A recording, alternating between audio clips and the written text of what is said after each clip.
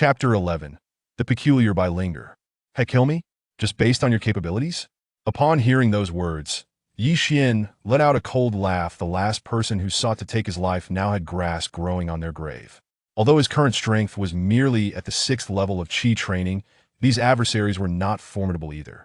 In a one-for-one confrontation, relying on his system and formidable self-healing abilities, Yi Xian was utterly unfazed by them. With this thought in mind, Yi Xian's Qingfeng sword glimmered with a chilling light as it pierced through the body of a demonic disciple. Without hesitation, he kicked the corpse away and swiftly slashed at the one who had spoken, aiming to capture the leader first. The latter, witnessing Yi Xian's swift movements, reacted promptly, raising his weapon to defend, resulting in a dull thud as they both recoiled. Yi Xian shook his numbed arm and grimaced slightly. I may have underestimated this guy. He possesses some skill, Yi Xian remarked, beginning to channel his Changchun Gong to restore his arm, and in the next moment, he charged forward again. The opponent's expression shifted. Was this fellow's body truly so impervious? Currently, his own arm was feeling somewhat weak, yet this individual seemed unaffected. The disparity in their strengths did not appear vast. Could it be that this young man was a monster? Kill him. What are you staring at? If we don't act, we shall all perish. The leader commanded the surrounding demonic cultivators, who, upon hearing this, rushed towards Yi Xian. Just as Yi Xian braced himself for an injury, suddenly, a figure flashed past, and in an instant, those demonic disciples were sent hurtling away, as if struck by a vehicle, blood spraying from their mouths and noses, seemingly on the brink of death. What just happened? Yi Xian was taken aback, bewildered as to who had intervened. Was this not a boon for him? He had intended to spar with a few demonic disciples, only to have the situation escalated to this extent. You, which sect do you belong to? To dare confront demonic cultivators alone at the 6th level of Qi training. Truly the bravado of a newborn calf. A woman's icy voice rang out, laced with a hint of curiosity. Such reckless cultivators were not uncommon. But to be precise, they were foolish. It was then that Yi Xian noticed a woman in white had appeared behind him, wielding a short staff that seemed to be crafted from white jade, exquisitely delicate. Did your family never tell you not to meddle in others' affairs? Yi Xian retorted, unable to suppress his irritation. He was engrossed in his training. Could she not simply watch from the sidelines? Now, she had rendered him entirely unscathed, thwarting his opportunity to gain experience. What? Meddling? Am saving you okay? The woman was taken aback by Yi Xian's words, looking at him as if he were a fool. Good intentions lead to bad outcomes, Yi Xian stated, disregarding her further. He glanced at the near-dead demonic disciples and, with a sense of exasperation, concluded their lives before rising to leave. This fellow, is he lacking in common sense? Or is he intentionally trying to attract my attention? The woman murmured to herself, then turned her gaze towards Yi Xian's departing figure, seemingly determined to remember him. Before long, the woman also left the village, her destination unknown, while Yi Xian returned to his sect in a rather disgruntled state. Yi Xixiao, have you returned from slaying demons and upholding justice? Have you eaten? Here some spirit beast meat. Let's share a meal. Yi Xixiao is truly a noble person, hearing of the demonic sect's harm to the common folk and immediately taking action. A model for us all? Many were in awe upon seeing Yi Xian's return, showering him with praise. Yi Xian chose to ignore their flattery, having no interest in such sycophantic behavior, and headed straight to his quarters to rest. However, to his surprise, Bai Linger was nowhere to be found. It was not until the early hours that Yi Xian rose to stretch his limbs, and only then did Bai Linger return, bearing some roasted meat. For you, young master, you must be hungry, right? Bai Linger smiled, while Yi Xian was somewhat curious about where this girl had procured the roasted meat. Speak honestly, Linger, where did you get this roasted meat? Yi Xian asked sternly, aware that the sect was not his home, and one could not act freely. If Bai Linger had indeed violated sect rules to procure this roasted meat for him, it would be an impossible task for him to protect her now.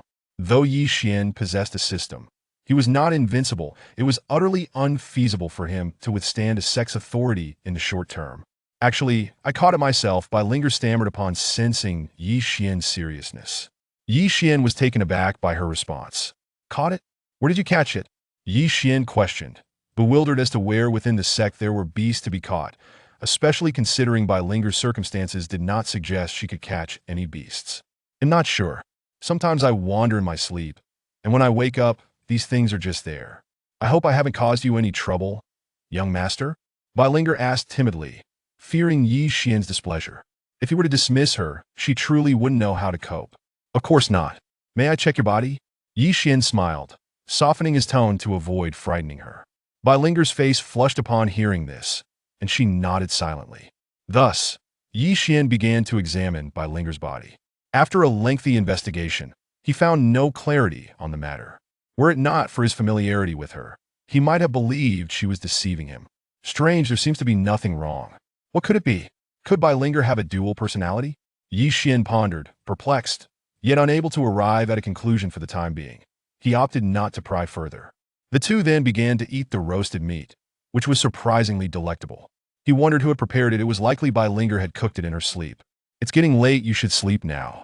I will keep watch over you, Yi Xian said to Bai Linger, who eagerly nodded in response, clearly delighted.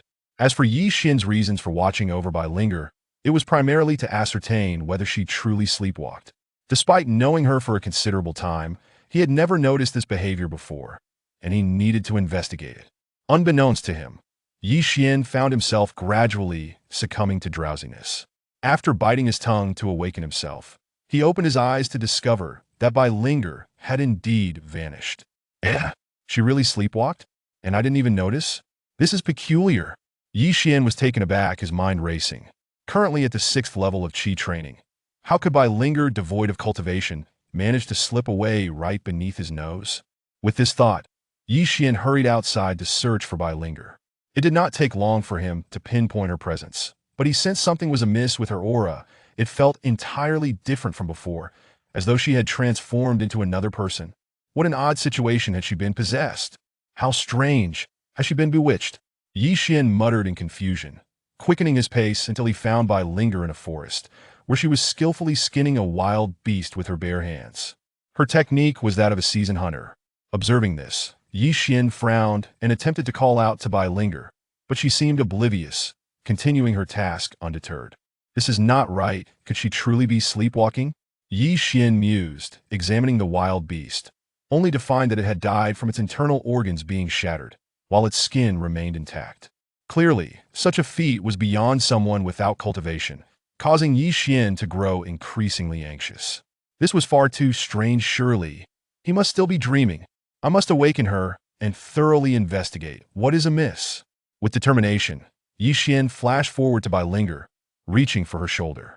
However, a wave of energy emanated from Bai Linger, startling Yi Xian as he was unexpectedly repelled, almost as if he had encountered a ghost. Staring at her in disbelief, he exclaimed, "Wake up!" At that moment, Bai Linger froze at the sound of Yi Xian's voice, her body going limp as she collapsed to the ground. Seeing this, Yi Xian cautiously touched Bai Linger, relieved to find that the energy had dissipated. He then collected the remains of the wild beast and carried Bai Linger back to his room. He gently placed her on the bed and infused her with the energy of Changchun Gong, examining her condition. Before long, Yi Xian discovered that his energy was being absorbed by Bai Linger's body. Without a sound, it vanished like a stone sinking into the sea, causing Yi Xian to furrow his brow. Bai Linger's body was indeed peculiar. It was utterly inscrutable. However, one thing was certain. Bai Linger was not an ordinary person. Previously, he had thought her merely a pitiful girl, but now it seemed otherwise. Her constitution was entirely unlike that of an average individual. Yet I still cannot fathom it. Bai Linger should possess cultivation, albeit dormant, and her strength likely far exceeds his own. Just one breath of her aura was enough to repel him. What power is this? Yi Xian muttered to himself, unable to comprehend the extent of Bai Linger's cultivation. In any case, she was incredibly strong, perhaps even surpassing the gatekeeper of the sect he had previously encountered, for he could not see through her at all. With these thoughts swirling in his mind, Yi Xian set about dealing with the wild beast carcass he had brought back, contemplating how he might prevent Bai Linger from transforming in such a manner again. If this continued, it would inevitably lead to disaster. What is this? Just as Yi Xian pondered, he suddenly discovered a small gray bead within the carcass of the beast. Its texture was coarse, resembling a stone, Yet it was evidently not a stone. Is this an inner core? How could it have transformed into this? Yi Xian abruptly realized that this object bore a striking resemblance to an inner core. Although he had never slain a demon beast, he could make a reasonable guess clearly. This corpse did not belong to an ordinary beast, but rather to a demon beast. Moreover, after being vanquished by Linger, the pure energy within this inner core had dissipated, evidently absorbed by Linger. So, Linger's purpose in her nightly escapades to slay demon beasts is not solely to prepare me barbecued meat, but also to absorb the power of the inner cores. Yi Xian mumbled, feeling as though this situation resembled a split personality or perhaps a form of awakening. A mighty being reincarnated? Yi Xian mused. Yet currently, no one was available to elucidate these matters for him, leaving him unable to deduce anything further. He could only wait for a chance to consult a sage in the future. Subsequently, Yi Xian stowed away the powerless inner core and began to roast the demon beast's meat. This substance was indeed a treasure for ordinary individuals. It could prolong life, while for cultivators, it could strengthen their physical prowess. Senior Brother Yi. Just as Yi Xian was engrossed in roasting the meat, a familiar voice echoed once more, causing him to pause. Without needing to look, he already knew who it was, a fellow who had previously acted as an informant. I strongly suspect that you have been lurking nearby, observing me, Yi Xian remarked helplessly, feeling somewhat perplexed by the persistent presence of this man. Not quite, rather. It is the enticing aroma of your roasted meat that has drawn me here, the other replied with a smile, casting an envious glance at the roasting meat. After all, for outer sect disciples, obtaining demon beast meat was no easy feat. Typically, the meat and inner cores acquired during missions had to be surrendered to the sect, and only a fraction of the resources would be returned for cultivation. Consuming it themselves was only permissible for inner sect disciples, otherwise they would face punishment. However, Yi Xian was an exception, and as long as one wished to continue mingling in the outer sect, they would generally avoid provoking Yi Fan, turning a blind eye instead. As for this fellow's familiarity, it was merely due to having conversed with Yi Xian a few times, fostering a sense of acquaintance that prompted him to come over in hopes of snagging a bite to eat. If you wish to eat, go ahead, but you must wait a bit, it's not done yet. Yi Xian surmised the man's intentions and was not stingy. After all, they crossed paths frequently, and since the other had provided him with information several times, treating him to a meal of roasted meat was quite a bargain. Thank you, Senior Brother Yi. The latter promptly produced some prepared wine, and the two of them shared a simple meal of meat, igniting envy among the outer sect disciples who passed by. However, not everyone possessed the courage to mooch a meal. After a few rounds of drinks, Yi Xian subtly divulged some information regarding Linger, to which the other shook his head, clearly at a loss. Perhaps only the inner sect disciples would be privy to such information. Senior Brother Yi, are you inquiring about something specific? Fang Yin asked curiously, but Yi Xian merely shook his head in response, choosing not to elaborate, and Fang Yin naturally refrained from pressing further. After satisfying their appetites, the two returned to their respective quarters. Yet Yi Xian found himself unable to sleep throughout the night, realizing that he must enter the inner sect to uncover more truths. That girl certainly sleeps soundly. Yi Xian turned to glance at Linger and found her peacefully slumbering, radiating an aura of tranquility. He couldn't help but feel a sense of resignation. Indeed, ignorance often equates to bliss. Young master, it smells so good, meat. In her dreams, Linger murmured, drooling adorably. I know I've saved some for you to enjoy when you wake. Yi Xian gently patted Linger's head and subsequently endured a sleepless night. At dawn the following day, Yi Xian rose early, prepared some food for Linger, and rushed off to the sect's grand hall without having a bite himself. The trials were about to commence. Chapter 13. The trial begins. Temporary team formation. Young master, stay safe. Having been in the sect for quite some time, Linger was naturally aware of the impending sect trials. Thus she encouraged Yi Xian. In response, Yi Xian waved his hand, signaling her not to worry. In truth, he was the one most concerned. If he were not by Linger's side, who would protect her in case of unforeseen circumstances? He needed to complete the trial swiftly, for Linger's situation was precarious. Should she encounter a reckless individual, and if she inadvertently harmed him, it would spell disaster. Yi Xian mused, hoping no one would stir trouble at this critical juncture. As killing disciples within the sect was strictly forbidden, although life and death battles in the arena were an exception. Lost in thought, Yi Xian soon arrived outside the grand hall. as an outer sect disciple. He could only wait outside, while inner sect disciples were permitted entry. Let us cut to the chase. Due to certain circumstances, the trial duration has been expedited, and its difficulty heightened. It is advisable to form teams for safety. A venerable elder stated succinctly, stroking his beard and then casting a curious glance at Yi Xian. This young man appeared somewhat unfamiliar to him. It was no surprise that the elder did not recognize Yi Xian. There were countless outer sect disciples, and Yi Xian had previously been exceedingly weak, rarely venturing out, thus few knew him. Now, having claimed the title of the outer sect's top disciple after defeating Lu Chuang, he remained low-key, leaving most outer sect disciples unaware of him. Why is this elder staring at me? Yi Xian wondered, though he avoided meeting the elder's gaze, as it was deemed improper. Fortunately, the elder's curiosity was fleeting, and he resumed explaining the rules. Before long, the briefing concluded, and all participants made their way to the trial area.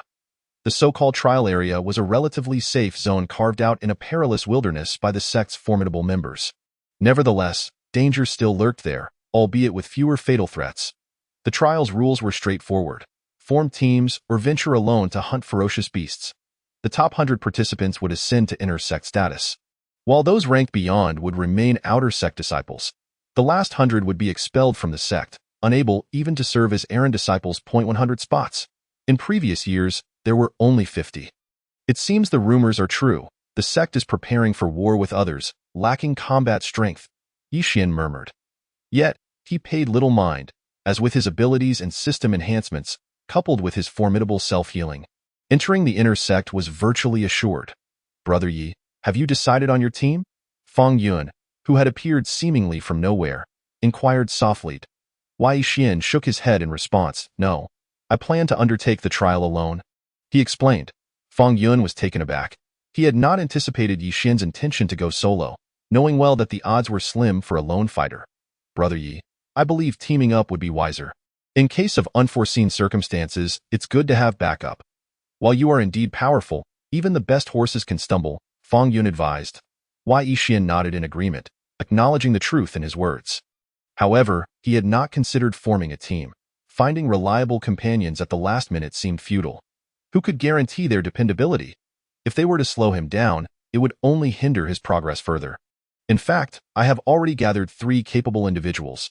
If Brother Yi does not mind, would you join us? Fang Yun, having discerned Yi Xian's hesitation, quickly proposed. Yi Xian, seeing no reason to decline, acquiesced. Fang Yun promptly set off to find the others, his purpose in approaching Yi Xian being to secure a safeguard. With Yi Xian's agreement, Fang Yun felt a surge of excitement, knowing they were closer to the inner sect. Before long, Fang Yun returned, moving swiftly as if fearing Yi Xian might change his mind. He was followed by 3 others, one of whom was a young woman. Though she appeared youthful, her eyes bore a glint of fierceness, suggesting she was not to be trifled with. Who is she?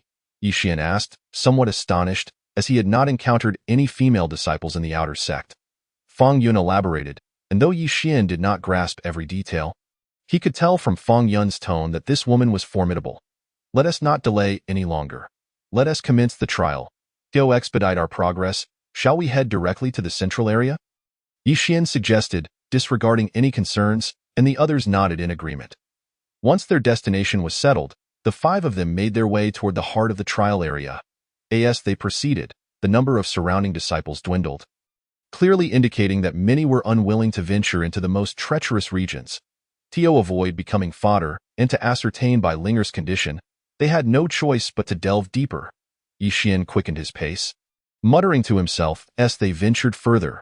The group became increasingly vigilant, faintly hearing ominous growls in the distance. This place was indeed perilous. The sounds suggest a Gale tiger, and it seems to be an adult. Its strength comparable to that of a 7th-tier Qi practitioner, the woman remarked, her expression shifting upon hearing the roars. The group exchanged worried glances, for the Gale tiger was a notoriously troublesome beast, known for its incredible speed and ferocity. The physical prowess of such beasts far surpassed that of humans. A confrontation between a similarly ranked human cultivator and a beast would seldom favor the former. Moreover, the Gale tiger they faced was likely stronger than them, compelling even Yi Xian to focus intently. Thus, he pondered how to confront this creature. Relying solely on his companions would be insufficient. You all retreat one by one. I will handle this Gale Tiger while you seek out other beasts to practice against, Yi Xian declared. For a moment, the others were taken aback, clearly unprepared for his audacious suggestion. Brother Yi, that's tantamount to seeking death. Fang Yun exclaimed, unable to contain his concern. He did not believe Yi Xian could survive an encounter with the Gale Tiger alone. Perhaps they stood a chance if they fought together, while Yi Xian, however, remained undeterred. He felt no sense of threat from something that could not kill him outright. Resolutely, he made his way toward the source of the roars. The four companions exchanged glances, astonished by Yi Xian's audacity. Chapter 14. Trouble arises seeing Yi Xian advance. The four quickly conferred, and the woman was the first to follow him, soon joined by Fang Yun. No wonder he could defeat Lu Chuang. His courage is remarkable. The others murmured as they too decided to follow. After all, as a team, it was only right not to leave Yi Xian to face the danger alone. In no time, Yi Xian halted near a valley, where the air was thick with the stench of blood, and the ground bore numerous claw marks, evidence that the Gale Tiger had recently been in the vicinity. Where did it go? Yi Xian furrowed his brow, drawing his Qingfeng sword and scanning the surroundings. After searching for a while without catching sight of the beast, he grew increasingly puzzled. Unbeknownst to Yi Xian, a shadow of a tiger was coalescing behind him, silent as a specter. Just as Yi Xian began to lose hope of finding the Gale Tiger, a sudden gust of wind rushed past him, followed by a dark figure that zipped by him. Startled, Yi Xian instinctively clutched his chest, only to feel a vicious wound open up, blood gushing forth and staining his garments. Ding.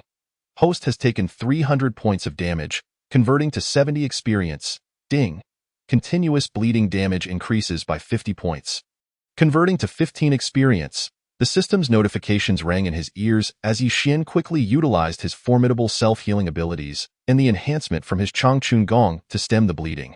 That's speed. A little more, and I would have been eviscerated, Yi Xian exclaimed, his heart racing as he swung his sword toward the direction the Gale Tiger had vanished. The Gale Tiger possessed a unique characteristic. After each attack, it required a brief moment to recover, meaning it could not strike incessantly. However, the duration of this recovery was proportional to its cultivation level. Stronger Gale Tigers had shorter recovery times, some almost negligible. The one Yi Xian faced was evidently not at that level. Sure enough, as his sword swung through the air, the Gale Tiger's form materialized in his line of sight, a fresh wound appearing on its flank. Found you, Yi Xian grinned. For as long as he had drawn its blood, he could track the beast's location through the scent. He was in no rush to slay this Gale Tiger, for it was a rare opportunity to rack up points. He intended to extract as much benefit from it as possible.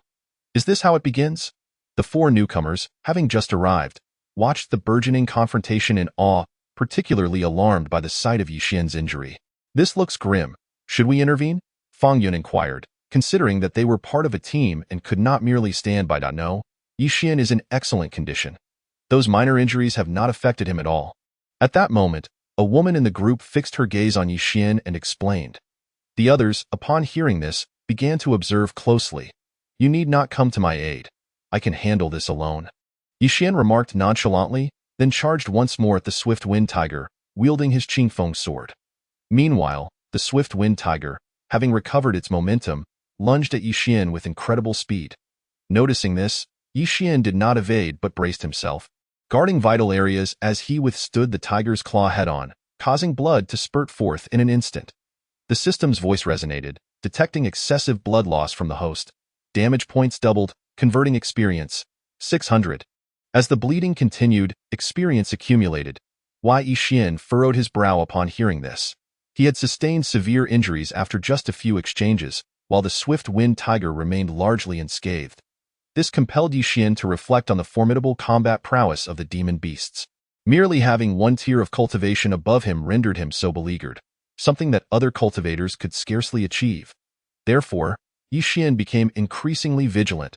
Press on, he declared, and with that, he swung his sword once more at the Swift Wind Tiger. However, the beast's speed proved too swift for his sword energy to keep pace. Yi Xian frowned. It seemed that relying on his weapon was insufficient, and he had to engage in close combat. Contemplating this, He swiftly seized an opportunity to approach the swift wind tiger, initiating a fierce melee. Fang Yun and the others were left astounded. Engaging in hand-to-hand combat with a demon beast? Is that something a normal person would do? Fang Yun was momentarily taken aback. Under ordinary circumstances, such a scenario would typically result in unexpected outcomes. Moreover, this was a swift wind tiger, something no ordinary person would dare confront in such a manner. Yet, Yi Xian did it. The woman observed with a grave expression. Internally, she was far from tranquil, as she realized Yi Xian was honing his skills through combat he training his physique. But there must be safer methods. Strangely, she noted that Yi Xian only bled profusely at the onset of injuries, and within a breath, his wounds began to heal, showcasing his remarkable self-healing ability. Does he possess a unique constitution? She pondered. Having never encountered such a peculiar physique before, she previously thought Lu Chuang's demise was due to carelessness. Now she recognized that even if Lu Chuang had fought earnestly, he would still have perished. The woman murmured to herself before conjuring a curved blade in her hand, intending to assist, only to be repelled by the gust of energy Yi Xian unleashed. I said I do not need help. Do not come and disrupt, Yi Xian coldly stated, recalling how his previous efforts had been thwarted. He could not afford to let anything jeopardize his hard work again, lest his own 2 claws be in vain. The woman chose to remain silent, initially intending to chastise Yi Xian for his stubbornness, but observing his ferocity, she realized that she was the one who was being unreasonable. Thus, she reluctantly moved aside to watch the battle. As the 4 of them spectated, the ground trembled, causing everyone's hearts to race. Something large is approaching. Be cautious, Fang Yun said with a serious expression, producing a mirror from seemingly nowhere, which appeared to be his weapon. You wield that as a weapon? The woman questioned, astonished by Fang Yun's choice. What, do you have a problem with that? Fang Yun replied dismissively, turning his gaze toward the source of the tremor at that moment. A shadow resembling a small mountain began to loom closer. How could such a thing appear in the trial area? Upon seeing this shadow, the 4 of them lost their composure, and even the swift wind tiger, engaged with Yi Xian, seemed to hesitate as if frightened by something. Yi Xian could not help but glance back, and his expression changed abruptly. There is only a dead end ahead. What is that thing? Yi Xian inquired, furrowing his brow. He had never encountered or heard of such a massive shadow, leaving him perplexed. However, judging by the reactions of the swift wind tiger and the others, it was evident that this entity posed a significant threat. Prompting Yi Xian to exercise caution. This is a perilous creature. We should retreat. Remaining here is certain death, the woman suggested. Yet, Yi Xian shook his head. We cannot simply run away and leave this unresolved. We must ascertain what it is. As he spoke, he gripped his Qingfeng sword and advanced toward the ominous shadow. Fang Yun and the others furrowed their brows, initially believing Yi Xian to be prudent. Why was he so impulsive this time? You've known him longer than we have. Has he always been like this? The woman curiously asked Fang Yun. Fang Yun's mouth twitched slightly, although he had known Yi Xian longer. It was not by much that I am uncertain. However, Yi Xian is not one to act recklessly without a plan. Perhaps he has some hidden trump card. With that, the 4 of them began to wait. While Yi Xian checked the system, discovering he required additional points to elevate his cultivation. Though he was unaware of the nature of the shadow before him, he surmised its attack power must be substantial. Warranting a few test strikes, I am counting on you, Yi Xian declared, and with a flash, he appeared above the shadow, bringing his Qingfeng sword down upon it. The shadow paused momentarily under the strike. Yet, Yi Xian found himself jolted to the ground, his arm trembling from the impact. The blow had failed to inflict any significant damage on the shadow, while he bore the brunt of the injury. Fortunately, Yi Xian's physical conditioning had improved considerably through combat, so the pain was manageable. Indeed, my current strength is still insufficient to challenge this colossal entity, Yi Xian mused, gradually retreating, realizing that continuing the assault would be folly. With a few evasive maneuvers, Yi Xian and his companions distanced themselves, while the massive creature remained motionless, seemingly stunned by Yi Xian's strike. After a considerable time had passed, and Yi Xian and his group had long since vanished, the creature emitted a roar resembling the tolling of a bell, reverberating throughout the forest. Nearby birds and beasts scattered in terror. This commotion resulted in several outer disciples, initially planning to rest, suffering the consequences. What was once a relatively safe area became fraught with danger as the demon beasts fled from the center, leading to a cacophony of screams and curses. Damn it! Why are these demon beasts encroaching upon the periphery? What transpired inside? Who knows what happened? Something must have gone awry. Otherwise, why would these beasts be in such a frenzy? Had I known, I would have ventured deeper.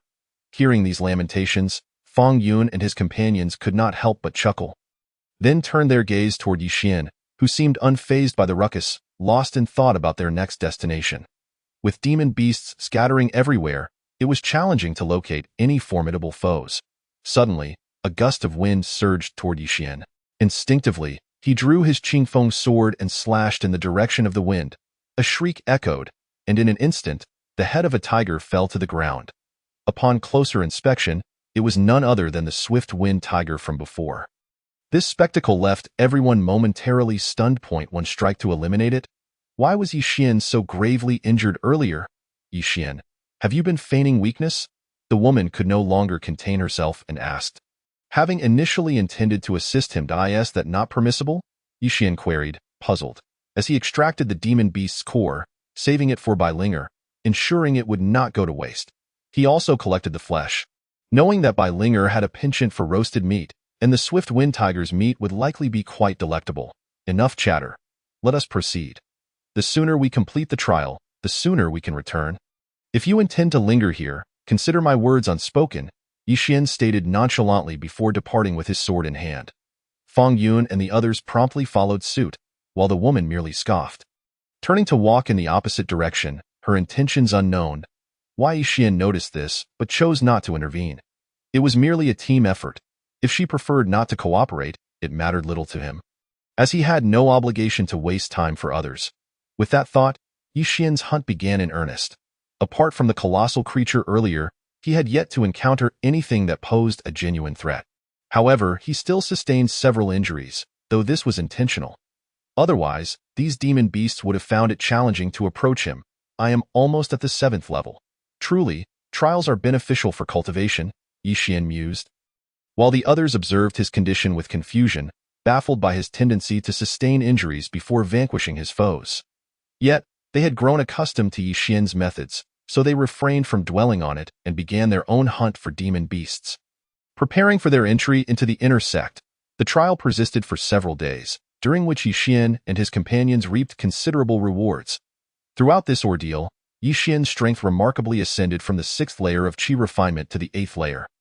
A feat accomplished solely through the aid of the system in the outer sect, he had already become a figure of prominence, eliciting envy from Fang Yun and others, though their sentiments were predominantly astonishment. After all, witnessing Yi Xian break through 2 layers of cultivation in merely a few days was unprecedented in their experience. Nothing like it had ever been seen before. Had they not witnessed it firsthand? They would have found it utterly unbelievable.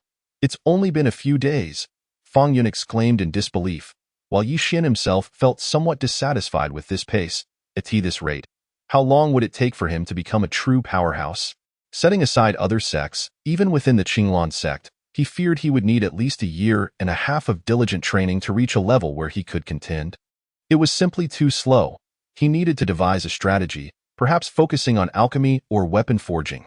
As he contemplated this, he examined the spoils of the past few days, finding an ample supply of inner Dan. Just then, a cry for help pierced the air, catching Yi Xian's attention, and he felt that the voice was oddly familiar.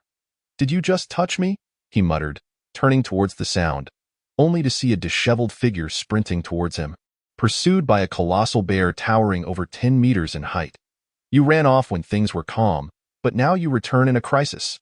Yi Xian felt a tinge of disdain for the woman's actions. Yet now that he was embroiled in the situation, he could not simply flee. He dashed forward, positioning himself in front of the bear and delivering a powerful punch to its chest. With a resounding thud, he managed to repel the creature, though the impact sent a jarring pain through his arm, eliciting a grimace. "Its defense is formidable," Yi Xian exclaimed, grimacing as he forcibly realigned his fractured arm. Another prompt from the system echoed in his mind, and he shrugged off the injury, reasoning that if the pain bore some fruit, it would not be in vain. "Be careful. That bear is quite strong," the rescued woman cautioned, but Yi Xian paid her no heed as he resumed his battle with the bear. Engaging in close combat, the forest reverberated with the sound of their struggle. After a considerable time, Yi Xian wiped the blood from his hands and extracted the bear's inner dan. Next time, deal with such matters on your own. I dislike cleaning up after others, he remarked, stowing the inner dan and the bear's carcass before striding away. The woman felt a wave of embarrassment wash over her. If she had not strayed from the group, she would not have faced the bear's onslaught, and she silently acknowledged her fault. All right, we're all teammates here. Let's not dwell on it. We should hurry and catch up, Fang Yun interjected, playing the peacemaker. Soon, the group departed the trial site, intending to report back. Given their recent gains, they were confident of placing among the top 100, and thus saw no need to continue to. In contrast, Yi Xian was preoccupied with thoughts of Bai Linger, anxious about her well-being during their days apart. While the outer sect was relatively safe, the inner sect posed potential dangers, particularly with Lu Chuang rumored to have connections there. Precautions were necessary. Have you all finished the trial already? Just a few days in, and you're certain about turning in your spoils? An elder queried, standing outside the sect's grand hall, bemused by the group's early return. Typically, trials extended for several more days. Had these individuals given up, losing their aspiration for the inner sect? Such occurrences were not unheard of, often overlooked by the higher-ups, yet this year was different. The elder recognized all but Yi Xian, viewing them as promising candidates from the outer sect, and wondered about their sudden recklessness. Indeed, we are concluding our sect trial, and these are our spoils, Yi Xian replied nonchalantly, unaffected by the elder's scrutiny as he produced a collection of beast corpses. The elder's expression shifted dramatically upon seeing the quality of their spoils. These were formidable beasts, and his composure faltered.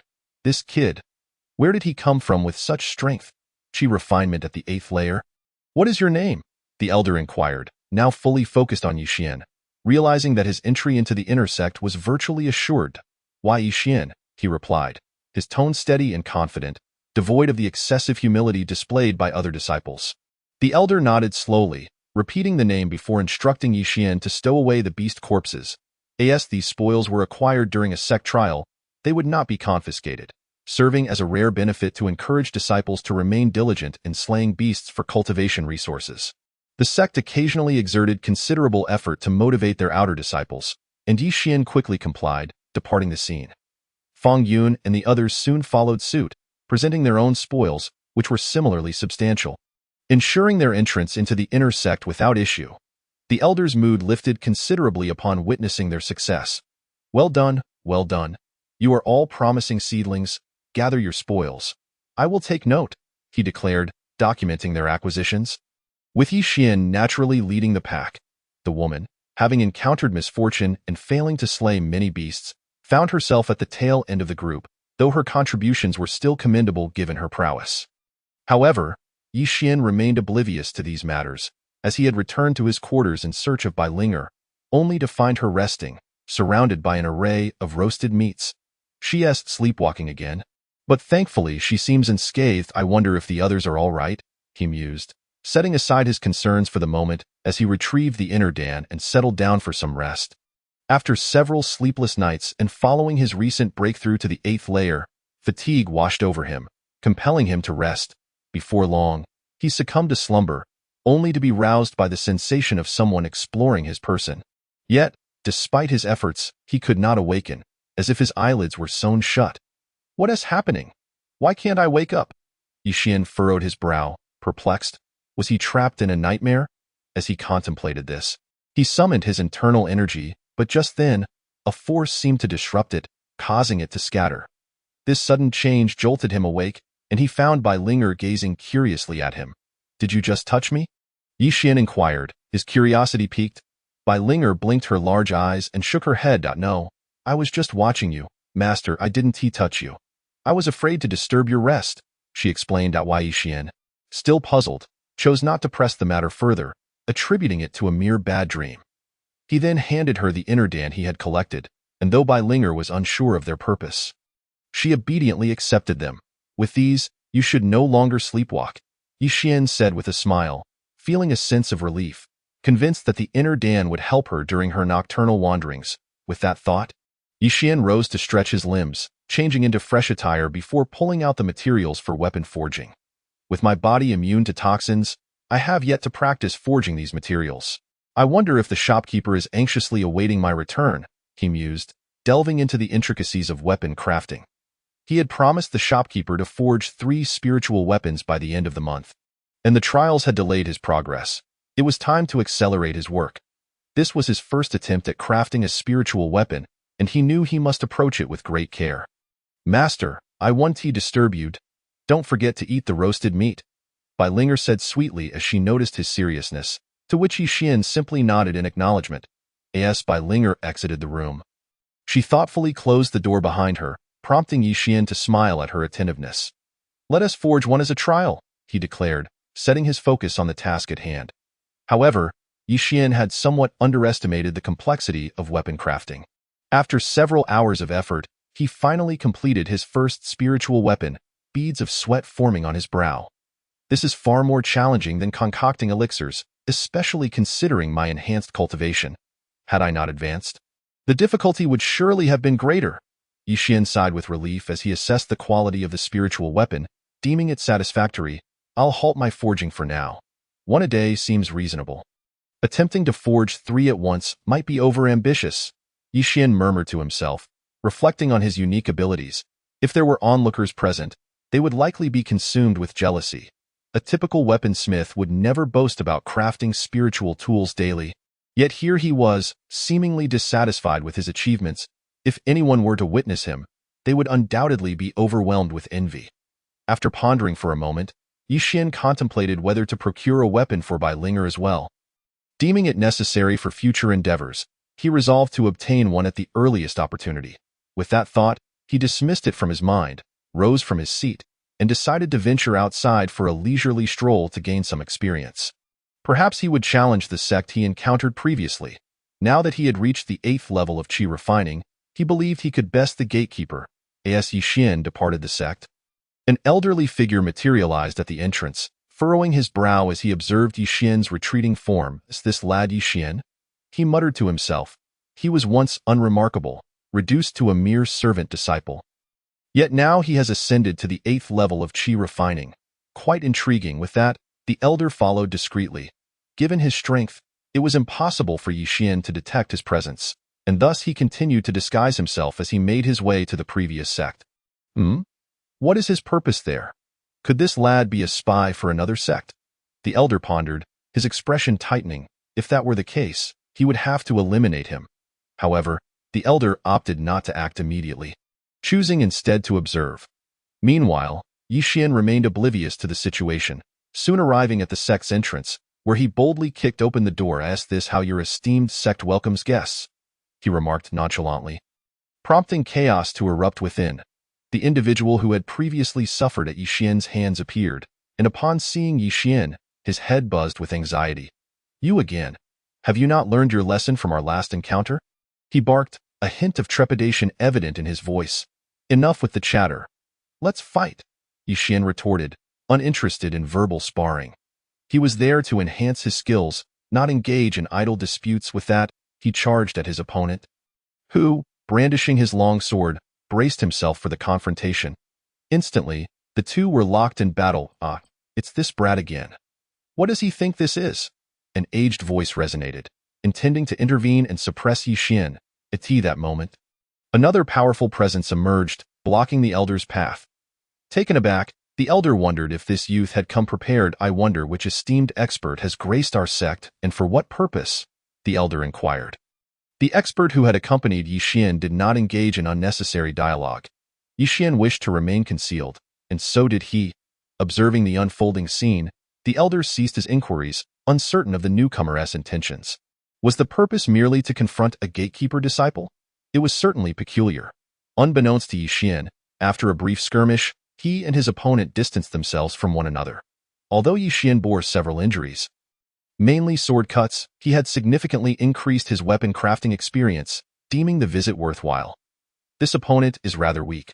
I need someone more challenging, he declared, sending forth a surge of energy that sent his adversary flying.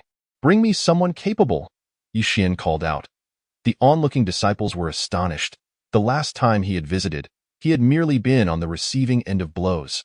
How had he improved so drastically in such a short time? This lad is suspicious. He has returned twice without causing fatalities, only seeking a brawl, a female disciple murmured, narrowing her eyes before darting towards Yixin. Yixin, noticing her approach, furrowed his brow. This woman was significantly stronger than the one he had just defeated and could match him in strength. Resolving to act, he drew his Qingfeng sword and thrust it towards her ribs. This strike was calculated not to kill but to inflict discomfort, and the woman recognized his intent as she released a folding fan that deflected his blade. She unleashed a fragrant gale that caused Yixin to inhale a few breaths, leaving him slightly dizzy. Poison?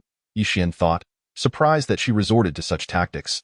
Defeating him through poison at their level was hardly a noble approach. Just then, a notification echoed in his mind. Detected host is poisoned. Immunity to all poisons 100.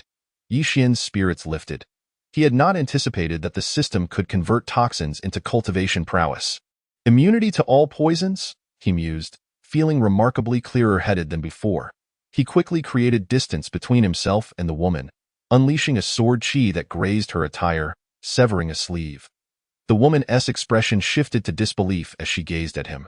Your sect employs poison in combat? I never would have imagined. I shall take my leave for now. We shall meet again. With that, Yixin vanished from sight. Witnessing this spectacle, the onlookers were left speechless. While the woman regarded the direction of Yixin's departure with a grave expression, a strange glimmer in her eyes. He tore my attire. This is disastrous. He will surely face consequences. Do not provoke her. She is furious. You may be the first to suffer, murmured several disciples, quickly silencing themselves upon noticing her displeasure. Meanwhile, the elder who had followed Yixin also exited the sect's vicinity, bewildered by the youth's actions.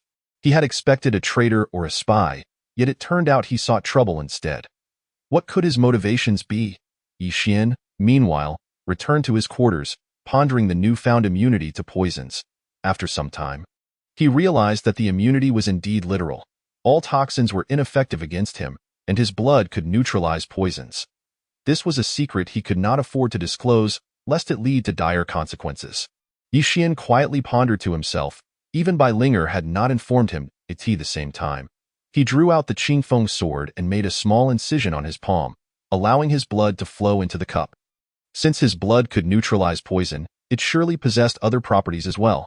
He wondered if it might aid Bai Linger in any way. Consequently, Yixin decided to give it a try and began searching for Bai Linger's figure. He soon found the girl, who seemed to be preoccupied with something, her delicate face smeared with dirt. Young master, you have returned, Bai Linger exclaimed with a smile upon seeing Yixin. He nodded in response and handed the cup to her. Drinking the contents of this cup may cure your sleepwalking condition, Yixin explained. Naturally, Bai Linger trusted Yixin implicitly, so she did not hesitate to drink it. However, it yielded no effect, and after a thorough examination, Yixin felt a twinge of disappointment. It appeared that his blood could not remedy her condition. This only deepened his belief that Bai Linger's body was not truly ill, nor was it sleepwalking. The true nature of her condition remained to be investigated. Very well, you may go play. I need to contemplate some matters, Yixin said, rising to return to his room, where he began to rest. Upon awakening, he resumed his efforts in forging spiritual weapons. Perhaps due to his newfound resilience to toxins, the process of crafting was remarkably smooth this time, and he did not even break a sweat. However, when he attempted to forge another weapon in one go, he found himself somewhat fatigued and had to cease his efforts. It seems I still have limitations. I must find time to enhance my forging skills. Yixin murmured to himself, just as a familiar voice echoed in his ears, prompting him to rush outside. The sect's trial had concluded, and unexpectedly, it had ended rather quickly. That, of course, Yixin could not have anticipated that his own presence had expedited the conclusion. Had he not ventured deep into the trial area and startled the other beasts, the trial would likely have prolonged for at least 3 more days. Now, due to Yixin's influence, it had concluded several days early. Subsequently, a group of outer disciples lined up neatly outside the sect's grand hall. Shortly after, several elders emerged to scrutinize these disciples, selecting promising candidates to take under their wing.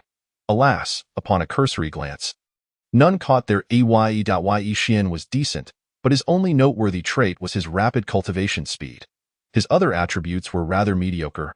Mediocrity implied that his potential was limited, rendering him of little value for cultivation. Looking for talent? This batch of outer disciples is rather lackluster. One elder remarked in a deep voice before returning to the hall, clearly unimpressed. The other elders nodded in agreement and subsequently departed, leaving many outer disciples feeling disgruntled. However, they were powerless to change the situation. Their strength dictated their standing, and being looked down upon was quite normal. Are these elder standards truly that high? Yi Xian mused, perplexed that even his own abilities failed to impress them. The requirements for the inner sect seemed excessively stringent. He resolved to observe the inner disciples closely once he entered, curious to see what extraordinary talents they possessed. Firm in his decision, Yi Xian awaited the elders to announce the names, and without any surprises, he was selected as the top outer disciple for entry into the inner sect, successfully becoming an inner disciple. Fang Yuan also made it in, and the mysterious woman with the singular name Xing also became an inner disciple. What sort of name is that? Yi Xian thought, intrigued by the peculiarity of it.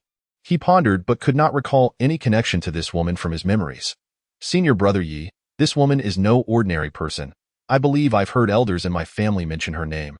It carries an air of mystery, passed down solely through women, with no known male heirs, Fang Yuan whispered to Yi Xian, glancing at him with curiosity. Moreover, it's said to be a branch of a once prominent, secular dynasty.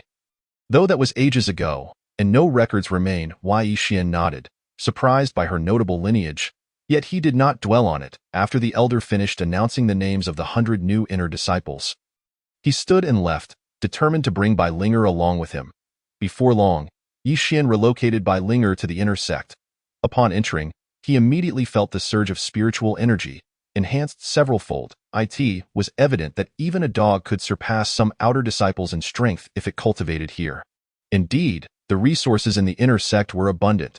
Even without distributing cultivation resources, the spiritual energy alone could significantly elevate one's cultivation in a short time. Yi Xian mused but felt no envy. As their methods of cultivation differed entirely from his own, he did not require spiritual energy at all. Young master, from today onward, you are an inner disciple. How wonderful, Bai Linger exclaimed, brimming with excitement at Yi Xian's growing strength.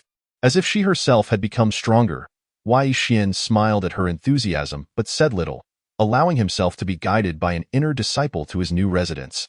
The inner sect differed from the outer sect. Each disciple had their own independent quarters, which conferred significant privileges. No other disciples could enter without an invitation. The inner disciple who guided Yi Xian merely escorted him to the entrance before departing, leaving Yi Xian to survey the premises and start organizing their temporary home. After considerable effort, they finally tidied up the residence, which had accumulated dust from disuse. The treatment in the inner sect is indeed superior.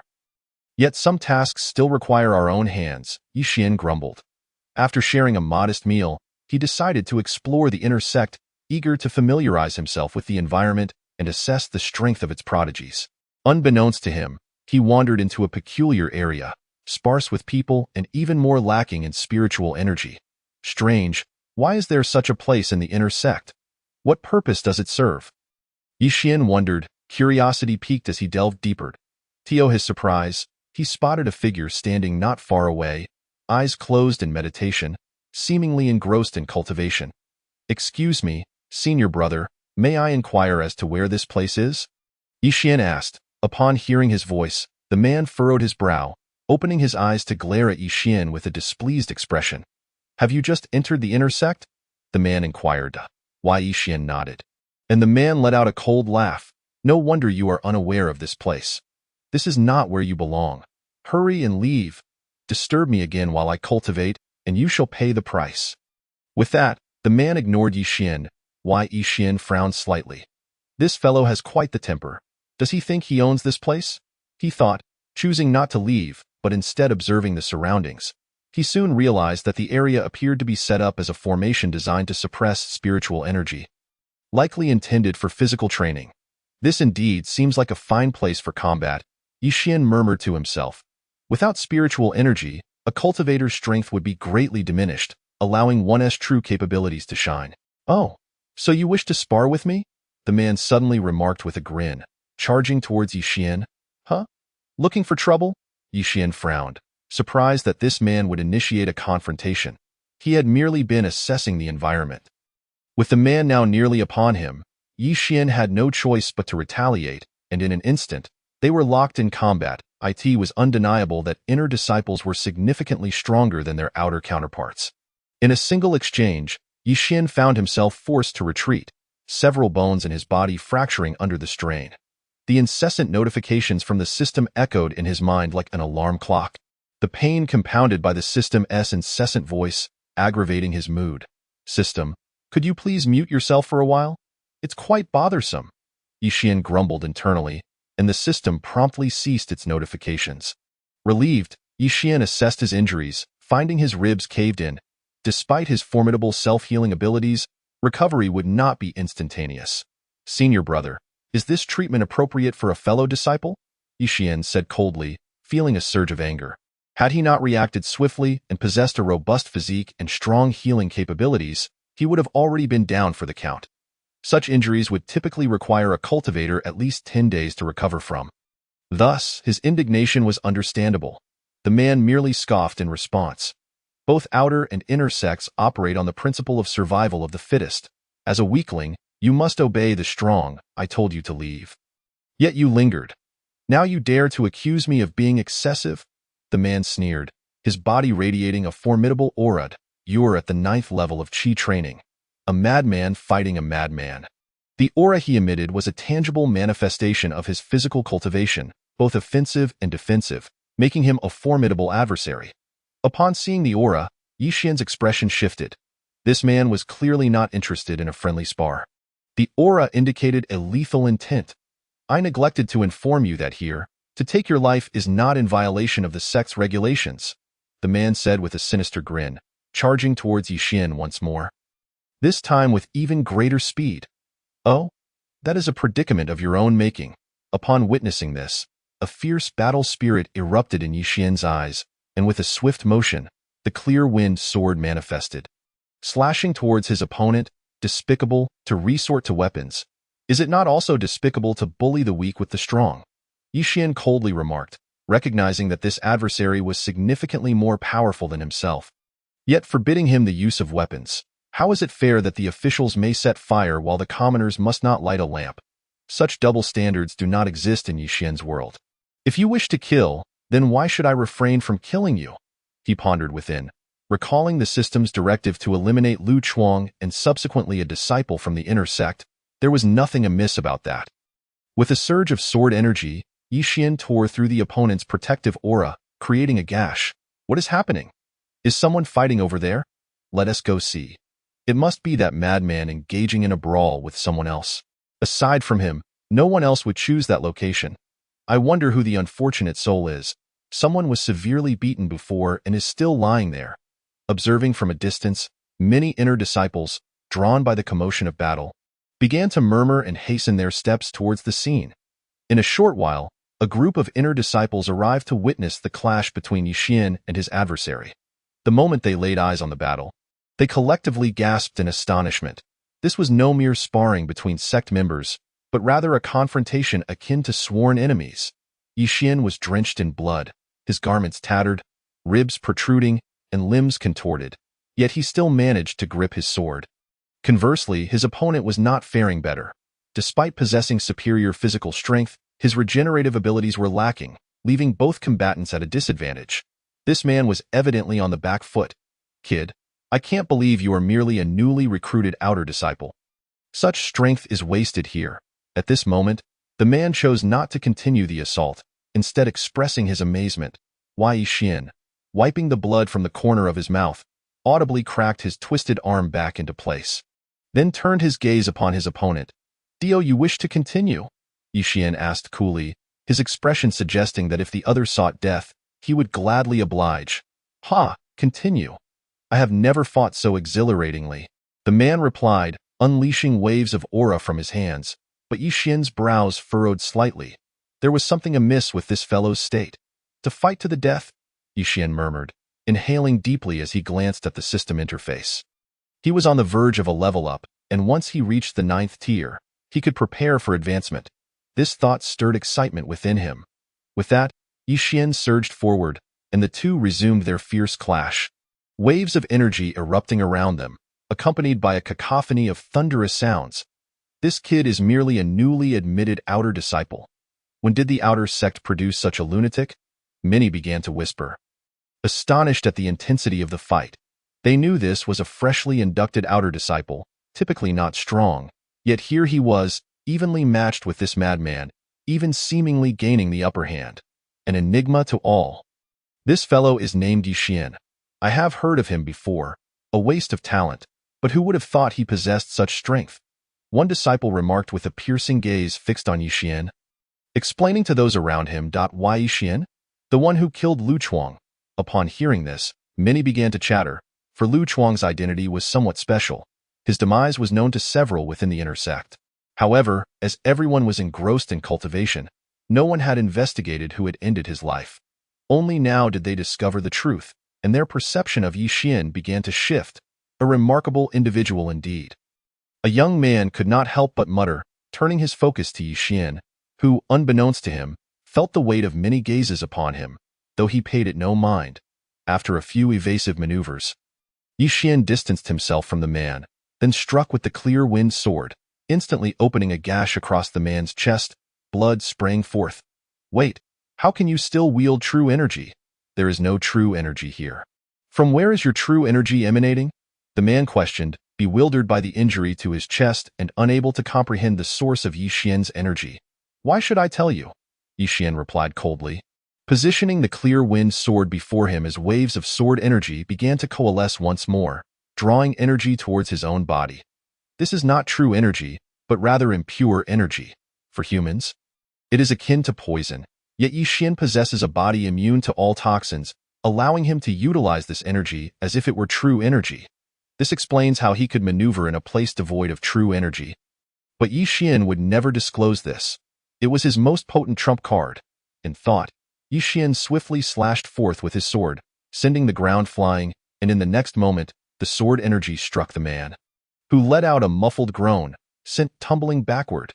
If you must fight, then you have brought this upon yourself, Yixian declared as he sheathed the clear wind sword, slowly departing from the scene. The earlier battle had left him quite injured, and he needed to recuperate. As for that madman, he was merely wounded and not dead. Hence Yixian paid him no further heed. Impressive. Just as Yixian departed, the man slowly raised a hand, giving a thumbs up before finally succumbing to unconsciousness. Talents emerge in every generation. He truly managed to bring the madman to his knees. An inner disciple murmured, finding it hard to believe. The last madman had left someone lying down, yet now it was the madman himself who lay prostrate. Yixian, a ruthless individual. In an instant, this phrase spread throughout the inner sect. If you must provoke a madman, do not provoke Yixian, for he is capable of subduing the madman to the point of earning his admiration. Yixian? Ha! Meanwhile, a figure scoffed coldly before gradually departing, taking advantage of the chaos. Simultaneously, Yixian returned to his quarters, collapsing onto his bed, every part of him aching terribly. However, upon glancing at the system panel, a smile crept onto his face. Though he was in pain, it was worth it. Yixian had now reached the 9th tier of Qi refinement. This beating was indeed worthwhile. Young master, please do not scare me. How can you smile after being beaten so badly? At this moment, Bai Linger could not help but exclaim, her heart racing. She feared that her young master might have been rendered foolish by the beating. Tears began to spill from her eyes. Why Yixian, taken aback, thought it strange. He had merely been beaten, not killed. Was it truly such a grave matter? It's nothing. Do not overthink it. I simply need to sleep it off, Yixian reassured her, gently patting Bai Linger's little head. And soon after, he fell into a deep slumber, leaving Bai Linger to sob uncontrollably. Her cries attracted quite a few people, and soon Fang Yuan rushed over. Upon seeing Yixian's condition and Bai Linger's expression, his heart sank. Has this leg been lost? Fang Yuan stood in shock, checking Yixian's condition, only to find nothing amiss. He was merely asleep, which allowed him to breathe a sigh of relief. All right, beautiful, do not cry.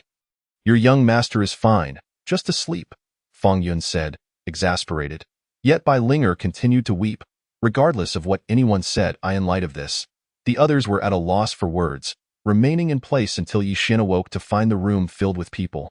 Momentarily taken aback, "When did you all arrive?" Yi Xian inquired, confused, and upon seeing him awake, Bai Linger immediately ceased her crying, launching herself into his embrace. "Young master, are you not at peace even in death?" "I will accompany you," Bai Linger exclaimed, attempting to dash into a wall, prompting Yi Xian to quickly restrain the foolish girl. "I'm fine. Do not do anything foolish," Yi Xian admonished, startling Bai Linger into clarity. Only after confirming that he was truly unharmed did she settle down. Seeing this, Yi Xian said nothing more. His body had just begun to heal and was still somewhat weak, so he quickly fell back asleep. Having no time to converse further, the others, noting this, did not linger, realizing that this was Yi Xian's domain. It was not appropriate for them to remain. However, Fang Yun did not stray far, choosing to stay nearby.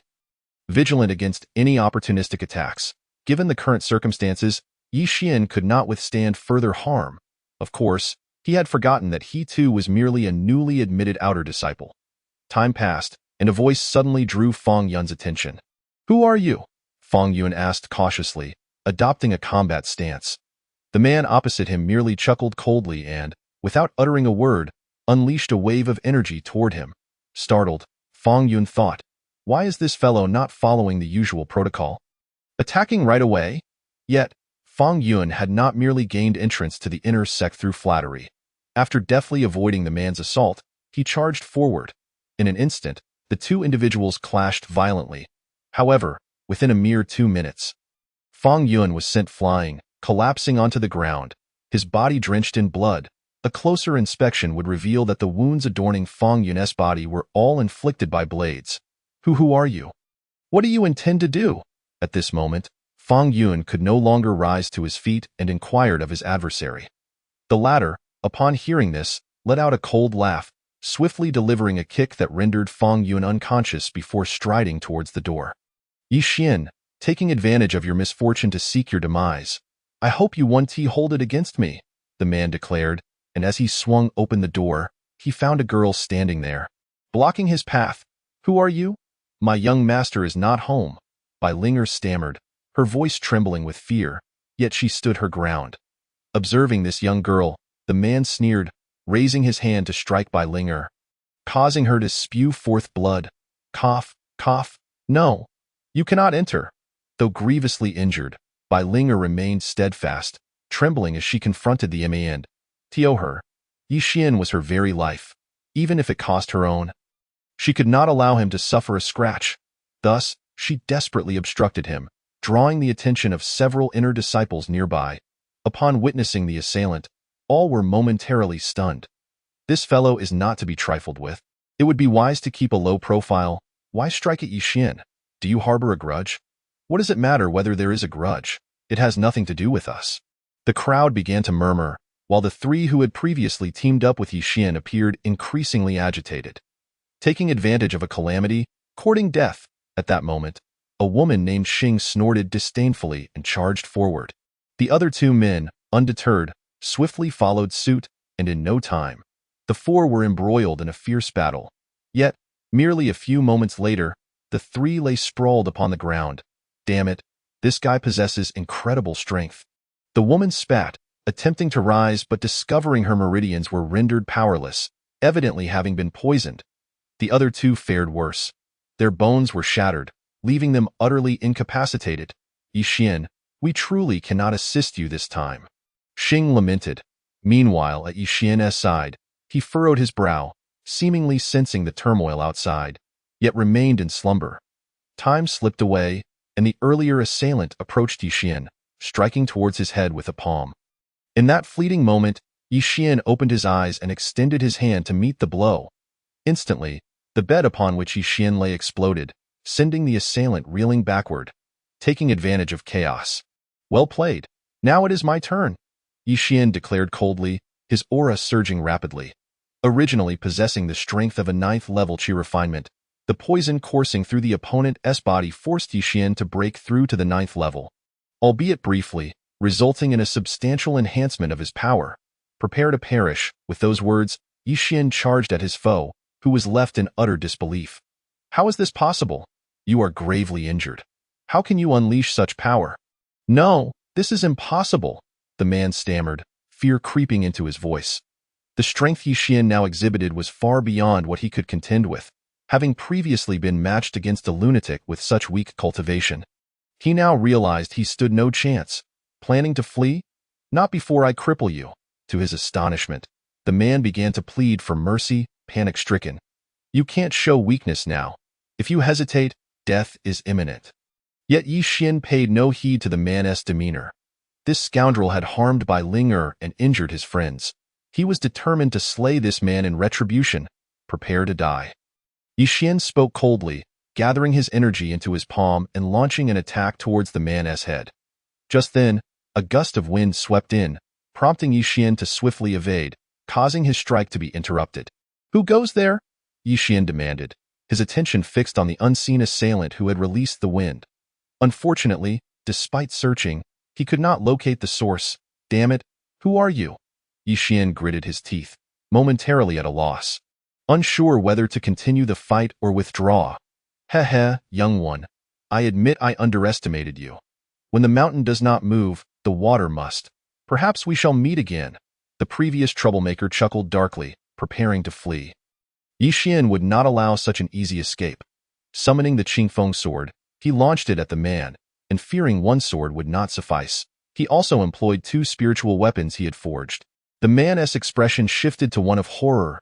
Damn it, you intend to keep me here? He exclaimed coldly, unleashing his aura, summoning a whirlwind that enveloped him. The spiritual weapons and Qingfeng sword were instantly thwarted by the vortex. Unable to breach its defenses, observing this, Yi Xian furrowed his brow. This man was far stronger than he had anticipated, yet he was not particularly surprised. He had never intended to rely solely on weapons to defeat his foe. In an instant, Yi Xian vanished, reappearing behind the man, launching a punch towards his spine. The man, startled, had no time to ponder how Yi Xian had infiltrated his defenses and hurriedly attempted to evade. But he was a moment too late. With a resounding crack, he collapsed onto the ground, utterly defeated. Still feeling arrogant? Yi Xian remarked, gazing down at the crumpled figure before him, then pressing the Qingfeng sword against the man's neck. The man's panic escalated. Should he perish by Yi Xian's hand, he would bring disgrace upon his inner sect. Though it was already a humiliating predicament, at least he could cling to life. Just as he opened his mouth to plead for mercy, Yi Xian, resolute in his intent, refused to grant him the opportunity. If this man could seize the moment to strike while he was vulnerable today, he would undoubtedly attempt a sneak attack again tomorrow. Letting him go would invite more troubles in the future. With a swift thrust, Yi Xian aimed to strike, but at that moment, another gust of wind struck his sword, causing it to veer off course and plunge into the ground instead. Feeling the chilling energy of the sword grazing nearby, the man nearly lost control of his bladder. Yi Xian, dismissive of his opponent, scanned the surroundings, noting numerous inner disciples watching the spectacle. Yet, despite his efforts, he could not discern who had intervened. Their strength clearly surpassed his own. Coward, why not face me in battle instead of lurking in the shadows? What is the point of underhanded tactics? Yi Xian called out, his disdain evident. Casting a glance at the terrified man, he sighed, realizing the assailant likely would not reveal themselves. Otherwise, they wouldn't be resorting to such stealthy measures. With such an enigmatic figure lurking in the shadows, it would be challenging to eliminate him, and thus Yi Xian chose not to pursue further. Instead, he delivered a kick that sent the man sprawling before closing the courtyard gate. Upon returning to the courtyard, Yi Xian approached Bai Ling, checking her condition, and upon discovering she was largely unharmed, he let out a sigh of relief. We are fine, but we fear that the assailant may return to trouble us. You must be cautious, the girl warned, rising slowly, her energy visibly depleted. Yi Xian nodded, grateful for the 4 who had come to his aid. Without them, he might have faced dire consequences. Thank you all. I have some medicinal pills that may prove beneficial, Yi Xian said, clasping his hands together before retrieving some pills he had concocted. Though their effects were modest, they could help restore some vitality. Fang Yun and the others accepted the pills gratefully and departed. Watching them leave, Yi Xian frowned slightly. While he had emerged unscathed, he worried about the potential repercussions they might face. The inner sect of Qinglan's sect was rife with complexities. Today, he had been attacked. And it was not beyond reason that tomorrow they might find themselves in jeopardy. He needed to investigate the mastermind behind this incident. Until he uncovered the perpetrator, he would need to sleep with one eye open. I must unravel this mystery, Yi Xian murmured, then began to regulate his breathing.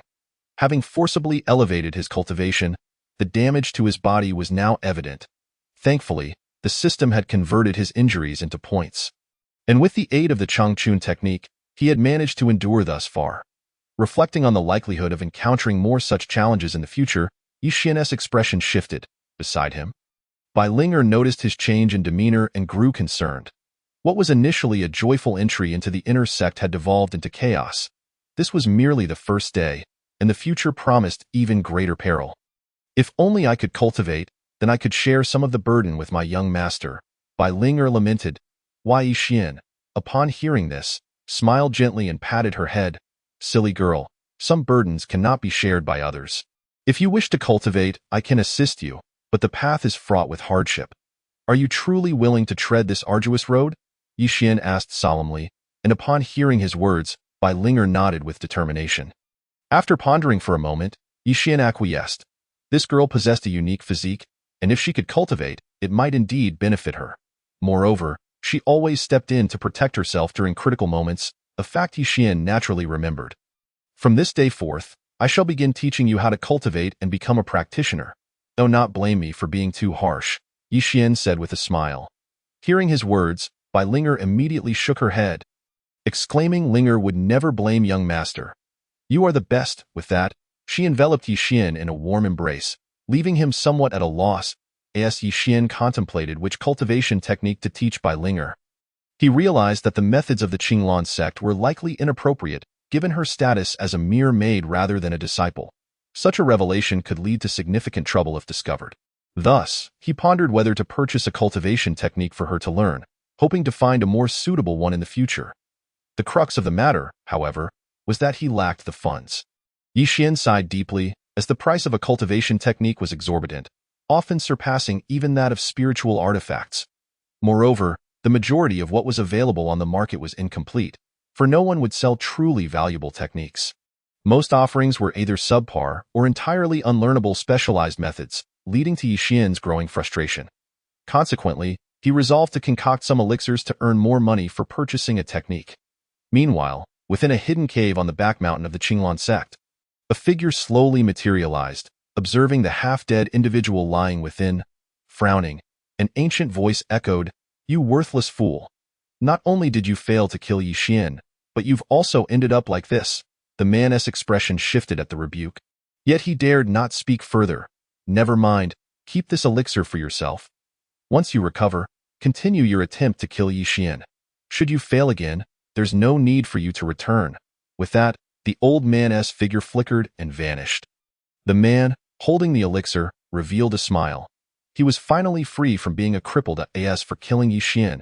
It required more careful planning. After all, Yi Xian harbored secrets and trump cards that needed to be thoroughly understood first. "Yi Xian, all of this is thanks to you. I shall repay you tenfold when the opportunity arises," he declared, swallowing the elixir. Soon, anguished cries erupted from within the cave. Time passed, and the screams gradually subsided. A blood-soaked figure emerged from the cave, casting a murderous glance in Yi Xian's direction. Simultaneously, Yi Xian seemed to sense something, glancing in a particular direction, yet found nothing. Is it an illusion? It feels as though someone is watching me. Why is the inner sect so chaotic? Yi Xian murmured, shaking off the thought and resuming his alchemical work. By nightfall, Yi Xian surveyed the pile of successfully crafted elixirs, feeling satisfied as he gathered them and hurried toward the mountain gate. He soon arrived in town, locating a fine shop where he exchanged the elixirs for universal currency in the form of spirit stones, and began to seek information regarding cultivation techniques. "Are you looking to purchase a technique?" The shopkeeper inquired curiously. Yi Xian nodded in response. "Indeed. Do you know where I might find one?" he asked. The shopkeeper nodded and pointed out a direction. "There is an auction house over there, rumored to have some techniques for sale, though I cannot guarantee they will meet your needs." Yi Xian thanked the shopkeeper and proceeded toward the indicated location. Before long, he found the auction house, which appeared quite grand, yet the number of patrons was dismally low. Yi Xian did not dwell on this anomaly and entered. only to discover there was no one at the entrance to greet him, not even a server, causing him to fumble for quite some time before finding his way inside. This auction house is peculiar. Where has everyone gone? Aren't they concerned about theft? Yi Xian pondered aloud. Of course not. There are experts guarding this place. Should any thieves appear, they might as well lose their hands. An elderly man nearby explained, prompting Yi Xian to nod in understanding. Are you here to purchase something as well, old sir? Yi Xian asked curiously. The old man shook his head in reply. Not to buy, but to auction something. I came across a fragment of a technique in an ancient site, and since it serves me no purpose, I intend to sell it. Would you be interested? The old man scrutinized Yi Xian as he spoke. Yi Xian furrowed his brow. He held little interest in a mere fragment, though he refrained from expressing this directly. If you find it intriguing, I could show it to you. It might prove useful. The old man offered, producing a tattered notebook from his robes and handing it to Yi Xian. Reluctantly, Yi Xian accepted it and examined the contents, only to find himself furrowing his brow once more. This fragment held some substance, and he could sense a profound aura emanating from it. It was indeed a treasure, though he could not decipher the script. With a sigh, Yi Xian returned it to the old man and ventured deeper into the auction house. Ah, this young one has a discerning eye, the old man remarked, nodding as he observed Yi Xian's retreating figure. Shortly thereafter, they both found seats together, watching the items being auctioned above, ranging from weapons and elixirs to techniques and even some secret treasures. However, upon glancing at the prices, Yi Xian felt as though he had stumbled into the wrong place. The costs were exorbitantly high, and he feared he might need to sell himself to afford anything. Thus, after a brief observation, he decided to leave, only to encounter the old man once more, who seemed to have been following him. Old sir, you're not trying to pressure me into a purchase, are you? Yi Xian inquired, perplexed. The old man chuckled in response. Certainly not. It seems this item won't sell today, but since we share a connection, I would like to gift it to you, if you don't mind. The old man explained with a smile, and to Yi Xian's astonishment, he promptly thrust the fragment into his hands before making his exit. Is this truly a gift? Yi Xian mused, feeling a sense of unease. A passerby, observing Yi Xian's expression, could not help but smile wryly. Brother, did you meet an old man who handed you this fragment and then vanished? One person inquired. Why? Yi Xian nodded in affirmation. Indeed. Is there a problem? He asked, perplexed. The passerby pointed to Yi Xian's pocket. Check if anything is missing before you speak. That man is a notorious swindler. No, more accurately, a thief. With that, the passerby shook his head and departed, prompting Yi Xian to hastily check his pocket. His expression changed dramatically upon realizing that all the spirit stones he had earned from selling elixirs were gone. Not a single one remained. He had been thoroughly robbed. I knew something was amiss. Yi Xian lamented, feeling utterly humiliated at having been pilfered right under his nose. He quickly dashed outside, intending to pursue the old rascal, but upon exiting, there was no trace of the man. He had long since vanished. Cunning old fox, Yi Xian grumbled, glancing at the fragment in his hand with exasperation. He had traded so many spirit stones for this mere scrap, incurring a significant loss, with no spirit stones left. He returned to the sect, dejected, and collapsed into bed, choosing not to dwell on the matter any further. As Yi Xian drifted into a deep slumber, he felt as though someone was reading, the rustling of pages stirring him awake. Opening his eyes, he discovered Bai Linger, or rather, a somnambulant Bai Linger, her eyes closed as she perused the fragment he had acquired. The scene was rather bizarre. Has she lost her mind? Yi Xian thought.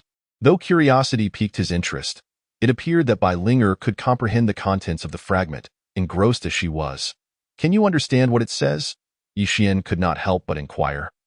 Initially expecting no response, to his surprise, Bai Linger nodded. Why? Yi Xian's heart raced.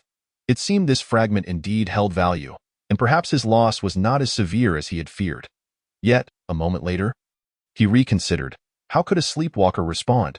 Instantly, Yi Xian stood, summoning his Qingfeng sword and aiming it at Bai Linger. Who are you? Why are you possessing Bai Linger? Reveal yourself at once, he demanded coldly, his fighting spirit ignited. Bai Linger was immensely important to him, and he could not afford to see her harmed. How audacious!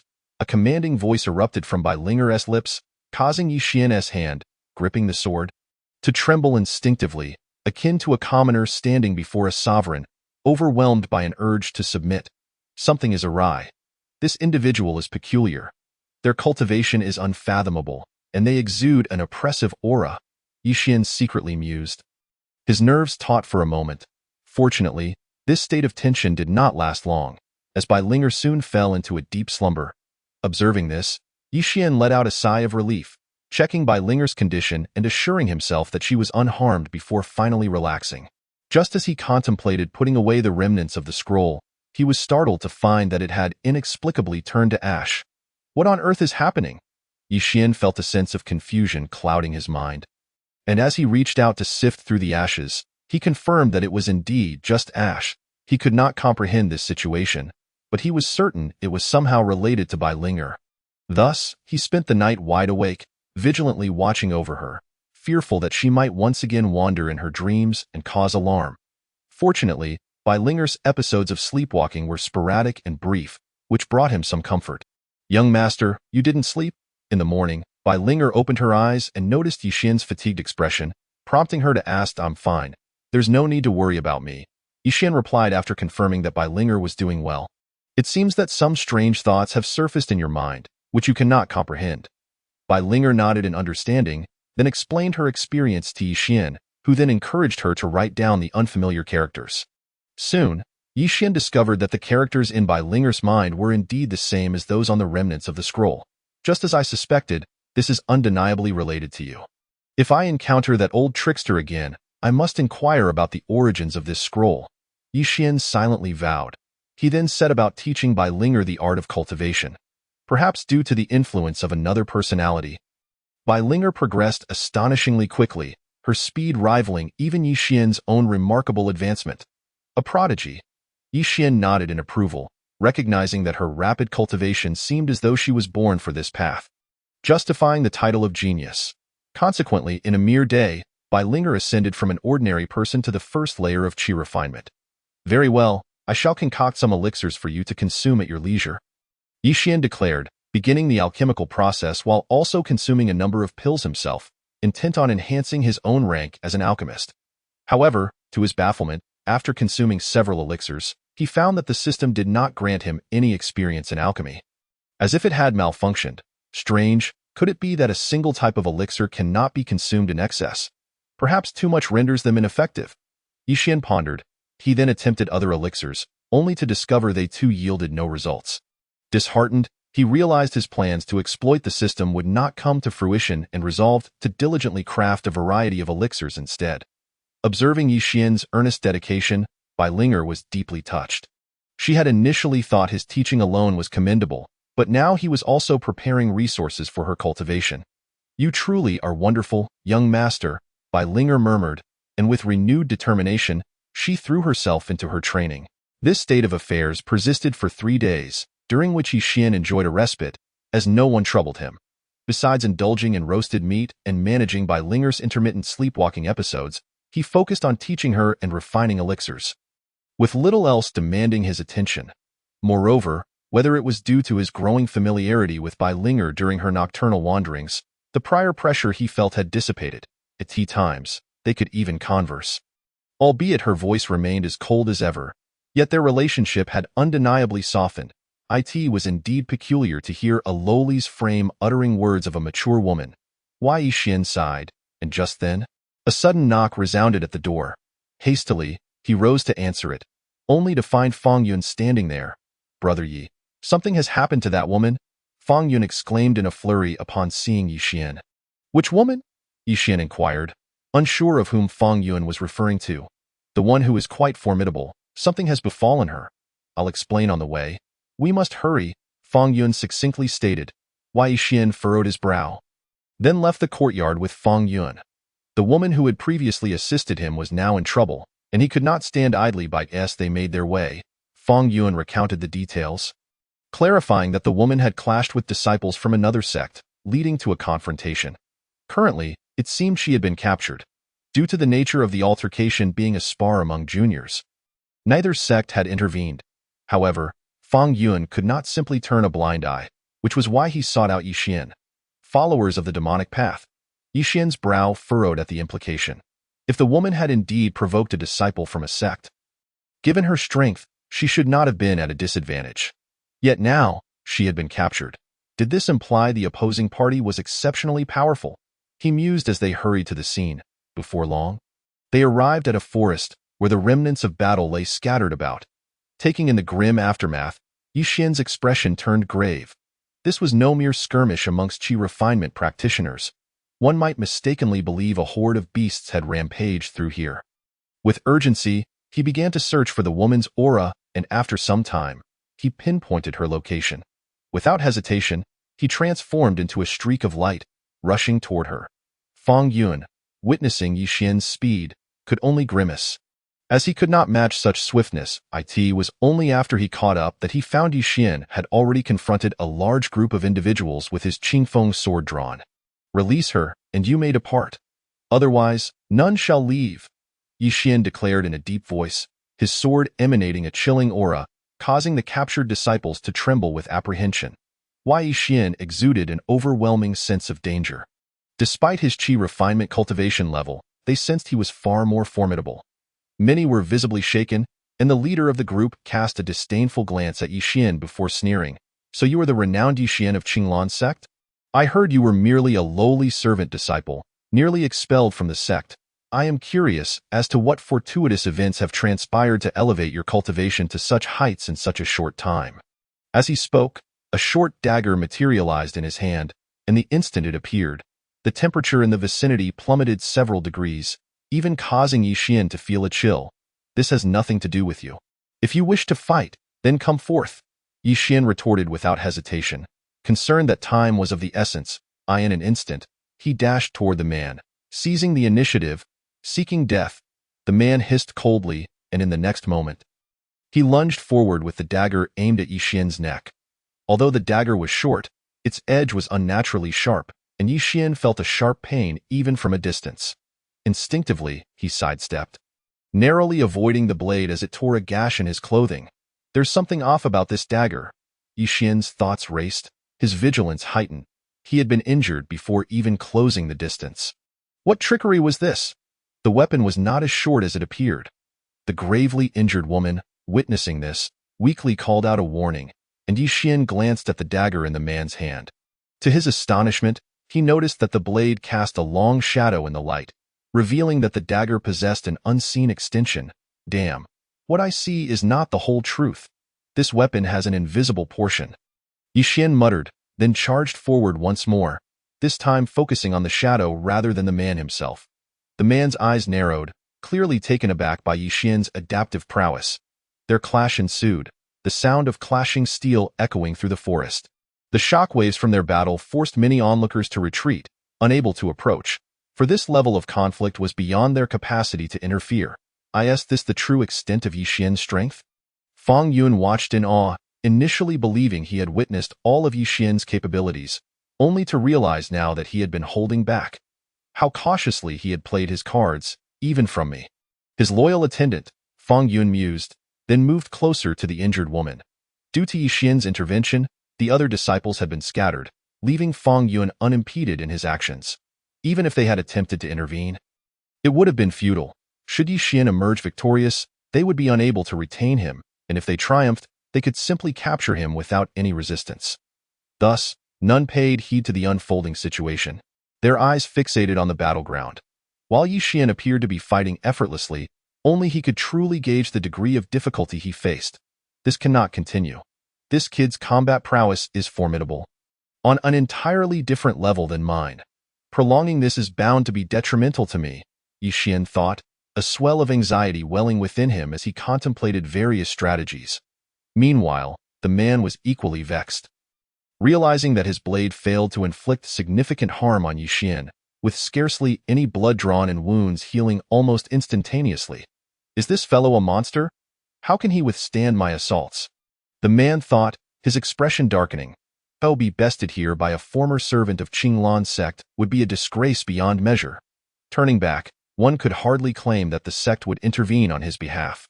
Merely not confining him would be considered a mercy. Thus, this fellow gritted his teeth, and a flash of crimson light erupted from his gaze. Although it was but a fleeting moment, it was captured by Yi Xian, who immediately distanced himself, a flicker of wariness appearing in his eyes. This red glow was not something a mere cultivator could possess. It was intertwined with the forces of the demonic path. Could it be that this individual was from the demonic faction? If so, the situation escalated significantly, shifting from a mere conflict between disciples of two sects to a potential clash between two paths. "Are you of the demonic path?" Yi Xian demanded, his inquiry echoing in the stunned silence of the onlookers. How could this young man possibly link himself to the demons? Surely, he was not resorting to slander due to an inability to contend with them. Indeed, the character of those from Qinglan sect is lamentably low. To resort to such baseless accusations against our senior brother, murmured several voices. Senior brother, this is intolerable. We must eliminate this Yi Xian. As discussion swirled, the individual referred to as senior brother cast a surprised glance at Yi Xian, astonished that his concealment had been penetrated. "You seek death," he growled, his aura surging ominously as the blade in his hand reappeared, its deadly intent radiating through the air. Observing this, Yi Xian tightened his grip on the Qingfeng sword. Was this adversary truly willing to fight to the death? Ah, how the tables have turned for you. This time, I shan't intervene. Let it be said I meddled too much. At that moment, a graceful figure emerged in the distance, calmly observing the unfolding confrontation. "Do you not know to catch me?" If Yi Xian were present, he would undoubtedly recognize this woman as the one who previously intervened to shield him from the attacks of the demonic disciples. Now, she stood quietly, her demeanor serene, yet a palpable energy coalesced in her hands, as if she were poised to strike at any moment. Unbeknownst to Yi Xian, who was preoccupied with the imminent threat, he was exerting himself to gather his sword energy, but the disparity in strength rendered him unable to summon an equal force. A fall from grace in the depths. What a stroke of bad luck! Yi Xian exhaled deeply, activating the Changchun technique, resolved to withstand the impending blow with sheer physical resilience. He wagered that this strike would not be fatal. But whether his opponent could deliver a second blow remained uncertain. He was betting on the likelihood that they could not conjure another attack so swiftly. Without hesitation, he charged forward, intent on disrupting his adversary's incantation. Yet, just as he approached, the opponent completed their gathering of power and swung their blade toward Yi Xian in an instant. He raised the Qingfeng sword to shield himself, only to feel the blade pierce through his body, blood gushing forth profusely and staining the ground. This fool thought he had a trump card, but he is merely reckless. A frown creased the brow of the previously observant woman, taken aback by the unexpected turn of events. Yi Xian, though seemingly unyielding, must surely be gravely injured now. "This won't do. I must intervene," she declared, her figure flashing toward the fray.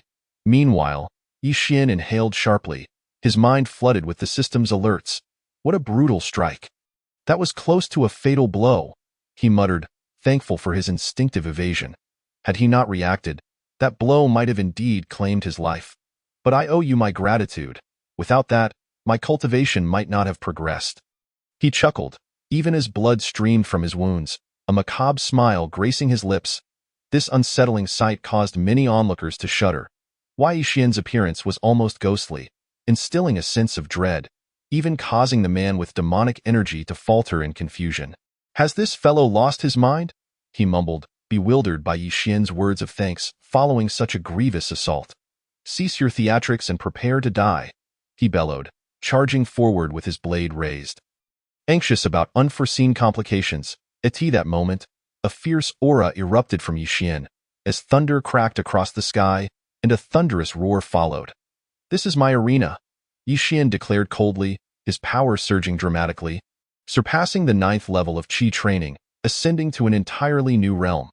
Yet, the name of this level eluded him, as he had never encountered such heights before and would have to inquire upon his return. "Impossible! How could you have attained such power?" The man was left in stunned disbelief, instinctively halting, only to find a crimson flash as Yi Xian's sword penetrated his neck. "Nothing is impossible. Did you think you were the only one with trump cards?" Yi Xian replied icily, withdrawing his sword and delivering a swift kick that sent his adversary sprawling. Clutching his neck, the wounded man writhed in agony, perplexed as to how Yi Xian had advanced so rapidly. Yet, he quickly regained focus, realizing this was not the time for contemplation. He began to chant a spell, unleashing a wave of blood energy that enveloped the area like a dense fog, ensnaring all within its grasp. Sensing the ominous shift, Yi Xian thought, is he about to harness the power of the demonic path? It made sense. If he failed to act now, he would surely perish. Consequently, Yi Xian darted out, swiftly retrieving Feng Yun and the trapped woman from the mist's clutches. Meanwhile, agonized screams echoed from within the fog. The ground soon stained crimson. It was evident that the man was consuming the souls of those ensnared to mend his own injuries. I feel as though I have seen this individual before. The woman, initially intent on assisting, now remained rooted in place, her brow furrowing as she recognized a familiarity in the demon's presence, though she couldn't quite place it. Never mind. I shall slay him first, she murmured, then vanished into the mist. What in the world? Feng Yun exclaimed, witnessing a large white figure dart into the fog. Did you see that? You seen your brother? That was a person, not a rat, Yi Xian replied, rolling his eyes, then turned his attention back to the scene within the mist. Though Feng Yun and the woman could not discern the details, Yi Xian's heightened perception allowed him to observe clearly. Even without relying on sight, he could see that the woman was engaged in combat, her speed surpassing even Yi Xian's current capabilities. Her strength is exceedingly formidable, rivaling that of the elders from Qinglan sect. What sect could she belong to? Yi Xian pondered aloud, while Feng Yun and the woman remained silent, feeling as though they were intruding upon matters beyond their comprehension. Let us depart. This is not our fight. Yi Xian decided, feeling disenchanted by the unfolding events, and stood to leave with the two companions. However, just then, a whistling sound pierced the air, causing Yi Xian to halt instinctively and strike in the direction of the sound. Upon realizing what was approaching, he quickly withdrew his hand and dodged aside, as a woman crashed to the ground with a thud, sending dust scattering. Could you not have caught me? She said, looking at Yi Xian in exasperation. Unfazed, he drew his sword, ignoring her. Instead of fretting over that, you should consider how we will escape. You cannot contend with this foe, and I doubt I can either. Yi Xian replied sternly, dream on if you think you can survive this encounter. This individual is no ordinary demon, but one of high rank. With our current strengths, we stand no chance. The woman sighed at Yi Xian's words, if you wish to perish, no one will stop you. But I do not, he stated coolly, then, with a flick of his sword, charged forward. He could not afford to die here. Not now, not when he had just acquired the system, not when hope had finally dawned, and not when he had just led Bai Linger onto the path of cultivation. System, do you have any solutions? Yi Xian implored, but the system fell silent, its limitations apparent. Many challenges still lay ahead for Yi Xian to confront. Understanding the system's reticence, he ceased his inquiries and propelled his sword forward, while the demonic figure emitted a chilling, sinister laughter. Ha ha ha! You shall die today, for you know far too much with that. He opened his mouth, unleashing a wave of blood-red energy that surged toward Yi Xian. The Qingfeng sword was swiftly knocked from his grasp, and as the ominous energy bore down upon him, Yi Xian's heart raced. It seems I cannot withstand this, he thought, uncertain if the system could endure it either. Yi Xian murmured to himself, and just as he was about to brace himself against the overwhelming aura, a sudden burst of energy surged from a distance, causing the oppressive presence to vanish in an instant. How dare the scoundrels of the demonic path lay hands on a disciple of the Qinglan sect? Do they believe that there is no one left to defend our honor? An ancient voice resounded, and in the next moment, a figure emerged in Yi Xian's line of sight, appearing to be an elder. As only those of such rank were permitted to wear the distinctive robes. Although Yi Xian had never encountered this elder before and was unaware of his name, he felt a sense of relief at the sight of someone from the Qinglan sect. With this elder present, it seemed that he was no longer in grave danger. He swiftly picked up his Qingfeng sword and stepped back, respectfully cupping his hands in salute to the elder. The elder, upon witnessing this display of decorum, nodded in satisfaction. Tio maintained composure in the face of such demonic practitioners. This Yi Xian is commendable indeed. The elder's desire to take on Yi Xian as a disciple intensified. Although he chose to keep this thought to himself, unbeknownst to Yi Xian, this elder was none other than the one who had shadowed him previously and witnessed his defiance against the sect. Why is this elder so amiable towards me? Yi Xian pondered, a hint of confusion crossing his mind. Typically, elders of the Qinglan sect held themselves in high regard, especially someone he had never encountered before, which only added to his perplexity. Meanwhile, the elder dismissed any further contemplation and immediately engaged the demonic practitioner in combat.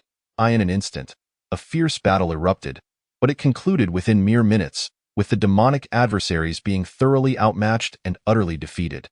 Leaving behind a scene of devastation, the elder, however, appeared unfazed, not even breaking a sweat. Is this the essence of true strength? Yi Xian mused, feeling a pang of envy. How long will it take for me to attain such prowess? This kind of power cannot simply be envied. At that moment, a woman clad in white turned to Yi Xian, prompting him to nod in agreement. Indeed, such strength was beyond mere envy. Let us depart. Our presence here will only hinder the elder's efforts, Yi Xian declared, rising to leave with Feng Yun and the woman. The white-clad woman tilted her head in confusion, muttering to herself, "You refer to him as elder? This lad seems utterly oblivious." With that, her figure vanished in a flash.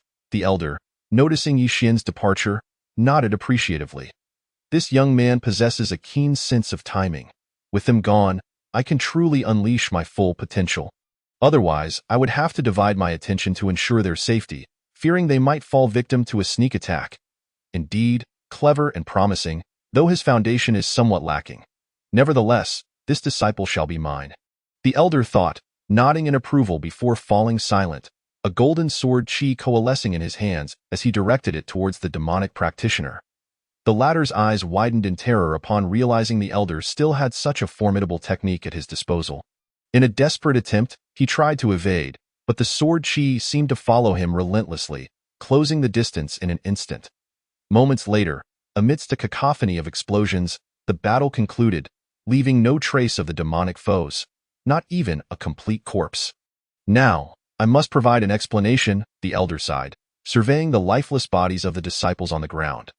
Though they were not from the Qinglan sect, as an elder, he felt compelled to clarify the situation to avoid misunderstandings, which would reflect poorly on the current standing of the Qinglan sect. Thus, he chose not to return immediately but headed towards the opposing sect's territory. Meanwhile, Yi Xian returned to the confines of his sect, lying down on his bed to recuperate. Although his cultivation had improved, his injuries required time to heal. It seems recovery will take longer than anticipated, he murmured, before succumbing to a heavy slumber. In his dreams, he found himself in a chaotic realm, surrounded by many others who bore the same visage as the demonic practitioners. They regarded him as an enemy and charged at him with fervor. What is happening? A nightmare? Or perhaps a manifestation of my inner demons? Yi Xian exclaimed, startled and bewildered. Without time to ponder further, he brandished his sword and engaged in battle. Time seemed to blur as he fought valiantly. But exhaustion soon settled in. As he glanced around, he was met with a sea of lifeless bodies. Finally, they are all vanquished. But how do I escape this place? Yi Xian wondered aloud, calling for the system, but received no response, as if it had gone silent. Frustrated, he realized that no assistance was forthcoming. I must press on. Perhaps this is an opportunity for me, he resolved, understanding that this realm was not the physical world. For he felt no pain. This was a dream, a space where he could learn various combat techniques without the fear of death. Thus, Yi Xian embraced the sensation, albeit with a lingering worry about being unable to exit. Determined, he continued his journey through the endless expanse. Meanwhile, in the outside world, Bai Linger watched anxiously over Yi Xian, calling out to him in vain as tears streamed down her cheeks. Young master, please don't abandon me. Wake up! I promise to be obedient. Unbeknownst to Yi Xian, he remained oblivious to her distress as he continued forward. After what felt like an eternity, he paused, realizing that this place seemed boundless. Is there truly no way out? He pondered, furrowing his brow. I cannot remain here indefinitely. I need a plan. With that, he began to contemplate, channeling energy into his hands, attempting to forcefully breach this realm, hoping to create an exit. However, after several fruitless minutes, he found himself disheartened, akin to someone trying to break through solid ground. Utterly futile. In his despair, he sought the system's guidance once more, but it remained unresponsive. What am I to do now? He lamented, feeling utterly lost. Meanwhile, the elder, having arrived beside Yi Xian, frowned at his condition. A flash of brilliance emanated from his hands as he infused energy into Yi Xian's body. Strange, why has he not awakened? Did he not stabilize his foundation after the breakthrough? The elder mused, observing Yi Xian's motionless state, which led him into deep contemplation. After a brief examination, the elder's expression shifted. Yi Xian's cultivation was in disarray. Trapped in a state of ethereal suspension, if he could not escape, he might become akin to a vegetative state. This lad is in trouble, the elder remarked, calming Bai Linger, who was still distressed. He closed the door and began to concoct pills using precious materials.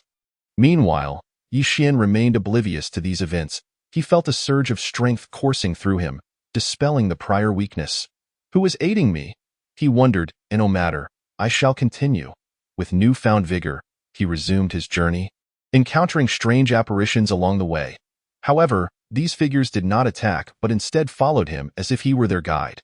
Young man, is this the right direction? An elderly figure inquired. Yi Xian frowned at the question, thinking, if you do not know, how could I? Not knowing whether it was correct or not, he decided to press on. It was better than remaining stagnant, I cannot say for certain, but let us keep moving. Yi Xian replied. The elder paused, seemingly taken aback by Yi Xian's perspective. After a moment, he nodded, as if coming to an understanding, and bowed to Yi Xian before gradually fading away. Simultaneously, within a hidden sect, a slumbering elder suddenly opened his eyes, unleashing a powerful aura that sent ripples of excitement throughout the sect. The members hurried to the elder's location, kneeling before him in reverence. Among them was the white-clad woman, who Yi Xian would surely recognize. It is fortunate to have been inspired by a young man, allowing me to escape that void. What a blessing! Alas, I forgot to inquire about his name. How regrettable! I shall depict his image, and you will search for this young benefactor, the elder proclaimed, beginning to sketch Yi Xian's likeness. Before long, the white-clad woman stood in stunned silence. Is this not a mistake? How could it be? Is it merely a coincidence that he resembles the one who inspired the elder? They are worlds apart in power, she murmured, incredulous. Very well, you must seek him out. This young benefactor appears to be a disciple of a minor sect. Do not delay, the elder commanded before vanishing from sight. Unbeknownst to Yi Xian, he was oblivious to these matters as he continued his search for an exit. The individuals trailing behind him began to pose a myriad of peculiar questions, leaving him somewhat overwhelmed. Nevertheless, Yi Xian managed to respond to most inquiries, choosing to disregard the more obscure and bizarre ones. After all, he was not an encyclopedia and could not possibly know everything. All right, everyone. I believe some of your questions are best left unasked. I am quite busy, so perhaps we shall meet again in the future, Yi Xian finally declared, hastening his pace until his figure vanished from sight. The crowd, however, did not pursue him further. After an indeterminate amount of time had passed, Yi Xian successfully evaded these individuals and soon noticed a significant drop in temperature around him. To his astonishment, crimson snowflakes began to fall from the sky, creating an eerie atmosphere. What is this? Red snowflakes?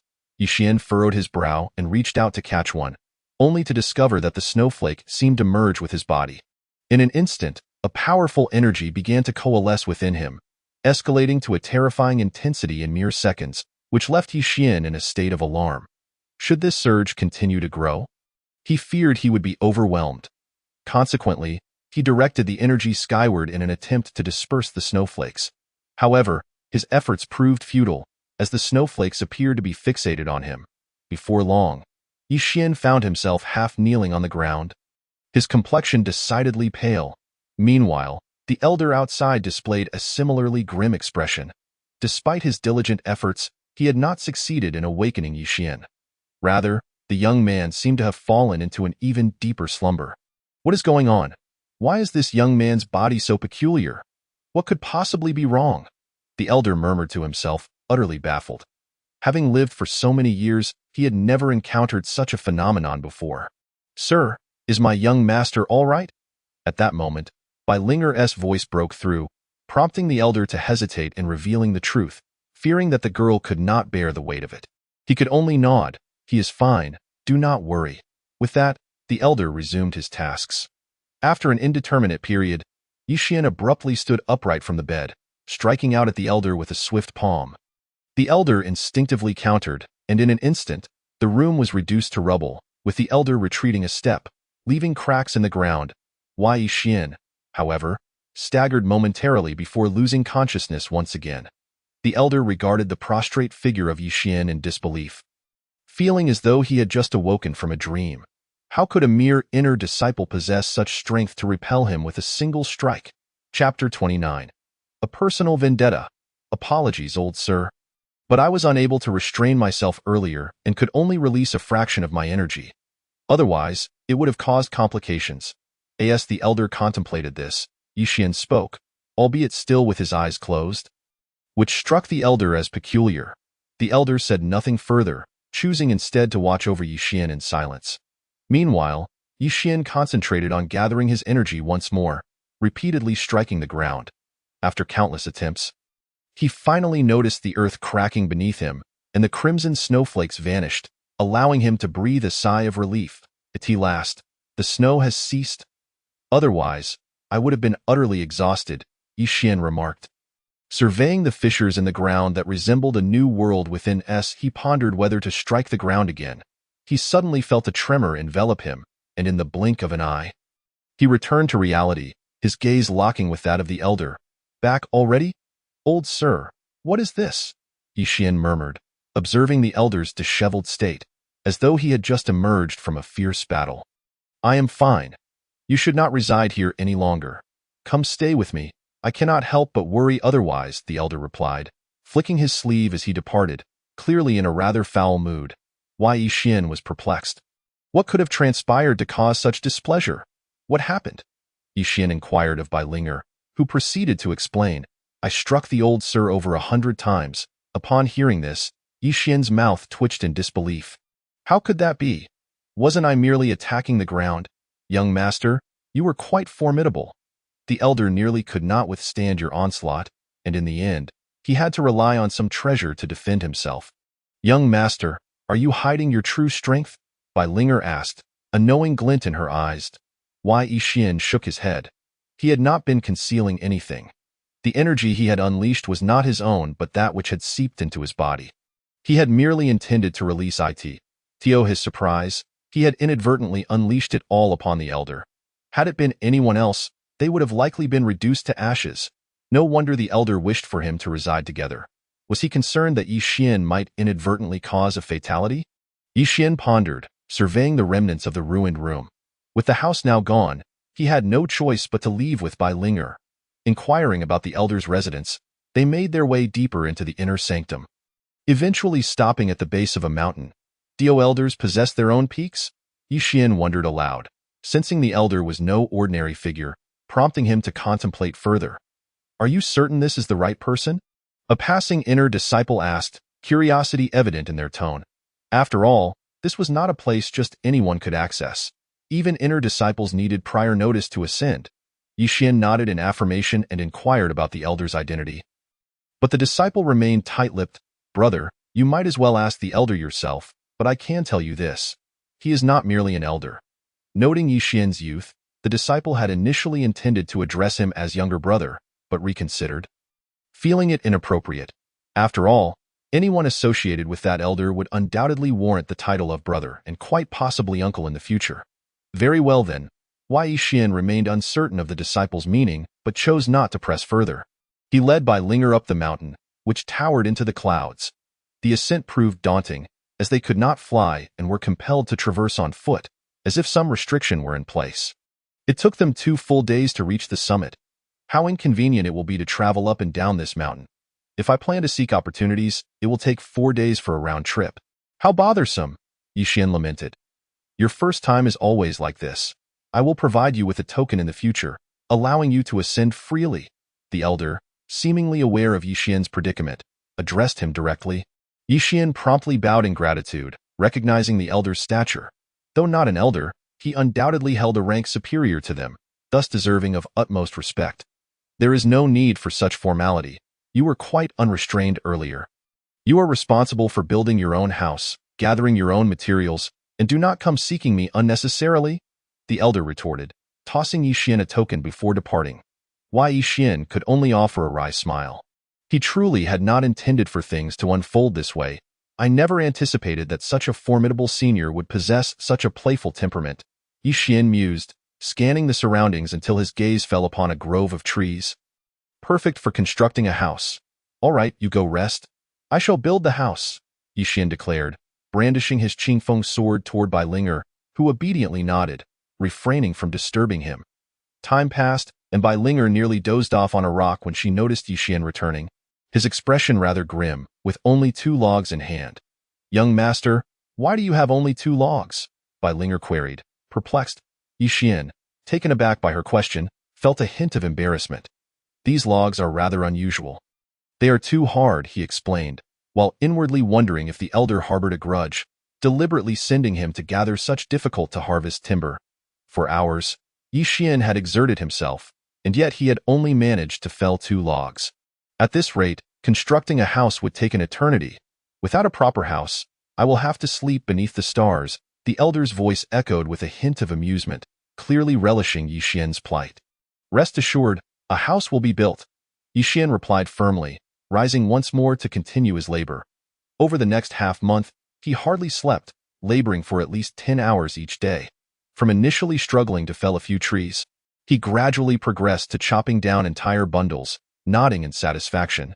During this arduous endeavor, he also gleaned insights into swordsmanship, making his efforts feel worthwhile now. He was capable of constructing a simple dwelling, though it was still insufficient. He needed to strive harder. Surveying the stacked timber, Yi Xian took a deep breath and resumed his tree felling. Chapter 30. A little favor from an elder. This young man, in just a matter of days, has reached such heights. What a prodigy in both swordsmanship and cultivation. At that moment, the elderly man was observing Yi Xian's direction and couldn't help but utter the words 2 geniuses. If this were to reach the ears of others, it would likely leave them astounded. For this elder was notoriously stringent in his evaluations of the younger generation, often deeming even the most promising disciples of the sect as mere waste. The only one capable of eliciting such praise from him in the entire Qinglan sect was likely Yi Xian. Let's see. With that, the elder fell silent, while Yi Xian, oblivious to these matters, was fervently wielding the Qingfeng sword and relentlessly chopping at the trees. In a flurry of activity, sword energy erupted throughout the forest. After an indeterminate period, Yi Xian felt a twinge of soreness in his arms and finally ceased his efforts.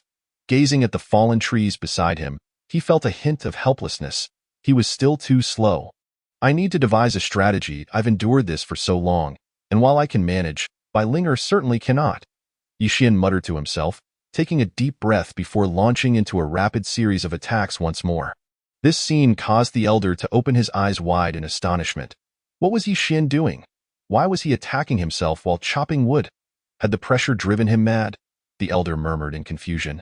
And then, with a wave of his hand, he unleashed a palm strike, intending to halt Yi Xian's actions.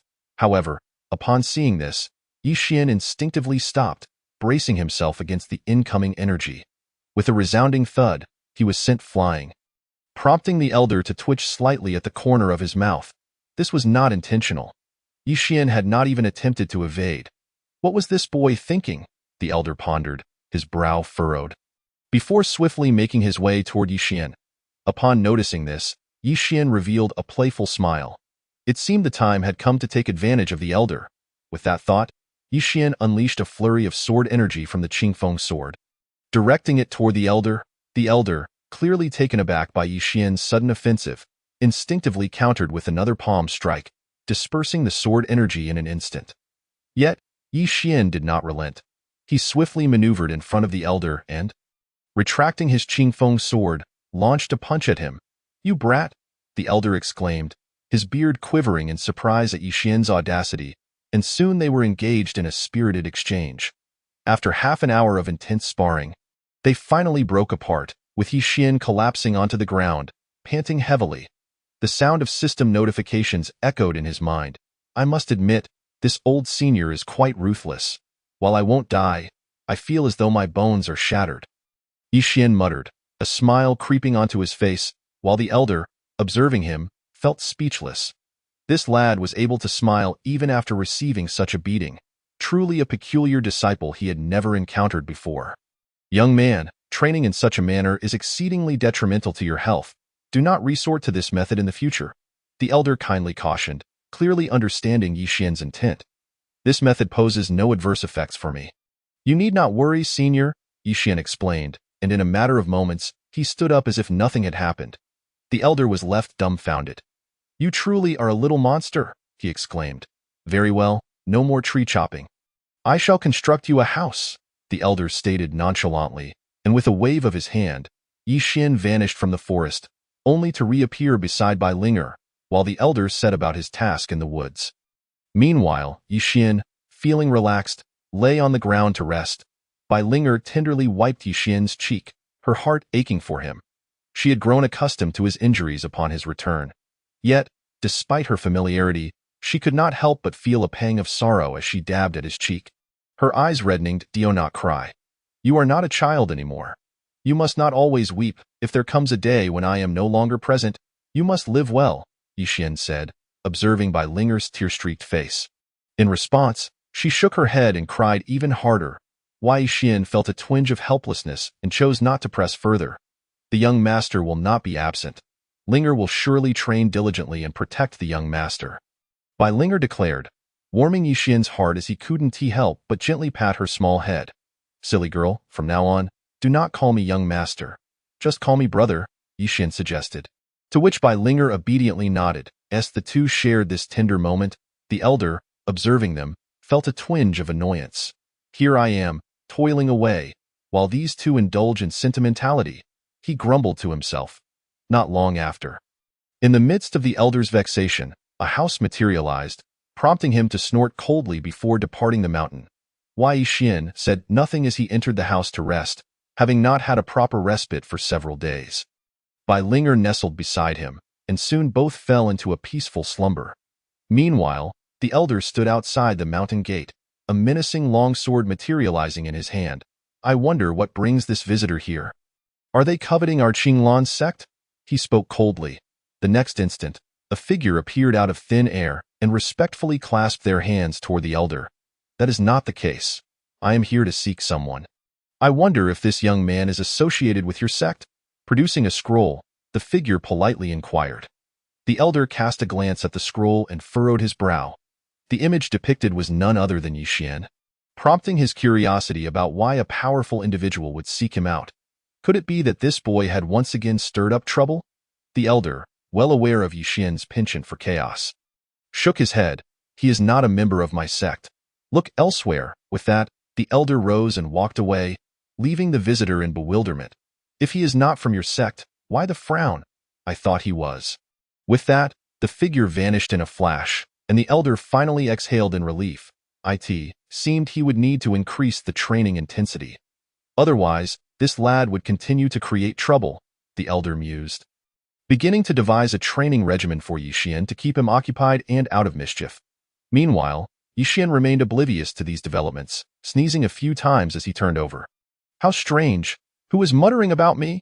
Yi Xian pondered aloud before sinking back into slumber, not giving it a second thought. As for the elder, he was already plotting, soon arriving at Yi Xian's room and placing a piece of paper on the table.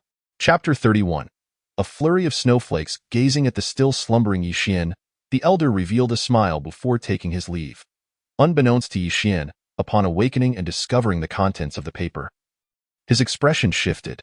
This is certainly training, not a death wish, is it? Does this old senior know I possess a system? Why do all the training methods seem like a recipe for disaster?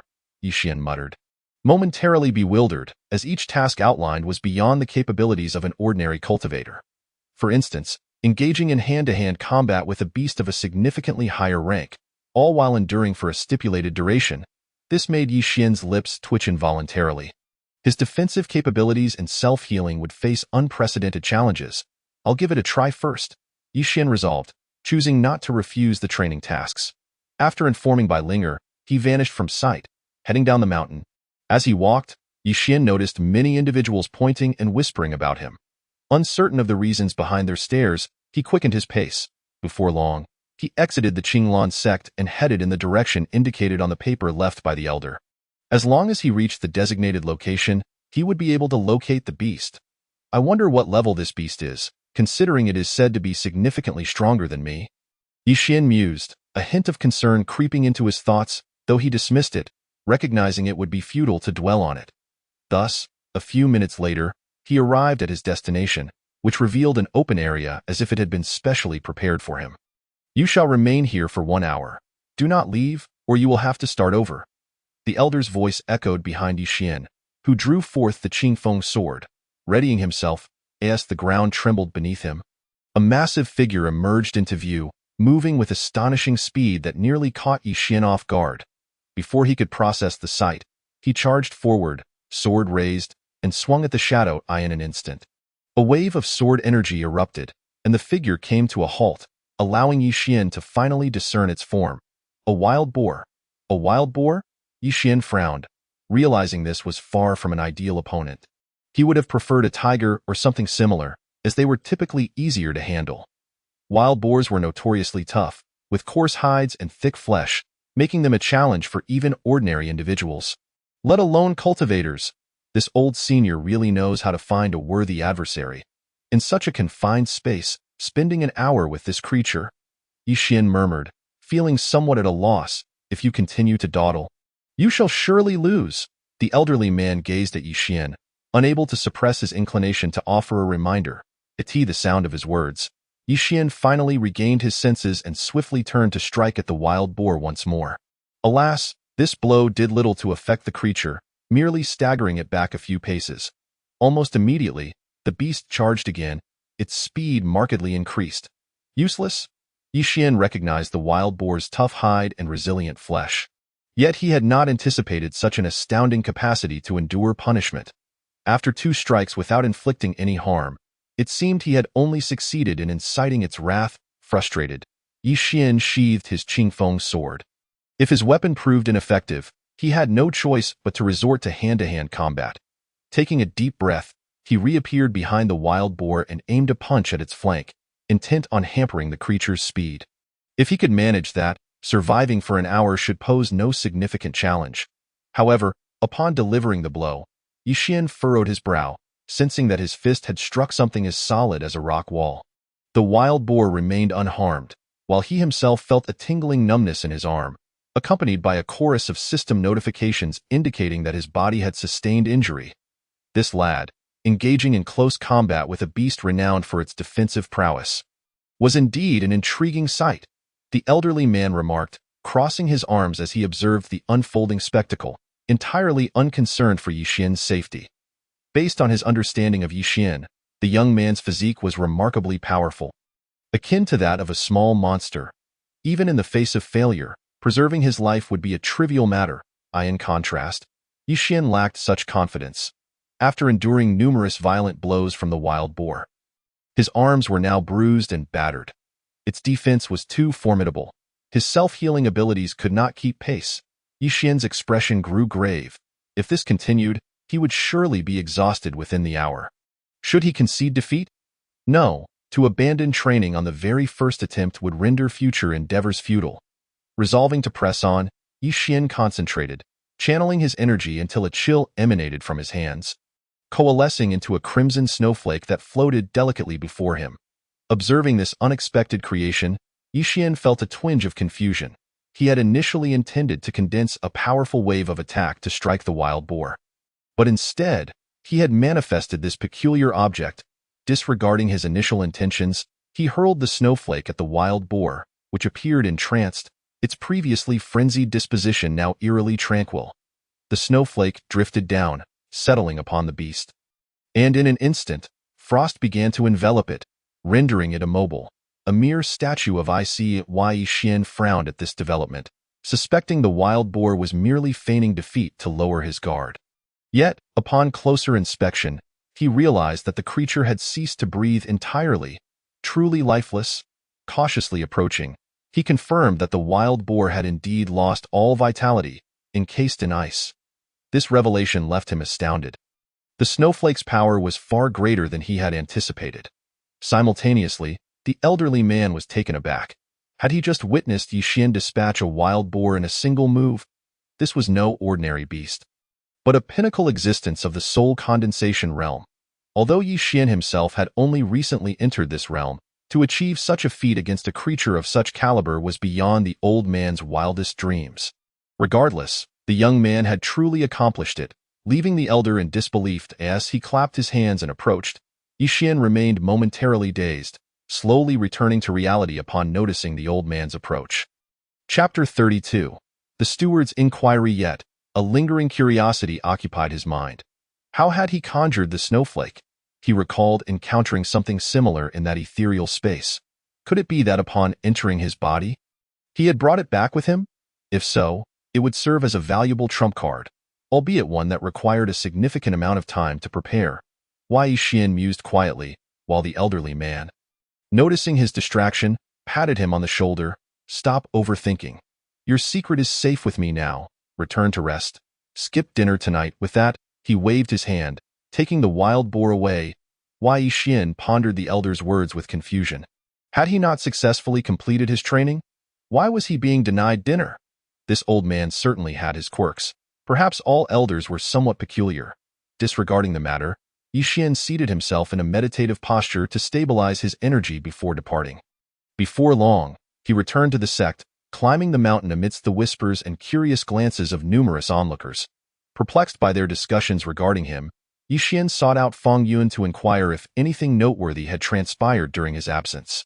He learned that someone had been looking for him but had failed to find him, leading many to believe he had offended someone and was now too fearful to show his face. In the sect, those deemed cowards were most looked down upon, leaving Yixian feeling bemused that he had unwittingly acquired such a reputation. Who could it be that sought him? Why hadn't they notified him in advance? Yixian questioned aloud, prompting Feng Yuan to offer an explanation. Soon, Yixian headed towards the inner sect. An inner sect steward was searching for him. He had not knowingly offended any stewards, Yixian muttered to himself. Bewildered, shortly thereafter, he arrived at a door and knocked gently. Inner sect disciple Yixian inquires as to the steward's recent summons. After a brief wait, the door swung open. Before Yixian could discern the identity of the individual before him, a rush of wind surged past him. Reacting swiftly, he dodged aside as a hand sliced through the air where he had just stood, producing a resounding thud against the empty space. An aggressive approach indeed. This steward is rather unyielding, Yixian stated coldly, gathering his strength to retaliate. In an instant, their hands clashed, and moments later, they separated. The steward regarded Yixian with astonishment. The young man had only recently transitioned from the outer to the inner sect. Yet he had grown remarkably powerful, enough to pose a challenge even to the steward himself. It seemed that Lu Chuang's demise at his hands was not merely a stroke of luck. Boy, prepare to meet your end, the steward declared, launching another attack. Only then did Yixian comprehend the true purpose of this confrontation. It was indeed connected to Lu Chuang.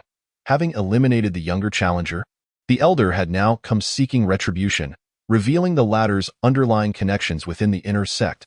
Is this truly necessary? Yixian inquired coolly, conjuring another snowflake to hurl at the steward. The latter froze in place. Resembling the wild boar moments before, as if entranced, Wei Yixian narrowed his eyes, contemplating whether eliminating this steward would bring him trouble enough. This was a matter of life and death. There's no need for further reckoning. As he deliberated, a familiar voice echoed, and Yixian's snowflake vanished. The steward, who had been entrapped in a trance, suddenly snapped back to reality, panic flooding his mind. He had felt as though death was imminent. As if Lu Chuang were beckoning him. You're lucky this time, Yixian remarked dismissively, rising to leave.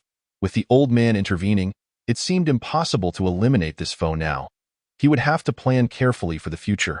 However, this steward would eventually need to be dealt with. Otherwise, the lingering threat of an enemy watching him was not a sensation Yixian wished to experience. With this thought in mind, he strode purposefully up the mountain, soon returning to his quarters where he reclined. Young master, have you been fighting again? Bai Linger inquired, observing Yixian's disheveled appearance. Wei Yixian nodded in response. The old man took me for some training. It was quite fruitful. No need to worry, he smiled reassuringly, prompting Bai Linger to relax.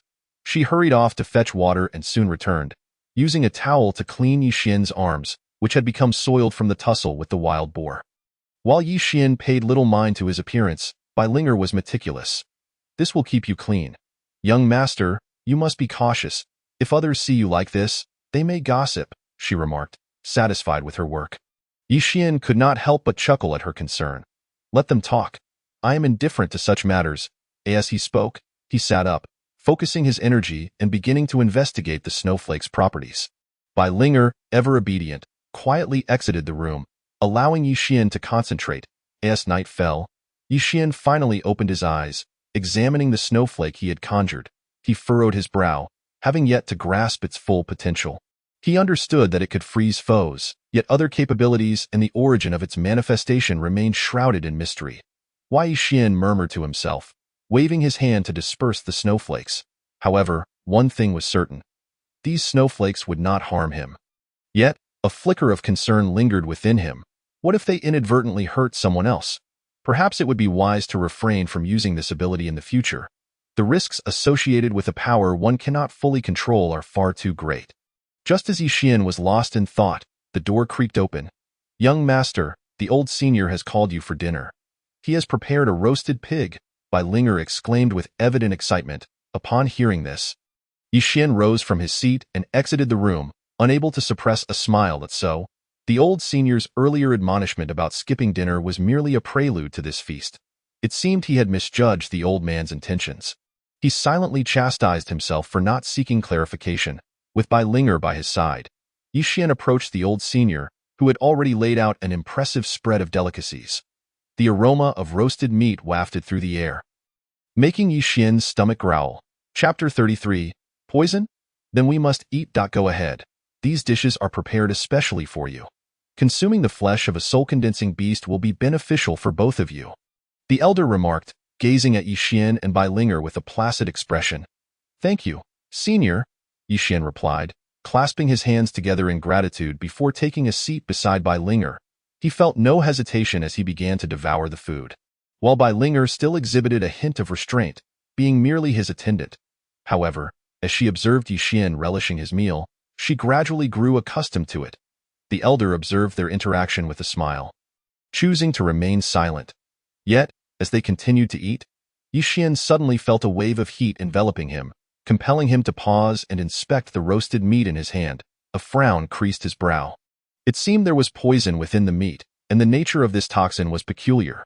His system had not provided any warnings. Old senior, what is the meaning of this? Yi Xian's countenance grew serious as he addressed the elder, his eyes betraying a hint of wariness. Was this a subtle attempt to poison him and Bai Linger? Given the elder's strength, if he intended to harm them, he need not be so cautious. He could simply strike without preamble. Yi Xian did not consider himself a match for the elder. It's nothing. Just eat a bit more and you'll understand, the elder replied enigmatically, leaving Yi Xian even more perplexed. Unable to comprehend the elder's intentions, he chose not to press further and resumed eating, albeit withholding the food from Bai Linger. He intended to test the waters first. Should any danger arise, Bai Linger, with her limited strength, would undoubtedly be at risk. Young master, perhaps we should refrain from eating, Bai Linger suggested, noticing the oddity of the situation. Yi Xian shook his head. The elder surely had his reasons for this meal, and it was imperative that he partake.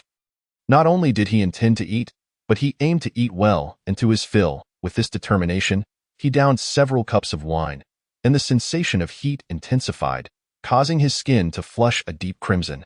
As the warmth surged within him, the temperature in the room began to rise, and before long, wisps of azure smoke emanated from his body, making him resemble someone who had just emerged from a steamer.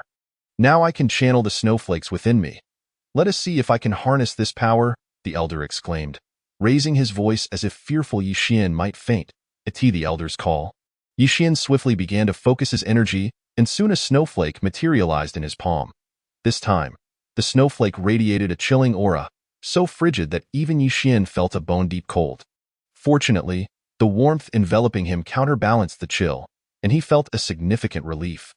After an indeterminate period, he collapsed onto the ground, the sensations of heat and cold dissipating in an instant, returning everything to a tranquil state. The elder nodded in approval, acknowledging that Yi Xian could now likely control the power within him. Well, it seems this meal was not in vain. Take your young master back to his room for some rest, the elder instructed Bai Linger before rising to leave. Bai Linger hurriedly assisted Yixian as they made their way back to his chamber. Shortly thereafter, Yixian found himself placed upon the bed. While Bai Linger anxiously watched over him, fearing he might suffer any ill effects, unwilling to leave his side even for a moment, as dawn broke the next day, Yixian slowly regained consciousness. His gaze falling upon Bai Linger, who had fallen asleep against the bedpost, he felt a pang of tenderness. Just as he intended to rise and gently relocate her, he was struck by a sudden realization. He lacked any strength. Akin to someone recovering from a severe illness. What is happening? Is the toxin from last night still coursing through my veins? Yixian murmured, bewildered as he examined his hands. Furthermore, he discovered that no traces of poison could be detected within him. The system remained utterly silent. This implied that he might not have been poisoned or injured, but then what was the matter? This is truly perplexing. What on earth did the elder give me to eat? Yixian pondered, attempting to restore his energy, but soon realized that the usual methods were ineffective. In an instant, he felt like a mere shell of his former self, lying helplessly in bed. His anxiety mounting. System, you failed me at a critical moment? Yixian exclaimed in frustration, unable to contain himself. Yet the system remained mute, as if it had truly gone offline, leaving him exasperated. Time passed. And after taking a deep breath, he mustered the strength to rise from the bed, only to notice that his attire had been changed. Did Bai Linger change my clothes? Yixian wondered aloud. Inspecting the garments closely, they resembled the attire of inner sect disciples but were adorned with a snowflake motif, leaving him curious about their origin. Linger, who provided you with this attire? Yixian gently prodded Bai Linger, who stirred from her slumber. Bai Linger blinked sleepily and shook her head, clearly unaware of the circumstances. Linger was asleep and unaware of what transpired. It must have been that senior who changed young Master's clothes, she explained. Upon hearing this, Yixian furrowed his brow. The elder had provided him with new garments. Did this imply acceptance of him? Yet, he realized he knew neither the elder's name nor his true identity, which rendered the situation somewhat awkward. Forget it. I won't dwell on that for now. I should focus on understanding my body. With that, Yixian dismissed his thoughts, settling into a meditative position to enter a state of cultivation. He even threw a few punches to test his abilities, and upon hearing the familiar sound of the system's notification, he sighed in relief, grateful that the system had not malfunctioned. This was a small blessing amidst his trials. As for the peculiar state of his body, he would need to investigate further. It likely had something to do with the elder. What sort of concoction was in that wild pig last night? The potency was astounding. Reflecting on the events, Yixian felt a shiver of apprehension. Had the elder been an enemy, he might have found himself in dire straits, with such thoughts swirling in his mind. Time slipped away, and soon Yixian opened his eyes, a glimmer of crimson light flashing within them. An onlooker might mistakenly believe he had fallen into a state of madness. Yet, Yixian understood that this was not madness. He sensed a new power gradually blossoming within him, one far more potent than that of an ordinary cultivator, oscillating between heat and cold, causing him slight discomfort. Fortunately, it was bearable. He simply needed to ascertain its true potential. With that resolve, Yixian instructed Bai Linger to continue resting while he swiftly made his way outside, one hand aimed towards the distant forest. Chapter 34. Delivering a message. In an instant, a flurry of crimson snowflakes erupted from Yixian's hand, coalescing into a tempest of red frost that surged toward the forest. Wherever it passed, the frost solidified the surroundings, and upon closer inspection, one could see flickers of flame entwined within the ice. Truly a marvel. This power, even against that wild pig from before, I could surely defeat it effortlessly, Yixian exclaimed in astonishment, disbelief etched across his face. It was hard to fathom that this formidable attack had originated from him. However, he realized that the current energy was not yet sufficiently coalesced for frequent use. Yixian frowned slightly, feeling a twinge of disappointment. If he could maintain such a scale of attack, he would undoubtedly reign supreme within the inner sect. Don't get carried away. Being able to unleash such power a couple of times for self-preservation is already a blessing.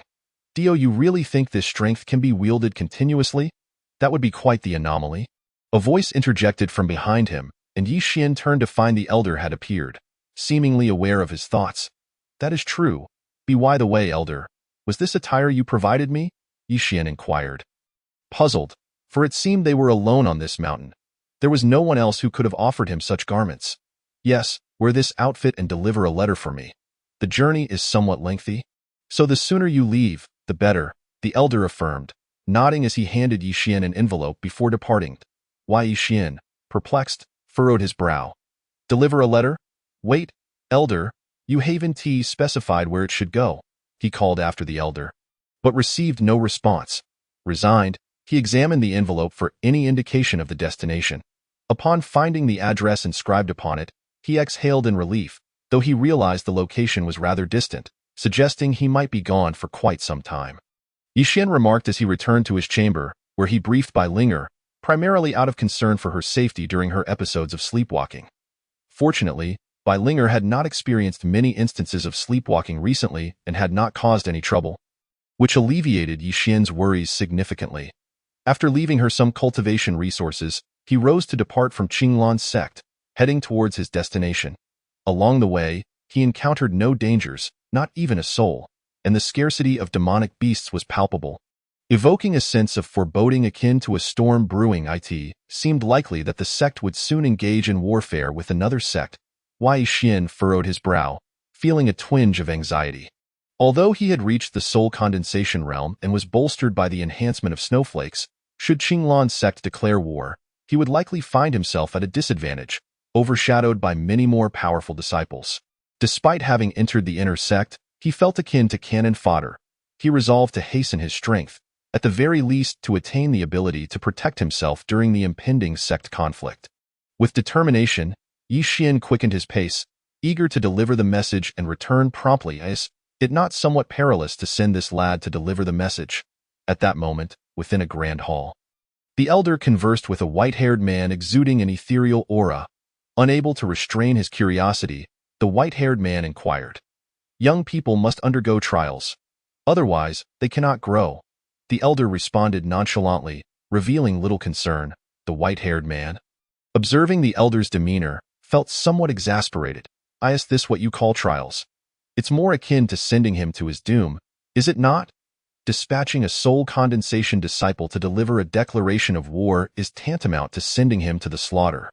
The white-haired man sighed, taking a sip of tea before subsiding into silence. The elder, meanwhile, gazed thoughtfully in the direction Yi Xian had departed, his eyes deep and inscrutable, lost in contemplation, before finally retracting his gaze and rising to leave the hall. Send someone to follow him, the elder's voice echoed even as he exited, eliciting a faint smile from the white-haired man. This old fellow truly lacks the heart to be so cruel. How could he allow his first and only disciple to meet such a fate? With a wave of his hand, the white-haired man summoned a figure to pursue Yi Xian. Unbeknownst to Yi Xian, 3 full days elapsed before he finally arrived at a town and paused. This was merely halfway to his destination. According to his calculations, it would take another 3 days to reach it. He pondered the elder's rationale for not utilizing the teleportation array, opting instead for a lengthy journey on foot. Never mind. I should first procure some food. With that, Yi Xian hastened to buy some provisions, eating as he walked. Along the way, he encountered numerous wandering cultivators engaged in animated discussions, but as nothing seemed amiss, he simply listened in. Have you heard? Recently, Huanyan's sect has been conducting training. Many disciples are undergoing rigorous drills. It seems they are preparing for battle. Huanyan sect? There are hardly any sects capable of prompting them to prepare this early. Who could they possibly be fighting? Most likely, it concerns Qinglan sect. They seemingly have no prior grievances, do they? Furthermore, if the two sects were to clash, there would be no benefit for either side. Who knows? As long as we can reap the benefits, we can sit back and enjoy the spoils once they inflict mutual destruction. Yi Xian listened to their chatter. He furrowed his brow, retrieving the envelope to check the address, which indeed read Huanyan's sect. If Huanyan's sect is preparing for war, what purpose does the elder have in sending me to deliver this message at such a time? Although doubts lingered in his mind, he resolved to deliver the letter. After finishing his meal, he set out from the town. Was that individual not a disciple of Qinglan's sect? Surely, they did not overhear us? Oh no, what if we face retribution? Revenge upon you? I said nothing. I'm leaving. Is it not said that a dead friend is better than a living foe? Observing Yi Xian's departure, The previously concerned wandering cultivators grew anxious and began to retreat, while Yi Xian swiftly left the town, heading towards Huanyun sect. After nearly 3 more days of travel, Yi Xian finally arrived at the foot of Huanyun sect's imposing mountain, feeling a surge of nerves. It's merely delivering a message. It should be fine. Reassuring himself, he swiftly entered the sect, soon arriving at its entrance, where he knocked on the door. To his astonishment, a blade of sword energy grazed his wrist, forcing him back. Is this how Huanyun sect treats its guests? Yi Xian frowned but did not hesitate. He drew his Qingfeng sword, prepared for combat. What brings a disciple of Qinglan's sect here at this hour? A woman's figure materialized before him, and Yi Xian was taken aback, unable to discern her sudden appearance, his heart racing. Delivering a message, he thought, producing the envelope. Upon seeing it, the woman's expression shifted dramatically, her curiosity piqued regarding Qinglan's sect's intentions at this time. Chapter 35. The Scripture Tower. Pondering, the woman waved her hand, seizing the envelope, and before Yi Xian's eyes, she opened it.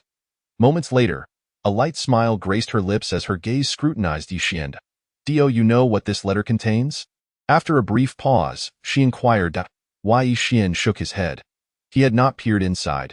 How could he possibly know its contents? Naturally, I am unaware. Is there something you require? Yi Xian queried solemnly, only to see her smile widen, which made him increasingly uncomfortable. His grip on the Qingfeng sword tightened. The woman, noticing his reaction, refrained from further comment.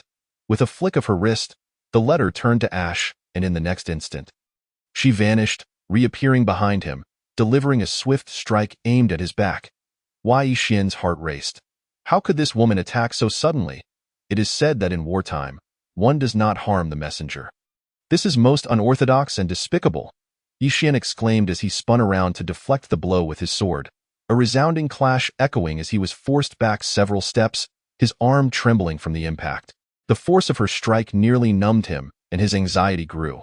What he had anticipated to be a simple errand had escalated into an unexpected confrontation. Surely, the elder is not putting me in jeopardy, Yi Xian thought, extending a hand as swirling snowflakes materialized, forming a crimson tempest. Quite intriguing. No wonder that old man decided to send you into this predicament. It appears you are well prepared, the woman remarked, her brows knitting as she regarded Yi Xian's display of power. Taking a deep breath, her eyes shifted from black to a ghastly white, resembling the gaze of a corpse, which unsettled Yi Xian.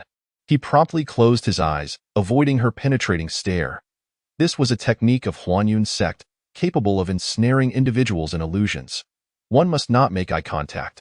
Yet, without sight, the disparity in their cultivation levels became even more pronounced. If I were you, I would certainly not close my eyes. That would at least afford you a chance at survival, the woman said coolly, advancing towards him with a hand poised to grasp his throat. At that moment, a slicing wind pierced the air, followed by a blade of sword energy that grazed Yi Xian's neck, striking the woman's arm and drawing blood. You cannot harm this person, another woman's voice rang out. Yi Xian, upon hearing this, opened his eyes to see a figure clad in the attire of an inner disciple from Qinglan sect, which brought him a sense of relief. Finally, someone has arrived. You may continue your duel. I have delivered the message and will take my leave, Yi Xian declared, not wishing to entangle himself further in this conflict, preparing to depart. The two women paused, astonished by his swift exit. This lad truly leaves at a moment's notice. The Qinglan sect female disciple murmured, casting a glance at the Huanyun sect disciple, who remained poised, ready for confrontation. Are you truly going to engage? Zhao Shuanger inquired, irritation evident in her voice. She felt it was a waste of her talents to be assigned to protect a mere boy, and now she faced the prospect of battling a disciple from Huanyun sect, further aggravating her mood. The Huanyun sect disciple smirked, her aura radiating as she advanced towards Zhao Shuanger. What else would you have me do? Allow you to leave unchallenged? What would that say about Huanyun sect? With that, Zhao Shuanger summoned her sword, conjuring a barrier of sword energy to withstand the assault. Are they truly clashing? It's best to keep my distance from this divine conflict. I must inquire with that old man about his intentions, Yi Xian mused as he glanced back at Huanyun sect, the sounds of clashing blades echoing even from a distance. Furrowing his brow, he remarked, despite my complaints, I have quickened my pace, Completing a journey that should take 6 days in just 4, upon returning to Qinglan sect, he finally felt a sense of relief. Back already? The elder's figure appeared unexpectedly beside Yixian, startling him. Yes, the message has been delivered. However, why did that woman attack me upon seeing the letter? Elder, you are putting me in a precarious situation. Yixian expressed his dissatisfaction, saying. The old man chuckled and stroked his beard upon hearing this. I had initially intended to train you, but considering your lack of combat experience, I have reconsidered. You are still somewhat weak when facing the disciples of the Illusory Cloud sect, so I have changed my mind. The old man explained, before handing Yixian a jade pendant. This item will grant you access to the scripture tower. Go inside and seek a suitable technique to cultivate. Your current method is too feeble. As he spoke, the old man vanished in the blink of an eye. Holding the jade pendant, Yixian nodded, feeling that his efforts were not in vain. After a brief rest, he made his way to the entrance of the scripture tower. With the jade pendant in hand, the gatekeeper did not obstruct Yixian, allowing him to enter smoothly. Inside, he was greeted by a plethora of cultivation techniques stacked high across several layers, items that were inaccessible in the outer sect. Regrettably, Bai Linger was not an inner disciple at present. If only she could select a few volumes as well. Yixian sighed, beginning his search for a suitable technique. Relying solely on the everlasting spring technique, he found its lethality somewhat lacking. The clear wind sword, while effective, was also becoming insufficient with his rising strength. He truly needed a more competent technique. However, after a prolonged search, he found nothing suitable. The promising techniques he encountered were all incomplete, and the intact ones failed to catch his interest. This was puzzling. Could it be that the sect had hidden all the good techniques away? Yixian furrowed his brow, reasoning that a grand sect like the Qinglan sect must possess some valuable items. So why were none to be found here? You may check the upper levels. This is the lowest floor, and there are several levels above, a gatekeeper explained. Yixian expressed his gratitude and ascended to the second level.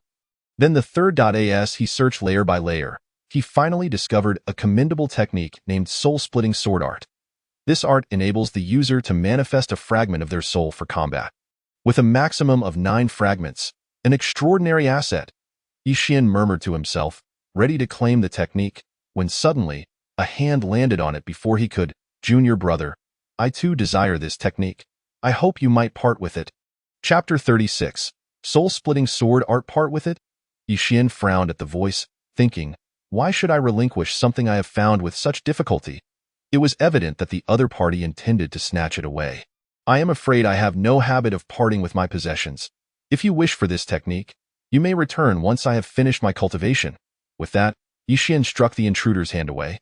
Seizing the technique and preparing to leave, at that moment, a hand landed on Yixian's shoulder, and he felt an overwhelming force pin him in place, making it difficult even to lift his leg. Are you planning to rob me? Yixian's brow furrowed tightly as snowflakes began to swirl in his palm, directed at his assailant. The man, clearly taken aback by Yixian's countermeasure, instinctively distanced himself. Brat, don't be so presumptuous. Do you know who I am? Offending me means you'll have a hard time in the inner sect, the man said coldly, clearly embarrassed at being forced back by Yixian. Ive heard similar threats from someone in the outer sect, and he ended up dead. Oh, you wish to test your luck as well? Yixian's irritation flared.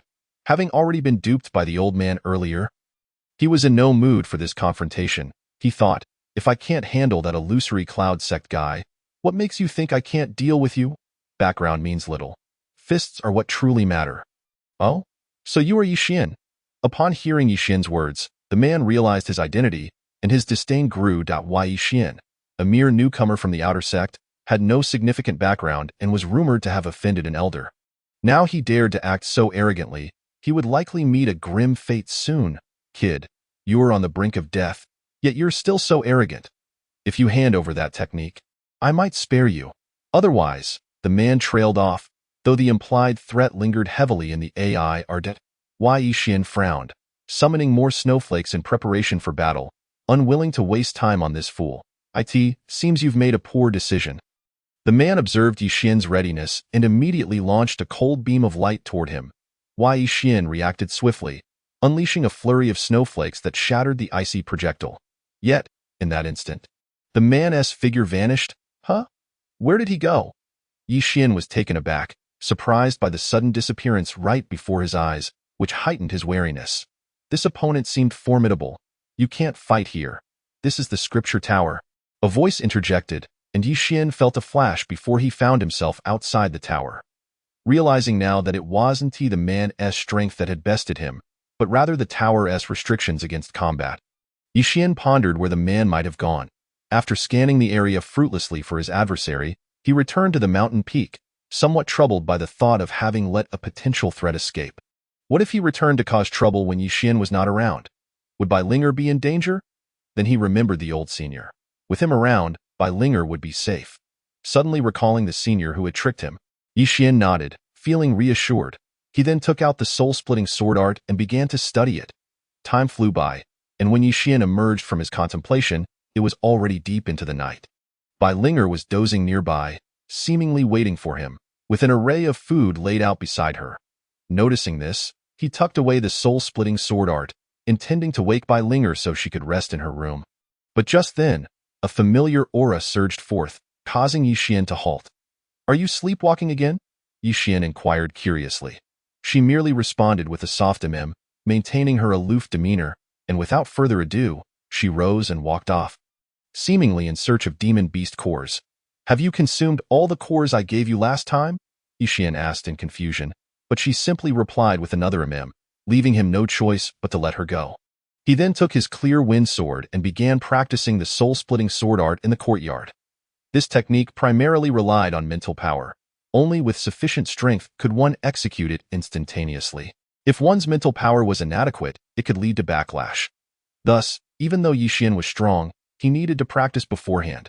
Otherwise, he might encounter issues in battle. First sword, Shadow Drawl, as Yi Xian called out. An ethereal aura enveloped him, the once menacing sword energy gradually merging with the air. If one were not to observe closely, they might not even notice him using the technique. Noticing this, he took a deep breath and struck fiercely at a large tree. In an instant, a wave of energy rippled through the air, and the tree was cleaved in half, yet Yi Xian stood still, as if he had not moved at all. Not bad, but a bit unrefined. "You need more practice," the old man's voice echoed. Yi Xian nodded at the comment, then sheathed his clear wind sword, feeling slightly disoriented from the earlier strike. Clearly, this technique should not be overused. With that thought, Yi Xian recounted the earlier encounter in the Scripture Tower to the old man. "Matters among juniors should be resolved by yourselves. If any old fool attempts to harm you, I shall provide them with a lesson." The old man stroked his beard, speaking nonchalantly. "By the way, this little maid of yours has quite a peculiar physique, as if she is transformed into a different person. Have you not investigated?" the old man inquired curiously. Glancing in the direction Bai Linger had departed, Yi Xian quickly explained that he had attempted to investigate but was unsure where to begin. Upon hearing this, the old man nodded, acknowledging the issue. "I will help you look into it later. For now, you should rest. The soul-splitting sword art cannot be sustained for long, or it may harm your soul. Practice in moderation." With that, the old man's figure flickered and vanished. Yi Xian nodded, opting not to continue his training. He rose to return to his quarters, but then remembered Bai Linger was still outside, so he hurried after her to see what she was up to. Before long, Yi Xian arrived at Bai Linger's location, where a multitude of demon beast corpses lay strewn about. He watched as Bai Linger crouched, scavenging for demon beast cores, and he couldn't help but gasp in astonishment. Chapter 37. Second Young Master Luo. "Luo Shao, are you planning to wipe out all the demon beasts near the Qinglan sect?" Yi Xian asked incredulously, realizing that the reason he had encountered so few beasts during his outings was due to Bai Linger having eliminated them during her sleepwalking escapades. "Leaving demon beasts alive is pointless. I'm merely helping you clear them out," Bai Linger replied coolly, her voice devoid of any emotion. Yi Xian had grown accustomed to her demeanor, understanding that her words were reserved for him alone. She likely wouldn't speak to anyone else. "Well, take your time with the cleanup. By the way, could you tell me your current name?" Yi Xian, filled with curiosity, inquired, having previously engaged in conversation for a considerable duration without uncovering any substantial information. Now that the other party's mood appeared favorable, Yi Xian resolved to subtly probe for insights, hoping to establish a direction for future inquiries. "What is your name? I seem to have forgotten. Why are you investigating me?" Bai Linger cast a wary glance at Yi Xian, and in that instant, he felt as though he had been thoroughly scrutinized, leaving him quite uncomfortable. You reside within my friend's body. Tell me, why would I investigate you? Yi Xian furrowed his brow as he spoke. Observing his expression, Bai Linger let out a cold chuckle, and in that moment, the temperature in the vicinity dropped slightly. This is my body, to be precise. We are one and the same, though I have yet to awaken, Bai Linger clarified, but before she could finish her sentence, she began to tremble and subsequently collapsed to the ground. Yi Xian rushed forward to examine her. Relieved to find she was merely asleep. After tidying up the remains of the beast and securing the inner core, he carried Bai Linger towards his chamber. One and the same, yet not awakened? Could it be that she is a reincarnation of a mighty being? Yi Xian murmured to himself as he walked, a mix of excitement and concern brewing within him. Excitement stemmed from the realization that Bai Linger possessed immense potential, while concern arose from the fear that she might turn against him upon awakening, leading to an awkward situation. After a brief period, he laid her upon the bed and checked her for injuries. Feeling somewhat reassured upon confirming she was unharmed, stepping out of the room, he leaned against a stone, lost in thought.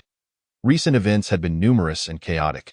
He needed to sort them out, for any misstep could lead to grave consequences. His current strength at the initial stage of the soul condensation realm was inadequate.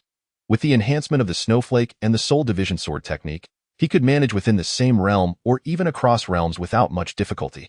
However, when faced with a stronger opponent, he found himself utterly powerless. He needed to procure spiritual artifacts and acquire better resources. Resolving this, Yi Xian set to work, and not long after, he departed the mountain peak and returned to the previous artifact workshop, seeking out the shopkeeper. Upon seeing Yi Xian return so swiftly, the shopkeeper initially assumed he had failed to forge a spiritual artifact and felt displeased. However, upon Yi Xian presenting 3 spiritual artifacts, the shopkeeper's expression shifted from gloom to elation. Indeed, fellow cultivator, your skills are remarkable, he exclaimed, promptly beginning to assess the quality of the 3 artifacts. Soon, the shopkeeper's demeanor grew increasingly excited as he discovered that the quality of these artifacts was exceptionally high. Resembling those produced in bulk, flawless in every regard. I wonder if these 3 artifacts meet your approval? Yi Xian inquired nonchalantly, to which the shopkeeper nodded vigorously, producing a pouch of spiritual stones to hand to Yi Xian. Initially, they had agreed on a price of 20 spiritual stones. However, given the quality of Yi Xian's craftsmanship, it was clear that such an amount was insufficient. Therefore, the shopkeeper proposed that as long as Yi Xian could forge 3 artifacts of the same quality each month, he would receive 40 spiritual stones instead. The shopkeeper further elaborated that previous benefits remained unchanged, including an 8-fold discount on all materials purchased, which greatly pleased Yi Xian. Very well, I shall procure more materials and provide you with the artifacts next month, Yi Xian replied, expertly selecting materials while also acquiring several items beneficial to himself, intending to forge some high-quality creations. Naturally, the prerequisite was to first create some inferior items to utilize the system for enhancing his artifact crafting and alchemy skills. Yi Xian had no intention of halting his progress, aiming to forge only the finest. After a while, having gathered the materials, he departed the workshop under the shopkeeper's eager gaze, eyeing a bid to curry Yi Xian's favor. The shopkeeper even waived the fee for this batch of materials. Yi Xian mused to himself, this shopkeeper certainly knows how to conduct business. However, he stands to gain as well, with 3 high-quality artifacts each month that will fetch a considerable sum. He then turned towards Qinglan's sect. After an indeterminate duration of walking, Yi Xian furrowed his brow, halting to survey his surroundings, a hint of confusion in his eyes. By his previous pace, he should have returned to the sect by now. Why had he not yet caught sight of it? Surely, he had not taken a wrong turn. After so many years in the sect, he could not possibly forget the way back. Whoever is obstructing my path, reveal yourself, he called out, summoning the Qingfeng sword to his hand, readying himself for combat. I must say, your vigilance is commendable, but alas, your strength is insufficient. A familiar voice rang out.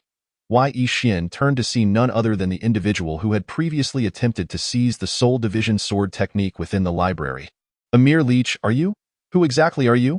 Yi Xian demanded, having encountered this person twice yet still unaware of his name. I am Luo Xiao, the second son of the Luo family. Hand over the soul division sword technique now, and I may spare your life. Otherwise, no one can save you. for this is beyond the sect's borders. Luo Xiao sneered, secretly contemplating that if he could disguise the scene to appear as if another sect had attacked, no one would suspect him. Given the Luo family's stature, no one would dare speak out against them. Even if someone noticed the signs, they would merely attribute it to a junior's lack of skill. Who would be so foolish as to insist on the matter of a dead man? Unbeknownst to Luo Xiao, Yi Xian had no intention of engaging in idle chatter. Upon learning the man's name, he charged forward, clearly catching Luo Xiao off guard with his audacity to attack without further discussion. In an instant, a glint of cold light flashed as a long blade appeared in Luo Xiao's hand, aimed at Yi Xian's neck with lethal intent. So, you truly intend to kill me? Then I shall not hold back, Yi Xian thought, oblivious to the Luo family's reputation, only aware that this man sought his life, and thus he could not allow him to escape. With that, he unleashed the first strike of the Soul Division sword technique, the Shadow Drag, sending a wave through the AI. In an instant, Luo Xiao found himself pierced through the chest by the sword's energy. Yet, despite the injury, it was not enough to end his life, and Yi Xian frowned, realizing that Luo Xiao must possess some form of defensive armor that had prevented his demise, leaving him somewhat vexed. It seems the Luo family is quite affluent, Yi Xian remarked, producing a flurry of blood-red snowflakes. At this moment, Luo Xiao had shed his earlier arrogance, his eyes warily fixed on Yi Xian's hands. Chapter 38. Setting the trap. The earlier strike had nearly taken Luo Xiao's life. Had it not been for the armor, his body would have surely been cleaved in two. It had only been a short time since he acquired the Soul Division sword technique. Yet he had already mastered the first move. Truly, this individual was an anomaly. And what of these peculiar snowflakes? What technique is this? I have never heard of such a thing, Luo Xiao pondered, but swiftly realized this was not the time for distractions. He hastily formed seals with his hands, a wave of potent energy radiating from him, spreading in all directions. Seeing this, Yi Xian retreated a few steps, launching the snowflakes towards Luo Xiao. The two opposing energies collided, resulting in a violent explosion, sending both combatants flying several hundred meters. Yi Xian crashed through several trees before coming to a halt, while Luo Xiao was not faring much better, having smashed through several boulders and landing in a battered state. His body smeared with blood and dirt. In contrast, Yi Xian appeared considerably better off. This fellow is somewhat troublesome. I should withdraw for now. Next time, I must come better prepared, Luo Xiao thought, spitting out blood as he spoke. Then vanishing in a flash, Yi Xian could not allow this man to escape. Channeling his Qingfeng sword, he concentrated a stream of sword energy. In the next moment, the air trembled, and a multitude of trees fell as the sword energy cleaved through them. Luo Xiao cried out in agony as he fell to the ground, blood pooling around him. Let us see if you can survive this, Yi Xian shouted, dashing forward. Yet, by the time he arrived, all that remained was a puddle of blood on the ground. With no trace of Luo Xiao left behind, he runs quite swiftly. This fellow must possess numerous life-saving items. At this rate, I cannot defeat him alone, Yi Xian frowned, recalling that this was the second time Luo Xiao had fled. Next time he returns, he will undoubtedly come armed with hidden trump cards. The difficulty will only increase, and the threat to my safety will multiply. I must devise a strategy to handle this situation. An idea suddenly struck Yi Xian. If he could discern the pattern of Bai Linger's somnambulism, it would be advantageous. When Bai Linger is in her sleepwalking state, her strength is formidable. Even with all his life-saving methods, Luo Xiao would likely be unable to withstand it. All I need is to find the right moment to strike decisively. With that, Yi Xian hastened back to Qinglan's sect. Without Luo Xiao's interference, he quickly returned to the sect. After navigating several turns amidst the envious gazes of many, he arrived at the mountaintop. Yi Xian did not choose to rest immediately. Instead, he began observing Bai Linger's daily habits. Days passed as he meticulously studied her routine. Finally, fortune favored the diligent. Yi Xian successfully discerned the timing of Bai Linger's sleepwalking episodes. Every 3 days, she would enter this state for approximately half an hour, though brief. It was sufficient. If I cannot resolve the matter with Luo Xiao within half an hour, then my soul condensation realm could just as well be deemed useless. A brief slumber, followed by a renewed attempt to ensnare Luo Xiao. With that thought, Yi Xian lay down to rest. Bai Linger, oblivious to his musings, sat quietly by his side, fanning him gently. Meanwhile, at the Luo family, numerous individuals had gathered, eyeing the ailing Luo Xiao with displeasure.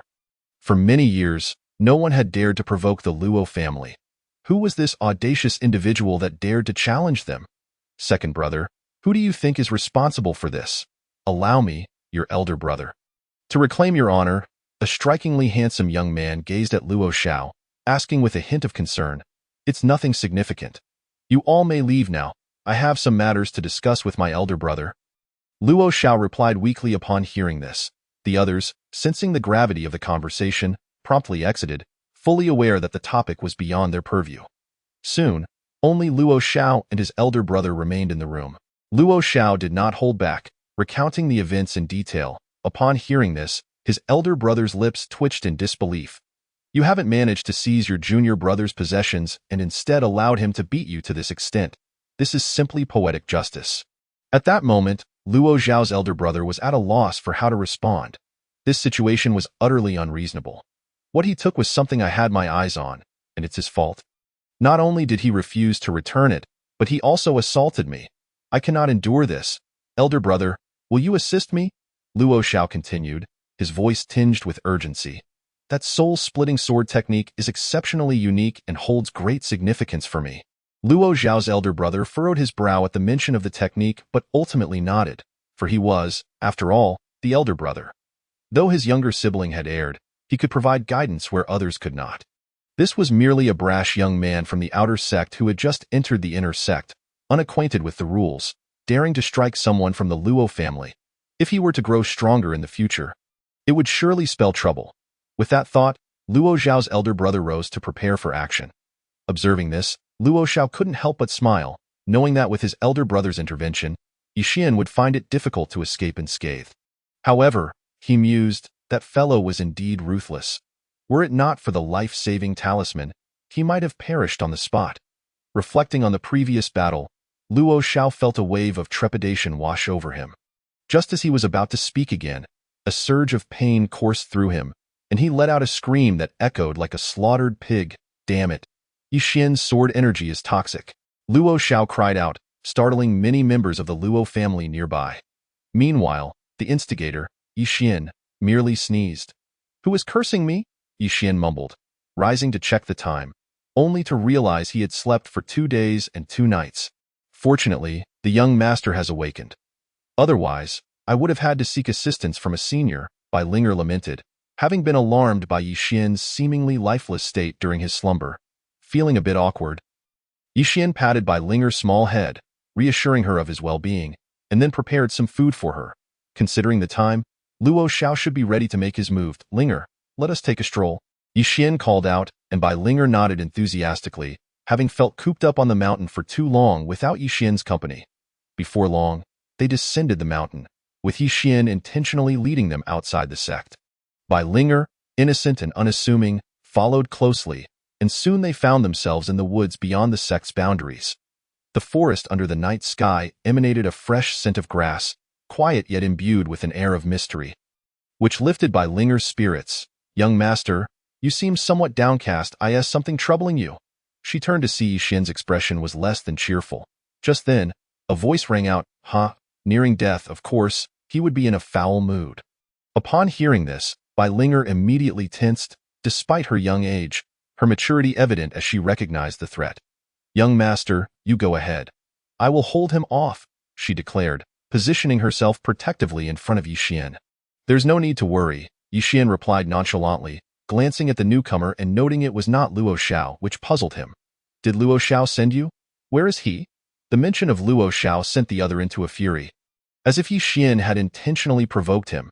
You little brat, was that deliberate? To engage in a fight with my brother and even resort to poison. How despicable! Luo Qing retorted coldly. Why Yixian was momentarily taken aback. When had he ever used poison? Nonsense. I don't even know how to use poison, he exclaimed, dismissing the need for further conversation. In a flash, he surged toward Luo Qing, for at that moment, Bai Linger had yet to enter her dream-walking state, leaving Yixian to face the confrontation alone and enhance his own strength. Anyone capable of defending Luo Xiao would undoubtedly be stronger than him. He was curious just how much he could gain from this encounter. As Luo Qing witnessed Yixian approaching, he conjured a long staff that he swung violently, unleashing a torrent of energy that made Yixian frown. What technique is this? Yixian wondered, raising his arm to conjure a barrier of sword energy. Intending to block the incoming attack, however, before he could react, he was sent staggering back, nearly losing his footing. Fortunately, Bai Linger caught him by the shoulder just in time, preventing him from falling. I haven't encountered such a technique in ages. This must be from the Luo family. You must be Luo Qing, am I correct? Bai Linger's voice had turned icy. Oh? You little girl, how do you know my name? Wait, something is off about you. Luo Qing's curiosity morphed into alarm as he fixated on Bai Linger, as if he had seen a formidable beast. Did you just figure that out? Bai Linger retorted coldly, supporting Yixian to the side before swiftly darting in front of Luo Qing, her hand landing firmly on his shoulder. In an instant, Luo Qing's expression changed, and before he could react, he was sent flying. How is this possible? Who are you? He bellowed as he crashed into the ground, sending dust flying everywhere. Without wasting words, Bai Linger dashed at him again, leaving Yixian in awe. He had known Bai Linger was powerful, but her combat prowess exceeded his expectations. Thank goodness I didn't provoke her. Otherwise, I doubt I could withstand even one of her strikes. Yixian thought, retreating a step to allow her to handle the situation. It seemed like Yixian was no longer in peril, as Bai Linger had at least half an hour to deal with Luo Qing. However, it was unfortunate that Luo Xiao was absent. Otherwise, they could have resolved this together. Wai Yixian pondered the implications of Luo Xiao's poisoning, perplexed by the situation. I truly don't know how to use poison. What exactly has Luo Xiao been afflicted with? Despite racking his brain, Yixian couldn't make sense of it, so he decided to set aside these thoughts. Damn it, I never anticipated encountering such a hassle. Luo Qing found himself in a difficult battle, glaring at Yixian from a distance, his frustration boiling over. Kid, I will spare you today, but mark my words, your time will come. With that, Luo Qing unleashed another strike. A wave of energy even stronger than before. Bai Linger furrowed her brow, raising her hands defensively, but even so, she was forced back several steps. When she opened her eyes again, Luo Qing had vanished. This fellow runs faster than his brother? Yixian muttered, his expression darkening. Initially, he had only intended to deal with Luo Xiao, but now he found himself facing the added complication of Luo Qing. It seemed that his desire for peace would remain unfulfilled for some time. As Yixian contemplated this, he noticed Bai Linger swaying unsteadily, as if she might collapse. He rushed forward to catch her. Discovering she was merely fatigued from exertion, which relieved him, it appears Bai Linger's fighting time will shorten her endurance. He mused, exhaling in relief as he set aside his earlier thoughts. I must handle my own affairs. I cannot rely on Bai Linger. If anything were to happen to her, I would never forgive myself. Apologies for the trouble, Linger, Yixian said, cradling Bai Linger in his arms as they made their way back to the sect, contemplating how to repay her for her efforts. Yet, even upon returning to his room, he could not devise a suitable means of compensation, deciding instead to wait until Bai Linger awoke to inquire about her desires. Thus, Yixian found himself waiting until the following morning when Bai Linger finally stirred. Young master, you didn't sleep again? I think I had a nightmare last night. I'm so exhausted. Bai Linger expressed her discontent. Yixian chuckled at her plight. If you're tired, sleep a bit longer. I shall prepare something for you to eat. What would you like? He inquired. Bai Linger contemplated before leaving it to him, as she had never been able to recall the names of many dishes. With that, Yixian stepped outside, laboring for an hour to prepare a feast, which left Bai Linger salivating. Eat up. There's no one to snatch it away from you. If it weren't for you yesterday, I might have found myself in peril. Wai Yixian chuckled as he spoke, while Bai Linger appeared intrigued, evidently unaware of the events that had transpired the previous night. She only remembered strolling with the young master and then, seemingly, someone had spoken, after which she had fallen asleep. Consequently, she was quite curious about what Yixian had mentioned. Noticing her interest, Yixian succinctly explained the situation to Bai Linger, though he withheld certain details. Fearing they might frighten her, as she listened to his explanation, Bai Linger didn't dwell on it too much. Instead, her smile grew even more radiant. Chapter 40. The crafting of poisonous pills. How can you be so cheerful when it's so perilous? Yixian observed Bai Linger's expression and asked with a grin. Bai Linger nodded in response. At least I can be of assistance to the young master. I'm truly delighted, she exclaimed as she happily started to eat. Upon hearing her words, Yixian felt a warmth in his heart, surprised by her perspective. However, such an occurrence shall not happen again. Just enjoy your meal. The young master will now focus on alchemy. With that, Yixian rose and stepped outside to delve into the study of pill crafting. He had previously gathered a considerable amount of materials from the alchemy shop, and although crafting weapons wasn't urgent, concocting pills was paramount. This was essential. One could go into battle without weapons but could never afford to be without life-saving elixirs. He aimed to craft some with toxic properties. Consuming these would automatically convert into points within the system and also enhance one's immunity to poisons. As he contemplated the formulation for poisonous pills, he soon entered a state of focused alchemy. This state persisted for 3 hours before he ceased, having produced a considerable number of pills exuding toxic fumes. Almost impulsively, he consumed them all at once. As they entered his mouth, the toxicity began to spread, and within mere breaths, the system's notification echoed in his mind. Host has consumed poison, bodily damage 150. Experience 99. Poison continues to spread, damage increases by 70. Experience 45. Notifications like this rang out continuously, and in an instant, Yixian's immunity to toxins was undergoing a transformation, while his cultivation also gradually ascended, albeit at a sluggish pace, as if the toxicity were insufficient. How peculiar. Why aren't these pills enhancing my alchemical experience? Yixian pondered, realizing something felt amiss.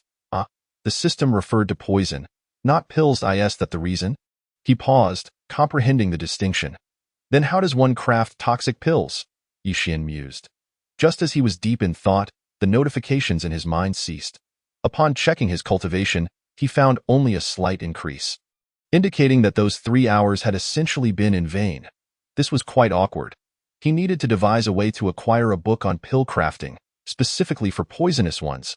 After some time, he flashed into the scripture tower and began searching earnestly. He rummaged through several levels, but found nothing related to poisonous pills. There were numerous texts on various pills, yet none were of any use to him. What are you searching for? Just as Yixian was at a loss, a familiar voice called out. Turning towards the sound, he recognized a woman, the one who had rescued him at the entrance of the Illusory Cloud sect. I'm looking for a book on poisonous pills, Yixian replied. The woman frowned slightly at his words, eyeing him curiously. What do you need that kind of book for? Crafting poisonous pills won't benefit you.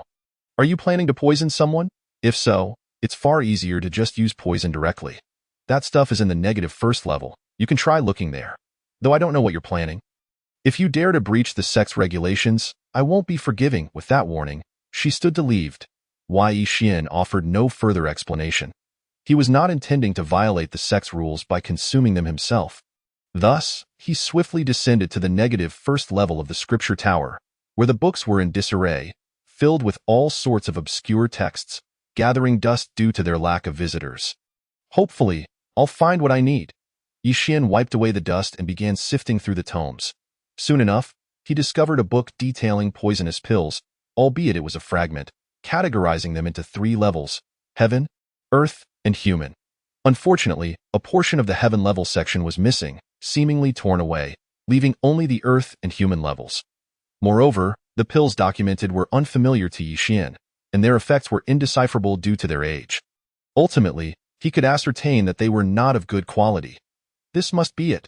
Lacking even a name, it surely is anything valuable, he declared, stowing the book away and departing the scripture tower, making his way outside the sect to procure the materials he lacked.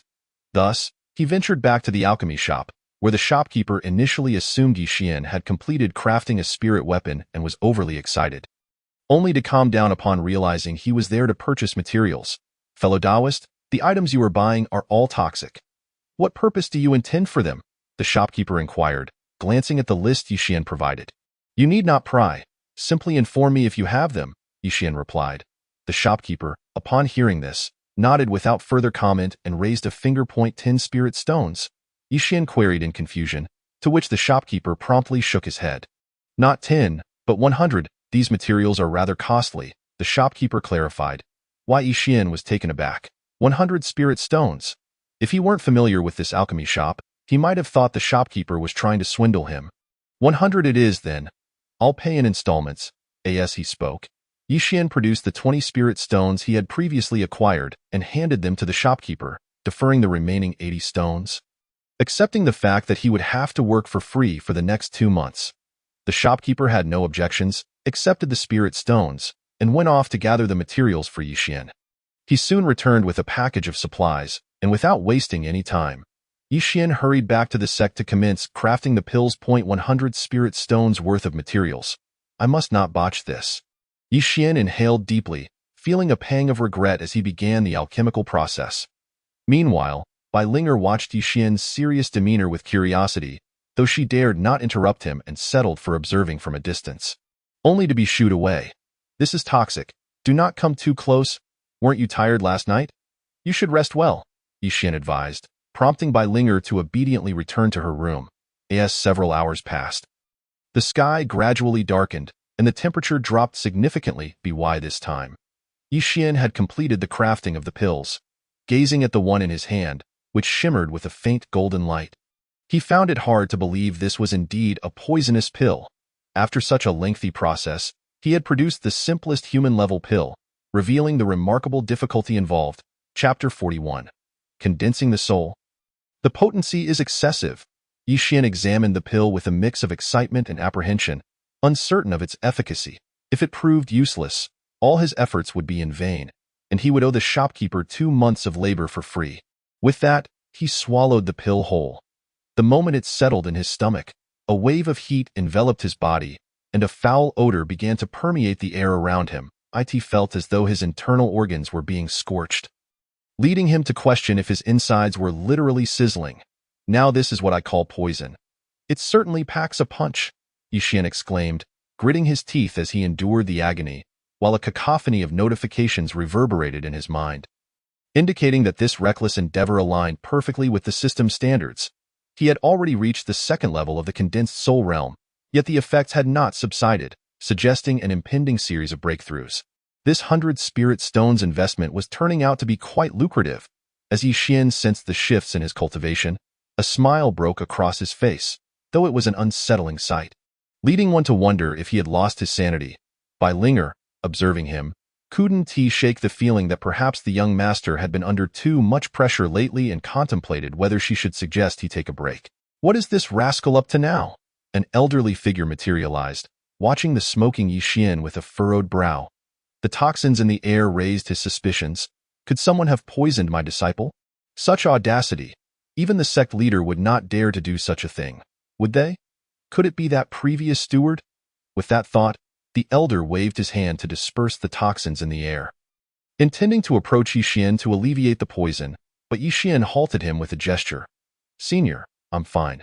This is merely my method of cultivation, and it poses no significant threat, Yixian clarified. The elder was momentarily taken aback, having never before encountered someone who claimed to be poisoned as a form of cultivation. That's quite remarkable. Just refrain from doing it this way in the future. The elder spoke helplessly, rising to depart, while Yixian continued to rapidly absorb the toxicity of the poison pill. This state persisted throughout the night, only ceasing with the dawn of morning, when the sun ascended. The effects of the pill finally subsided. Yixian's garments were thoroughly soaked in sweat, and his once handsome visage now bore the pallor and weariness of exhaustion, rendering him somewhat disheveled. Finally over. Yixian murmured, nearly collapsing under the strain. He had come perilously close to giving up several times, and the potency of the pill left him feeling a twinge of trepidation. Even now, his limbs trembled. Following this, Yixian took a sip of water and began to assess his cultivation level. To his astonishment, the pill had fortuitously elevated his cultivation to the 7th layer of the soul condensation stage. He was tantalizingly close to reaching the peak level. What a tremendous gain! Yixian exclaimed excitedly, but in the next moment, he felt so weak that he nearly fell to the ground, only to be steadied by Bai Linger, who was quick to act. Master, do take a moment to rest. I witnessed your struggle throughout the night. If it proves too painful, you should refrain from such intense training in the future. Your health is paramount. You mentioned that I am quite formidable in my sleepwalking state, so let me protect you from now on. Seeing you like this truly pains me, Bai Linger said, her eyes glistening with concern. Yixian chuckled at her words, replying, Have you ever seen a man hide behind a woman? I vowed to protect you. which necessitates my becoming stronger. As for your sleepwalking, I must confess, I prefer your current self. Seeing this, Bai Linger chose not to press further, assisting Yi Xian back to his room and beginning to help him change clothes, an act that made him somewhat uncomfortable. However, given that his limbs were still trembling, he had little choice. Does the master blush too? Bai Linger noticed Yi Xian's unusual demeanor and burst into laughter, as if she had discovered a new world. Yi Xian had always been perceived by Bai Linger as composed and mature. So she was taken aback by this more boyish side of him. Of course not. You must be mistaken. Now, I need to rest. You may go out and play, Yi Xian said while pulling the covers over himself. Bai Linger let out a light laugh and soon exited the room. How embarrassing. This girl is now teasing me, Yi Xian sighed, finally exhaling deeply as he watched Bai Linger leave. He couldn't help but rub his forehead, feeling the lingering effects of the pill, which still left him with a headache. Unbeknownst to him, he soon drifted into a deep slumber, which lasted for 3 days. Upon awakening, Yi Xian found that his cultivation had completely stabilized. The elder was astounded. In just a few short days, Yi Xian had progressed from merely entering the soul condensation realm to now achieving the 7th layer. Merely 2 layers away from the 9th, such rapid advancement was indeed astonishing. Pursuing speed can lead to failure. You must exercise caution. Although you have provoked 2 youths from the Luo family, it is unnecessary to advance so swiftly. Future progress may prove problematic, the elder advised earnestly. Clearly, he was aware of Yi Xian's recent actions. Yi Xian merely nodded in acknowledgement, refraining from further elaboration. As for the stability of his strength, he had no cause for concern. The experience provided by the system was exceedingly reliable. The elder then ceased his admonitions, and Yi Xian set about his tasks. Each month, he was required to present 3 spirit weapons to the Dingqi workshop, and he had yet to forge any for this month. With his cultivation having improved, he needed to forge quickly. Meanwhile, Bai Linger had also seen her cultivation progress during this time, thanks to Yi Xian and the elder's guidance. However, her rate of advancement still paled in comparison to Yi Xian's. Why does the master cultivate so quickly while I lag behind? Am I truly a failure? Bai Linger lamented, gazing at her hands with a hint of dismay. Of course not. How could you be a failure? You are simply still quite young. Yi Xian reassured her with a smile. It was worth noting that when Bai Linger had first embarked on her cultivation journey, she had surpassed Yi Xian in speed, which had made him envious. If Bai Linger were a failure, then he would certainly be less than that. The current sluggishness in her progress was likely related to her other condition. By the way, Linger, do you still have any recollection of that fragment of a scroll you mentioned? What exactly does it record? Yi Xian inquired curiously, recalling the incident when that thief had deceived him. I remember it, but I'm unsure of its purpose. Sometimes I can comprehend it, and other times the characters are beyond my understanding, Bai Linger explained. Yi Xian nodded, choosing not to press for more details. He then began to earnestly forge spirit weapons. Due to reaching the 7th layer of the soul condensation stage, the process was relatively effortless, and the quality of his creations improved significantly. Chapter 42. If I live to see you again, I shall grant your request.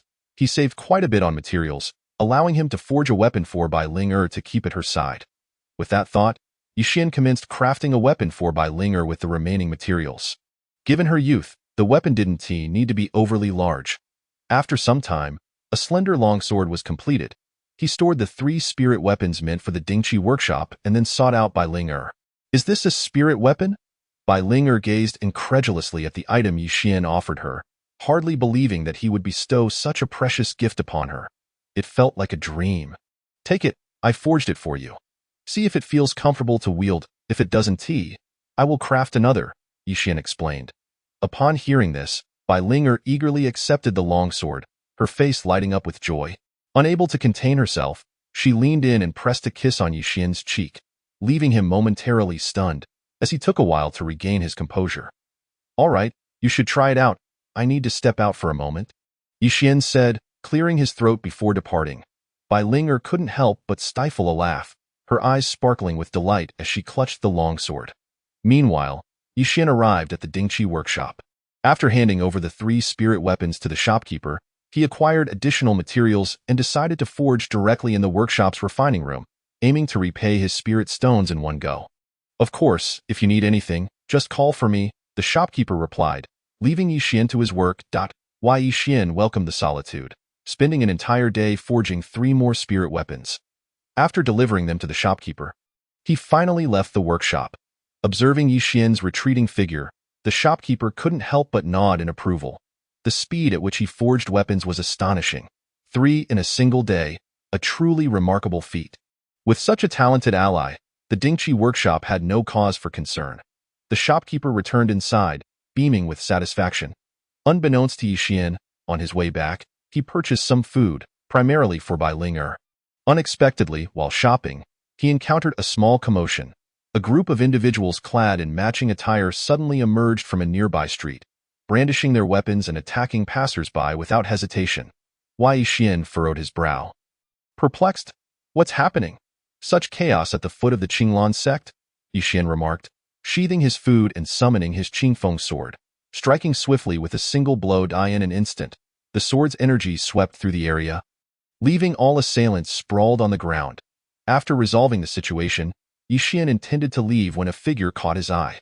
"Were those individuals pursuing you?"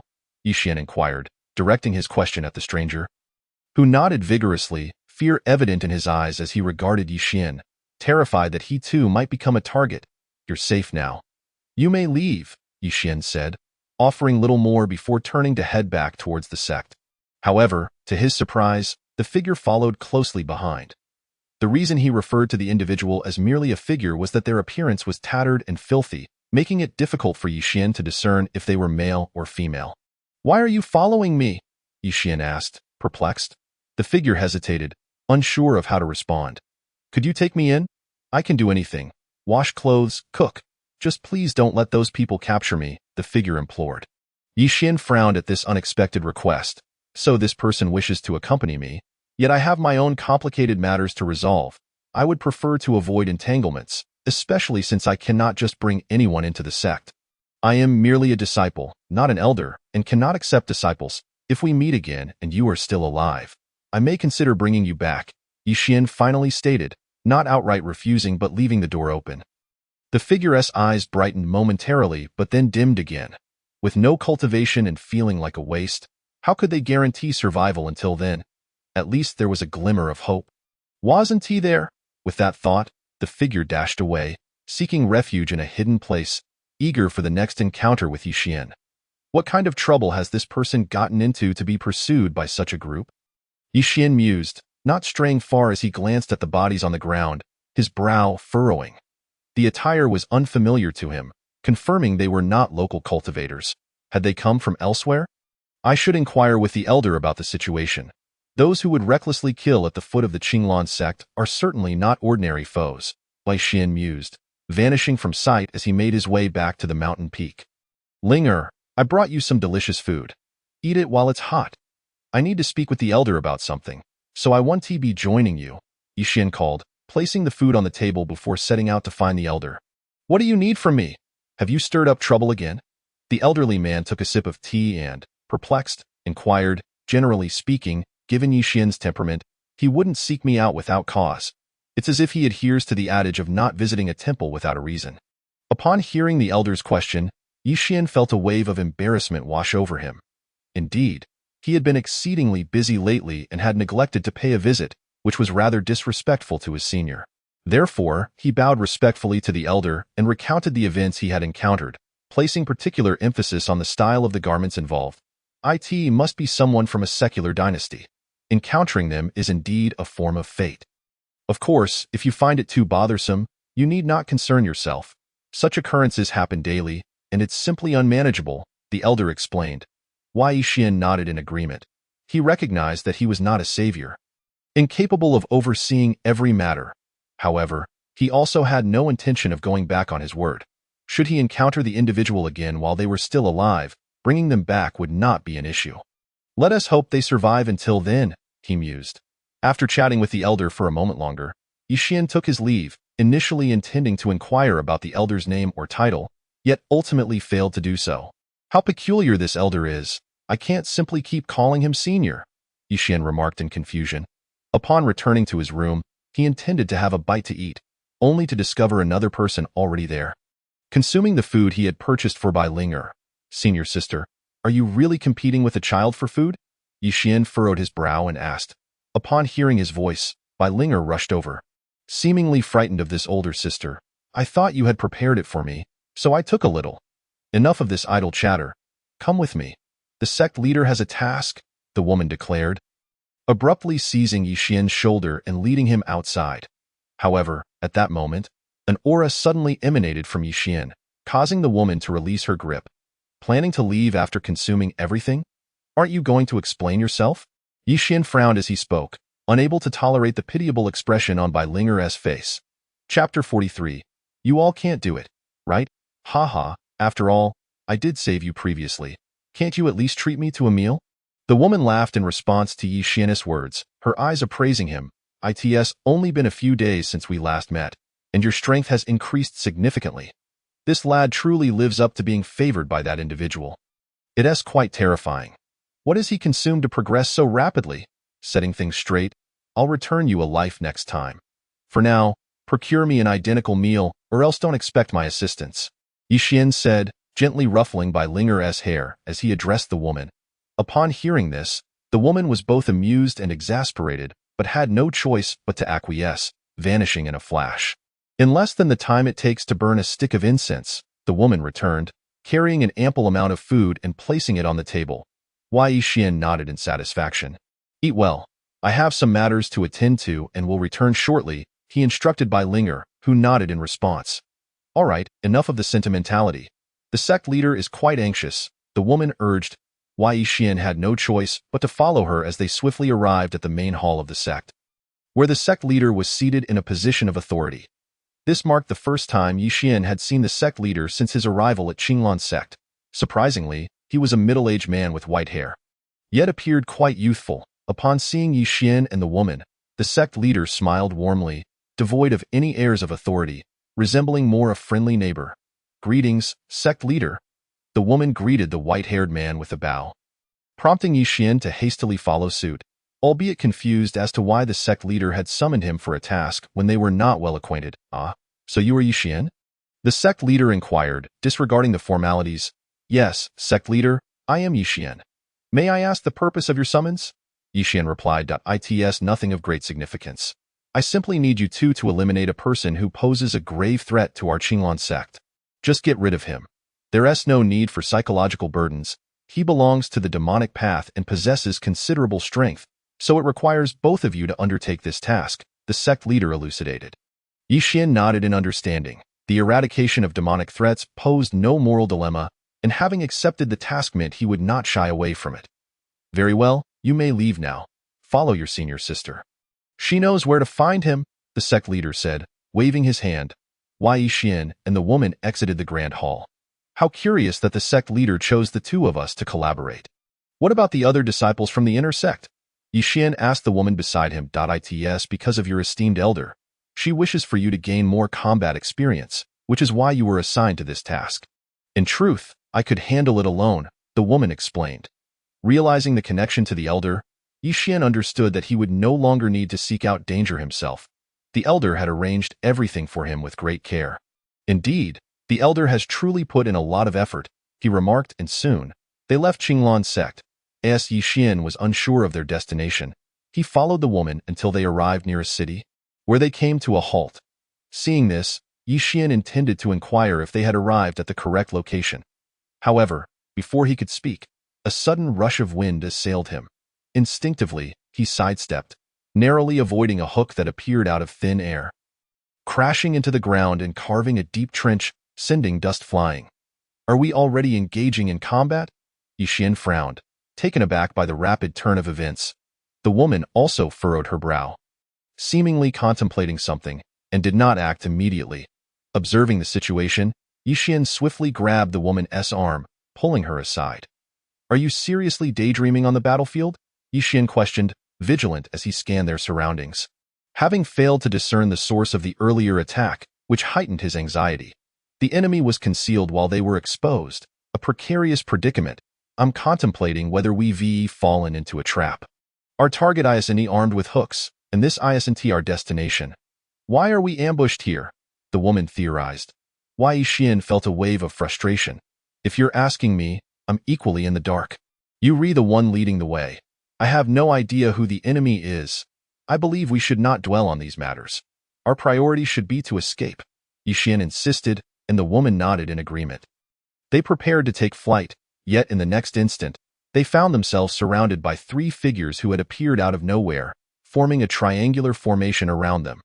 These figures were entirely cloaked in black. Their eyes obscured. It seems we can't escape now. Boy, are you afraid? The woman smiled at the sight, seemingly enjoying the sensation of being surrounded. Yixian's lips twitched. This individual certainly seemed a bit unhinged. How could she still be smiling in such a situation? Of course I'm not afraid. I'll handle these 2, and you take care of the other, Yixian declared, brandishing his Qingfeng sword and charging forward.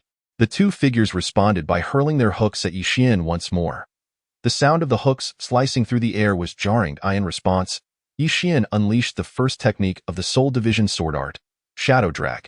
A ripple surged through the air as the 2 hooks were sent flying, and the 2 figures retreated abruptly, their chests pierced by sword energy, billowing smoke. Black smoke?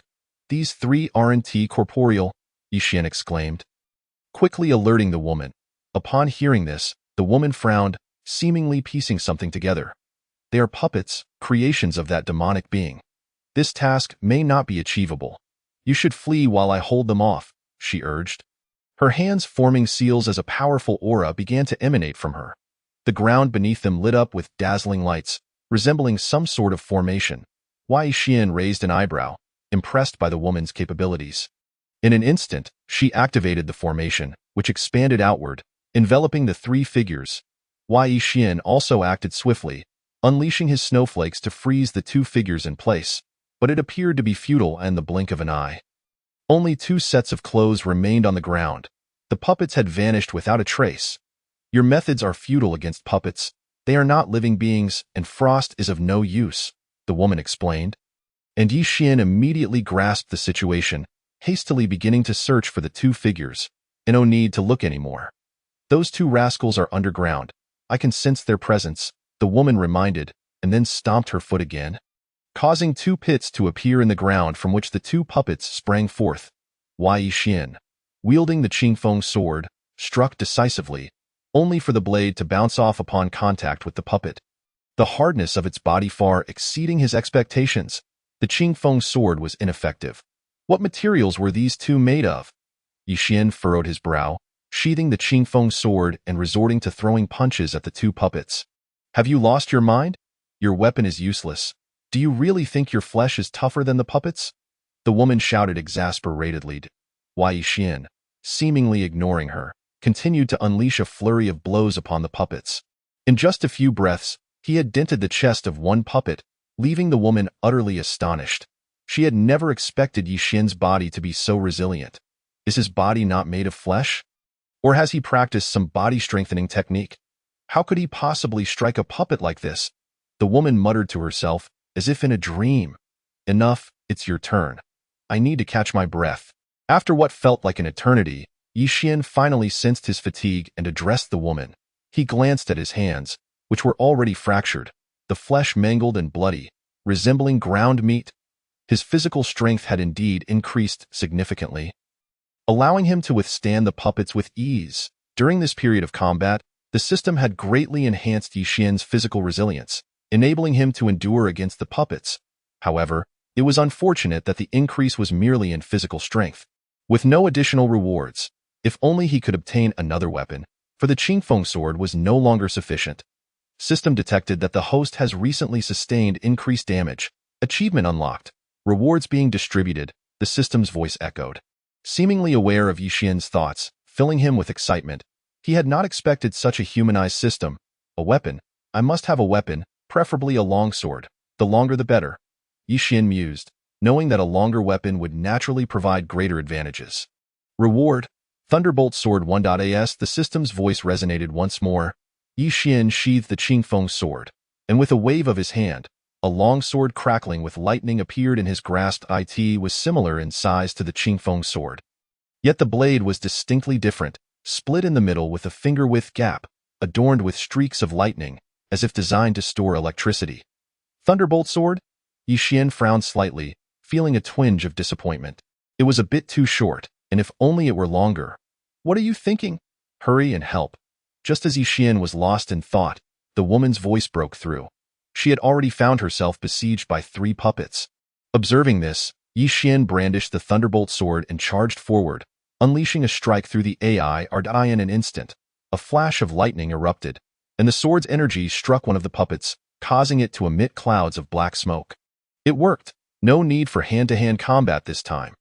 Yixian's face lit up with joy, and in the next moment, he swung at the other 2 puppets. In a short while, each puppet had received 3 strikes from Yixian and lay defeated on the ground. They can take a beating. It took 3 strikes per puppet to bring them down, Yixian remarked, impressed with the craftsmanship of the puppets, realizing the creator had some skill to make them so resilient. And these are merely low-level puppets. If we were to encounter high-level ones, we might not make it out alive today, the woman explained, listening to Yixian's musings. The 2 then chose not to continue their journey but instead decided to return. For now that their presence had been revealed, any attempt to kill would likely result in them falling into a well-laid trap before they even arrived. Shortly thereafter, they returned to the sect and reported the matter to the sect leader. After which Yixian made his way back to the mountain. "Young master, you're back so soon?" Bai Linger inquired, looking at the weary Yixian with curiosity. Why Yixian nodded in response. There was a bit of an incident. "So I returned. Have you eaten well?" he asked, smiling at Bai Linger, who nodded, producing 2 complete chicken legs, evidently saved especially for him. "You must be hungry. These are for you, young master," Bai Linger explained that why Yixian accepted them. Realizing he was indeed a bit famished, and he began to eat without further hesitation. Meanwhile, within the grand hall, the sect leader frowned, seemingly lost in thought. Why were we discovered? Are there spies within the sect? He pondered, a glint of murderous intent flashing in his eyes. If the enemy had indeed infiltrated with spies, the situation would be quite dire. If even he had not noticed, how perilously dangerous was the sect? With that thought, the sect leader began to analyze who the possible traitor could be. Only 4 individuals were aware of this matter. Yixian, the female disciple, himself, and the old man on the mountain. There couldn't possibly be a spy. Confounded, he mused that the most likely candidate was the female disciple, though that seemed improbable. As he contemplated, his expression grew increasingly grim. The most unlikely person was, most likely. Just then, the old man entered the grand hall and addressed the sect leader. Upon hearing him, the sect leader's heart sank, unable to believe the implication. Yet, given the old man's statement, he had no choice but to take it seriously. In that case, let us take action. Chapter 45. The Power of the Formation. The sect leader rose to purge the traitor, only to be halted by the old man. "I have a candidate in mind. Let him handle it." With that, the old man's figure vanished, and the sect leader immediately thought of who it could be. Who else but Yixian? Meanwhile, having just finished his chicken leg, Yixian was preparing to rest when, in the next moment, the old man's figure appeared before him. Without needing to ask, Yixian knew something urgent was afoot, prompting the old man to seek him out again. "The female disciple you were tasked with is a spy from another sect, possibly linked to the demonic path. You must deal with her," the old man instructed before departing. Taken aback by the old man's words, Yixian pondered, is she truly a spy for the demonic path? That seems unlikely. If she were, why would she have put herself in danger? Regardless, he resolved to investigate further. After a moment's thought, Yixian wasted no time and set off deeper into the sect, in search of the woman. Not long after, he located her and, without hesitation, drew the thunderbolt sword. Aiming it at her, the woman furrowed her brow at his actions. "What madness is this? Are you going to kill me?" she asked, exasperated, uncertain of Yixian's intentions. "It's not me who intends to kill you, but someone else does. Get ready to fight." Yixian wasted no time, charging at her with the thunderbolt sword. Seeing that Yixian did not seem to be feigning, the woman became serious. A series of formation runes appeared in her hands, directed toward Yixian, and in an instant, the surroundings transformed. They were no longer in the sect but rather in a desolate desert, with flying sand and stones, utterly barren. Such a realistic formation. This woman has been hiding her strength all along? Yixian observed the scene, a hint of wariness crossing his brow. She had concealed her abilities better than he had anticipated, proving to be a formidable opponent. Moreover, she had previously gone to fetch some food, which seemed to have been a signal. He had suspected her as a possible traitor, and now it appeared increasingly likely. The old senior would not wrongfully accuse her. With that thought, Yi Xian gripped the thunderbolt sword tightly, arcs of lightning crackling along the blade, and in the next moment, he swung down toward the ground. In an instant, the lightning burst forth, causing the earth to tremble violently, fissures radiating outward from the point of impact, almost tearing apart the very foundation of the formation. This kid has quite a few tricks up his sleeve, the woman thought, astonished that a single strike had damaged the formation's core. If he were allowed to grow, he would undoubtedly become a troublesome adversary. Since the moment Yi Xian had taken down 3 puppets with sheer brawn, the woman had grown increasingly wary of him, pondering what might happen if they ever clashed. Yet, she had not expected that day to come so swiftly. But why does he want to kill me? Have I wronged him? The woman was perplexed, but she swiftly reinforced the formation, incorporating additional layers. At that moment, Yi Xian sensed something amiss with the formation. A palpable aura of killing intent permeated the air, instinctively raising his guard. Just as he sensed the danger, various energies began to manifest. These energies appeared blood-red, yet devoid of any stench of blood. Instead, they emitted a fragrance reminiscent of roses, soothing to the senses. Poison? Yi Xian mused, smirking at the system's notification. He was immune to all poisons. And this would only enhance his already fortified constitution, effectively turning it into a reverse benefit. This won't affect me. You'd best release me. Staying here is merely a waste of time. Yi Xian chose not to continue his assault and instead shouted towards the heavens, trusting that the woman would surely hear him as expected. Just as his words echoed in the air, the mist dissipated, and dark clouds began to gather in the sky, with thunder and lightning rolling ominously within. As if he were undergoing a tribulation. Quite the display of power. Yi Xian's lips twitched slightly as he brandished his sword towards the sky, intending to disperse the thunderclouds with his thunderbolt sword. However, to his surprise, the sword's energy not only failed to drive the clouds away but actually caused them to swell, intensifying the rolling lightning. How embarrassing. This thunderbolt sword is useless. Yi Xian muttered to himself, quickly sheathing the thunderbolt sword and replacing it with the gentle breeze sword, striking again at the dark sky. Yet, before the sword energy could reach the ominous clouds, a bolt of lightning descended with a resounding crash, instantly obliterating the sword energy, and, as if it had a target, it struck Yi Xian directly. In an instant, the system's alert echoed in his mind. Detected host under lightning attack, damage increased by 600. Experience gained 220. Damage continues to rise, 150, 170. Damn, this lightning is exceedingly deadly. This was the first time Yi Xian had experienced such formidable damage. He couldn't help but grumble as he swiftly darted away to evade the onslaught of lightning.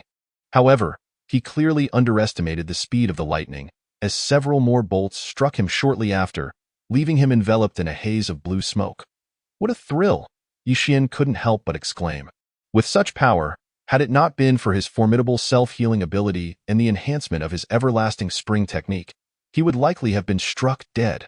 Fortunately, with the support of the system, he remained alive, and remarkably, his cultivation was on the rise, hinting at a potential breakthrough to the 8th layer of soul condensation. How is this brat still alive? The woman outside the formation watched Yi Xian grow more vigorous in battle. Momentarily taken aback, clearly in disbelief. Logically, he should have perished by now. Could it be that the formation has malfunctioned? Or does this fellow possess some hidden life-saving card? She pondered, unable to resist intensifying the lightning's force. How are those two faring? The elder's figure flickered into view nearby, observing the battle with concern. He refrained from investigating further, fearing it might disrupt the duel. The person you chose should be fine. At least for now, as he is still alive. The sect leader's figure materialized beside the elder, explaining. The elder nodded in agreement and continued to watch. Meanwhile, Yi Xian remained oblivious to their musings. Had he known, he would undoubtedly have scoffed, relishing the sight of himself getting beaten. More power has been added. This woman is truly troublesome, Yi Xian grumbled, taking a deep breath before settling into a meditative posture. Chapter 46. Luring the snake out of its hole. Witnessing this scene, the woman was baffled. Was Yi Xian planning to concede? With that thought, she unleashed her full might, frantically controlling the lightning to bombard Yi Xian. Waves of electricity struck him, causing his aura to surge. After a brief moment, Yixian abruptly opened his eyes. That moment, his aura had reached an unprecedented pinnacle, his eyes shimmering with light, having attained the peak of the soul condensation realm. Now it's my turn. With his declaration, he stood tall, wielding the gentle breeze sword towards the sky, as if preparing to challenge the heavens. This brat is too strange. The woman observed Yixian's transformation, her pupils narrowing in trepidation. Just as she was about to launch another attack, a sword energy shot forth from the formation. Seeing this, the woman immediately retreated, the sword energy grazing her neck and crashing into a nearby building, cleaving it in two. In that instant, Yixian burst forth from the formation, charging towards the woman, surrounded by a flurry of sword energies that relentlessly slashed at her. Caught off guard, she was struck multiple times, her body drenched in blood and utterly disheveled. "You shall perish," Yixian declared coldly, continuing his assault, leaving the woman with no strength to resist. Within mere breaths, she was overwhelmed and brought to her knees. "Brat, you are quite formidable," the woman, realizing her predicament, reluctantly conceded. Just as Yixian prepared to deliver the final blow, an unforeseen event occurred. A cold glint appeared behind him, piercing into his body in the blink of an eye. Yixian trembled, his sword clattering to the ground as he staggered to turn around, astonished to find he had been ambushed without his knowledge. "Who dares? Show yourself!" Yixian strained to remain upright. But it was in vain. Within moments, he felt his head grow heavy and collapse to the ground. The woman furrowed her brow, bewildered by the sudden turn of events. However, at least she had escaped disaster for the time being. But who had saved her? Who would have thought I would find such a perfect opportunity to eliminate the two prodigies of Qinglan's sect? What a worthwhile trip, a chilling voice echoed, laced with mockery. If Yixian had been conscious, he would have recognized the voice belonged to the very individual who had sought trouble upon his entrance into the inner sect. Previously battered and bruised, he now appeared unscathed, holding a steel needle that shimmered with a ghostly blue light, evidently laced with poison. And this poison was no ordinary toxin. Otherwise, it would not have been capable of incapacitating Yixian. Observing the man, the woman, who had been grievously injured by Yixian, narrowed her eyes, uncertain as to why he would choose to save her. No, his words indicate he does not intend to save me, but rather to eliminate both me and Yixian. The woman's expression changed dramatically as she grasped Yixian's gentle breeze sword, preparing to rise and fight back. However, the next second, a flash of cold light passed, and she, like Yixian, crumpled to the ground, losing consciousness. Still wanting to resist?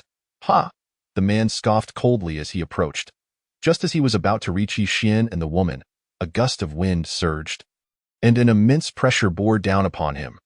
The man was forced to kneel, the ground beneath him sinking, his bones cracking in agony, yet he did not utter a sound. It wasn't that his bones were resilient, but rather that he could not open his mouth, completely suppressed by the overwhelming force. "So it was you, the spy." How unexpected! The figure of the sect leader gradually materialized, watching the man kneeling on the ground with curious intrigue. As the sect leader appeared, the pressure eased somewhat. "How is this possible? How did you discover it?" The man, realizing he could now speak, asked incredulously, unable to comprehend how the leader had unraveled the truth. Given that he had been convinced the infiltrator was the woman, it was true that we hadn't detected it before. However, it was Yixian who staged a clever act, drawing you out, luring the snake out of its hole. "You must know this term, right?" The sect leader replied indifferently, then unleashed a palm strike from afar, sending the man flying, every bone in his body shattered into pieces, rendering him utterly incapacitated. "Take him away, interrogate him to discover who sent him, then execute him."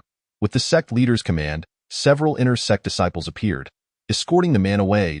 As for Yixian and the female disciple, both were taken by the sect leader and returned to their quarters. When they finally awoke, it was already deep into the night. How strange. What kind of poison did that guy use? Even the system has taken this long to react.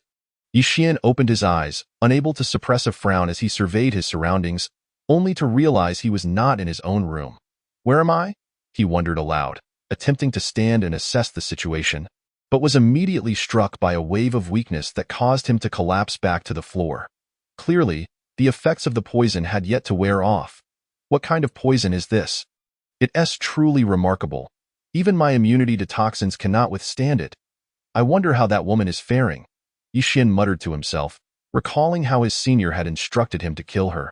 Yet he had failed. If the senior were to find out, he would undoubtedly be disappointed, he thought, his expression growing heavy as he struck the bed with his fist, producing only a faint sound. Do not move around. The sect leader said that the more agitated you become, the faster the poison will spread.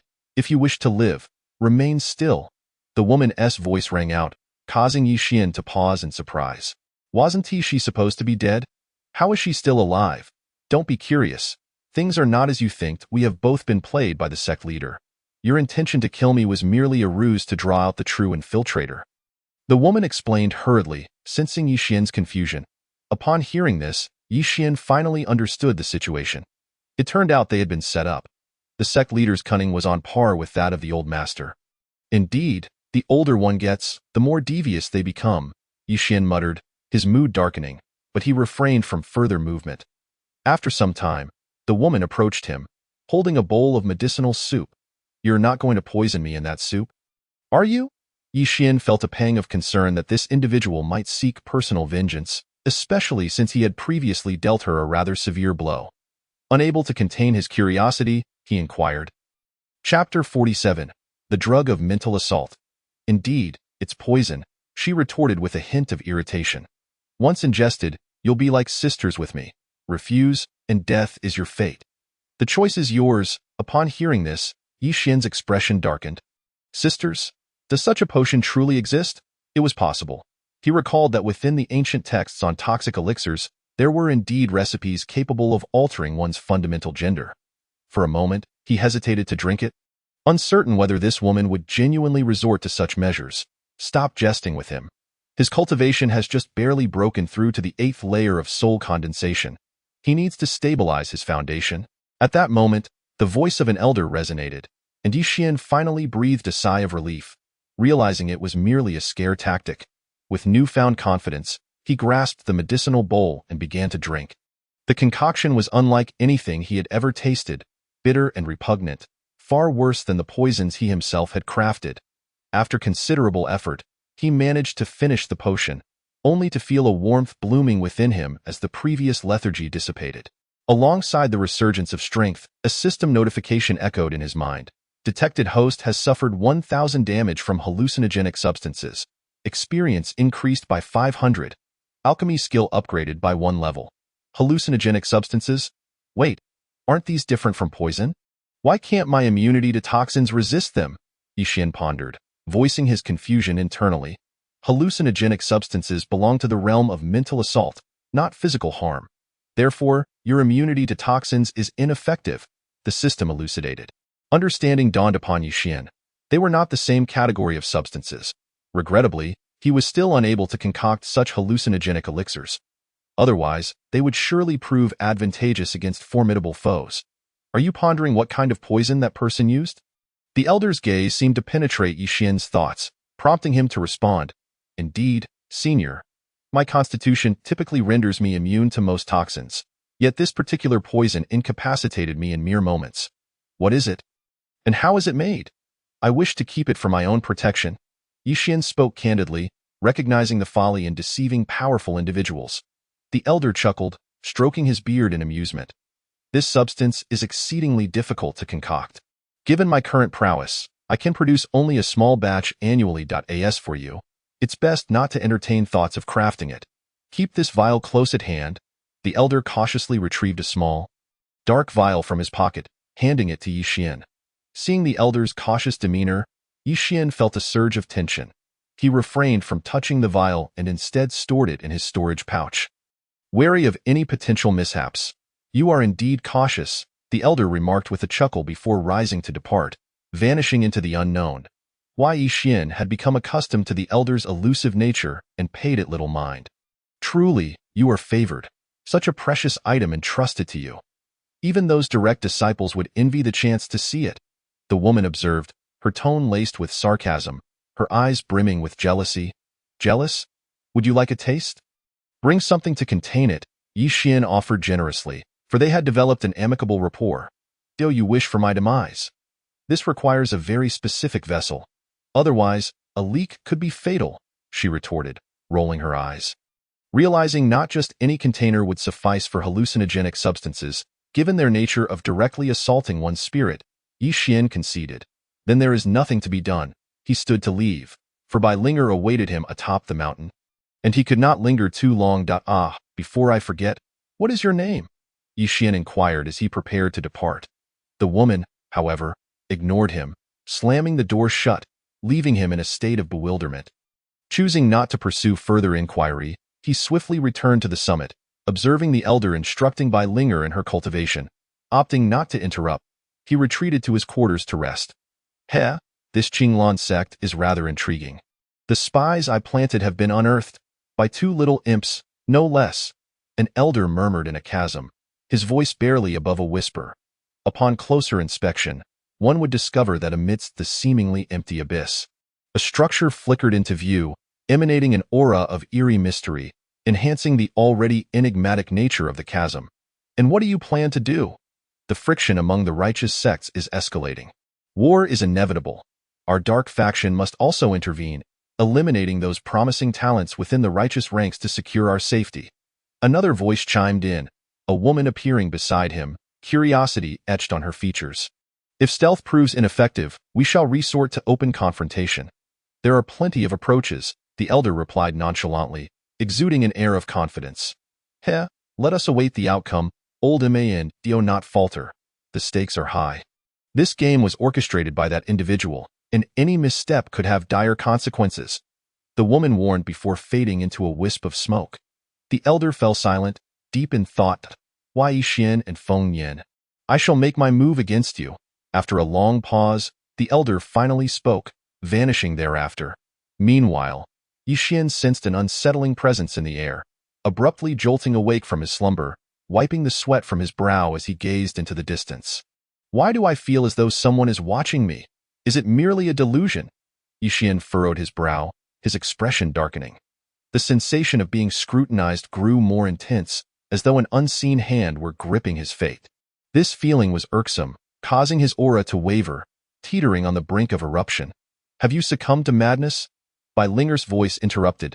Yi Xian turned to find her, her icy gaze fixed upon him. You again. Have you come for the inner core? Yi Xian countered, evading her question. Naturally. Yet you have yet to answer my inquiry. Are you losing your composure? Your aura is chaotic, which could lead to trouble.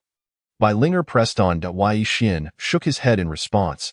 I merely feel a bit off. I am not on the verge of madness. Bai Linger scrutinized him with an inquisitive expression before nodding. That may be, but I must admit, your potential is astounding. In just a few days, your cultivation has made remarkable strides. She surveyed Yi Xian's physique, unable to suppress her astonishment. Clearly, Yi Xian's rapid advancement had surprised her. Though he remained silent, preoccupied with the ominous sensation that loomed over him, as if something significant were about to unfold. Bai Linger, satisfied that he was unharmed, turned away and walked into the distance. Yi Xian took a moment to relax, but before long, a sudden explosion shattered the silence, jolting him back to reality. What is happening? What is that girl up to? Yi Xian furrowed his brow, his figure flashing towards the source of the commotion. Before long, he located Bai Linger, who was now facing off against a woman whose features remained obscured by a veil. Who are you? What brings you to my Qinglan sect? Yi Xian demanded coldly, brandishing his thunder sword towards her. The veiled woman frowned at Yi Xian's hostility, seemingly disinclined to engage. With a flash, she attempted to retreat, but Bai Linger pursued her without hesitation, leaving Yi Xian in a state of exasperation. Come back. Why are you chasing her? Yi Xian shouted, acutely aware that he had yet to ascertain the woman's identity. Pursuing her recklessly could lead to peril. Moreover, given Bai Linger's unstable condition, should she regain her composure at an inopportune moment, it could spell disaster. However, Bai Linger appeared oblivious to his concerns, vanishing in an instant. Yi Xian sighed in resignation and hurried after her. After what felt like an eternity, he stumbled upon Bai Linger, unconscious in a desolate forest, while the mysterious woman had vanished without a trace. I told you not to chase her, yet you insisted, Yi Xian exclaimed, lifting Bai Linger into his arms, resolved to return to the Qinglan sect. Just then, an unexpected turn of events unfolded.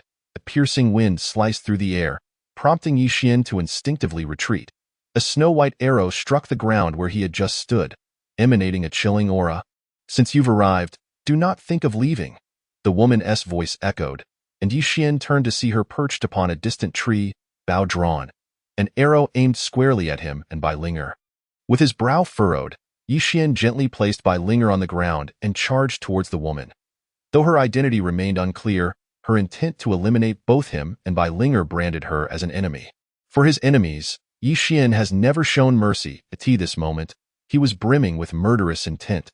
The woman, witnessing his demeanor, let out a cold laugh and loosened her fingers. In an instant, another snow-white arrow, imbued with a chilling aura, shot towards Yi Xian. Seeking death, Yi Xian scoffed, the thunder sword erupting with arcs of lightning as he cleaved through the arrow, instantly reducing it to mere fragments.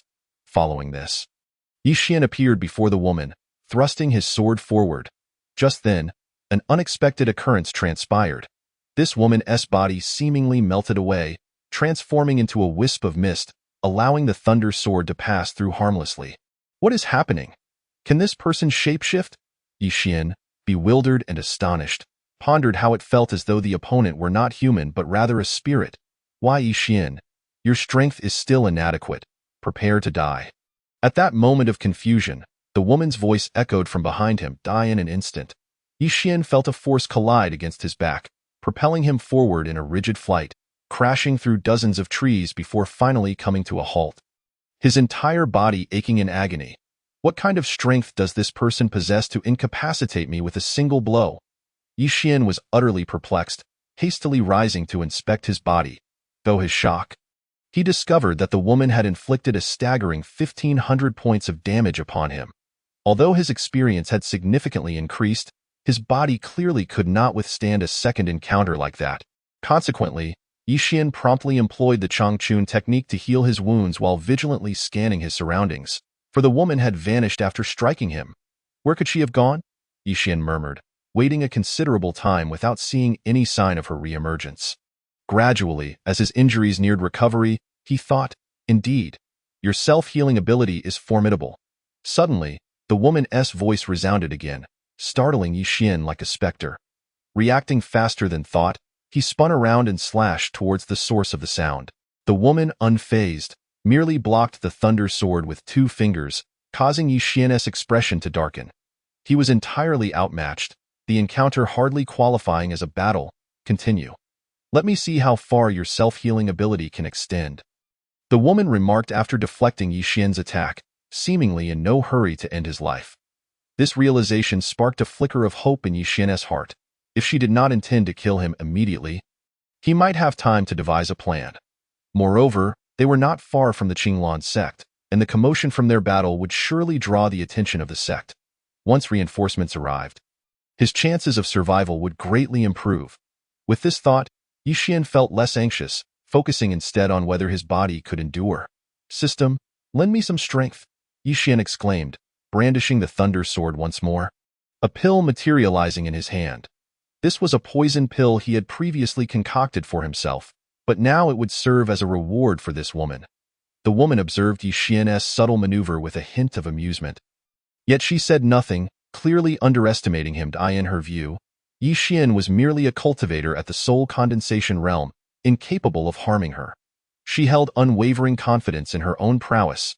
As Yi Xian swung his sword again, a wave of energy erupted from the woman's hand. However, at that moment, her expression shifted, for after Yi Xian unleashed his strike, he also tossed the pill towards her. Wasn't he this meant for himself? The woman was perplexed, and as she unleashed a wave of energy, Yi Xian's sword was sent flying, while the pill was crushed into powder under the strain. Yi Xian, possessing an immunity to toxins and aided by the system's decomposition, remained largely unaffected. Even consuming an entire dose would pose no threat.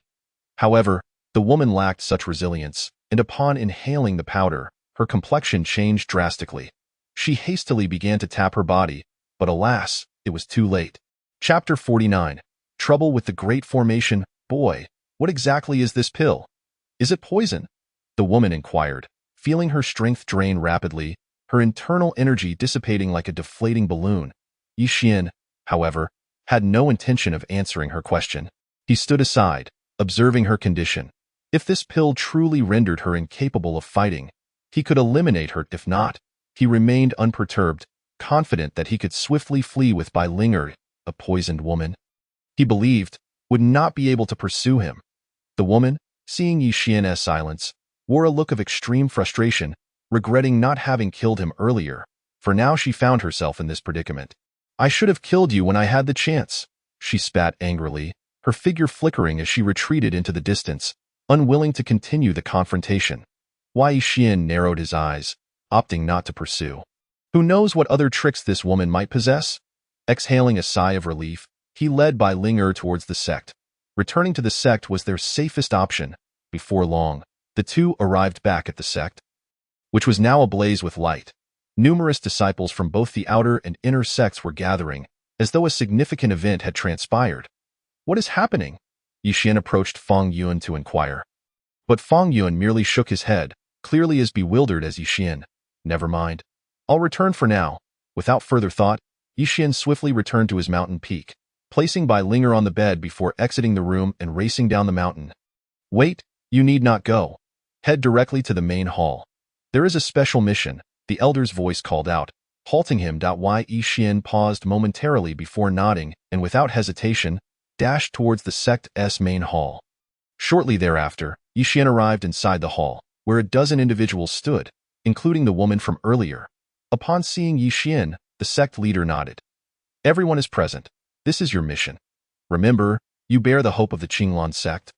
You must complete it, or else the sect will face unprecedented disaster, the sect leader declared sternly.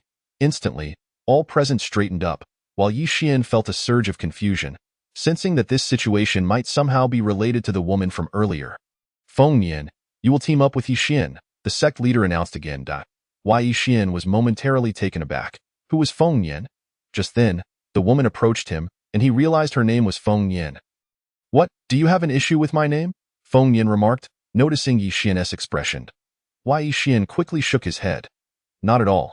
I'm merely curious about what has transpired within the sect. As I am completely in the dark, Yi Xian explained. Feng Yan, seeing this, handed him a piece of paper. Read this as we walk. This matter is serious, and we must hurry, Feng Yan stated. Stepping outside, Yi Xian had no choice but to follow her while examining the contents of the paper. Many individuals gazed enviously at Yi Xian and the others as they exited the main hall, realizing the stark contrast in their circumstances. Although they were all outer sect disciples at one point, Yi Xian had now ascended to the inner sect. Even Feng Yuan and his companions felt envious, for despite being inner sect disciples themselves, Yi Xian's status had elevated him to a position of influence within the Qinglan sect. Or so they believed. Such a significant event, and I was only just informed. Yi Xian paid no heed to the envious glances, folding the paper with a grave expression. The core materials for the sect's protective formation had been stolen. Indeed, the severity of this situation posed a catastrophic threat to the Qinglan sect, which was on the brink of conflict with other sects. At this moment, issues with the protective formation could spell disaster. Could it have been that woman from earlier? Yi Xian surmised, feeling a nagging sense of unease. Feng Yan, hearing Yi Xian's words, froze. What woman are you referring to? She asked, pulling Yi Xian back with urgency. Yi Xian, realizing her concern, proceeded to recount what had transpired earlier. Why did you wait until now to mention such a critical matter? Where did that woman go? We must act quickly, Feng Yan urged anxiously. Yi Xian felt a twitch at the corner of his mouth, thinking that even if they caught up to her, they might not be able to defeat her. Feng Yan seemed to understand this as well. Promptly calling over several inner sect disciples who were exiting the hall, they paused, glancing at Yi Xian. I don't believe we stand a chance against her, Yi Xian stated frankly, to which Feng Yan sighed in exasperation. Rest assured, these individuals are among the strongest in the sect. If we cannot prevail, they certainly can, Feng Yan reassured him. Seeing her confidence, Yi Xian decided not to prolong the matter and led the group towards the direction of the wilderness. Soon arriving at the spot where they had separated from the woman, indicating the path she had taken. She went that way. I don't know if we can still pursue her, Yi Xian began. But before he could finish, swish, swish, swish, 3 figures vanished from sight, leaving only Yi Xian and Feng Yin behind. Are those three reliable? Yi Xian couldn't help but ask Feng Yin, feeling that their strength was comparable to his own. Could they truly contend with that woman?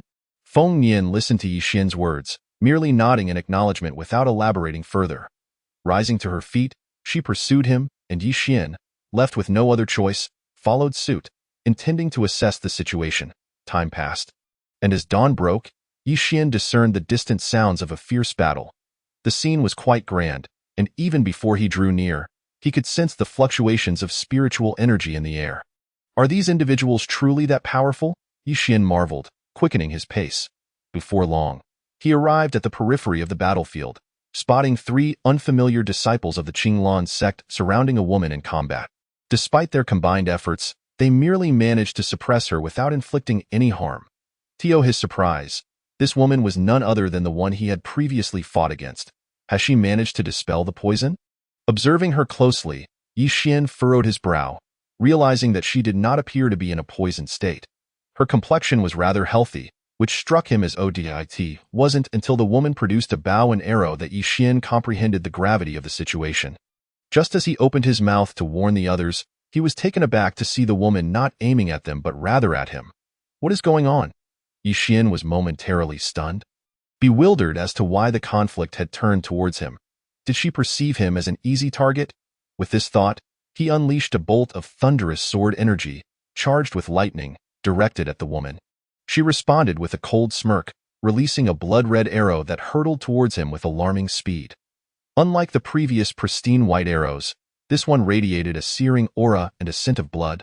Contrasting starkly with the woman's earlier attack methods, the collision of the blood-red arrow and the thunderous sword energy resulted in a violent explosion, the shockwave forcefully pushing everyone backward, Yi Xian included. As he regained his footing, he was startled to find the woman had appeared behind him, a sharp arrow poised at his heart. Step closer, and this boy shall meet his end, she threatened coldly. Feng Yin's expression shifted, astonished that this woman had taken Yi Xian hostage. Given Yi Xian's status, coupled with the presence of that senior, they could not afford for anything to happen to him, leaving everyone hesitant and cautious. I never imagined I would become a hostage, Yi Xian lamented inwardly, suddenly thrusting his elbow against her, the momentum causing the arrow to pierce through his body. Instantly, the expressions of those present shifted. They were taken aback by Yi Xian's impulsiveness, having been pierced through the heart by the arrow. Surely a fatal wound. What are you waiting for? Kill her, Yi Xian grunted, urging them on while he nonchalantly extracted the arrow from his chest. The system's notification echoed rapidly in his mind, indicating that this injury was indeed serious. However, it was not life-threatening, so Yi Xian remained relatively calm.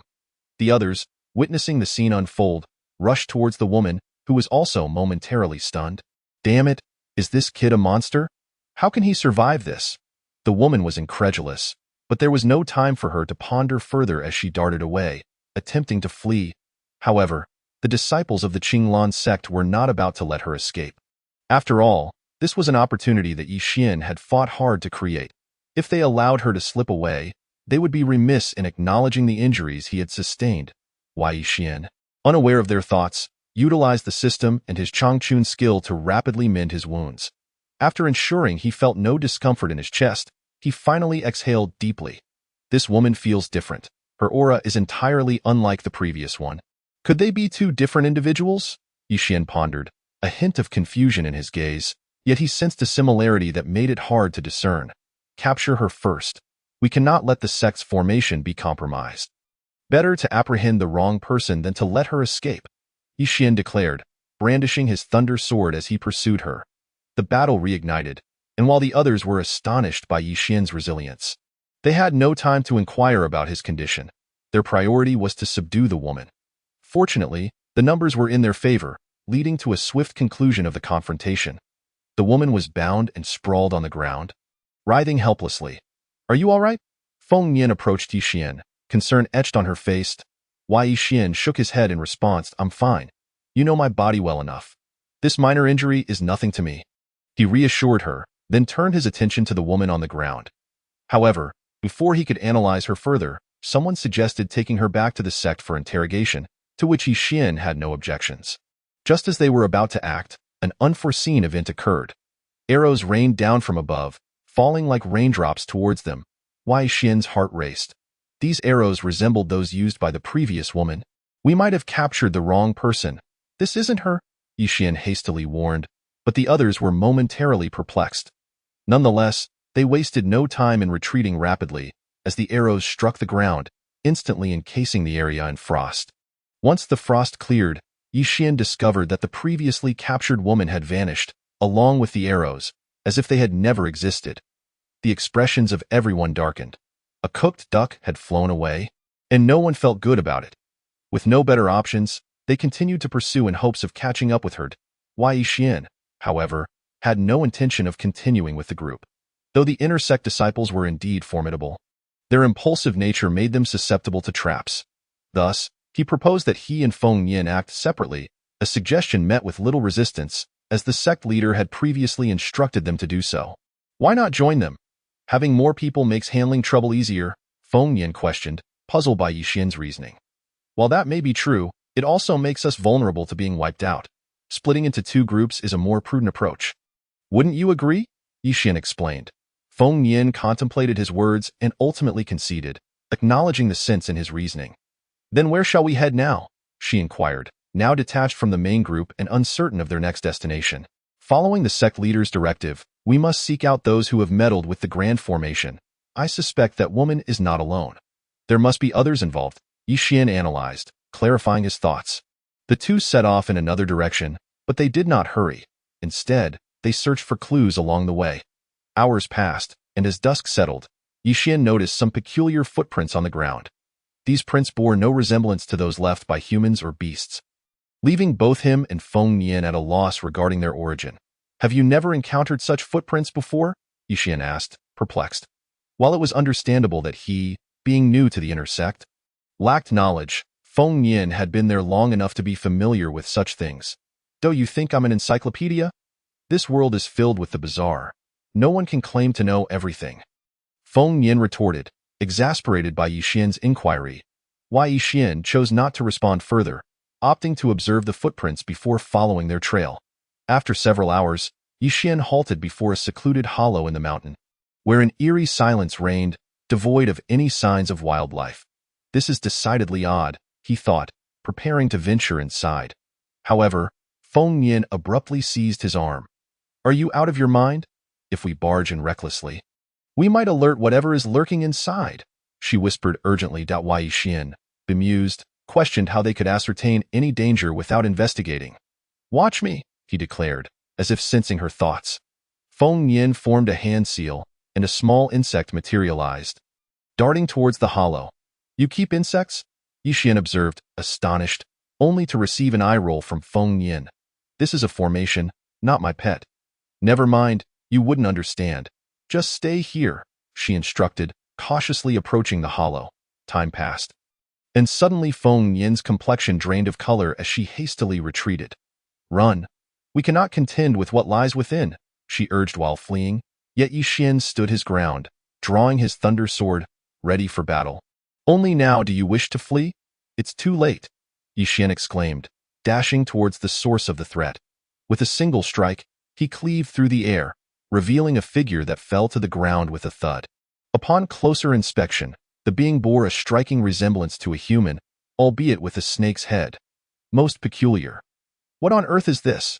Yi Xian muttered, bewildered, as he had never encountered such a creature in his life, leading him to question his own perception. Before he could gather his thoughts, the figure rose, extending a hand towards Yi Xian's neck, ready to strike. Upon witnessing the scene, Yi Xian soared into the air and delivered a powerful kick to the opponent's head. With a resounding thud, the latter was sent flying, crashing through several trees before finally coming to a halt, their head askew and devoid of life. Is this fellow truly so fragile? What about Feng Yin? Yi Xian pondered, perplexed.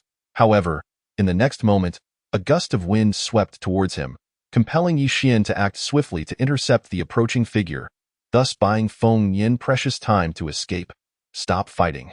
You are no match for them. Hurry and flee. They are merely insignificant foes, with the real threats lurking behind. Feng Yin urged, observing Yi Xian's actions. Wei Yi Xian, however, paid her words little heed. He swiftly unsheathed his sword, channeling his internal energy to gather strength, preparing to engage once the formidable foes emerged.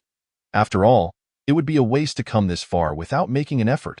Unlike Feng Yin, Yixian was not one to leave without testing his mettle. "This fellow is truly unbelievable," Feng Yin muttered under her breath as she watched Yixian's actions.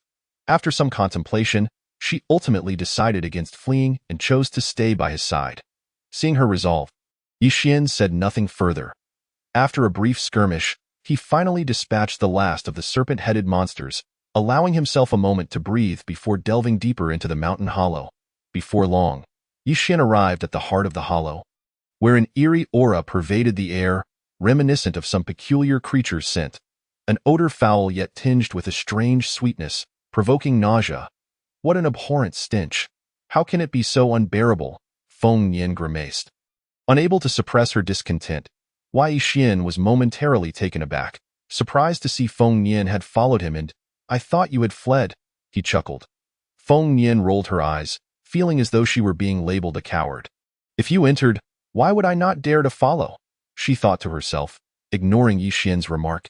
Instead, she pointed toward the depths of the hollow and said, "That direction is where the real creature resides. Go and see for yourself why I chose to run." Yixian nodded in acknowledgement and proceeded toward the indicated area. To his surprise, the journey was devoid of peril, an eerie calm enveloping them.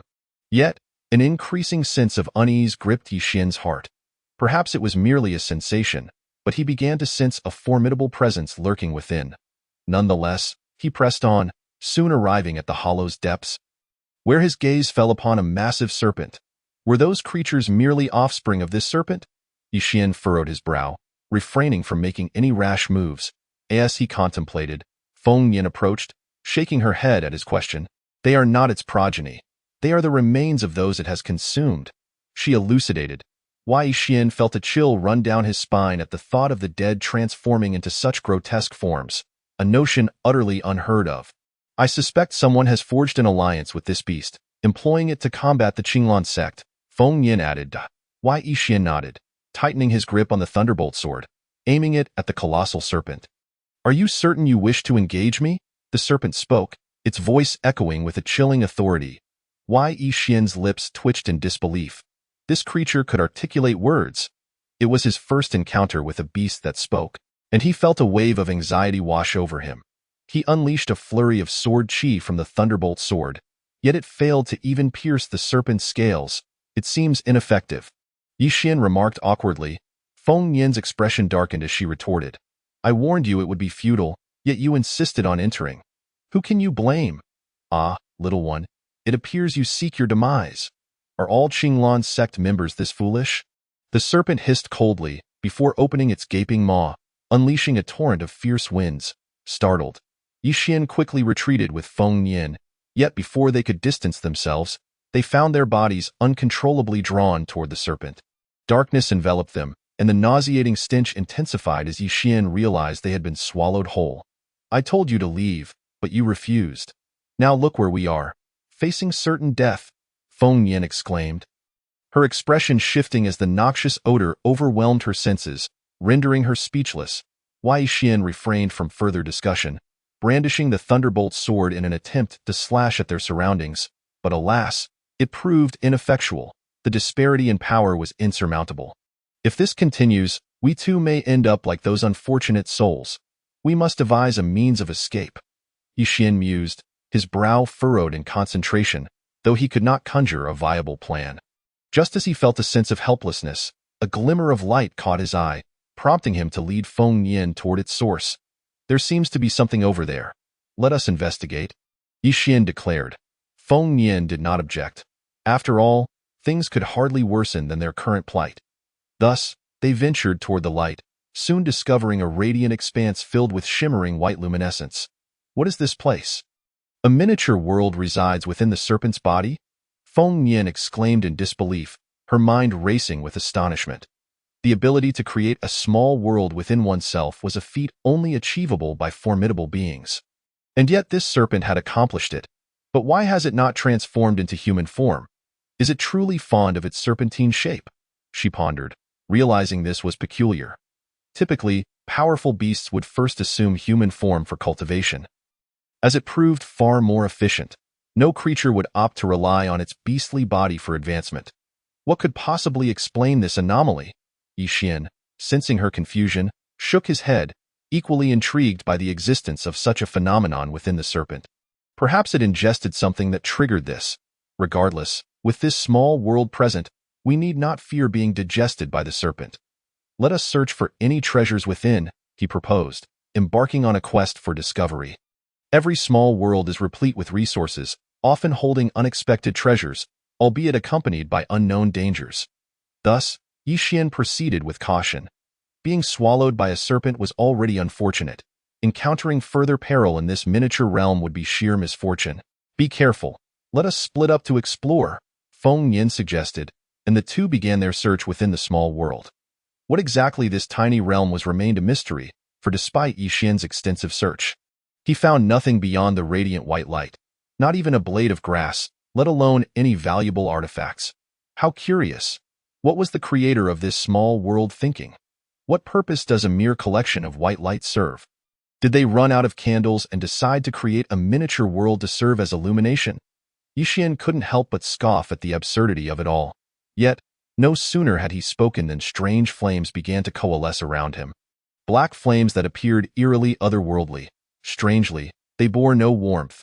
Instead, an intense chill radiated from them, sending a shiver down Yi Xian's spine. He instinctively took a few steps back to observe the peculiar black fire.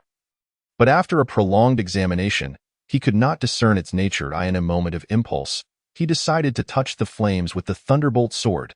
To his astonishment, the flames sprang to life, latching onto the sword and spreading along its length. Alarmed, Yi Xian hastily dropped the sword and retreated. Before long, the thunderbolt sword became enveloped in the black flames, its form beginning to transform. After an indeterminate amount of time, the flames finally dissipated, revealing a long sword entirely cloaked in darkness. The thunderbolt sword bore no resemblance to its former self.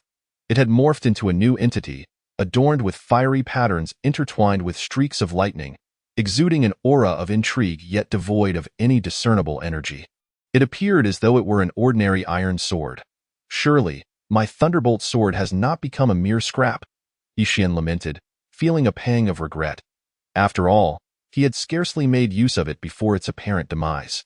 Kicking the sword lightly, he found it unresponsive, prompting him to cautiously lift it once more. As he did, a wave of dark energy surged forth, accompanied by a fusion of flames and lightning emanating from the blade. Strangely, the lightning was black. His fears of it being a worthless weapon were dispelled, and a bold thought emerged in Yi Xian's mind. This small world could potentially be utilized for weapon forging. Although he was unsure of the sword's newfound strength, he sensed it was undeniably superior to its previous form. What if he could use this small world to temper his own body? If feasible, his physical resilience could surpass that of spiritual weapons, augmented by self-healing and immunity to toxins. His corporeal form would be nearly invincible. Contemplating deeply, Yi Xian settled onto the ground, his hands grasping the remaining black flames. In an instant, these flames began to envelop his body, an eerie chill coursing through him, causing his brows to knit tightly. A persistent warning echoed in his mind, cautioning him of the significant harm these flames could inflict upon his body.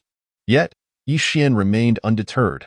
He intended to use these flames to temper his physique, eager to ascertain the extent of his enhancement. If all went as he hoped, he believed these flames could propel him beyond the condensation of Soul Realm. If memory served him correctly, the realm beyond the 9th layer of condensation of soul was the Bone Sea Realm. He wondered if, upon reaching the Bone Sea Realm, he could contend with that serpent. Yi Xian murmured to himself, and in the following moment, he commenced the rapid engulfment of flames. Within mere breaths, he found himself completely shrouded in black flames. His garments were instantaneously reduced to ashes. Leaving him somewhat embarrassed, he pondered how he would present himself once the tempering concluded. It would be quite unacceptable to emerge unclothed, especially with Feng Yin present. Such an encounter would surely strip him of all dignity.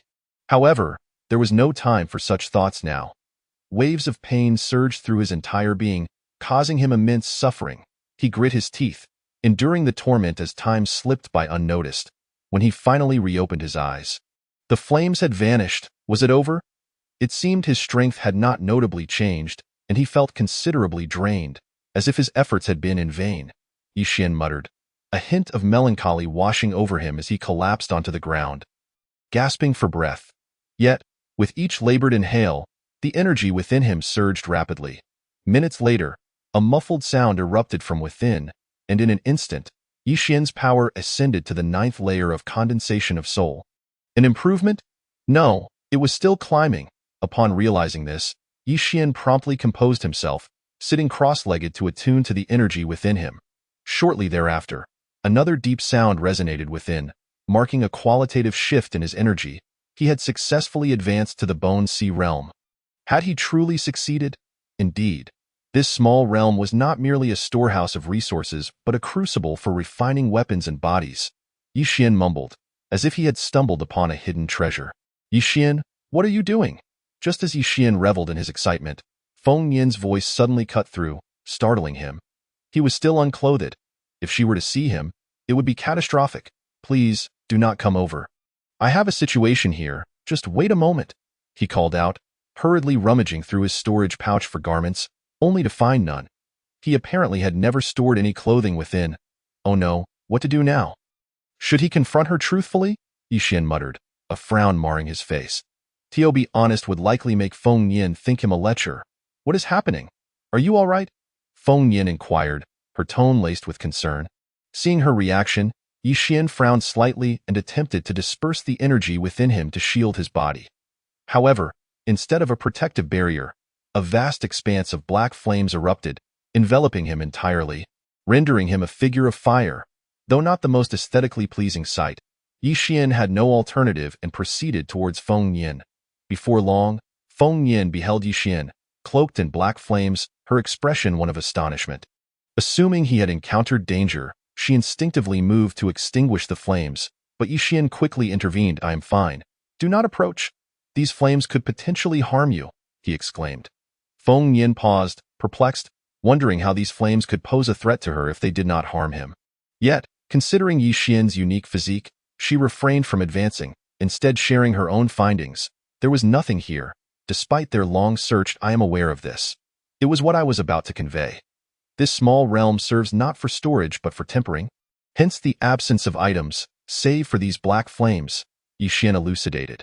Feng Yin, upon hearing his explanation, furrowed her brow, pondering the rationale. Yet, gazing at the flames enveloping him, she momentarily lost her train of thought. Is Yixian truly using these flames to temper his body? You must be reckless. Do you even know what these flames are? How could you dare to use them for such a purpose? Feng Yin exclaimed, incredulous at Yixian's apparent folly. Even a fool knows not to consume the unknown. Yet here you are, allowing these flames to cling to your very being. What difference is there between this and courting death? She chastised. You are unaware of my physical condition. I cannot explain everything to you. Suffice it to say, I am fine for now, Yixian replied dismissively, unwilling to elaborate further. Feng Yin, hearing his words, merely scoffed, deeming him ungrateful, but she refrained from pursuing the matter further, instead inquiring about his next course of action. We must leave this place. We cannot linger within the belly of this serpent. There are matters awaiting our attention outside. And if we fail to address them, our sect may perish, leaving us isolated, Yixian declared.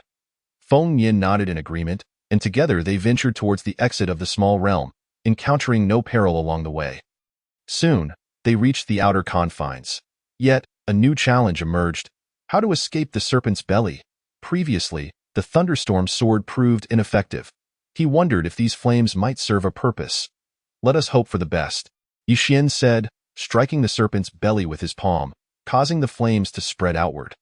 Moments later, he sensed the serpent begin to writhe, followed by a roll. A flicker of joy surged within him. At least there was a response, indicating their exit was near. Prepare yourselves. Shortly, this creature will surely expel us, Yixian warned Feng Yin, who nodded in affirmation. I in no time. The massive serpent writhed violently before opening its maw, and both Yixian and Feng Yin were unceremoniously expelled onto the ground. In that instant, Yixian drew his sword and struck at the serpent. Instantly, waves of black lightning and flames coalesced around his blade. hurtling toward the serpent. Upon witnessing this, the serpent's human-like pupils contracted, as if it had encountered something frightful. It swiftly attempted to evade. Yet the sword's energy seemed to possess a homing instinct, striking true. In an instant, the serpent let out a piercing roar, subsequently engulfed in black flames and lightning. The aromatic scent of roasting meat wafted through the valley, and Yi Xian felt a twinge of anxiety. He was uncertain whether this blow would vanquish the serpent. If it were to perish, all would be well. However, should it survive, the creature would likely become berserk, and both he and Feng Nian would find themselves in even greater peril. Yet, his worries quickly dissipated, for soon the serpent collapsed into a skeletal remains. Yi Xian exhaled in relief. Thankfully, the creature had died, sparing him the need to devise an escape plan. What is that? Just as Yi Xian celebrated, Feng Nian's voice broke through as she pointed towards a radiant glimmer atop the serpent's skeletal frame. Yi Xian hurried over to examine it, discovering a luminous orb that resembled jade, though its texture was peculiar, leaving him unable to discern its true nature. Why is there an orb? Is it a core? It doesn't seem like it. Yi Xian furrowed his brow, unable to fathom the mystery, and ultimately decided to pocket it for further investigation later. Suspecting it to be a valuable item. Well, there is nothing more to address. Let us depart and inform the sect leader of our findings, allowing him to make the necessary decisions, Yi Xian stated to Feng Nian, who pondered before agreeing to proceed. Thus, they set off towards the Qinglan sect, swiftly returning to the confines of their sect, where they recounted their experiences to the sect leader. The involvement of others in collusion with beasts is intriguing. I did not anticipate such an outcome, the sect leader remarked with a smile, subsequently falling into deep contemplation. Yi Xian and Feng Nian, uncertain of the leader's thoughts, remained silent, awaiting further words. Before long, the sect leader's figure flickered, and he led the two away from the grand hall, reappearing at the very mountain hollow they had just left.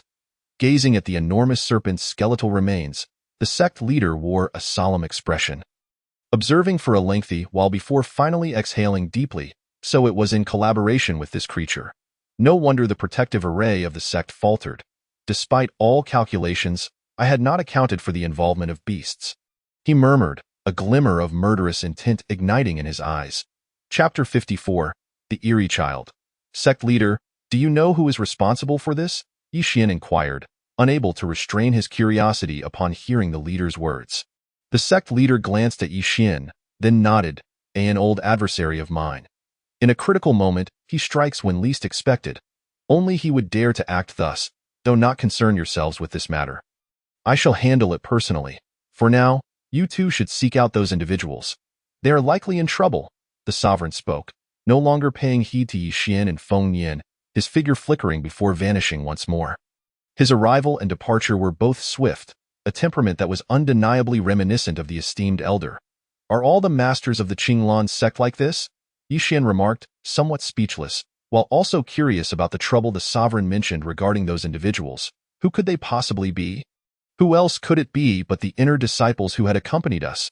We must hurry. Otherwise, they may truly face annihilation. Feng Nian, seemingly sensing Yi Xian's bewilderment, spoke up to remind him, startled by her words. Yi Xian quickly followed Feng Nian as they made their way into the distance. After a brief span of 10 minutes, the two arrived at a desolate expanse, where remnants of battle were evident. The ground still stained with traces of blood. It seems we have arrived too late. Feng Nian observed the surroundings, her expression graved. Yi Xian shook his head in response. We are not late. Those individuals should still be alive.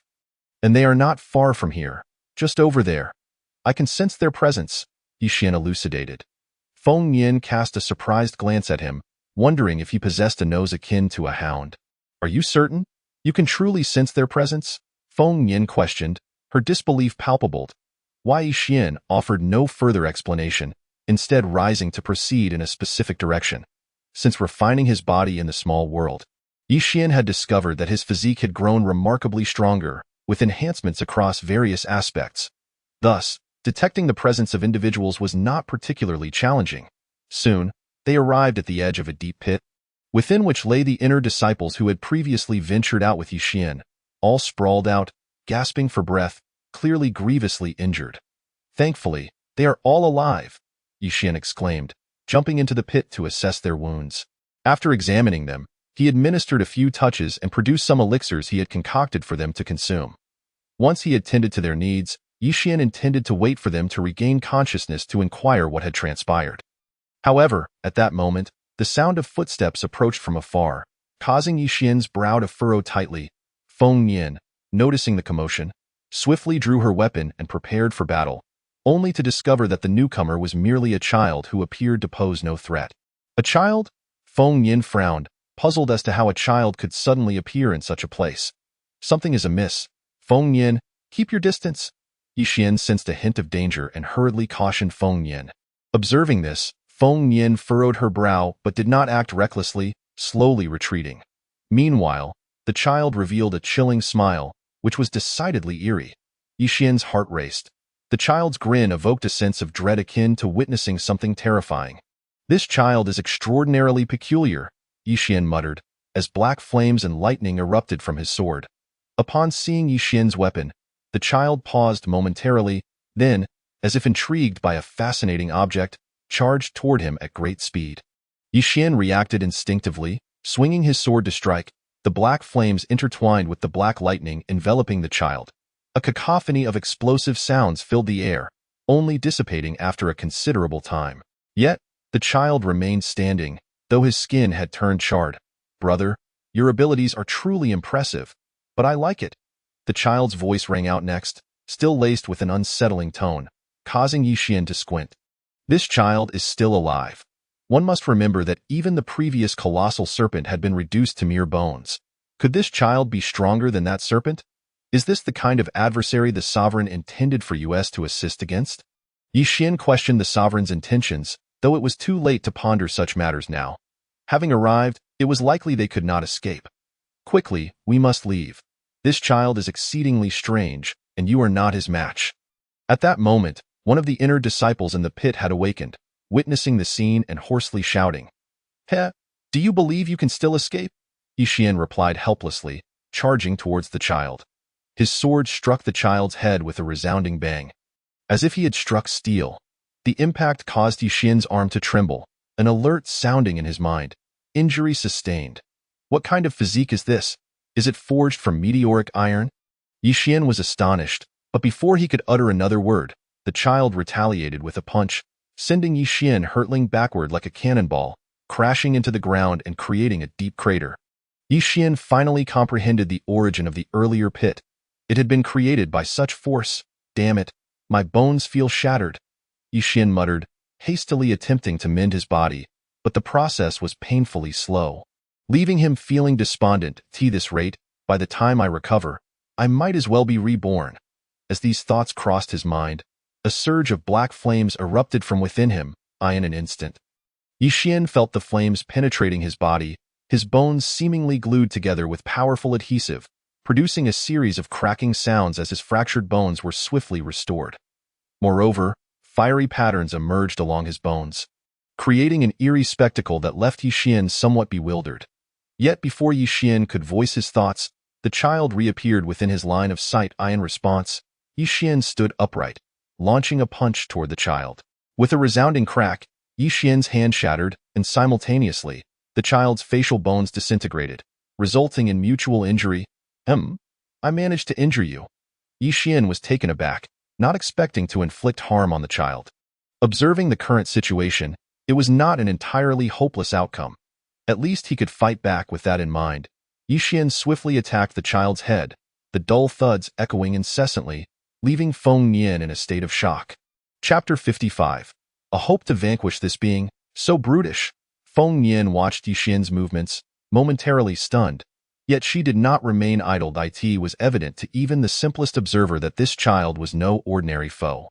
In an effort to increase their chances, various formations began to materialize beneath Feng Yin's feet. Advancing toward Yixian to lend assistance. Do not act recklessly. It may lead to unforeseen consequences, Yixian. Upon witnessing this, did not feel elated but rather sternly warned, causing Feng Yin to feel puzzled. Unsure of Yixian's reasoning, she instinctively began to retract the formations. However, her reaction was slightly delayed, allowing the child, who was being pummeled by Yixian, to catch a glimpse of the formations and grasp their edges. forcibly pulling them toward himself. Instantly, the power of the formations bore down solely upon Yixian, who had been meant to benefit from them, now finding himself in a precarious position. How could this happen? Feng Yin, the creator of the formations, was utterly bewildered, hastily attempting to rescind the formation, only to discover she could no longer control it. A well-meaning endeavor gone awry. Yixian felt a sense of helplessness. He had been on the verge of subduing the child, but now, thanks to Feng Yin's interference, he had to start anew. Do not dawdle. Quickly evacuate with them. I will hold the rear. Yixian, observing Feng Yin's momentary daze, felt a surge of frustration and shouted, prompting Feng Yin to snap back to reality. She swiftly gathered the injured disciples and fled into the distance. Her speed remarkable, vanishing in the blink of an eye, leaving Yixian astounded. Without them, I can unleash my full strength, Yixian declared, once more directing his attacks at the child. Though the formations exerted pressure, Yixian felt no fear. The presence of the formations altered the system's alerts, now indicating a correlation with the formations. Detection of host being suppressed by formations. Immunity 100. Detection of host continuously being suppressed. Immunity is incrementally increasing. Listening to the system's notifications, Yixian felt a surge of joy rather than anger. Feng Yin had inadvertently aided him. In the future, when facing formations, he would no longer need to worry. Yet Yixian was curious as to why the system had not alerted him during his previous confrontation with Feng Yin. It was because he had not been subjected to formations then. Merely struck by lightning. Having discerned the differences, Yixian unleashed a punch against the child's face, the sound echoing like a cannon shot as the child was sent flying. Damn it, today I must consume you. The child, infuriated by the blow, roared and charged at Yixian, revealing teeth that were unnaturally sharp, more akin to those of a beast than a human. What on earth is this creature? Yixian narrowed his eyes. Conjuring black flames in his hands, engulfing his entire being in flames, his clothing vanishing in the blink of an eye. Observing this, Yixian felt exasperated. Every time he wielded such flames, he lost an article of clothing. This outfit was merely a temporary replacement from his return to the sect. Thankfully, he had brought a couple of extra sets, or he would be left bare once more. With a deep breath, Yixian focused on the child, gathering a dense storm of black flames in his palm, which swiftly coalesced into a swirling tempest aimed directly at the child. In an instant, half of the sky darkened, as if a demon had emerged into the world. Many people quickly took notice of the situation, beginning to calculate the cause. Some even rushed over, eager to discover what had transpired and why the sky had turned so dark. If it truly was a practitioner of dark arts, their power would undoubtedly be formidable, and understanding the situation beforehand would allow for better preparation. Upon arriving at the scene, they were astonished to find that such a commotion had been caused by a mere inner sect disciple of the Qinglan sect. Where did this fellow spring from? How could an inner disciple, not even a direct disciple, possess such strength? One onlooker couldn't help but murmur, as if he had stumbled upon something extraordinary. The Qinglan sect's circumstances are peculiar. Are they cultivating exceptional talents? Why does this young man employ techniques we have never witnessed? Could it be some secret method of the Qinglan sect? It doesn't seem like a secret technique, but rather resembles the methods of dark practitioners. Does the Qinglan sect have any ties to the dark arts? In that moment, many began to speculate about Yixian's martial arts, as the colors and forms of his techniques bore an uncanny resemblance to those of dark practitioners, leading many to suspect a connection between the Qinglan sect and dark arts. Fortunately, Yixian was far enough away. Otherwise, he would certainly have to confront these individuals. Who are the true practitioners of dark arts? Can one merely associate someone with dark arts based on color?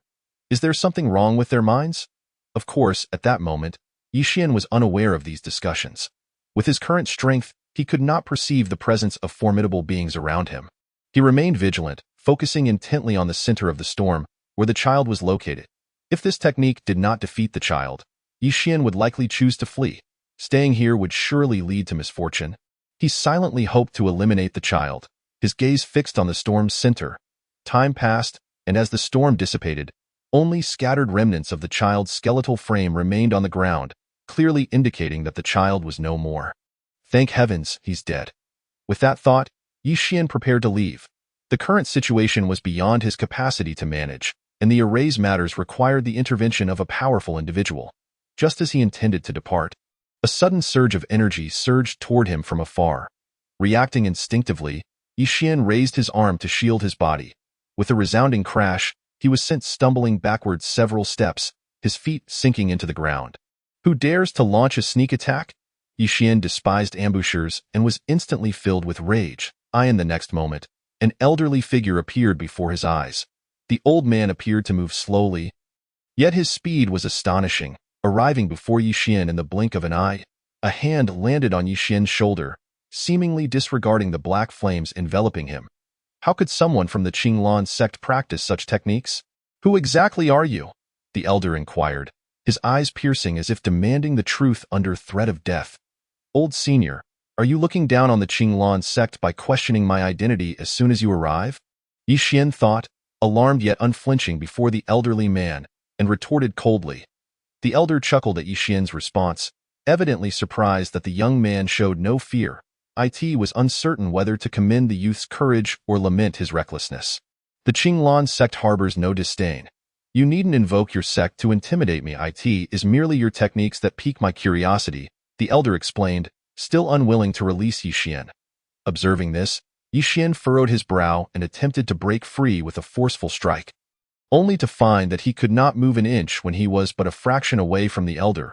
It was as if an invisible force held him in place. Realizing the gravity of the situation, Yi Xian thought, this time I've encountered a formidable opponent. Truly, misfortunes come in droves. Young man, it seems you have no intention of speaking, the elder remarked coldly, preparing to make his move. Just then, a melodious flute sound echoed through the air, causing the elder to halt in his tracks. Old man, you cannot harm this person. Otherwise, my ancestor will be quite displeased. A woman's voice resonated. Yi Xian frowned at the sound. He felt as though he had heard her voice before. However, he could not recall the source until he turned to find it was indeed an old acquaintance, the meddlesome woman he had encountered previously when slaying dark practitioners. To his astonishment, he found himself face to face with her again. What did her words mean? If you harm me, her ancestor will be angry. Yi Xian was puzzled, but chose to remain silent, observing the unfolding events. After all, there was little he could do in his current predicament. He could only watch. Oh? Your ancestor is no longer in peril? The elder inquired, his brow furrowing in surprise. Wasn't that old fellow on the brink of death? How could he still have the leisure to frolic about? Naturally, yes, fine, and it relates to this young friend, so you must consider your actions carefully, the woman replied nonchalantly. The elder, upon hearing this, became visibly agitated. The implication was clear. This young man had saved that old fellow, and should he take action against him, given that old man's temper, he would likely come knocking that very day. Furthermore, considering that old man's formidable strength, offending him would likely lead to a death sentence. Realizing this, the elder reluctantly released Yi Xian, who immediately distanced himself from the elder, unwilling to endure such confinement again. Consider yourself fortunate, young man. May we meet again under better circumstances, the elder said with a smile before vanishing in a flash. Yi Xian gritted his teeth, vowing that next time they met, he would not allow the elder to act so arrogantly. Thank you, he said, bowing his hands toward the woman. She, however, said nothing in response, instead seizing Yi Xian's shoulder and flying off into the distance. Why do you people always grab shoulders? Yi Xian queried in confusion. But the woman did not engage in further conversation. Moments later, they arrived at a sect.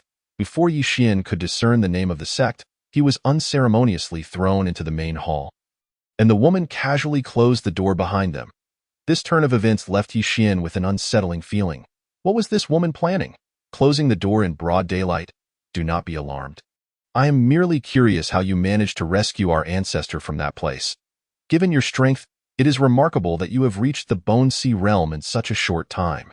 The woman exclaimed, only to realize something was amiss upon a closer inspection of Yi Xian's cultivation level.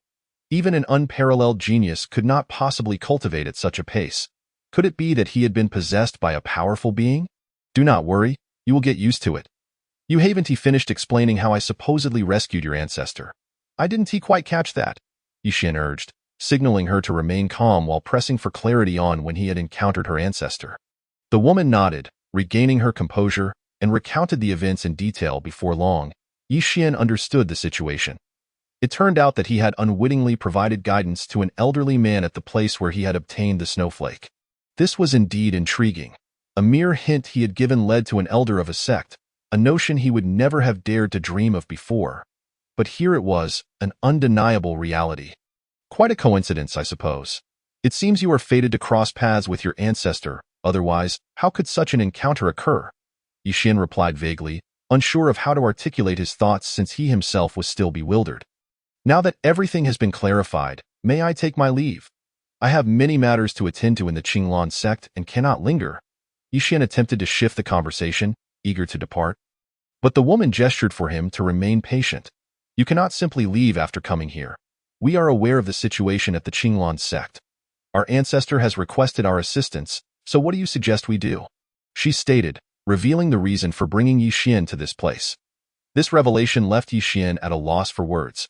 Although he did not know the status of this sect, he could tell from the woman's strength that it was no ordinary sect and could undoubtedly assist the Qinglan sect.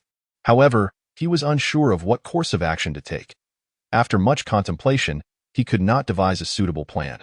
Never mind, just bring more people. You need not worry about the details, let us proceed. The woman suggested, seeing that Yi Xian had no ideas.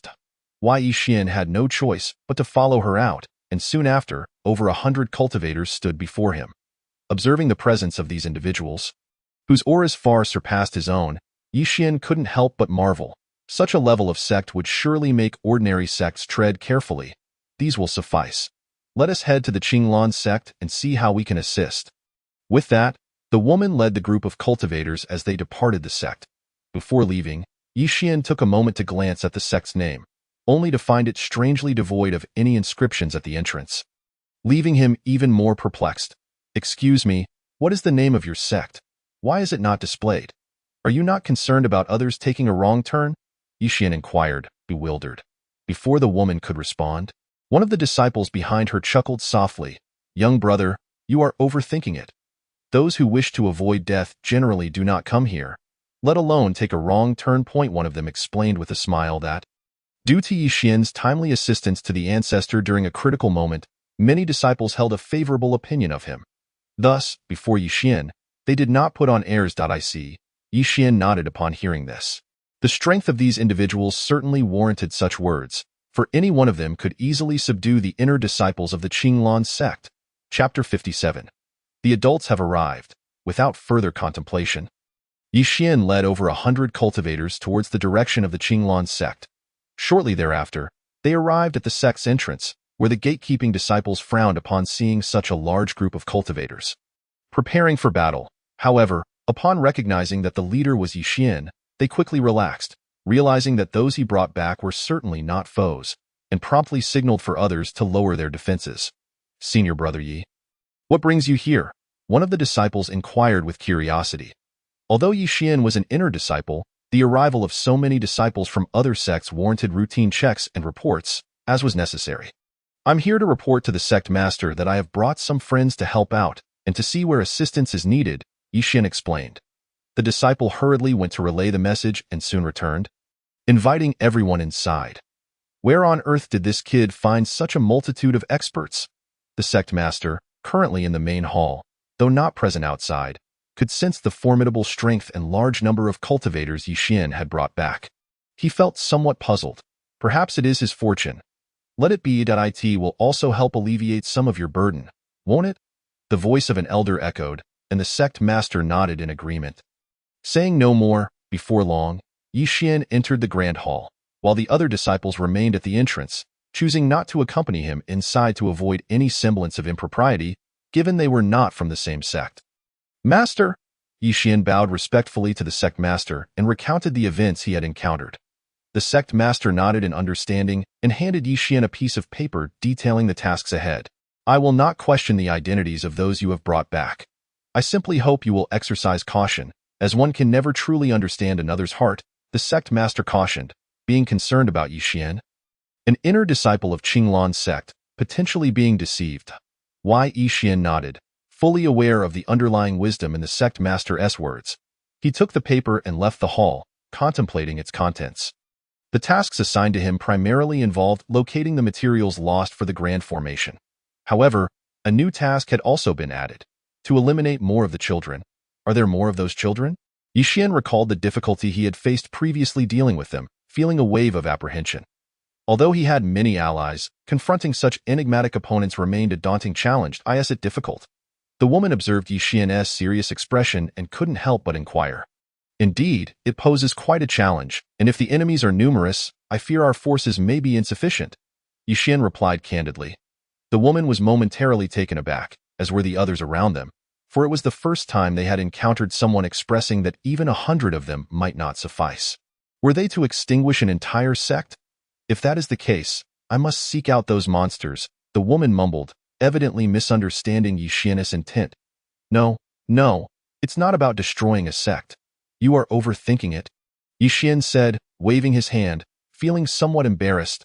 The woman's imagination was rather alarming, as she seemed ready to annihilate a sect at the slightest provocation. Well then, let us proceed. We can discuss matters on the way.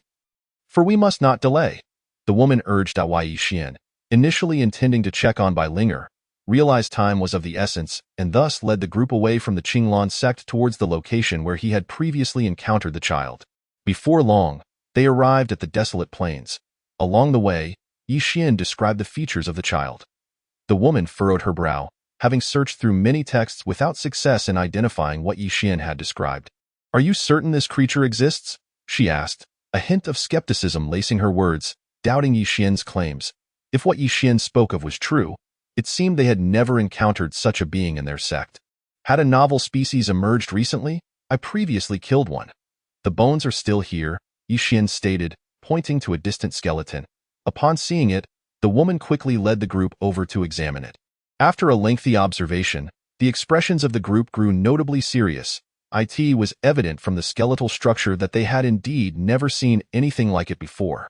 It bears a hint of demonic energy. It must be a fiendish creation from the demonic path. Dealing with it should not pose too much of a problem, one disciple analyzed. However, as he spoke, his expression shifted and he fell silent. What do you mean? Speak up, another disciple urged. Taking a deep breath, the disciple finally continued, but this appears to be the skeleton of a juvenile.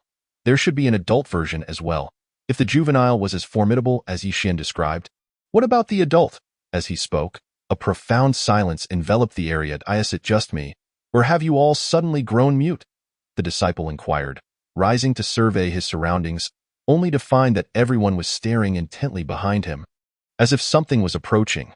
Without a moment's hesitation, the disciple drew forth a long sword and thrust it behind him with great force. A resounding crack echoed as the sword shattered. An unexpected outcome for a spirit weapon. Before he could ascertain what exactly was behind him, the disciple swiftly retreated, prompting the others to draw their weapons and brace for confrontation. This must be what you refer to as the adult. Yixian observed the figure that had broken the spirit weapon, his brow furrowing. The disciple, aghast, lamented his ill fate, wondering if he had jinxed the situation with his words. Resolutely, he unsheathed another weapon, one even more precious than a spirit weapon. Let us eliminate it first, he proclaimed, charging forth. The others followed suit, save for Yixian, who refrained for two reasons. First, the sheer number of combatants left little room for maneuvering in a melee. Second, he sensed that the foe was not alone, intending instead to observe for any lurking threats. Surveying his surroundings without detecting any additional disturbances, Yixian let out a sigh of relief and drew his long sword, preparing to assist. Just then, the ground began to tremble violently. Chapter 58. The situation grows dire. In an instant, Yixian's heart raced, and the other disciples also ceased their assault on the creature. Turning their gazes toward the source of the tremors, they beheld figures advancing towards them, each footfall causing the earth to quiver. Yixian's brow furrowed as he gathered dark flames in one hand, ready to unleash a tempest upon these intruders. Suddenly recalling that his clothing might catch fire, he hastily retracted the flames. With so many people around, it would be rather embarrassing to be caught without attire. Yixian muttered. The woman beside him pondered for a moment, then retrieved a white garment from her storage pouch and handed it to him. This attire is resistant to water, fire, and lightning. You should wear it, she explained. Yixian glanced at the garment and realized it was a dress, causing him to feel somewhat awkward at the thought of battling in a skirt. Don't overthink it. This clothing is unisex and will automatically adapt once worn. She quickly reassured him. Finally understanding, Yixian nodded, thanked her, and vanished in a flash. When he reappeared, he was clad in the white robe, looking quite dashing. In his hands, he conjured 2 orbs of dense black flames.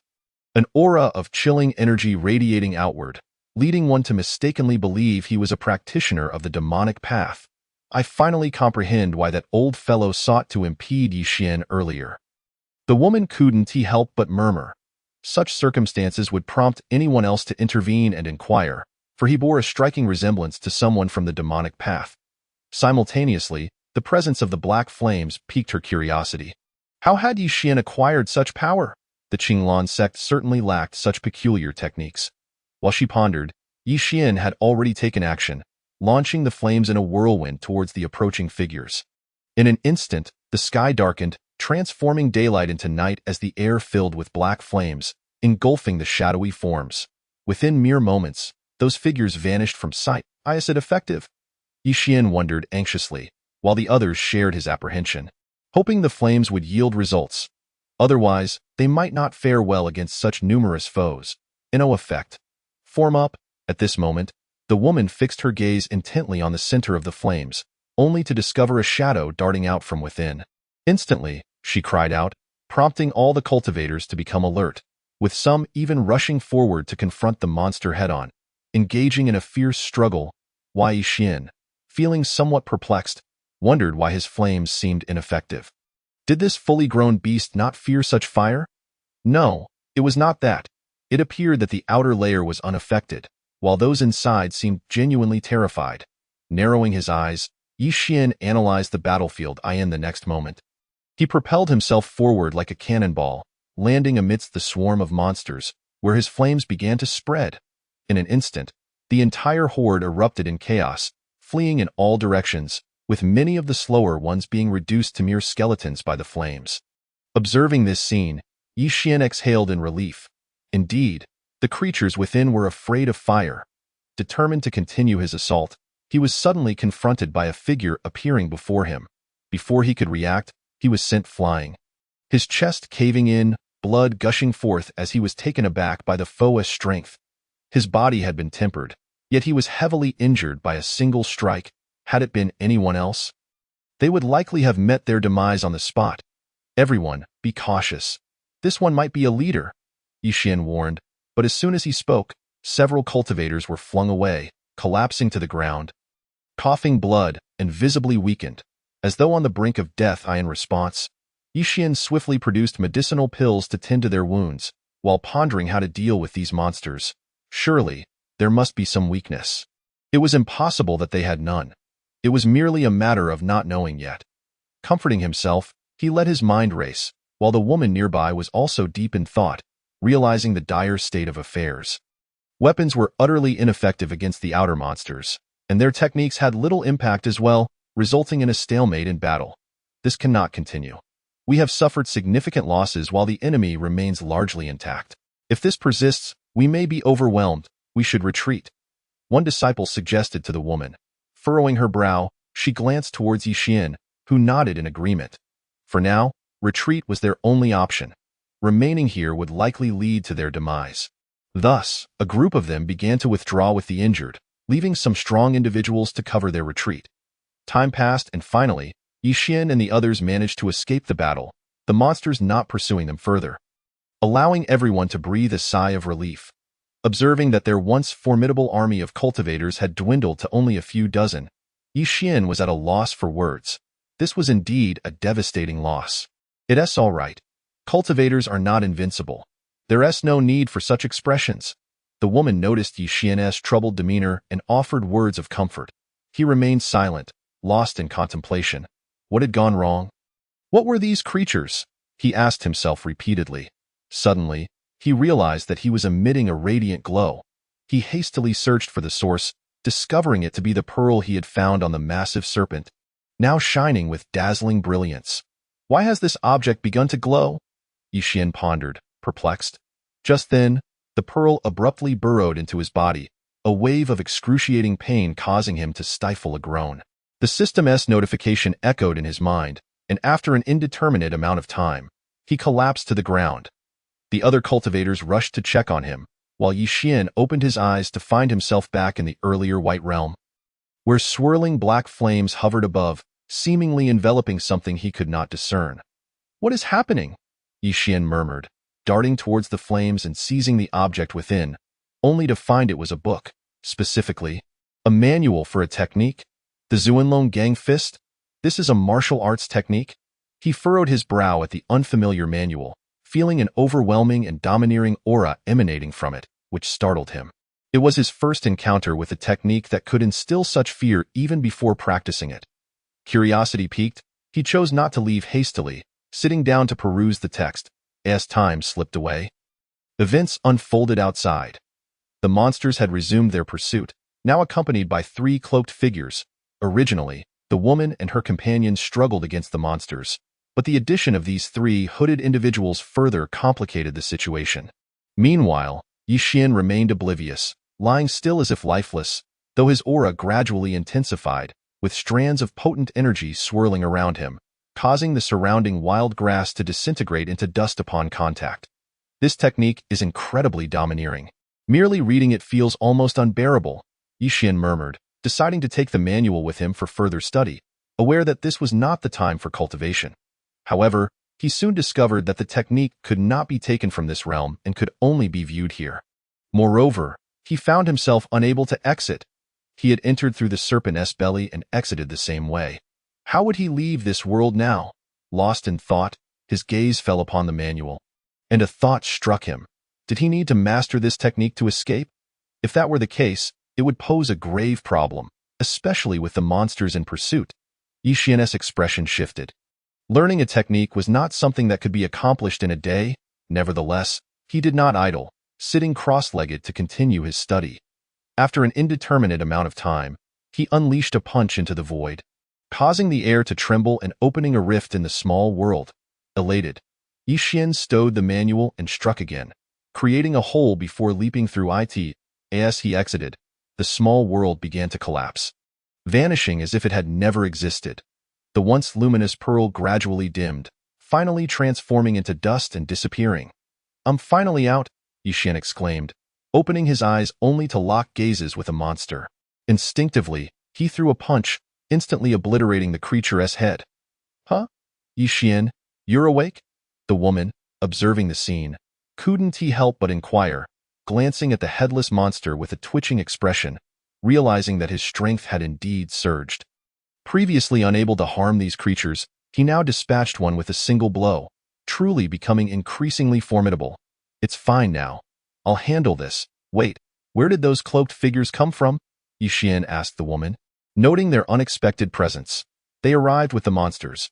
It seems these creatures are puppets under their control," she explained. Without wasting time, Yi Xian charged towards the 3 cloaked figures. The principle of capture the leader first was well understood. Eliminating these 3 would likely diminish the threat posed by the monsters. With this thought in mind, Yi Xian quickened his pace, while the cloaked figures noticed his approach, revealing cold smiles. "A reckless fool." One sneered, brandishing chains that snaked toward Yi Xian. "The only fool here is you," Yi Xian retorted coldly, gathering potent energy in his fist and striking, shattering the chains with a resounding explosion. The cloaked figures were momentarily stunned, not anticipating Yi Xian's formidable strength, which had shattered their weapons in an instant. "This kid is not right. Let us attack together," the leader shouted, and the 3 charged at Yi Xian.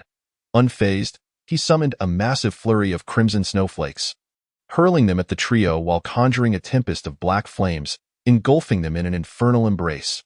The surrounding monsters were also enveloped, freezing in place almost instantaneously. "You all retreat. I'll take care of these enemies." Yi Xian, concerned about collateral damage, urged the woman to lead the others away. Though worried for his safety, she did not refuse, quickly relinquishing the battlefield to him. Just then, a piercing sound sliced through the storm, and the 3 cloaked figures emerged from the chaos. They were met head-on by Yi Xian's punch. With 3 dull thuds, they were reduced to mere fragments, leaving not even a full corpse behind. "Oh no, had I known these 3 would crumble so easily, I would have held back," Yi Xian lamented, realizing he had obliterated them completely. Yi Xian's lips twitched slightly, a touch of frustration evident on his face. Yet, there was little he could do. Death could not be reversed, and he was compelled to seek alternative solutions. Without the control of the three cloaked figures, these monsters stood motionless, akin to targets, as Yi Xian shattered them one by one with his fists. After dispatching them, Yi Xian exhaled deeply, curiously examining his hands. To his astonishment, despite having thrown so many punches, his internal energy showed no signs of waning. In fact, it was on the rise. This dragon's might fist is truly remarkable. Yi Xian mused, though he had no time to dwell on it. His immediate priority was to tend to the injured and ascertain the origin of these creatures. You need not worry about the wounded. We shall manage them, the woman explained to Yi Xian. I've also summoned assistance. We must recover from this setback. Yi Xian nodded in acknowledgement. I apologize for dragging you into this. I shall repay this favor. He replied, to which the woman smiled. You think too much. It is we who owe you a debt of gratitude for aiding our ancestors' ascension. Such a favor is not easily repaid, she clarified, subsequently producing an object resembling a compass, seemingly in search of something. Chapter 60. Indeed a madman, Yi Xian, intrigued by the peculiar item the woman had produced, inquired about its purpose. This is a locating compass. It can trace the essence of these creatures to determine their approximate location. However, it requires some time to operate, as I am not entirely proficient with it. Moreover, those madmen are not here, which complicates matters. She explained. Why Yi Xian nodded. Who exactly are these madmen? He asked, having heard the term several times from her. The woman chuckled softly. They are merely a group of lunatics. You'll understand once they arrive. Their strength is formidable, yet none are quite sane. With that, she resumed her focus on the compass. Yi Xian chose not to press further, instead returning to his study of the dragon's might fist. Time passed swiftly, and soon it was dawn. Yi Xian awoke abruptly, chilled to the bone. What is happening? Has the temperature dropped so drastically? He murmured as he opened his eyes, only to find a figure before him, as if emerging from an ice cellar. Covered in frost. Yi Xian sprang to his feet, realizing he had not noticed the presence of another person, and something felt off about this individual. Oh, not be alarmed. He is one of the madmen? A skilled practitioner from our sect, though his mind is somewhat unhinged, the woman elucidated, noting Yi Xian's apprehension. His lips twitched again as he finally understood why she referred to them as madmen. This individual did indeed seem a bit deranged. Silence, and no one will mistake you for a mute. Besides, should you call me a madman, I'll freeze your brain. The frost-laden man retorted coldly, his aura intensifying with his words, causing Yi Xian, who was too close, to feel the chill severely. Are you Yi Xian, the one who assisted our sect's ancestor in ascending? I thank you for that. I shall take care of your matters. No need for gratitude or concern, the man stated monotonously, rising stiffly to walk away. Yi Xian found himself momentarily speechless. Did this fellow enjoy talking to himself? He may be a bit mad, yet his prowess surpasses us combined. The woman remarked, observing Yi Xian's bewilderment. He chose not to comment further. Soon, the woman, having pinpointed the enemy's location with the compass, led the group toward their destination. The journey was uneventful and calm, devoid of any surprises, which perplexed Yi Xian. Given their proximity to the enemy's stronghold, it seemed odd that it was so tranquil. One might even sense the calm before a storm. Yi Xian pondered, preparing himself for battle, while the woman appeared unconcerned, as if the icy man's presence alleviated all worries. After several hours of travel, the group halted, gazing upon a distant hill. Yi Xian squinted. This was indeed their destination. The hill was solitary, surrounded by nothing else. Were it not for the compass indicating their location, he would have doubted whether they had strayed off course. Stay here. I shall freeze them to death, the Iceman declared, striding toward the hill, his stiff gait leaving much to be desired. Are you certain of his strength? He appears rather frail. Yi Xian could not help but inquire. The woman's lips twitched at his words. It seemed only Yi Xian would dare voice such thoughts. Anyone else would likely find themselves turned into an ice block. Just then, the Iceman seemed to have heard Yi Xian's muttering. In the blink of an eye, he vanished, only to reappear atop the hill with a single stomp. He flattened the hill beneath him. Come forth. Do not hide like rats below, he commanded coldly, and as he spoke, the earth trembled, revealing the cloaked figures who emerged from beneath, brandishing chains to ensnare the Iceman. In an instant, he was bound tightly. Yet, before they could rejoice, frost enveloped the chains, causing the hands of the cloaked figures to blacken and decay instantly. "How bold to touch my form!" The Iceman smiled, and with a mere wave of his hand, the cloaked figures were transformed into ice sculptures, eventually dissolving into frost, leaving not a trace behind. "I now believe your words," Yixian remarked, observing the scene. The woman smiled in return. "This is not even the madman's strongest state. I have witnessed him nearly annihilate a sect single-handedly, only to be thwarted by our ancestors' 2 strikes that prevented a catastrophe." Her tone was tinged with admiration. After all, surviving 2 strikes from the ancestor and remaining lively was indeed commendable. 2 strikes? Yixian replied, astonished, imagining the consequences if he were to receive even a single blow from the elder. Quite impressive. Ultimately, Yixian could only sigh in awe as he continued to observe the unfolding battle. At this juncture, having dispatched the cloaked figures, the Iceman began stomping his feet, as if something lay beneath. As the stomping intensified, an entrance to a tunnel emerged, emanating a murky, demonic aura. "The entrance has been found.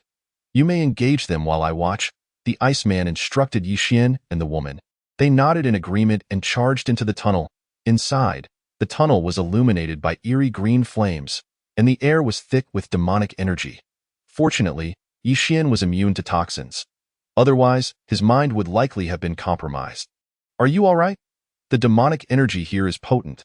Be cautious," Yixian warned the woman, who nodded affirmatively, indicating she was fine, and they continued deeper into the tunnel. "Heh, a little brat from the Qinglan sect? How foolish to venture here. You shall remain," a chilling voice echoed, followed by a surge of black smoke enveloping Yixian. Reacting swiftly, Yixian unleashed a punch, dispersing the black mist, revealing an elderly figure who regarded Yixian with incredulity. As if shocked that Yixian had managed to repel him. Chapter 61. "Within the lair you are not from the Qinglan sect. Who are you really?" The elder scrutinized Yixian, a hint of wariness in his gaze. The Qinglan sect possessed no such fist technique. Who exactly was this young man? "Are you blind? If I am not from the Qinglan sect, where else could I be from? Spare me your prattle and return the materials for the protective sect formation, or I shall show no mercy," Yixian demanded coldly. The elder scoffed at his words, clearly unfazed by Yixian's bravado. After all, this was his territory. He was the master here. How could he fear Yixian's threats? "Boy, who gave you the audacity to speak such presumptuous words?" The elder chuckled darkly. Just then, a wave of cold swept through the air, causing him to shudder involuntarily. "Do you have a problem with that?" The Iceman's voice resonated as he appeared before the elder, who immediately recoiled in fright, only to find his legs frozen in place. Who are you?" the elder stammered, gazing at the Iceman, who looked like a specter as he prepared a barrage of demonic energy, ready to fight to the death.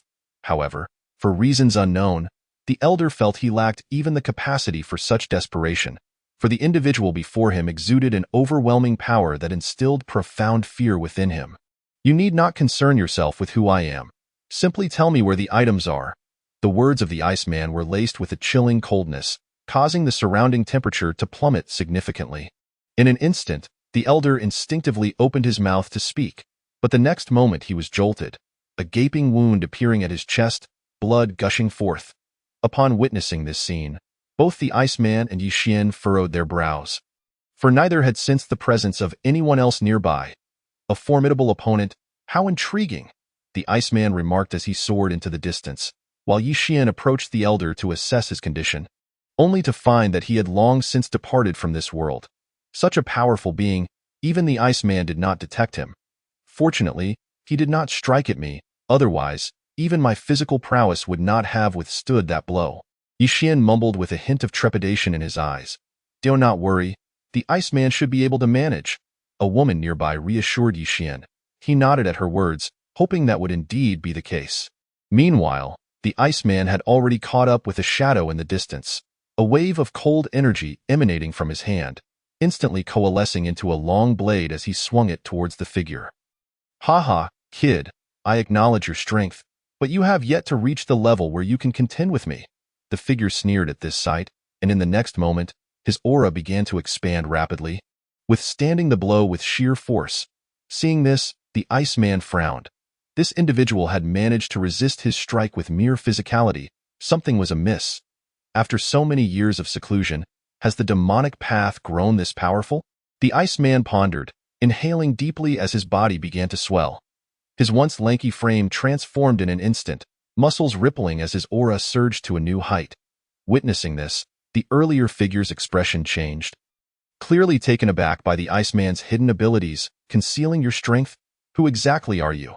How do you possess such bizarre techniques? The figure questioned warily, losing the calm demeanor he previously held. The Iceman chuckled at the remark. It was rather amusing for someone from the demonic path to label others as strange. Who I am, you may ponder after your demise. With that, the Iceman vanished, only to reappear behind the adversary. Seizing his shoulder, a series of cracking sounds ensued, and half of the opponent's body was instantaneously crushed, screams echoing in a bone-chilling manner. Your bones are rather sturdy. I shall see whether it is your bones or your tongue that is tougher. The Iceman said coldly, determined to extract information from this individual. Yet, this demonic being remained resolute, refusing to divulge anything, leaving the Iceman perplexed after a protracted interrogation. After carelessly discarding what seemed like a tattered cloth upon the ground, the Iceman furrowed his brow, contemplating how to pry open this individual's mouth. As he contemplated, the figure on the ground underwent a transformation, contorting into a monstrous form, gray fur sprouting from its entirety. Beastification. The Iceman frowned at this unexpected turn of events. It was not easy to turn a human into a beast. What a pity, merely a rat, he uttered with disdain upon seeing the creature, promptly kicking it in an attempt to end its life. However, the creature let out a shriek and evaded the blow, swiftly burrowing into the ground. Let us see where you can run. The Iceman's expression turned icy at the sight of the escape. And he pursued without hesitation. Before long, he found himself before a tunnel, where faint sounds of footsteps echoed within, a multitude of them, heightening the Iceman's vigilance. Although he was powerful, he was no fool. This was the enemy's lair, and caution was warranted, lest even the strongest fall victim to a trap. With this thought, the Iceman cautiously advanced, scrutinizing each step, taking an inordinate amount of time to traverse a mere few hundred meters. Meanwhile, Yi Xian and the woman were also searching, the vastness of this lair surpassing his expectations. After several hours of searching, they had yet to complete a thorough sweep. How strange, just how expansive is this place? We've been wandering for so long without a proper exit, Yi Xian murmured, his brow furrowing as an uneasy feeling settled in. Could it be that we are lost? The woman inquired, having sensed something amiss. Upon hearing this, Yi Xian's heart sank. It was highly probable that they had indeed lost their way. Otherwise they wouldn't have been trapped for so long. With that in mind, Yi Xian summoned dark flames that cascaded to the ground, intending to mark their path. The two continued onward, and before long, they discovered the black flames marking their previous route, confirming they had been traversing in circles, a formation, perhaps? Having spent considerable time with Feng Nian, Yi Xian had become somewhat familiar with formations and promptly began to investigate. After a while, Yi Xian indeed discerned traces of a formation, his expression shifting as he realized how covertly it had been arranged. Eluding both him and the woman. Being trapped for so long, the situation seemed dire. Can you break the formation? The woman asked, her expression growing grave. Yi Xian nodded at her inquiry. It can be broken. But we are most likely surrounded. Given the time that has elapsed, the formation's master would be aware of our presence. The woman nodded in understanding. Do not fret, just focus on breaking it, and I shall handle the rest. She instructed Yi Xian. He did not protest, gathering his energy and delivering a forceful punch to the ground. The earth trembled violently, leaving the woman in shock at the sheer, brute force of Yi Xian's method of dismantling the formation.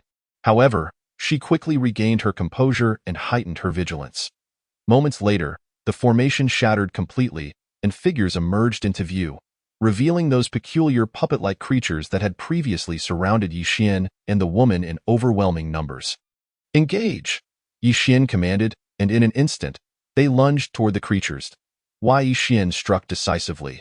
While the woman provided support in a mere 10 minutes, they managed to break free from the encirclement and ventured deeper, overcoming numerous obstacles along the way, all of which were swiftly dealt with by Yi Xian. These creatures are resisting fiercely, indicating we are on the right path. Yi Xian mused with excitement, feeling a sense of progress. Let us not be too complacent.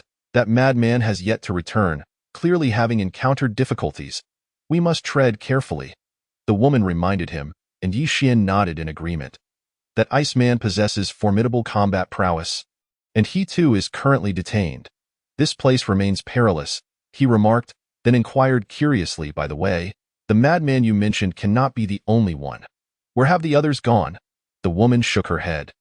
Their movements are unpredictable. Aside from the ancestor who can locate them accurately, no one else can. Even they may struggle to find one another, so currently, their whereabouts are unknown. Why Yi Xian chose not to press further. And soon they arrived before a stone door, where an elder squatted nearby, inscribing something on the ground. An eerie sight indeed, T last. You too have arrived.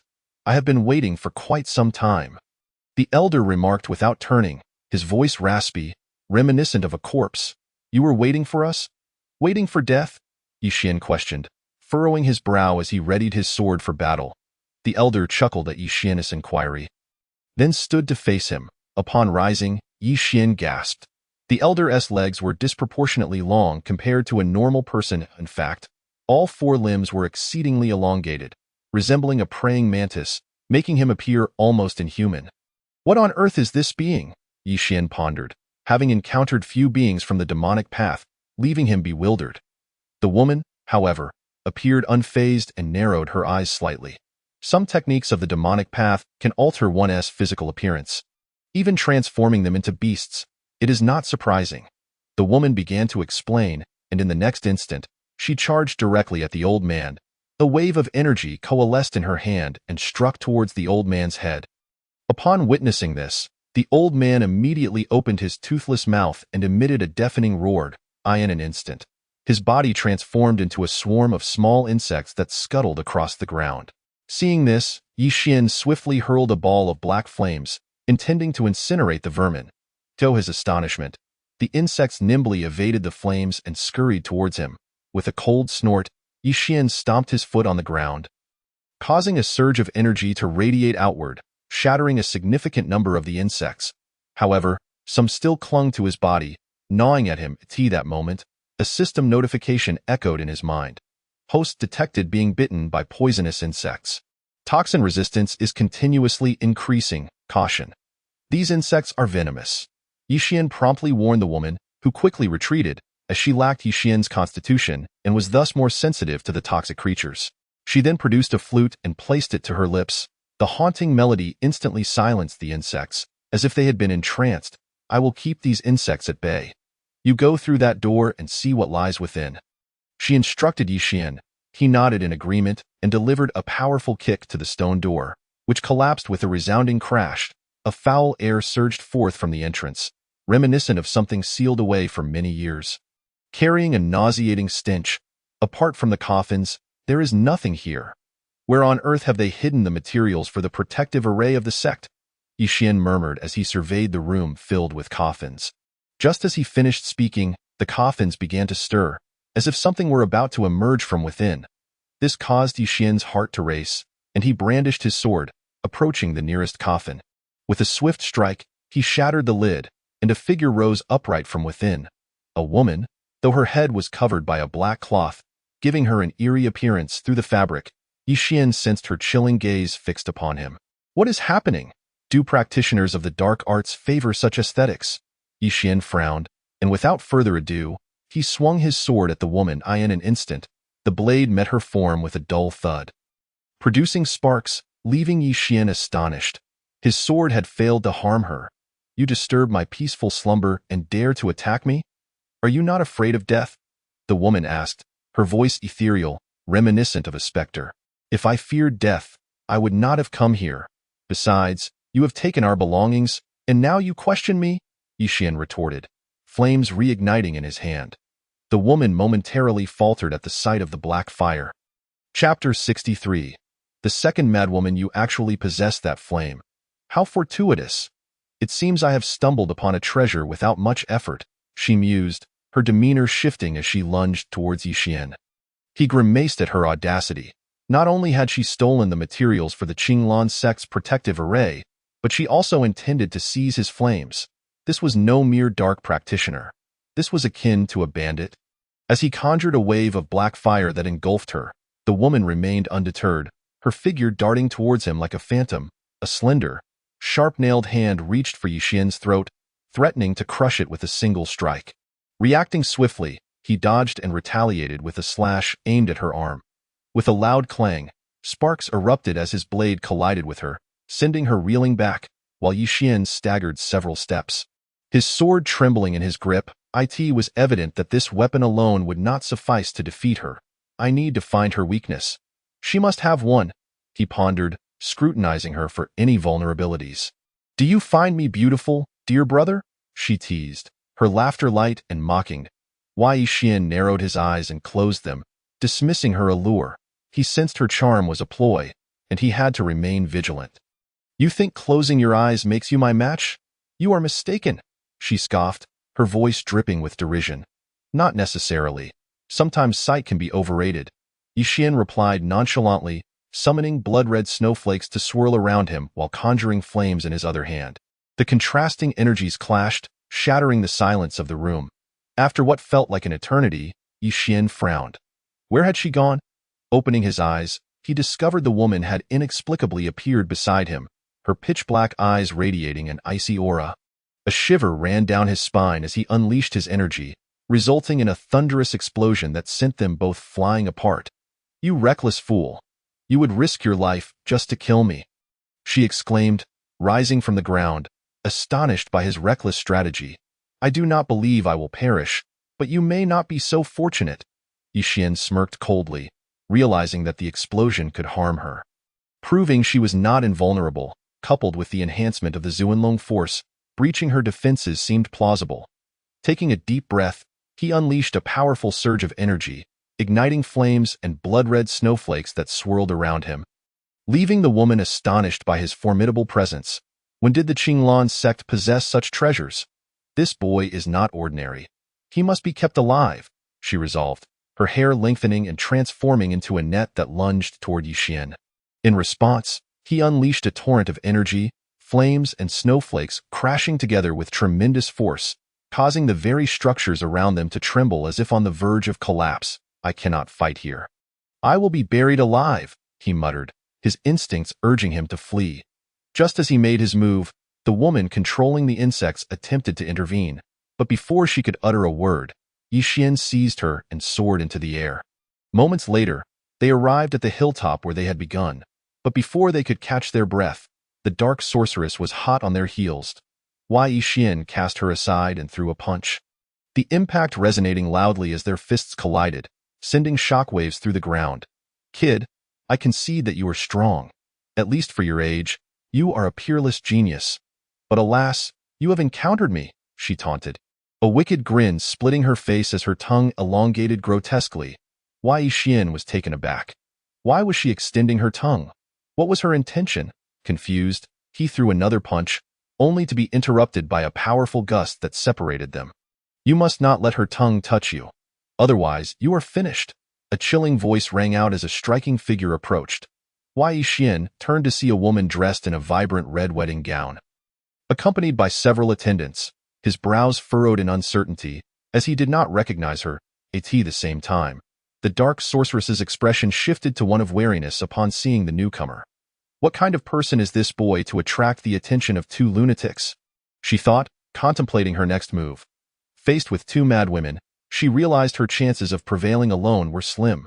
However, it seemed the situation would not permit her escape, especially with the attendants surrounding her. Unlike ordinary servants, these were harbingers of death.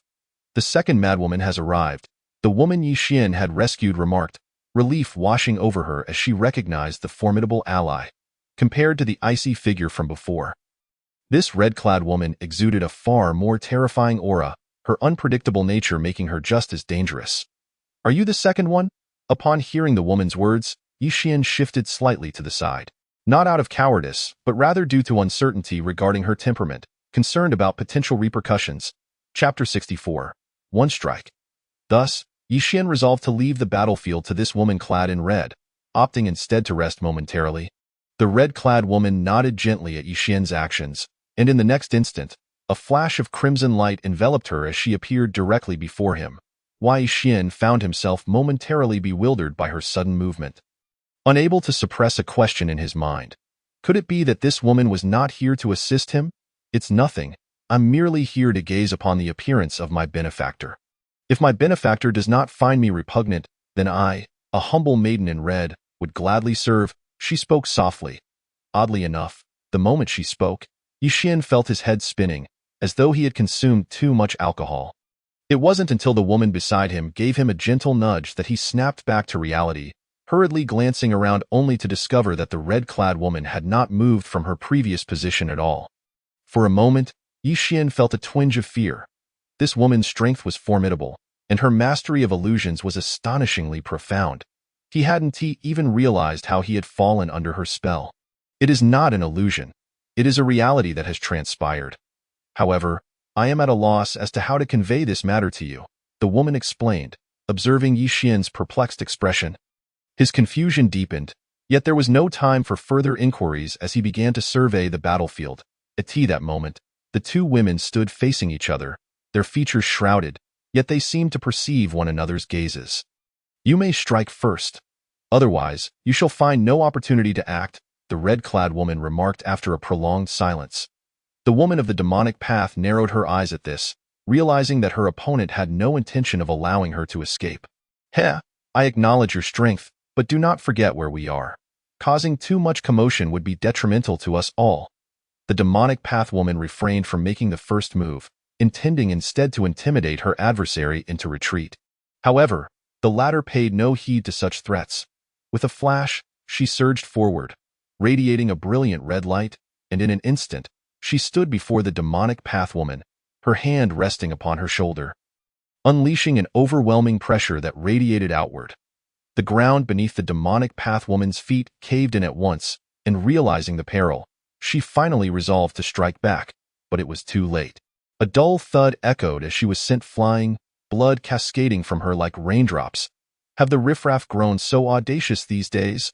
The red-clad woman remarked coldly, a sense of disdain washing over her.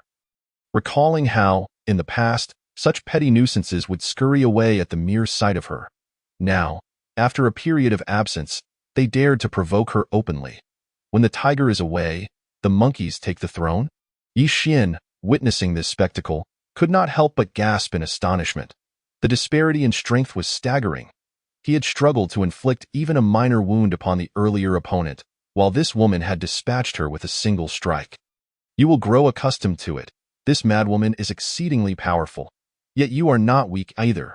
It has only been a short while since we met, and you have already reached the bone sea level. I am confident that before long, you shall surpass her, the woman beside him reassured. Yi Xian chuckled at her words. While the system had indeed accelerated his growth, the path to true strength was not a simple one. It required frequent provocations and challenges. By the way, where has the Iceman gone? Why has there been no movement from him for so long? Yi Xian pondered aloud, suddenly remembering the existence of the Iceman. He has emerged. Just as he mused, the woman interjected, and in that very moment, the Iceman burst forth from beneath the ground, looking disheveled and quite distressed. Is there no awareness of others below? The battle above nearly buried me. He grumbled at the red-clad woman, who chose to ignore his complaints, thinking to herself that she wouldn't mind if he were indeed buried, as he was quite bothersome with his zombie-like demeanor. Enough of this nonsense, Yi Xian. I have found what you seek. This should be it, correct? The Iceman disregarded the woman and called out to Yi Xian, tossing a stone in his direction. Catching the stone, Yi Xian examined it closely, confirming its identity. Although he had never seen it before, it matched the illustration given to him by the sect leader perfectly. Indeed, it is I express my gratitude to all of you, Yi Xian said, cupping his fists in salute. The others reciprocated in kind. Although some disciples had perished during this encounter, their contributions to Yi Xian's sect far outweighed those losses. Thus, both of the madwomen bowed respectfully to Yi Xian, leaving him momentarily at a loss. Such courtesy was unexpected. All right, Enough with the formalities, let us return. We shall leave this place for now and await those who will handle it. The Iceman finally broke the silence. Someone is coming to deal with this? Has that grave digger arrived? The red-clad woman inquired, her tone tinged with surprise. The Iceman nodded in affirmation. Indeed, he has come, but this time he is not here to dig graves. He has come to bury them. Without further ado, the Iceman led the group towards the Qinglan sect. Shortly thereafter, they returned, where the sect leader personally arranged for their accommodations. After handing over the stone, Yi Xian made his way back to the mountain peak, intending to check on whether Bai Linger had encountered any troubles during his absence. Upon arriving, he found Bai Linger sitting alone, roasting meat, her melancholic demeanor pulling at his heartstrings. What troubles you? Are you not enjoying the roasted meat? Yi Xian inquired with a smile. Bai Linger responded with a mumbled acknowledgement, initially saying little. However, she soon seemed to register his presence, her eyes widening in surprise before she dashed over and flung herself into his embrace. Young master, you have finally returned. Linger thought you had abandoned me, she exclaimed, her voice tinged with distress. Silly girl. How could I possibly abandon you? I was merely overwhelmed with tasks and lacked the time to return, Yi Xian reassured her, while also surveying the surroundings, sensing a familiar aura lingering in the air. Did anyone come by during my absence? Yi Xian asked curiously. Bai Linger eagerly nodded. A man came, saying he wished for you to save his brother. However, since you were not here, he came by almost every day. She explained. Why Yi Xian furrowed his brow at this revelation. Someone was seeking his help? Save someone? Since when have I become a savior? With my meager alchemical skills? Yi Xian mused, unsure of who could possibly be requesting his assistance. Feeling it was likely a case of desperation driving someone to seek him out. Young master, he has returned. It's him. Just as Yi Xian pondered further, Bai Linger suddenly exclaimed. Why Yi Xian's brow furrowed as he followed her gaze, only to find an old acquaintance, Luo Qing, approaching. Oh, it is you. You wish for me to save your brother? Yi Xian was taken aback to find this former rival seeking his aid. It was a scenario he had never anticipated. Indeed, it is I. My brother acted foolishly and clashed with you over the cultivation technique. I am willing to accept any punishment you deem fit, but please, I implore you to save my brother Luo Xiao. His situation is dire, Luo Qing spoke, stripped of his usual bravado. Why Yi Xian's expression shifted. What was this man implying? I am not equipped to save anyone. Perhaps you should seek assistance from someone else? He replied, feeling helpless. The snowflakes you used are toxic. Since you wielded them, you must possess a method to retract the poison, Luo Qing suggested, having initially thought Yi Xian was feigning ignorance. However, upon reflection, he realized that Yi Xian had no reason to do so. Yi Xian's expression changed again. He was aware of the toxicity of those snowflakes, but they were not lethal. At worst, they induced a state of hypnosis. But if even someone with his immunity could be affected, then Luo Zhao's constitution might indeed be in jeopardy. Realizing this, Yi Xian nodded decisively. Very well, I will assist you in saving him, but you must promise me that you will not come seeking trouble again. Otherwise, you shall bear the consequences, Yi Xian warned. Luo Qing nodded earnestly, raising 3 fingers to the heavens, swearing that the Luo family would no longer oppose Yi Xian. Why Yi Xian could not help but admire Luo Qing's audacity. To swear an oath to the heavens was no trivial matter. Should he fail to uphold it, the consequences could be dire. All right, let us go. Take me to see Luo Xiao, but I must forewarn you. I cannot guarantee his rescue, as I am not well versed in these snowflakes, Yi Xian stated, laying out the conditions beforehand. Luo Qing nodded in understanding, knowing that Yi Xian's willingness to help was already a significant gesture. Whether they could succeed would depend on Luo Zhao's resilience. Had he known this would unfold, Luo Qing would have never dared to provoke Yi Xian, perhaps even delivering a sound thrashing to his brother before bringing him to apologize. Especially after hearing of Yi Xian's remarkable achievements in such a brief time, having reached the Bone Sea realm. Moreover, he possessed some obscure connections. Upon arriving at the Qinglan sect, he discerned 2 exceptionally potent auras, the kind capable of extinguishing his existence with a single strike. After inquiring, he learned that these belonged to Yi Xian's friends, who had just returned from annihilating a demonic sect and were currently resting. Upon receiving this news, Luo Qing understood that Yi Xian was not someone to be trifled with. Although he had already provoked him, he must strive to mend their relationship. After all, they could not afford to become enemies. Lest the Luo family fall into peril. Unbeknownst to Yi Xian, Luo Qing was preoccupied with his thoughts. After giving Bai Linger a brief explanation, he departed with Luo Qing. He had initially intended to take Bai Linger for a leisurely stroll but ultimately refrained, primarily due to safety concerns. Although Luo Qing had sworn an oath, the Luo family's members had not, and should any untoward incident occur, he could hardly guarantee Bai Linger's safety. With such thoughts swirling in his mind, the two soon arrived at the Luo residence, where countless people were bustling about, some even exhibiting hints of grief. It was no surprise, given that the second young master was on the verge of death. It would be unnatural for them not to weep. Your family is rather numerous, Yi Xian remarked, impressed. A large family certainly had its advantages, unlike his own, whereby Linger stood as his sole relative, a mere assembly of ineffectual individuals, prone to panic in crises, which was indeed laughable. Luo Qing offered an explanation and then led Yi Xian to a chamber where Luo Xiao lay on the bed, barely clinging to life. The atmosphere suggested he was not long for this world. Yi Xian furrowed his brow at the sight. Could his own crimson snowflake toxin be this potent? With that thought, Yi Xian placed a hand on Luo Xiao's chest. Moments later, a wave of chill emanated from Luo Xiao's body, coursing up Yi Xian's arm. He should be fine now, Yi Xian declared. Luo Qing, upon seeing this, promptly checked his brother's condition and soon confirmed that the toxin was indeed gone. Though there was no sign of recovery, an enigma. Perhaps he requires some nourishment. Matters like this are beyond my purview. Remember your promise, or I shall not hesitate to act. After addressing these matters, Yi Xian reminded him before rising to leave the Luo residence.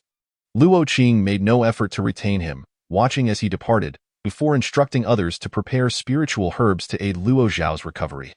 Time passed as they busied themselves, and after consuming several spiritual herbs, Luo Xiao's complexion improved significantly, and he soon opened his eyes, albeit with a bewildered expression. Brother, did I just hear Yi Xian's voice? Luo Xiao questioned in confusion. Luo Qing's face flickered with joy, quickly subdued as he sternly warned his brother not to provoke Yi Xian further. Leaving Luo Xiao perplexed. Why should I not provoke him? He tricked me this time. I'll make sure he pays next time, Luo Xiao retorted, his eyes brimming with resentment. Had it not been for Yi Xian, he would not have found himself in this predicament. Provoking him will affect your stature, Luo Qing interjected. Luo Xiao, taken aback, asked, What does that have to do with my height? Because I will break your legs. With that, Luo Qing left the room, leaving Luo Xiao momentarily stunned and bewildered. Meanwhile, Yi Xian, oblivious to these events, purchased some delicacies for Bai Linger on his way back, while he replenished his alchemical materials. All procured from the Dingqi workshop without expenditure. Funds remained insufficient. He needed to concoct more elixirs for sale, and the issue of Bai Linger's cultivation method still loomed unresolved as he walked back. Yi Xian could not help but murmur to himself, overwhelmed by the multitude of recent events that had left him little time to attend to these matters. Lost in thought, Yi Xian soon returned to the sect, only to find numerous disciples engaged in fervent discussion. Out of sheer boredom, he approached to eavesdrop, discovering someone standing in an open space, holding a plaque and proclaiming, This Yi Xian is nothing but a selfish individual. Why should Bai Linger be his servant? Does he treat her well? Not at all. He has completely confined her. This scoundrel harbors ill intentions. Chapter 66. The reborn individual. What nonsense is this? Yi Xian's countenance shifted upon hearing this. Was it possible for someone to slander him here? Moreover, why was this individual fixated on Bai Linger? Typically, her presence was so subtle that few noticed her, yet today, she had drawn unwanted attention, leaving Yi Xian both astonished and puzzled as to the motive behind this slander. Speak clearly, Yi Xian commanded coldly. The individual, upon realizing who stood before him, smirked disdainfully and tossed the plaque to the ground, stomping it into fragments. Ah, the main character has arrived. I thought you would continue to hide like a turtle. I challenge you. If I win, Bai Linger will become my servant. What say you? The youth declared with an air of arrogance. Yi Xian frowned at this. Bai Linger was not an object to wager. Did this fool seek his own demise? You would do well to retract your words. Otherwise, I shall ensure you cannot leave the Qinglan sect, Yi Xian retorted, a swirl of black flames coalescing in his hand. The youth narrowed his eyes at the sight, clearly unfamiliar with this particular flame. Yet he did not dwell on it. Instead, he began to elevate his aura, revealing a strength comparable to Yi Xian's, which surprised him. Where did this young man come from? His prowess was formidable, and he had set his sights on Bai Linger. Had he uncovered something? Did he somehow know of Bai Linger's condition? Yi Xian pieced together the youth's intentions and scoffed, charging towards him. As the two clashed, the onlookers hastily retreated. Both were formidable opponents, and it would be unwise to remain close lest they be caught in the crossfire. I know not your intentions, but daring to covet Bai Linger will lead to your demise, Yi Xian declared, landing a punch on the youth, whose aura erupted in response, causing their energies to collide and neutralize. Seeing this, Yi Xian followed up with another punch, successfully driving the youth back. The latter dusted off his chest, appearing unscathed, though internally he was in agony. Why Yi Xian possesses strength akin to mine, yet his body feels somewhat off. Regardless, I must claim Bai Linger for myself. Having been reborn, I cannot afford to let this opportunity slip away. The youth pondered, conjuring a steel blade that he swiftly swung towards Yi Xian in response. Yi Xian summoned a black, long sword with a flick of his wrist. The two weapons clashed, sending waves of sword and blade energy rippling outward, causing many disciples to stagger back several steps. The ruckus attracted considerable attention, including that of the sect leader, who observed the youth engaging Yi Xian with equal vigor, piquing his interest. Who is this young man? He can hold his own against the little monster, quite impressive. And he exudes a peculiar aura. Could he be someone reborn? The sect leader discerned the youth's uniqueness, his curiosity piqued. Uncertain of how Yi Xian became entangled with a reborn individual, the leader chose not to intervene, preferring to witness whether Yi Xian could prevail against this opponent. The clash between these two formidable beings was indeed a spectacle to behold. As the battle raged on, Yi Xian found himself puzzled. This adversary was surprisingly strong, and his fighting technique was exceptionally refined, far beyond what one would expect at his age. Such a curious individual. You are forcing my hand, Yi Xian declared, taking a deep breath as a surge of qi enveloped his hands. Activating the Zuanlong fist, and he unleashed a powerful strike aimed at the youth's head. Huh? The youth was taken aback upon witnessing this technique. He had not anticipated that Yi Xian could wield such a high-level skill. Unable to evade in time, he took the blow squarely to the face, sending him hurtling backward like a cannonball. With a thunderous crash, he smashed through a building before finally coming to a halt. Bloodied and battered as he struggled to rise from the rubble, Why Yi Xian, you are stronger than I expected. But you have thoroughly angered me now, the youth exclaimed, wiping the blood from his mouth before vanishing like a specter. When he reappeared, it was behind Yi Xian, his blade aimed at Yi Xian's neck. Instinctively, Yi Xian ducked, narrowly avoiding the strike as the blade sliced through his hair. In an instant, he pivoted and landed another punch on the youth, who spat blood as his aura became chaotic, clearly injured. Yet Yi Xian remained vigilant. This individual possessed vast combat experience and resilience. Having endured 2 of his punches, it was evident that the youth still had strength left. He needed to exercise caution, for losing Bai Linger would be catastrophic. Yi Xian, let us see how many more punches you can throw. Heh, all I need is a single strike to claim your life. The youth, now somewhat deranged, howled and lunged at Yi Xian once more. Why Yi Xian furrowed his brow. Was there something unusual about this youth's blade? Why did he assert that a single strike could take his life? Unable to fathom the situation, Yi Xian chose to cease his contemplation. With a swift motion, he unleashed another punch, and in an instant, the might of his fist collided with the long blade, the two forces standing in stark opposition to one another. Something was amiss with this sword. It exuded an unusual aura. At the very moment they clashed, Yi Xian sensed a peculiar energy emanating from the blade, prompting him to hastily disengage. To his astonishment, however, the adversary clung to him like a stubborn adhesive, showing no intention of parting ways. Cursed be this predicament. Yi Xian's expression shifted as he summoned forth a hand enveloped in crimson snowflakes. Upon seeing the snowflakes, the young man's demeanor changed. He instinctively retreated, creating distance between them. So you fear this entity. Yi Xian's face broke into a smile, recognizing that fear was no longer an obstacle. With a flick of his wrist, a flurry of blood-red snowflakes surged toward the young man. How could Yi Xian possess such ethereal snowflakes? The youth dodged while muttering curses under his breath. Such phenomena should not manifest here. What was transpiring? Could this individual also be the reincarnation of some formidable being?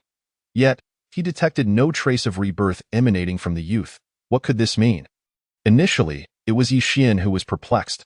Now both of them were riddled with questions. Chapter 67. Underestimating the reincarnator.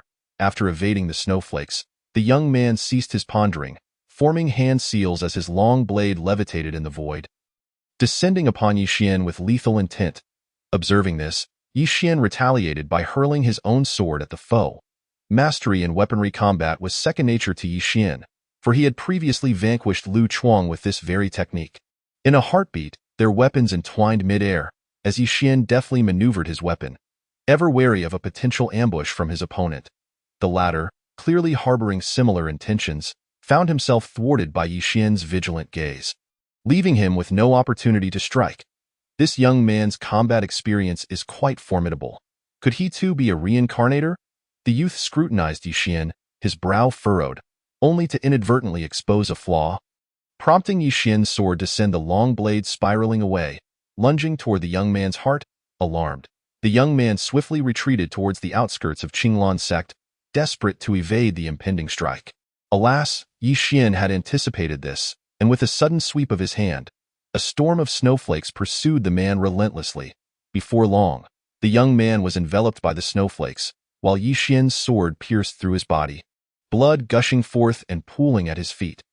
"Let us see whether you survive this time," Yi Xian declared, propelling himself toward the direction of the descending youth, only to discover that the individual had vanished, leaving behind only Yi Xian's sword and a puddle of blood. How could he have escaped? Yi Xian furrowed his brow, astonished by the resilience of this young man, whose vitality was far more robust than that of someone his age. He resembled an old veteran.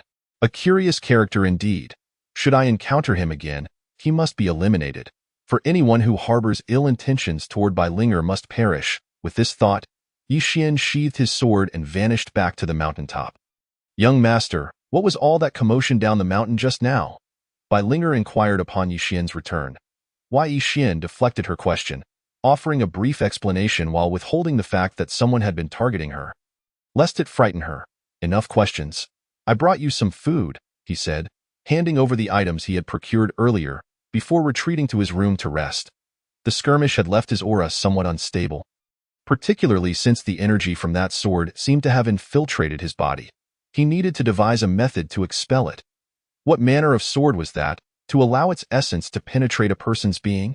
Yi Xian pondered, feeling the energy within him, soon locating the presence of the sword's aura, albeit having already burrowed deep into his organs. Attempting to expel this energy now would undoubtedly harm his internal organs. However, Yi Xian was undeterred, swiftly channeling his energy to force the sword's essence out. The next moment, beads of cold sweat trickled down his forehead. The system's notification echoed incessantly in his mind, instilling a sense of dread within him. Fortunately, it was merely a strand of sword aura. Had it been more, he would likely have been unable to withstand it. Detected that the host has been harmed by a special aura. Damage value 1500. Experience conversion in progress. The system's voice resounded once more, and Yi Xian felt a wave of relief wash over him.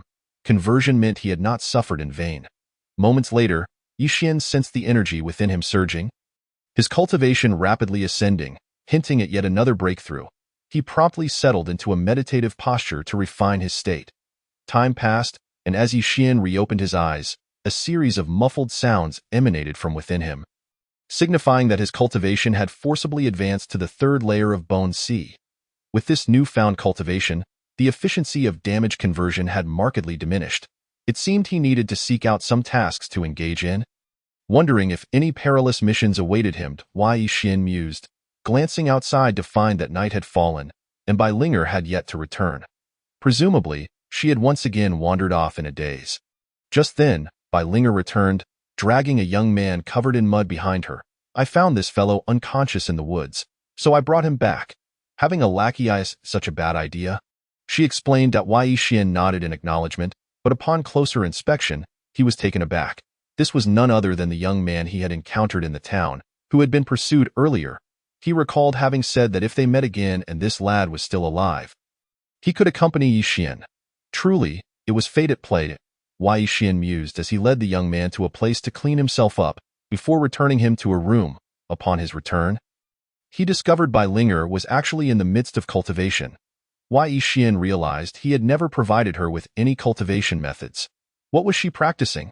As he contemplated this, he observed her, only to find that the technique she was employing was one he could not comprehend. This was not a method from Qinglan's sect. Where had Bai Linger acquired it?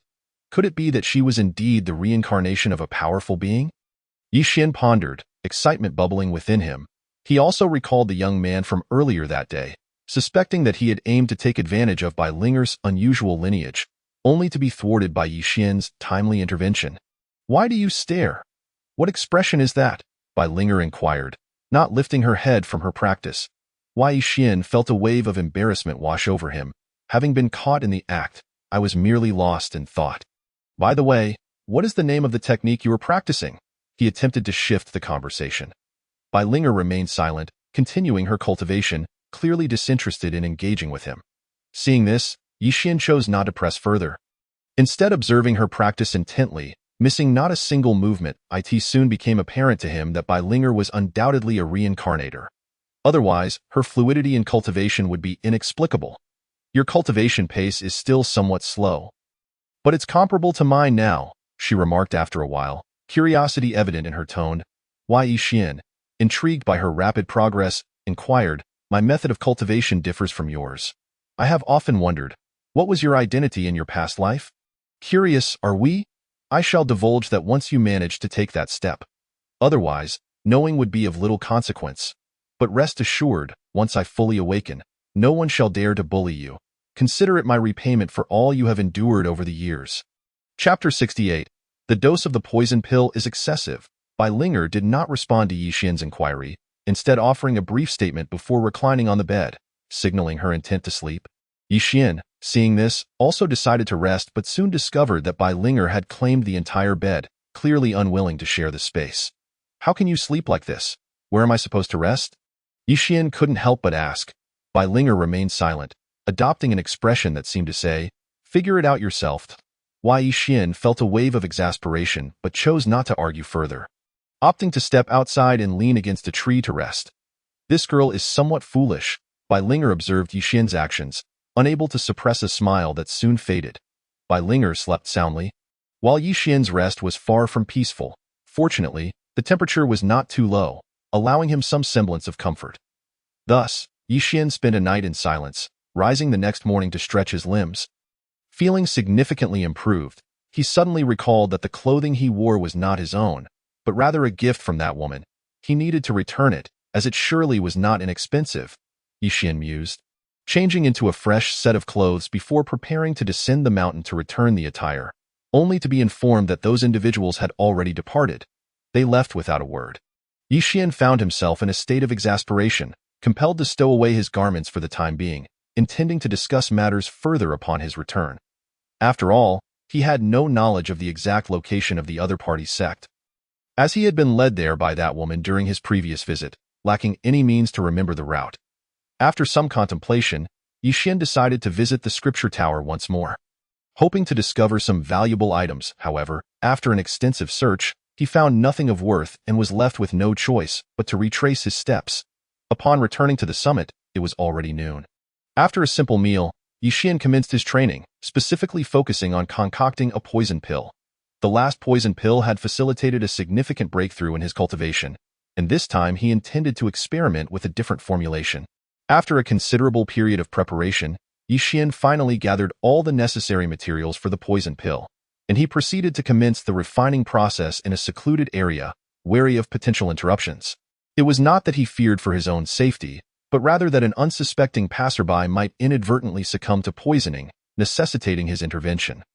Once assured that the vicinity was devoid of onlookers, Yi Xian began the refinement.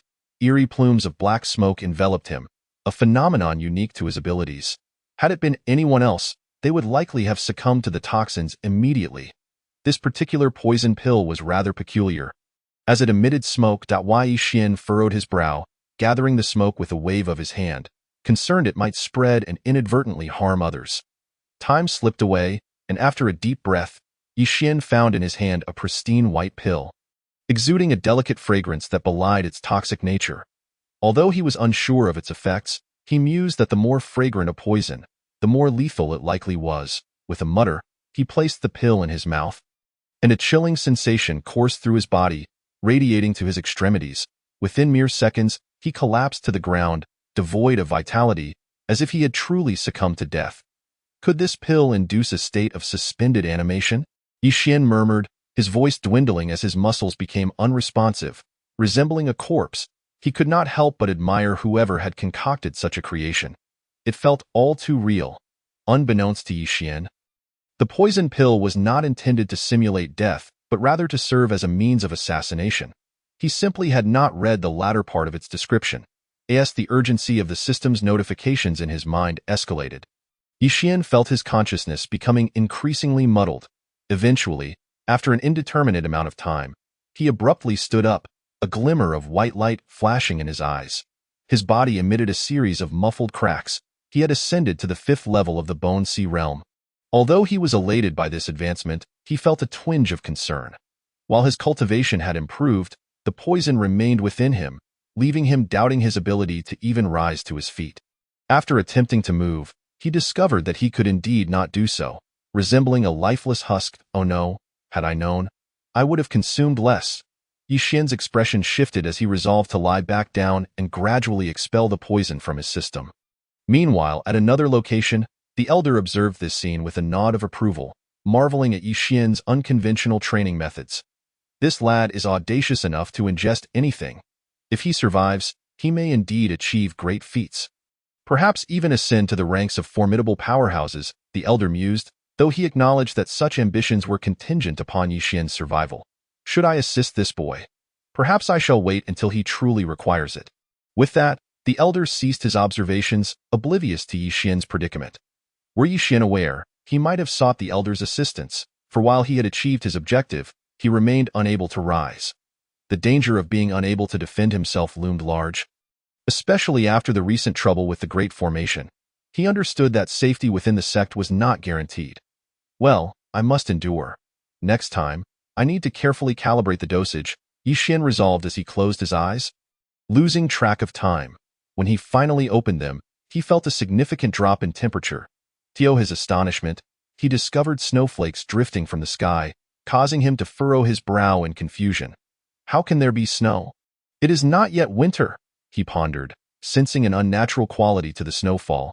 Narrowing his eyes, an ominous thought crossed his mind. Was trouble brewing once more? Just as the protective formation had been restored, calamity struck again. Reflecting on this, Yixian moved his arms and found he could manage some movement, allowing him to gradually rise to his feet. He then made his way back, hoping to ascertain the situation. Upon returning to his dwelling, he was met with an eerie silence. The elder was absent, which was understandable given his elusive nature. However, the absence of Bai Linger was troubling. Where could she have gone? Concerned, Yixian followed her lingering aura, but the lingering effects of the poison slowed his pace considerably, requiring considerable effort to descend from the mountaintop. Strange, where could everyone be? Where have they all gone? Yixian mused, his brows knitting together in confusion. Could they have relocated without me? He wondered, but he quickly dismissed the errant thoughts. It could be that he had consumed too much of the pill.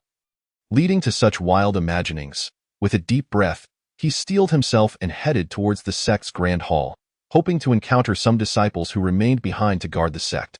Surely, even if the majority had departed, a few would remain to watch over the place.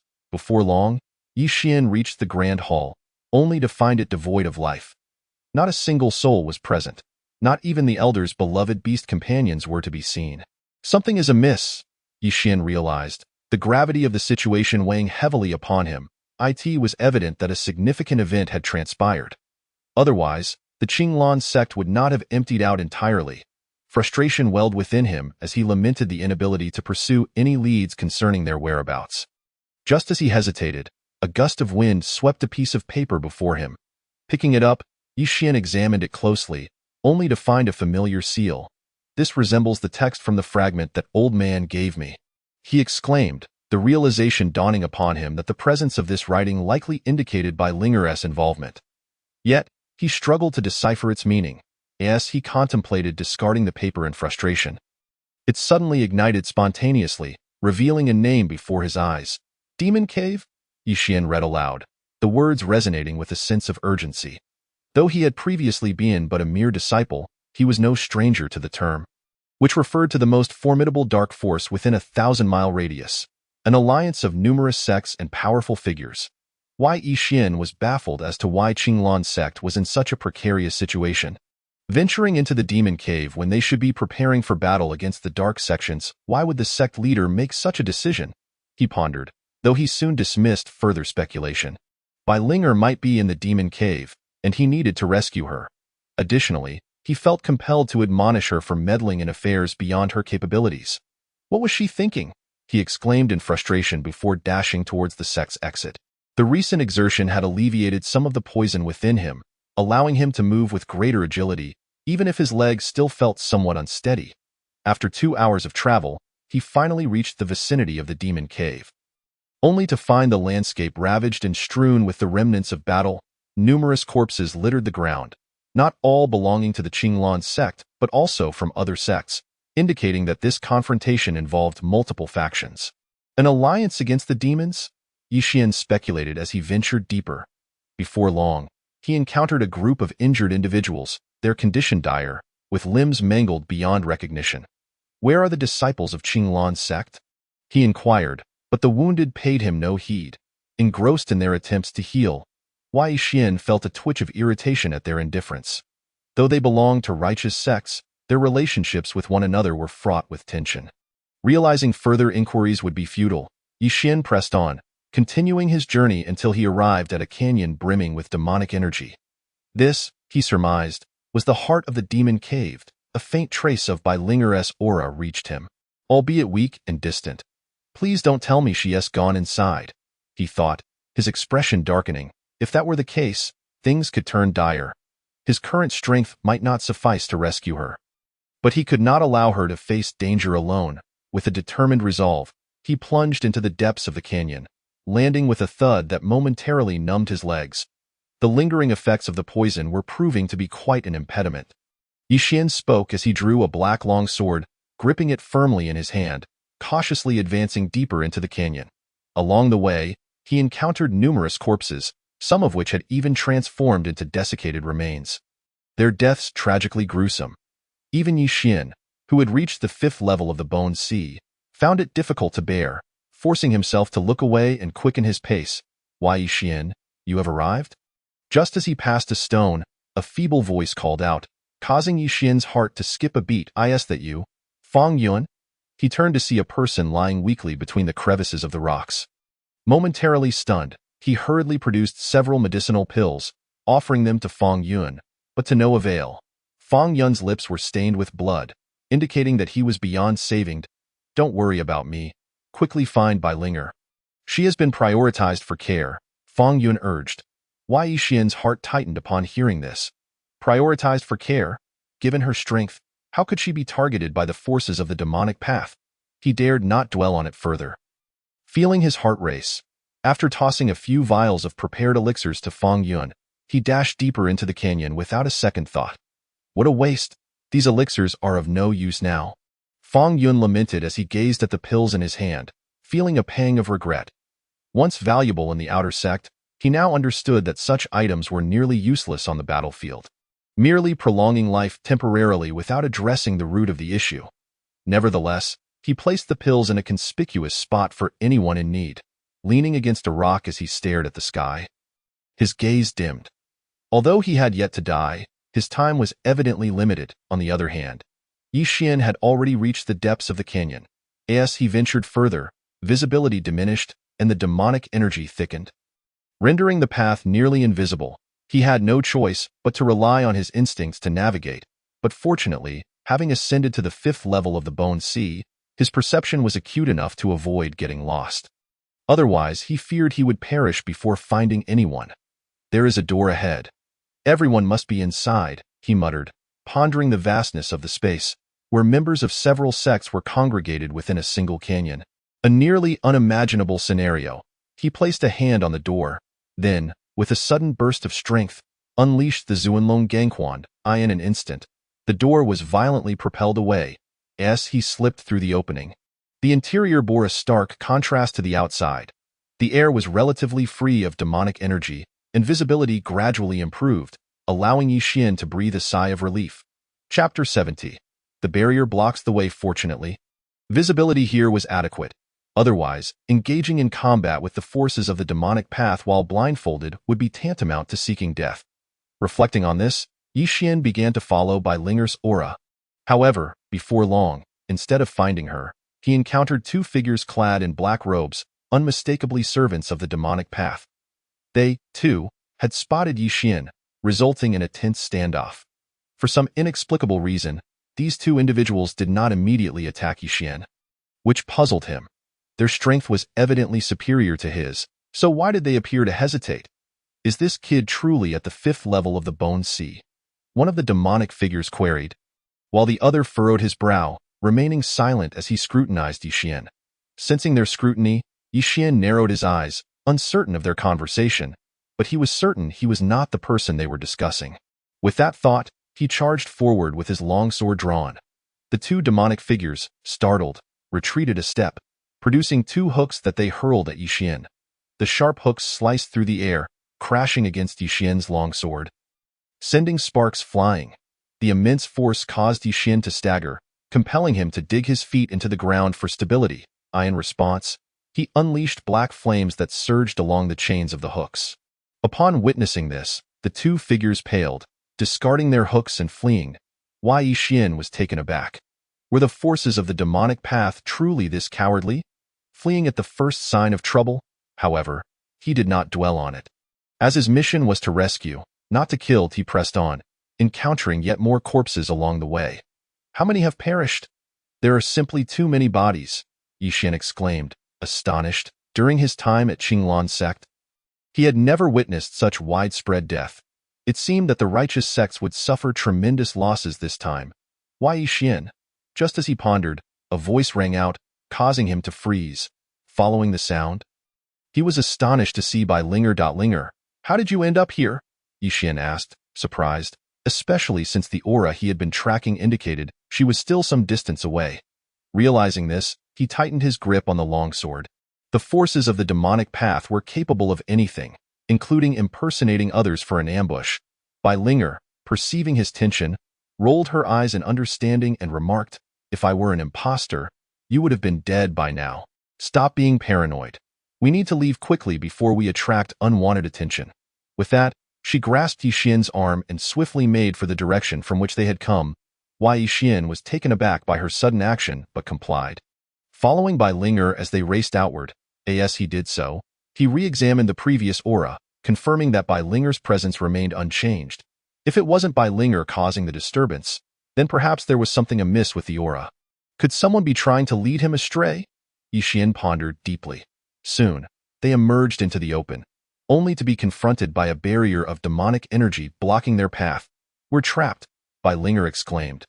Her expression growing serious, she waved her hand, unleashing a wave of spiritual energy that crashed against the barrier, only to dissipate ineffectually. Clearly, Bai Linger's current strength was insufficient to breach this barrier, and Yi Xian sensed something was off about her. She seemed to be in a state akin to waking but not entirely normal, leaving him unable to discern her true condition. "What are you staring at? Shouldn't you be thinking of a solution?" Bai Linger chided upon noticing Yi Xian's scrutiny. He rubbed his nose awkwardly, pondering how to proceed. This was his first encounter with such a situation, and he had little experience. He still had not grasped why Bai Linger and the others had come here. "You're wondering why we are here, right?" Bai Linger seemed to read his thoughts, prompting Yi Xian to nod. The 7 major sects united to combat the demonic cavern. The original plan was to act later, but we had to advance it due to the imminent threat to our sect's prodigies. Bai Linger explained. "Then why did you follow? Your condition is unstable. Coming here seems futile," Yi Xian pressed. Bai Linger frowned at his inquiry, opting not to respond, which ignited a flicker of frustration within Yi Xian. Yet he knew this was not the time for confrontation. He began to strategize on how to break through the barrier. After considerable thought, he resolved to attempt the Zuanlong Gangquan.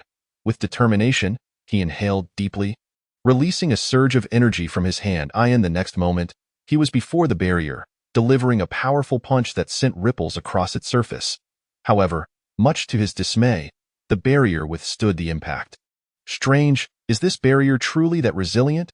Yi Xian muttered, delivering another blow. Yet the barrier remained unyielding, merely vibrating without showing any signs of cracking. It appeared that brute force would not suffice. Need assistance? As Yi Xian contemplated whether to strike again, a sudden voice interrupted him. Furrowing his brow, he questioned, "Who is speaking? Are there not just myself and Bai Linger here?" He turned sharply towards the source of the voice, only to discover a man clad in black armor standing nearby. Arms crossed, watching him and Bai Linger with keen interest. "Who are you?" Yi Xian demanded coldly, pointing his long sword at the figure. The man exuded an aura of demonic energy, unmistakably identifying him as a member of the demonic path. Yet, he refrained from attacking directly, which puzzled Yi Xian. "This is the demonic cavern. What do you think I am?" the man retorted with a scoff. Yi Xian felt a twitch of irritation at the man's dismissive demeanor and charged at him without hesitation. "Overestimating yourself?" the man scoffed, watching Yi Xian's approach with disdain. With a flick of his wrist, he unleashed a wave of black, demonic energy that struck Yi Xian directly. Chapter 71. The man in black armor in an instant. The demonic energy burrowed into Yi Xian's body like a parasite, causing a sharp, agonizing sensation that enveloped him. The areas tainted by the demonic energy crackled ominously, as if he had been thrown into boiling oil. Detecting that the host's body was being harmed by demonic energy, the system indicated an increase of 2,000 in damage, with experience conversion underway. The demonic energy continued its insidious assault, causing the demonic antibodies to grow ever stronger. The voice of the system echoed incessantly in Yi Xian's mind, and within a few breaths, he felt significantly less discomfort. Indeed, he felt much better than at the outset. Thus, he braced himself against the demonic energy and approached the man, his speed increasing with each step. Seeing this, the man furrowed his brow, as if witnessing something peculiar. This young lad showed no fear of his demonic energy. Could he also be a practitioner of the dark arts? Had he misjudged his target? No, this boy was certainly not of the dark path. He belonged to the righteous way. Yet, why was he unafraid of the demonic energy? Did he possess something that could resist it? This thought piqued the man's interest. Such an item should not exist in this world, for it would spell doom for practitioners of the dark arts. Thus, he felt compelled to acquire it today. Compared to toying with Yi Xian, he was now far more intrigued by whatever the boy possessed. Unbeknownst to Yi Xian, he was oblivious to the man's intentions.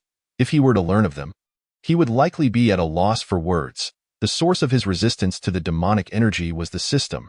Did the man possess anything comparable? "You have delivered yourself right to my doorstep." "I must thank you," the man declared, producing a black trident which he thrust toward Yi Xian. Reacting swiftly, Yi Xian raised his long sword to block the attack. With a loud clang, he was forced back several steps before coming to a halt. His arms trembled involuntarily. The force behind that thrust was considerable. Even after ascending to the 5th layer of the Bone Sea, he still found this strike somewhat taxing. "You are no match for him." "Allow me," Bai Linger exclaimed, observing the scene. In an instant, she appeared between the two, conjuring a spell to strike at the armored man. "Where did this little girl come from? She's hindering my plans," the man shouted irritably, raising his trident to intercept the spell before launching an attack at Bai Linger. Bai Linger, agile as ever, evaded the strike, then formed a hand seal, causing a formation to materialize beneath her feet, quickly enveloping an area of several hundred meters. Though its range was limited, the formation was remarkably intricate, and even Yi Xian, an amateur, could sense its immense power, far surpassing the previous wind formation. They were not comparable in any sense. "Oh? An ancient incantation?" the armored man mused, his brows knitting in surprise. He had not anticipated that this young girl could wield such a power, which had been thought lost for ages. Nowadays, only a few individuals in remote areas might possess incomplete legacies of such techniques. Was it truly his ill fortune to encounter one? The man's expression darkened. Encountering a boy capable of resisting demonic energy was unfortunate enough, but now an heir to ancient spells as well? His luck had truly run dry. With a cold snort, the man felt the demonic energy surging around him, dark tendrils creeping across his face, rendering him even more menacing. Bai Linger is no match for him. And I too am feeling the strain. I must devise a strategy, Yi Xian muttered to himself. Suddenly, an idea struck him. Those dark gases he had collected while refining poison pills, surely they could be of some use. Yi Xian exchanged a glance with Bai Linger, who narrowed her brows in confusion. Though she did not understand his intentions, she retreated a distance. Yi Xian vanished in a flash, and the armored man squinted, scanning the surroundings in search of him, yet found nothing. What is this brat up to? Where has he gone? The armored man wondered, his brow furrowing in frustration. Meanwhile, Yi Xian silently scoffed. It would be quite the miracle if the man could find him. In an instant, he reappeared behind the armored man, unleashing a cloud of black smoke that enveloped him. The man's expression shifted dramatically as he attempted to dispel the dark energy, but before he could act, his body went limp. It appears to be effective, Yi Xian thought with delight, pleased with the outcome. Taking down this foe with a single move indicated that the poison was indeed potent, if he could barely withstand it for long. How long could this man endure? Yi Xian mused, preparing to deliver the final blow. However, at that moment, Bai Linger intervened, halting his advance. You cannot kill him. We must retreat, Bai Linger insisted, and Yi Xian frowned at her words. Cannot kill him? Why not? He queried, bewildered. After a moment's contemplation, Bai Linger finally responded, this is not his true form. Killing him would be futile. Yi Xian was taken aback. How could something that was not even his true form possess such strength? Are you certain this is not the real body? He asked, perplexed. Bai Linger offered a simple explanation. Before long, Yi Xian grasped the situation. Practitioners of the dark arts rarely fought with their true forms, often using substitutes instead. Therefore, if he were to slay this man, he would simply resurrect. Isn't that akin to having a cheat? Yi Xian pondered in dismay. He had worked hard to eliminate his opponent, only to find that they could return to life. Speechless, he fell silent, his gaze landing on the barrier, contemplating how to breach it. Do not dwell on it. It cannot be opened. However, we can escape through this man. Bai Linger remarked. Yi Xian was momentarily taken aback. We can leave through him. Is he capable of facilitating our escape? He inquired, to which Bai Linger nodded. Prompted by her assurance, Yi Xian allowed her to proceed while he observed. Bai Linger did not disappoint him. Soon, a surge of energy emanated from the armored man's body, causing the magical barriers to vanish in an instant. Hurry, there is little time, Bai Linger exclaimed, seizing Yi Xian's arm and dashing toward the exit. Chapter 72. The obstruction before Yi Xian could fully comprehend the situation. Bai Linger had already grasped his shoulder, and shortly thereafter, the two found themselves at the entrance of the canyon. Finally out. I cannot hold on much longer. Let us return. This matter is beyond us, Bai Linger said, a hint of fear in her voice. Yi Xian nodded in agreement. He had no intention of intervening further. Having located Bai Linger, he also sought to leave, casting a glance at Fang Yun, who appeared to be fading rapidly, his life force dwindling. Yet Yi Xian could not abandon him there. He felt compelled to carry him back, for they had shared a bond. You intend to take him with you? Bai Linger asked, noticing Yi Xian's gaze. He nodded in response. You are quite the burden, carrying two, she remarked, closing her eyes, before Yi Xian could react. She collapsed, but he managed to catch her in time. Are you asleep now? Yi Xian said, somewhat exasperated. He cradled Bai Linger with one arm while lifting Fang Yun with the other, retracing their steps. Fortunately, they encountered no further dangers. In his current state, Yi Xian could not afford to engage in battle. Before long, he had led the two out of the demonic cave. With a sigh of relief, he instinctively quickened his pace, eager to return to the sect. Just then, a gust of wind surged toward them. Yi Xian quickly set the two down and summoned his black long sword, striking in the direction of the sound. In an instant, his sword chi forced a figure back, allowing him to discern that it was an individual from another sect, now blocking their path. What do you want? I believe I have not wronged you. Yi Xian frowned and inquired. The man nodded in acknowledgement. Indeed, you have not wronged me. However, the righteous sects are battling within the demon cave, and you are attempting to flee mid-conflict. This is against the rules. Return at once, or I shall not permit your departure, he declared, brandishing a sharp spear. Yi Xian felt a surge of frustration. Did the man not see that he was escorting an injured person and a woman? Returning would be akin to walking into a trap. With this in mind, Yixian chose to ignore the man, preparing to leave with Bai Linger and Fang Yun. Seeing Yixian's defiance, the man lunged forward with his spear. Incensed by the unprovoked attack, Yixian's anger flared. This fellow is clearly deliberate, he thought. Reluctantly, he set Bai Linger and Fang Yun aside and conjured a dark flame in his hand, hurling it toward the man. Upon seeing the black flame, the man's expression shifted.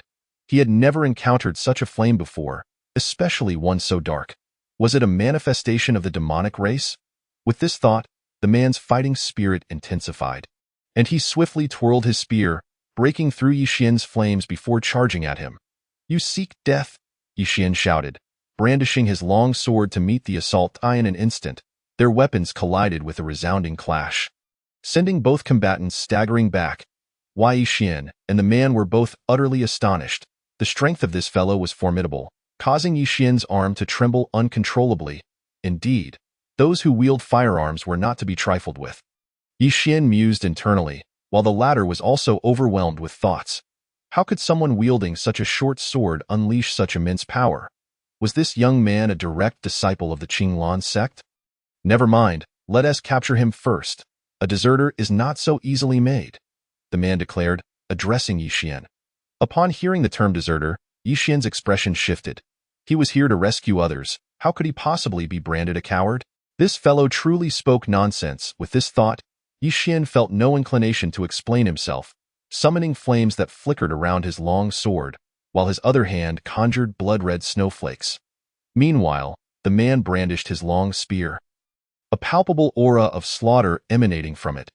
Even from a distance, Yixian could sense a murderous intent. This young man had clearly taken many lives, as such a powerful aura could not arise from mere trifles. Encountering a tough opponent, Yixian furrowed his brow and exclaimed. With a sudden stomp, he propelled himself forward like a cannonball, the blood-red snowflakes scattering widely, freezing everything in their wake. Quite impressive, the man muttered to himself, before thrusting his spear into the ground. Instantly, waves of murderous intent surged forth, dispersing the blood-red snowflakes. In the next moment, the spear lifted, aiming directly at Yixian's heart. A resounding blast echoed as the spear vanished, only to reappear right before Yixian, who had no time to evade. The spear pierced through his chest, a spray of blood erupting forth. Not precise enough, Yixian grimaced, then forcibly yanked the spear from his body, leaving the man bewildered. How could this lad possess such astonishing physical resilience? One thrust and he seemed unfazed. How peculiar! The man muttered under his breath, gesturing towards the spear, which swiftly returned to his hand before Yixian could grasp it. "You, with your strength, should not be a coward. Return, and do not waste your efforts here," the man stated, clearly uninterested in continuing their conflict. "You certainly meddle too much. Leave at once.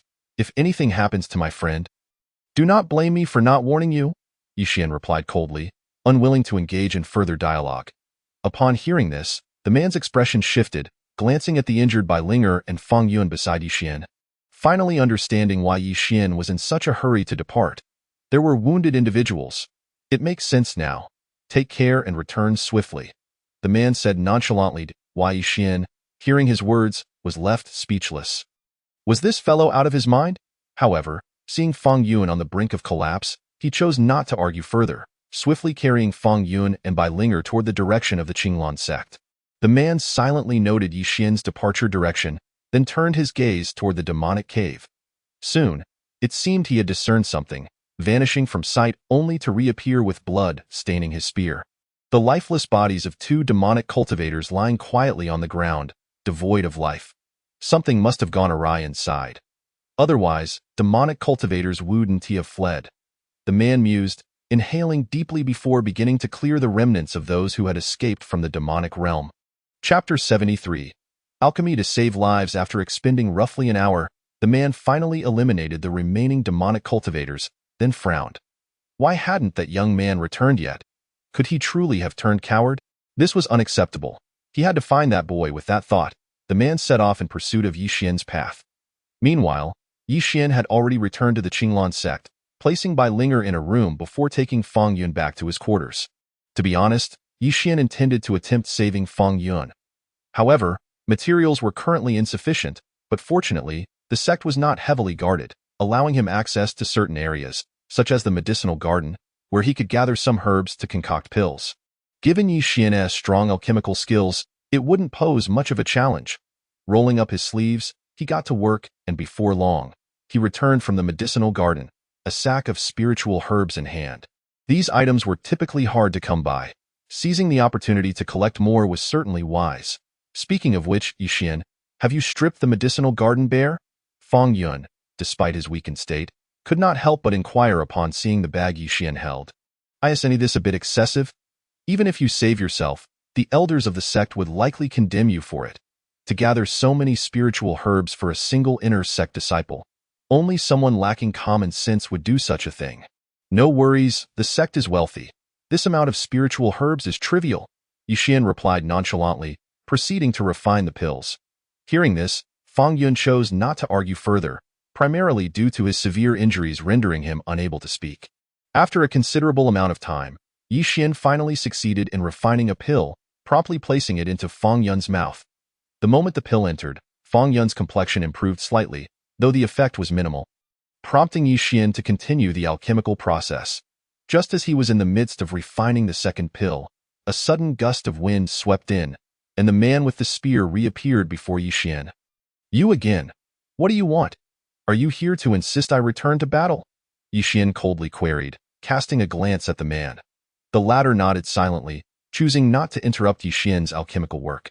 In the man's eyes, Yi Xian was quite remarkable, a swordsman who could also refine pills. Whose disciple could he possibly be to have learned so many diverse skills? And those flames and snowflakes, he had never encountered such phenomena before. What is your name, and who is your master? The man could not help but ask why Yi Xian, focused on controlling the fire in his hands, ignored the man, knowing that distractions during alchemy could lead to failure. Wasting precious herbs, the man frowned slightly at this, but seeing Yi Xian engrossed in his task, he chose not to disturb him further, waiting patiently. After an indeterminate period, Yi Xian completed the second pill, placing it in Fang Yun's mouth. Observing Fang Yun's breath stabilize, he finally exhaled in relief. The two pills had consumed a substantial amount of spiritual herbs. If they proved ineffective, he would truly be at a loss. Finally, it's done. Your life has been saved, but the timeline for your recovery remains uncertain, Yi Xian declared. Fang Yun, with great effort, extended his hand in a fist salute, expressing his gratitude, a debt of gratitude unspoken. Fang Yun's eyes rolled back as he fainted once more. Witnessing this, Yi Xian felt helpless. Being gravely injured yet still engaging in such theatrics was utterly perplexing. I have no master. Enough of this. You are not welcome here.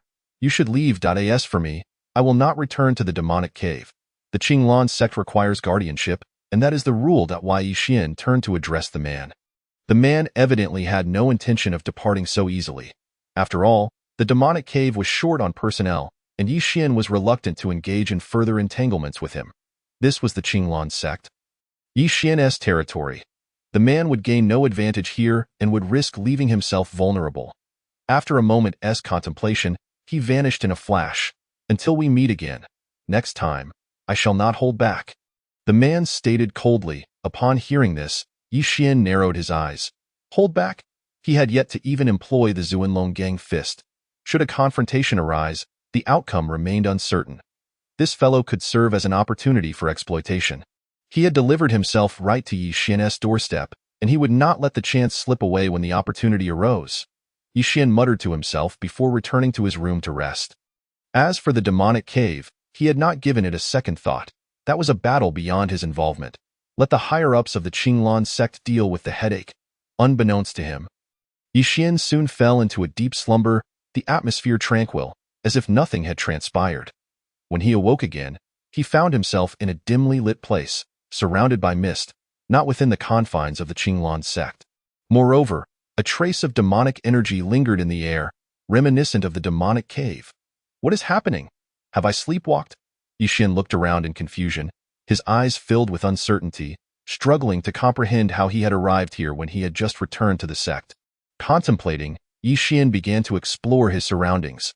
After wandering for an unknown distance, he encountered a precipice.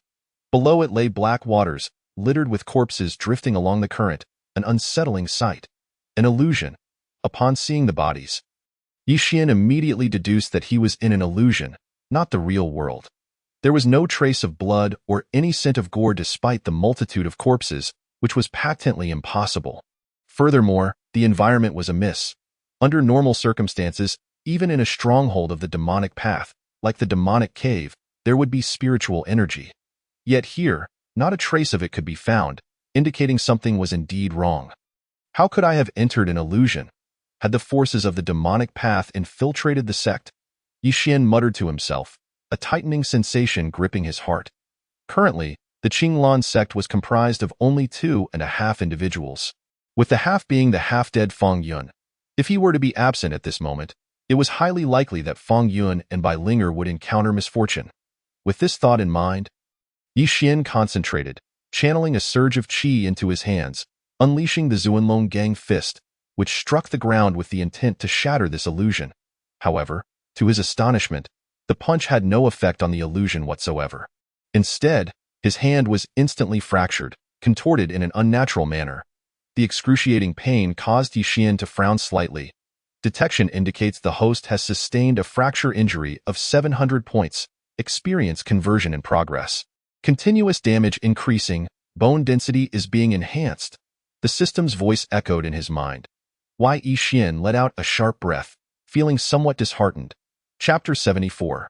Within the illusion, though the system was reinforcing his body, and this time even strengthening his bones, Yi Xian found no joy in it.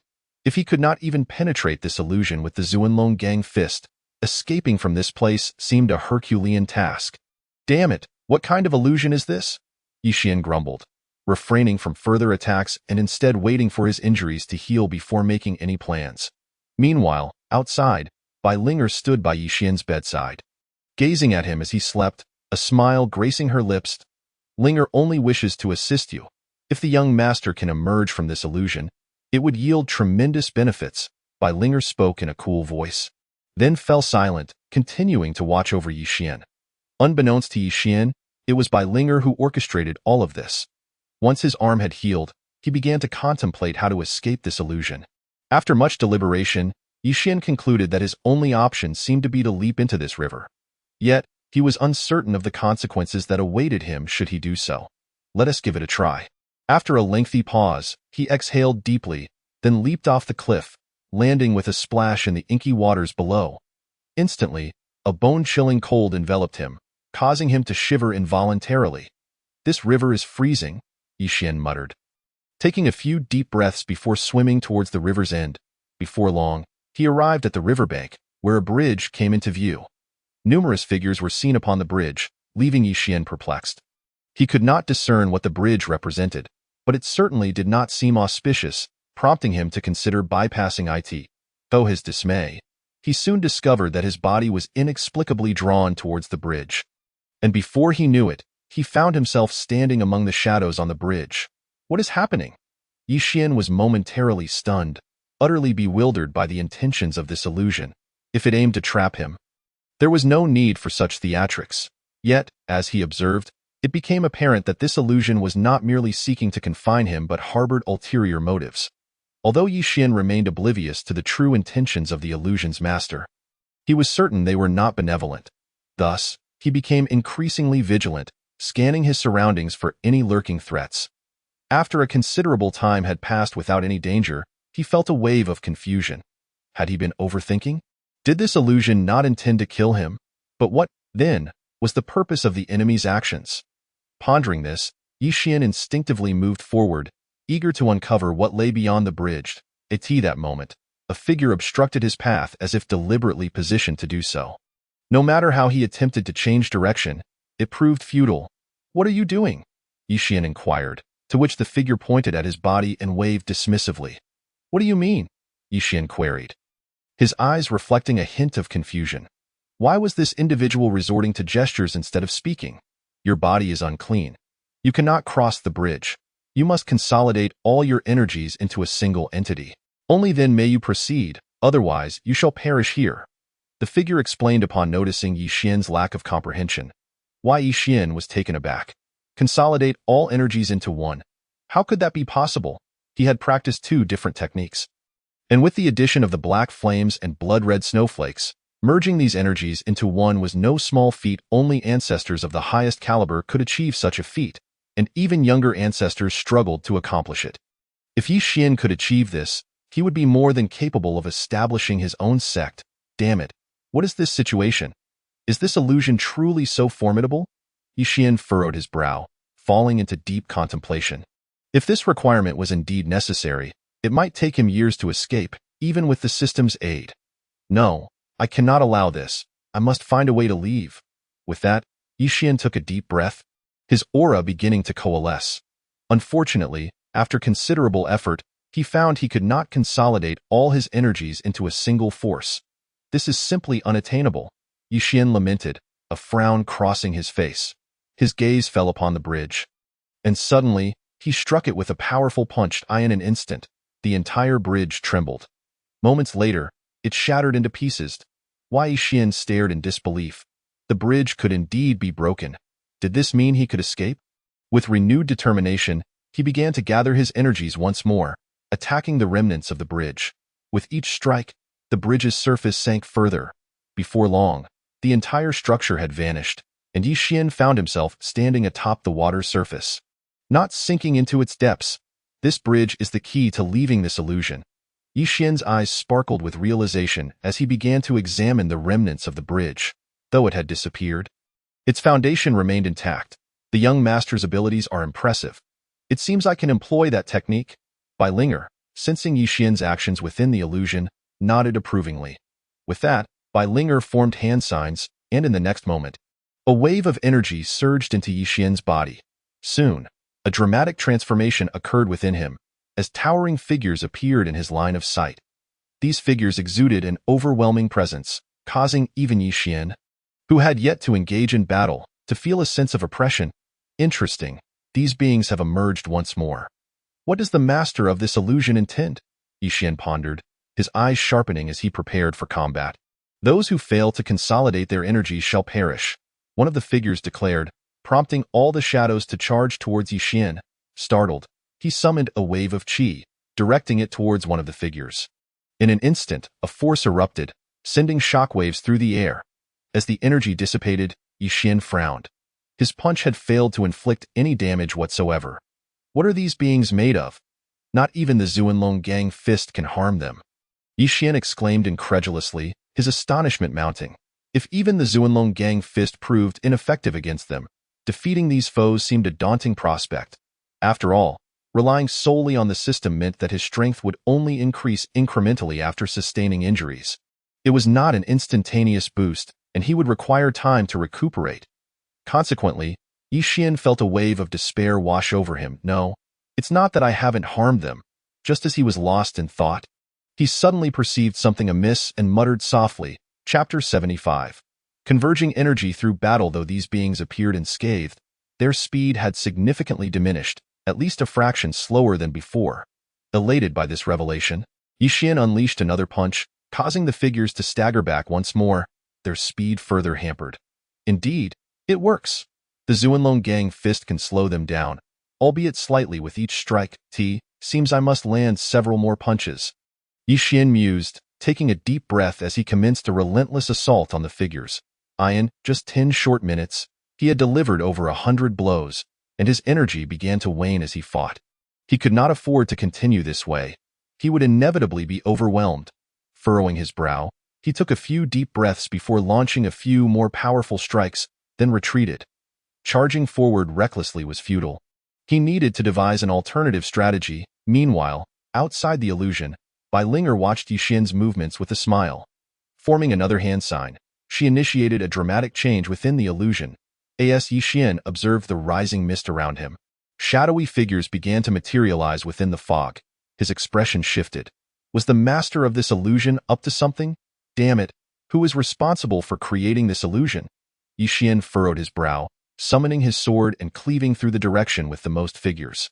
In an instant, the sword's energy dispelled some of the mist, revealing numerous figures that startled Yi Xian. These figures looked exactly like him.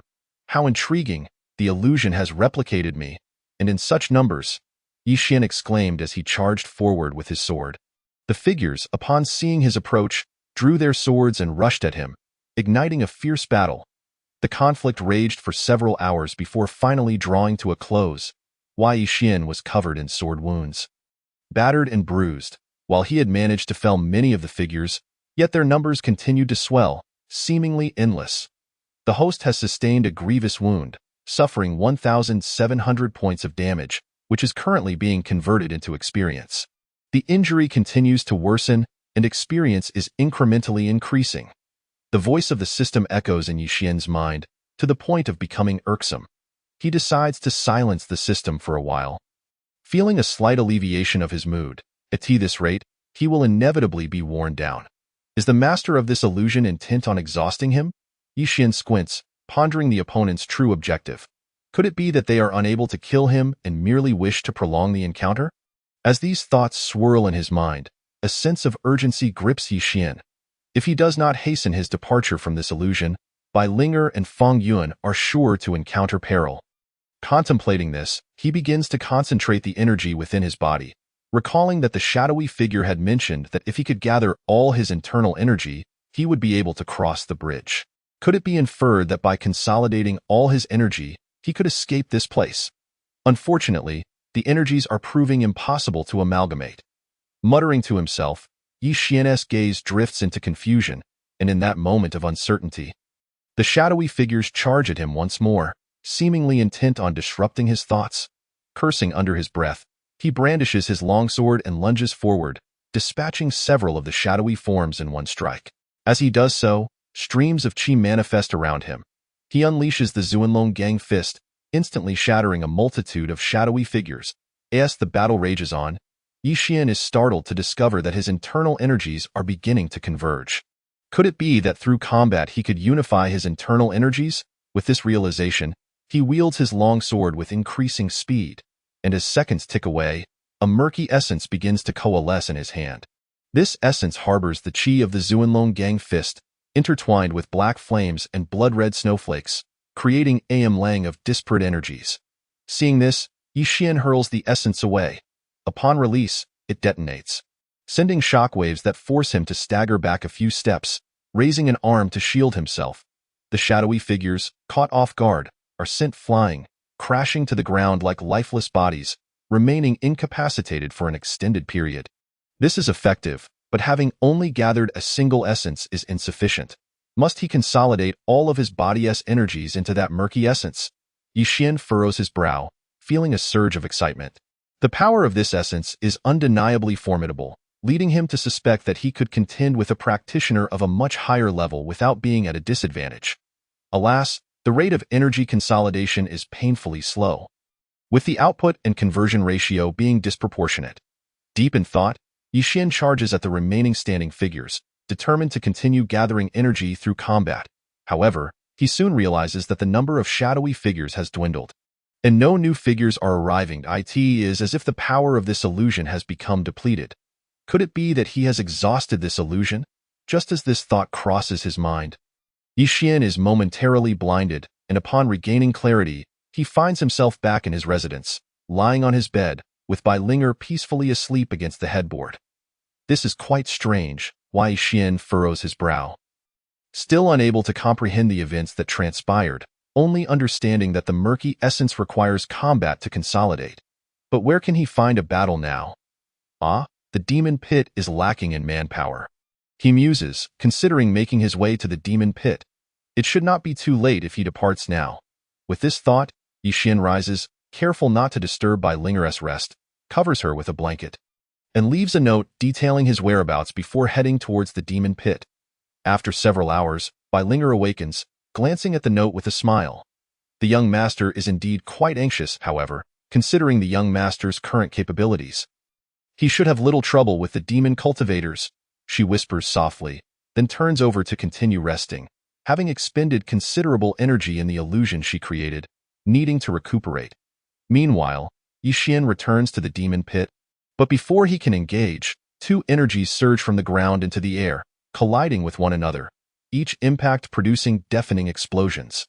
The cacophony of detonations makes it unwise to approach, even from a distance. Yi Xian can feel a powerful battle intent washing over him. As a master engaged in combat, they do not appear to be from the Qinglan sect, not rushing to confront the demon cultivators. Yi Xian decides to observe the battle. Such high-level combat is a rare spectacle, and he takes on the role of a bystander, analyzing the fighting techniques of the two masters, skills he does not yet possess.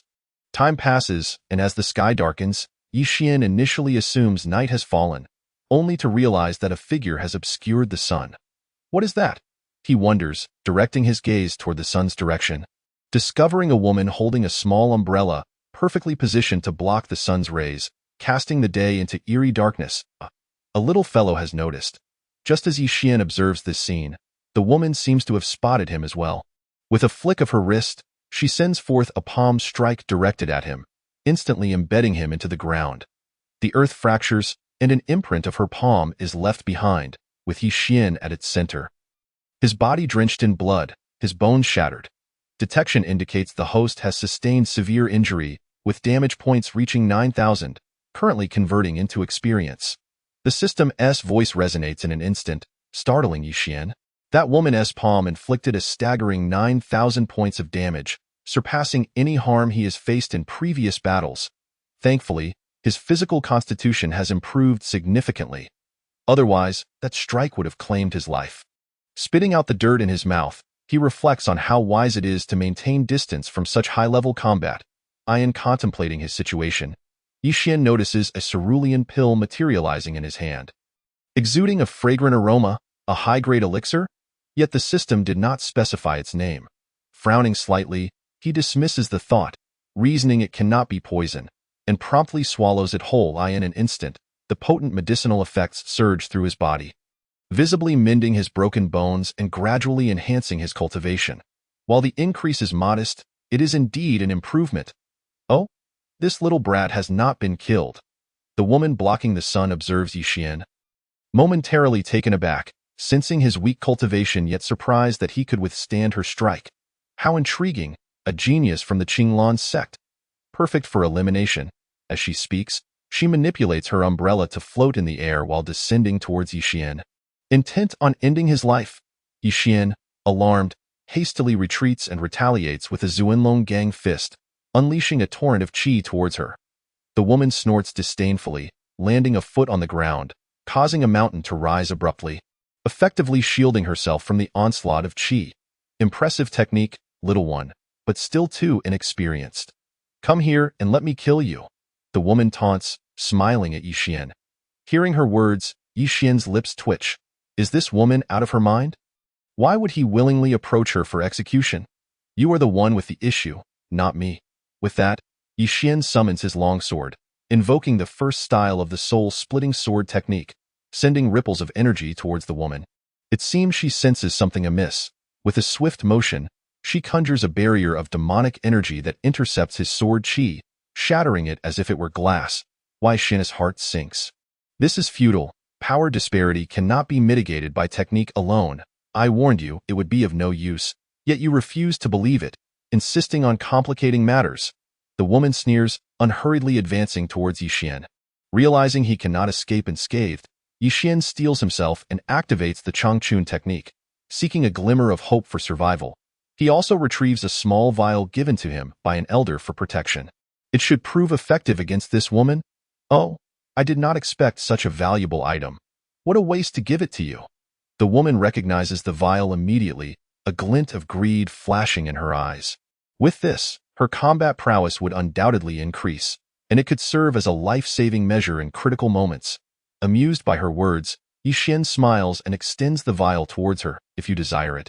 Then take it. Yi Xian elucidated that the woman was evidently taken aback by his unexpected generosity. Instinctively, she reached out to accept it, but at that moment, the bottle shattered suddenly, releasing a billowing mist. The woman's expression shifted instantly. As though she had encountered something horrifying, she recoiled, attempting to escape the encroaching fog.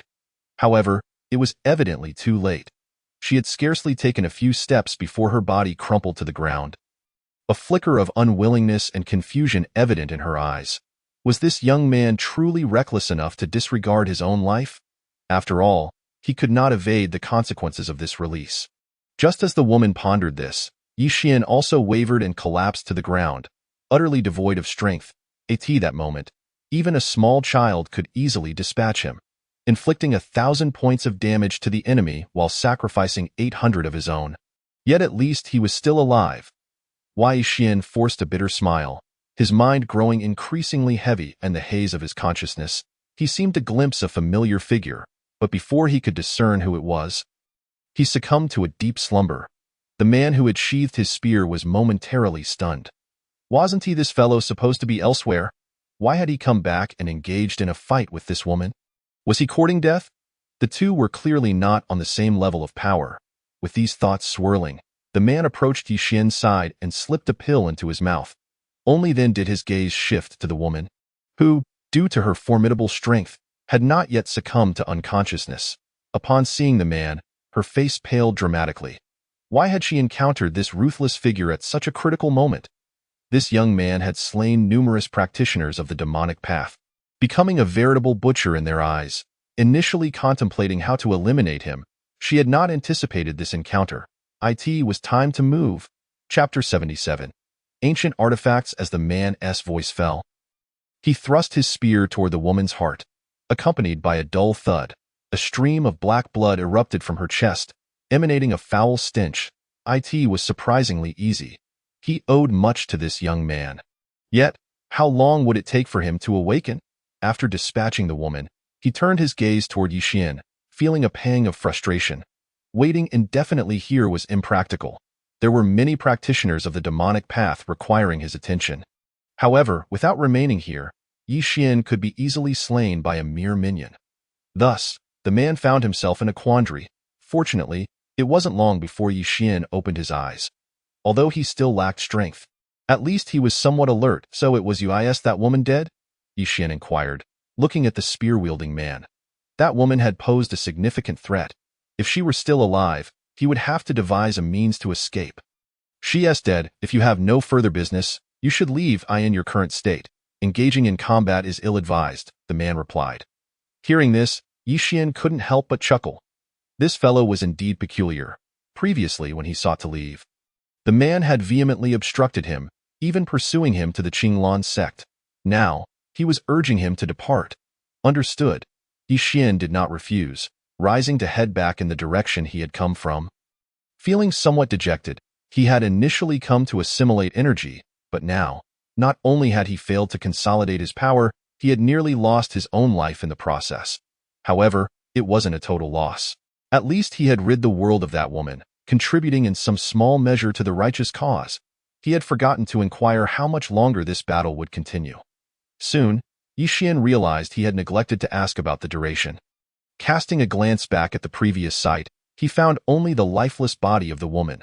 The spear-wielding man had long since vanished, leaving him uncertain of his whereabouts. Forget it. I'll figure it out later. Thus, Yi Xian hastened toward the Qinglan sect, fortunate not to encounter any remnants of the demonic path along the way. Successfully returning to the sect, he then retreated to his quarters to rest. Although he was now awake, his energy would not be restored imminently. Concerned about any unforeseen incidents, Yi Xian knew he needed to recuperate swiftly. This recovery took 3 days, during which disciples of the sect gradually returned, indicating the battle had concluded. So soon? Yi Xian frowned, surprised that it had only taken 3 to 4 days, which was contrary to his expectations. If all had gone as anticipated, the battle should not have ended so quickly. If I'm not mistaken, it seems the fighting didn't conclude. Otherwise, it wouldn't have ended so soon. Bai Linger remarked, to which Yi Xian nodded in agreement. Most likely, that's the case. Otherwise, battles between powerful figures can sometimes last for months or even years.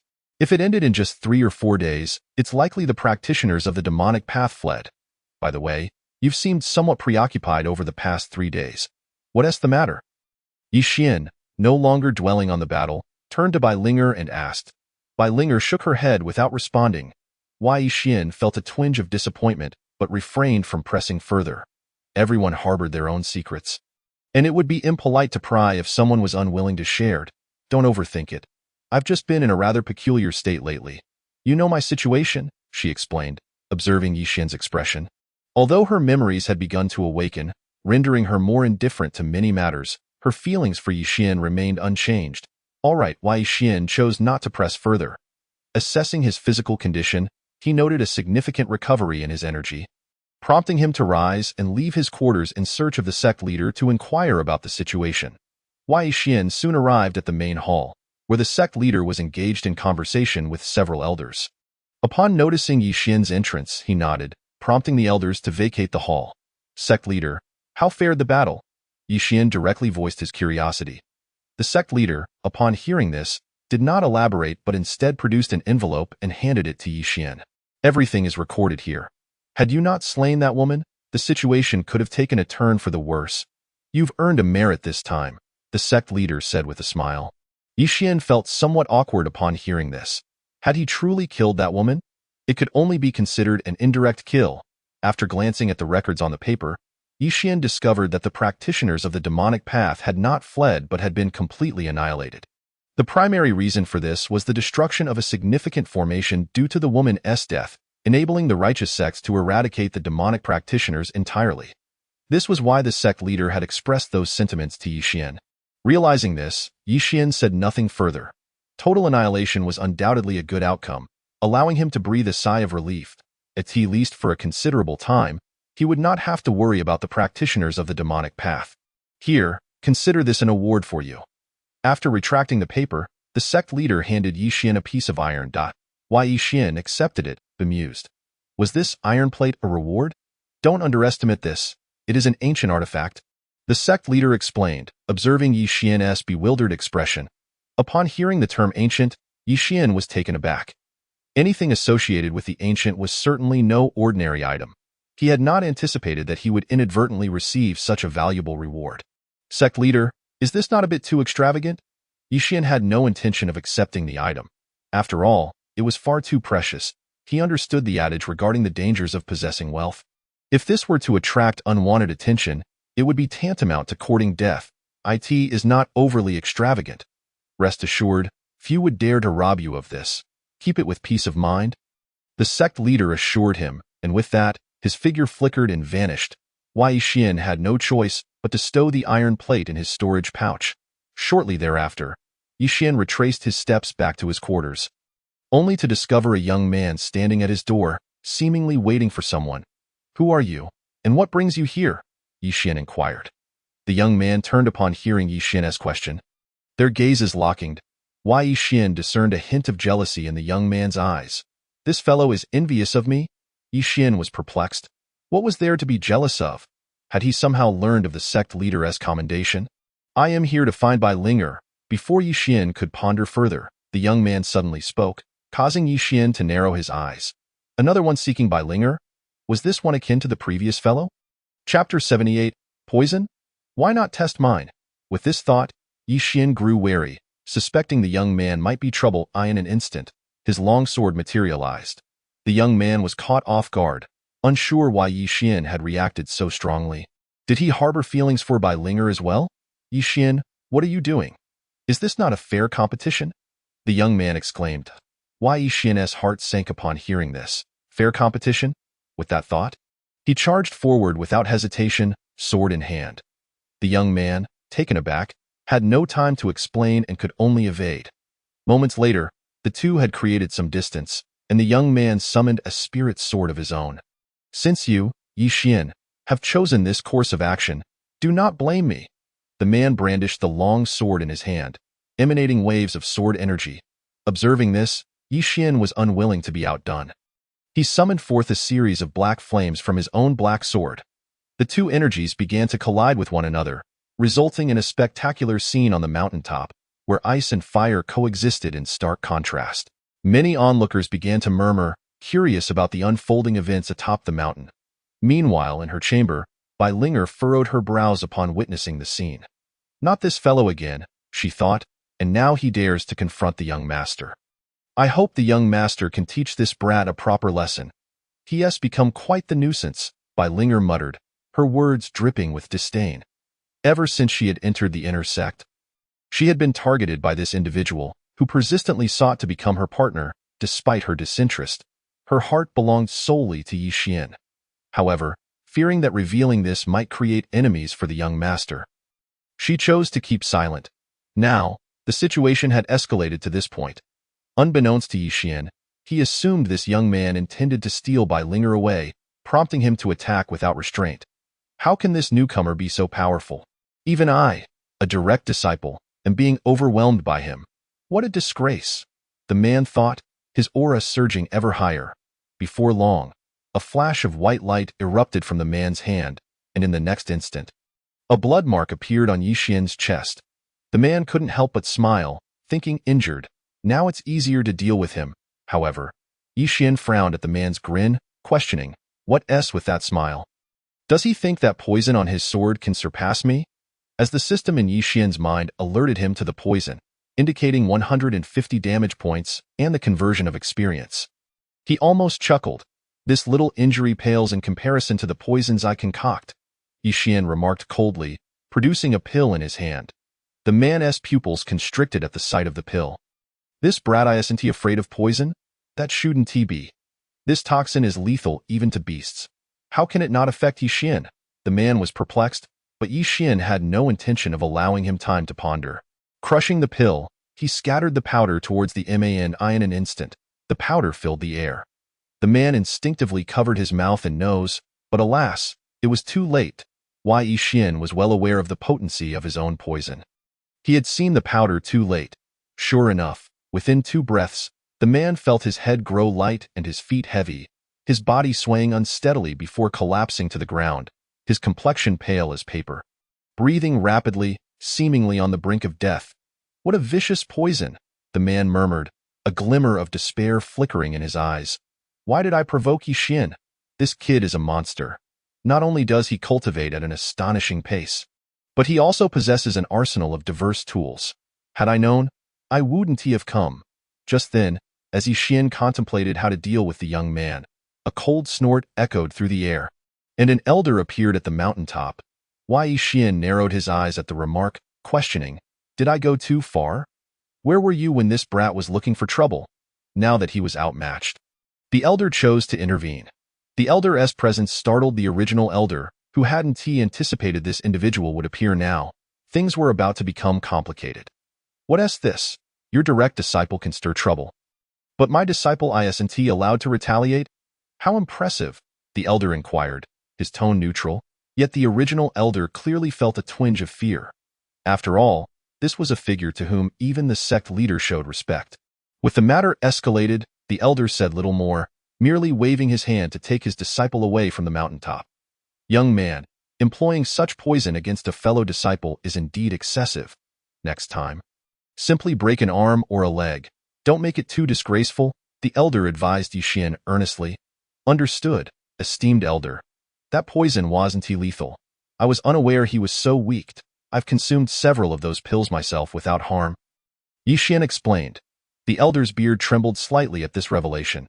He nearly voiced that Yi Xian was unlike others, but refrained, thinking it merely the young man's misfortune to offend Yi Xian. Very well, just be cautious next time, the elder concluded before vanishing from the mountaintop. Yi Xian exhaled a sigh of relief, casually popping another toxin pill into his mouth. Listening to the system's notification in his mind, he nodded. His own concoction was indeed formidable. Are you all right, young master? Bai Linger emerged from her room, concern etched on her face. After all, it seemed he had been injured moments ago. I'm fine, in the future. If anyone bothers you, simply inform me, and I shall handle them, Yi Xian replied nonchalantly. Bai Linger nodded obediently at this. Time passed swiftly, perhaps due to the rumors surrounding Yi Xian's use of poison. After the incident with the direct disciple, few dared to provoke him, granting both him and Bai Linger a much-needed tranquility. They spent their time in peace, with Yi Xian teaching Bai Linger various cultivation and combat techniques. He also inquired whether she could officially become a disciple of the Qinglan sect. To his surprise, the sect leader merely waved his hand, allowing Yi Xian to make the decision. This unexpected turn left Yi Xian pleasantly astonished, and he eagerly gathered numerous techniques for Bai Linger to study. Chapter 79. The refining competition. Are these techniques all for me, young master? Bai Linger gazed in astonishment at the pile of techniques Yi Xian had retrieved from the scripture tower. But I'm not yet a disciple of the Qinglan sect. Is it proper for me to study so many of their techniques? The sect leader said I could decide. From now on, you shall be a disciple of the Qinglan sect, though the formalities must still be observed. Once your power increases, I will take you for the trial, Yi Xian clarified. Bai Linger nodded obediently upon hearing this.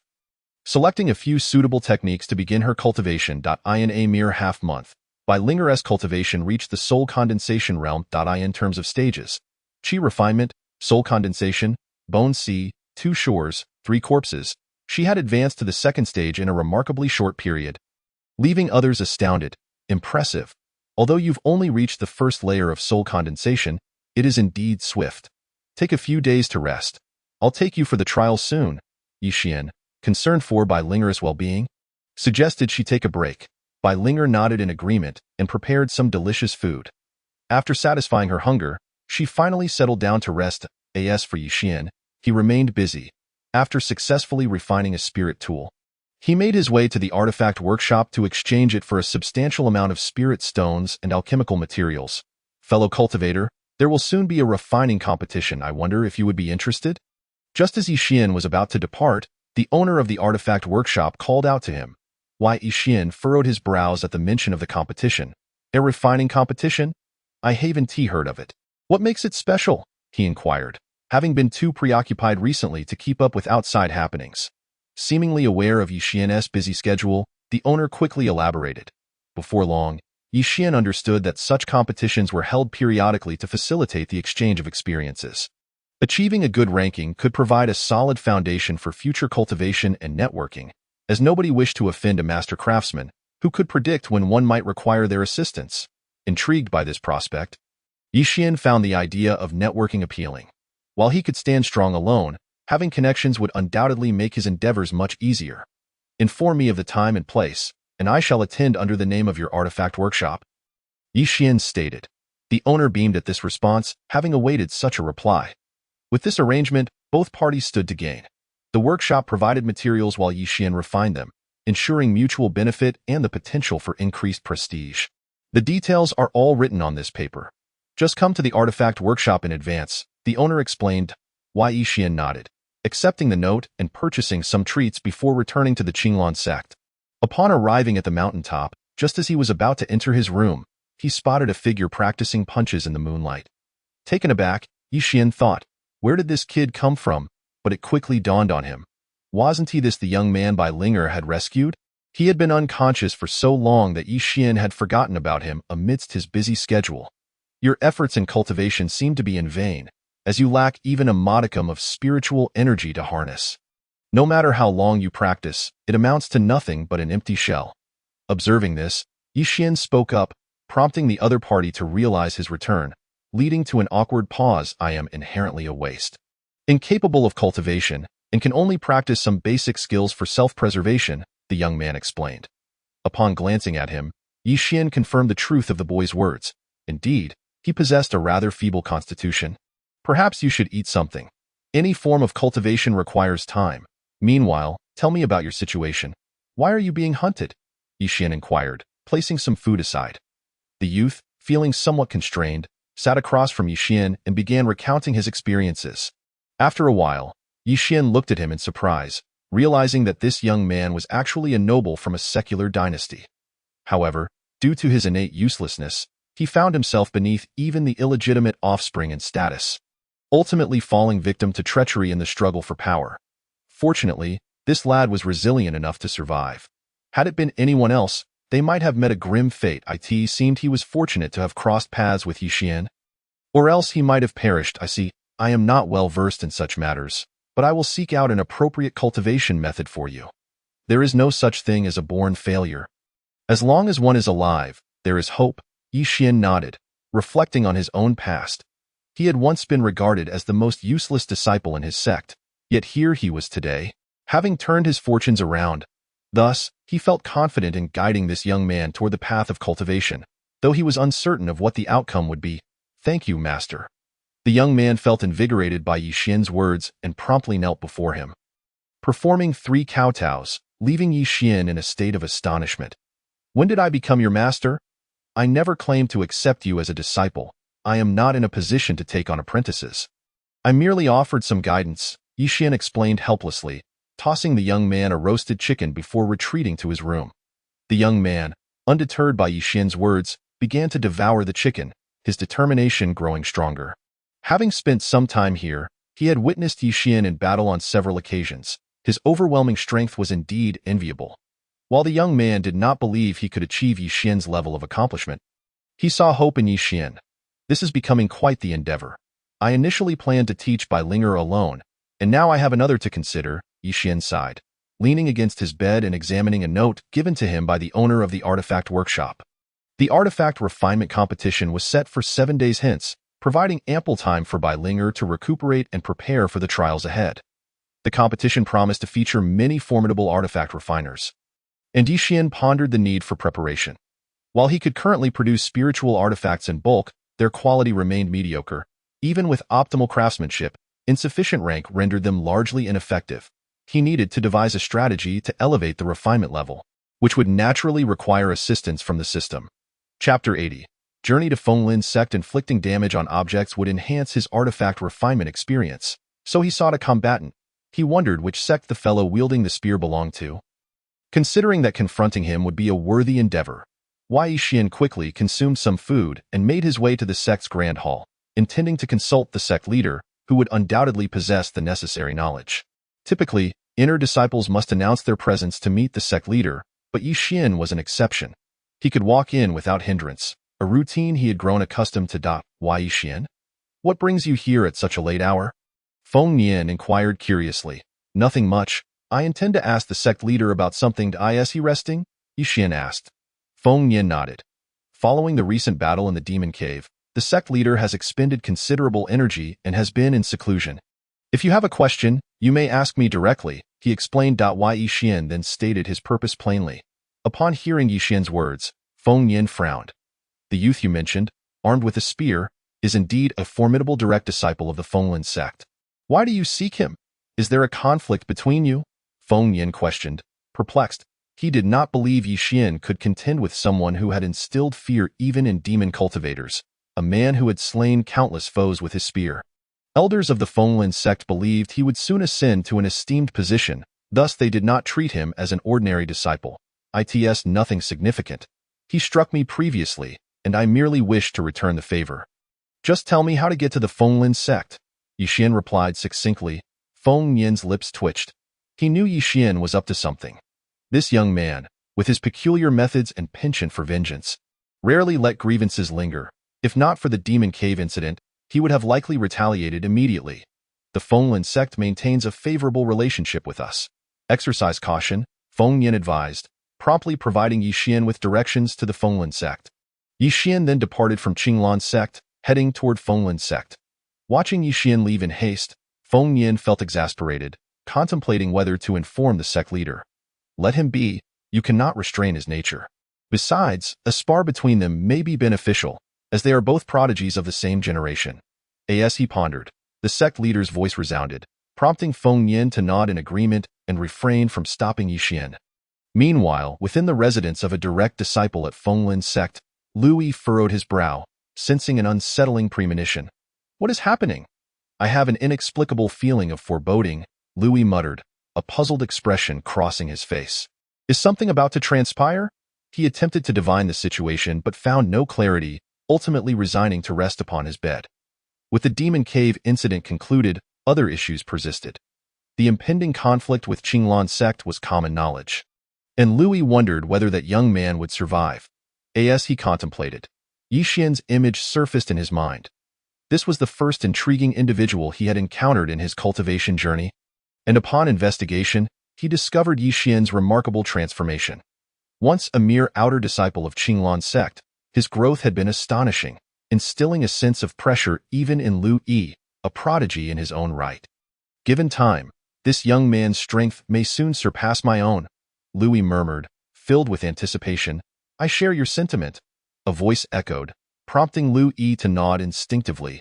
However, he soon realized that he was alone in his quarters. Turning to locate the source of the voice, he was taken aback to find Yixian had somehow appeared near his residence. In an instant, Lui summoned his spear, fully aware that Yi Xian's visit was likely not a friendly one. "Do not be alarmed. I have merely come to give you a beating," Yi Xian declared, unleashing waves of energy from his hands as he activated the Zuanlong fist. Seeing this, Lu Yi swiftly charged at Yi Xian, and in an instant, their energies collided, producing a thunderous explosion that reverberated throughout the Fenglin sect. "What is happening at Lu Yi's residence? An outer sect disciple has entered. It seems he is here to spar with him." Some disciples and elders speculated, soon dismissing the commotion as a routine occurrence they had grown accustomed to. "I never expected you to come all this way just to fight me, I must say. I admire your spirit." Lu Yi smiled as he retracted his spear. Yi Xian said little in response. After the initial exchange, he sensed a new tinge of energy within him, realizing that combat could indeed facilitate the fusion of energies. Excited by this revelation, his fighting spirit intensified, leaving Lu Yi bewildered. This young man, aptly dubbed a monster, seemed to thrive on the thrill of battle. "This is intriguing. I shall gladly engage you in a proper match." With that, Lu Yi invoked a formation that enveloped both of them, and in the blink of an eye, their figures vanished from sight. What is Lu Yi doing? Is he employing a battle formation for a mere spar? An elder observed, his brow furrowing in concern. Who is this challenger that commands such seriousness from Lu Yi? Meanwhile, amidst the chaos of battle, Yi Xian glanced around and discovered that Lu Yi had vanished without a trace. He also noticed that this formation was unlike any he had encountered before. It lacked the oppressive aura typically associated with such arrays, instead exuding an endless fighting spirit accompanied by a fierce, cutting wind. These gusts, reminiscent of sword energy, brushed against him, causing considerable discomfort, yet the impact was not significant enough to deter his curiosity. What manner of formation was this, and what purpose did it serve? During combat, he must remain focused. At that moment, Lu Yi's voice echoed. In the next instant, a beam of cold light darted down from the sky, resembling a shooting star. Chapter 81. Lu Yi's defeat in response. Yi Xian planted his foot firmly on the ground, his protective energy surging forth as he unleashed a punch that cleaved through the air, crashing down upon the cold light in an instant. Shockwaves radiated from the collision, fracturing the earth beneath them. The brilliance of the cold light dimmed significantly, while the protective energy surrounding Yi Xian fractured. Overwhelming pressure descending upon him caused his brow to furrow, and his knees to bend slightly to withstand my strike. "You are commendable, but that is all you are capable of," Lu Yi retorted coldly. In the next moment, he unleashed a powerful surge of energy from his spear, piercing through Yi Xian's protective barrier. Consequently, Yi Xian felt a chilling sensation as the spear penetrated him deeply. "Indeed, I cannot withstand your blow," Yi Xian acknowledged, as if the piercing sensation were not his own, offering a critique that left Lu Yi momentarily bewildered. Instinctively attempting to withdraw his spear, Lu Yi found himself unexpectedly kicked by Yi Xian, sending him hurtling backward with a resounding thud. In the next heartbeat, Yi Xian drew the spear from his body and hurled it toward Lu Yi's position, the weapon slicing through the air and halting just before him, narrowly avoiding a fatal blow. "You cannot kill me with my own weapon," Lu Yi remarked nonchalantly. However, the next moment, Yi Xian's figure flickered and appeared before him, delivering a powerful kick to the spear shaft. With a resounding clang, the spear's tip grazed Lu Yi's neck before embedding itself into the ground. "You may choose not to evade. Let us see if you can slay me," Yi Xian declared coldly, inhaling deeply as his wounds began to mend gradually. Upon detecting damage inflicted upon the host, the refining experience began to increase. Hearing the system's notification, Yi Xian felt a surge of joy. It seemed his crafting level was poised to rise. Yet, he realized he still required more experience and would need to continue seizing opportunities. Meanwhile, Lu Yi, taken aback by Yi Xian's unexpected maneuvers, felt a shift in his demeanor. That was unexpected. "This fellow does not play by the rules," he mused, rising from the ground as both combatants resumed their fierce clash. The air filled with explosive sounds as they exchanged blows. Time seemed to blur, and after what felt like an eternity, they distanced themselves, both bearing the marks of battle. Lu Yi, too, was in disarray, his aura chaotic. With numerous lacerations adorning his chest and arms, his previous composure shattered into a state of dishevelment. "You are the first to have left me in such a state," Lu Yi remarked, surveying his own injuries with a hint of resignation. Yixian smiled in response. Well, I consider it an honor, but this is far from over. With that, Yixian's figure flickered once more, charging forward, a murky energy swirling in his grasp. The moment this energy manifested, Lu Yi's brow furrowed in trepidation, sensing an imminent danger. This fellow's aura is peculiar, Lu Yi observed, swiftly transforming his spear into a radiant shield to brace against Yixian's impending strike. Why? Yixian chuckled coldly, realizing that Lu Yi was evidently unaware of the true potency of the energy he faced. Otherwise, he would not have chosen to withstand it head-on. Since his opponent was so obstinate, Yixian resolved to oblige him. Delivering a punch directly to Lu Yi's form. In an instant, a tremendous explosion erupted, sending both Yixian and Lu Yi reeling. Why? Yixian fared slightly better, as the explosion originated from his own energy. Incurring only minor injuries, in stark contrast, Lu Yi suffered grievously, his skin marred and charred, rendering him a pitiful sight, bloodied and battered. That was quite the force, Lu Yi muttered, propping himself against his spear before collapsing to the ground. Yixian, momentarily stunned, wondered if he had incapacitated Lu Yi with a single strike.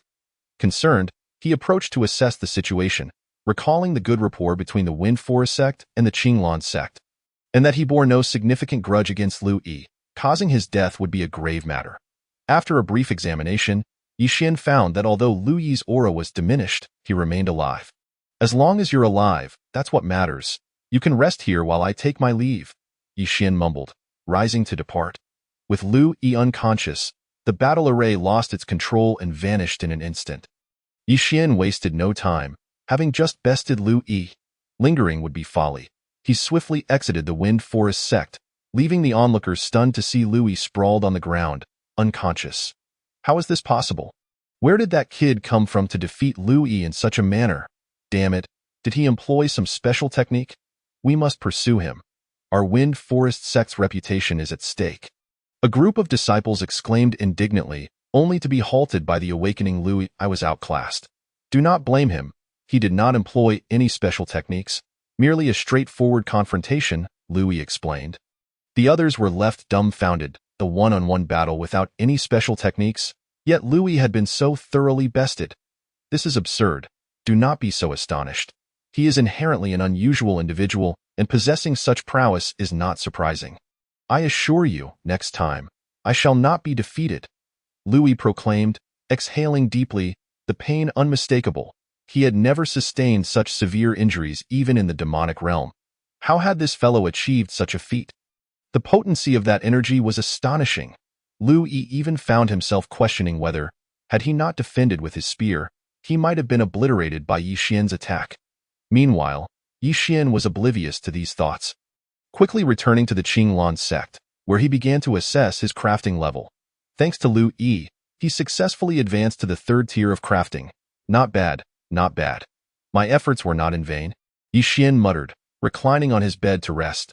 With his newfound level, he felt no anxiety regarding the upcoming crafting competition.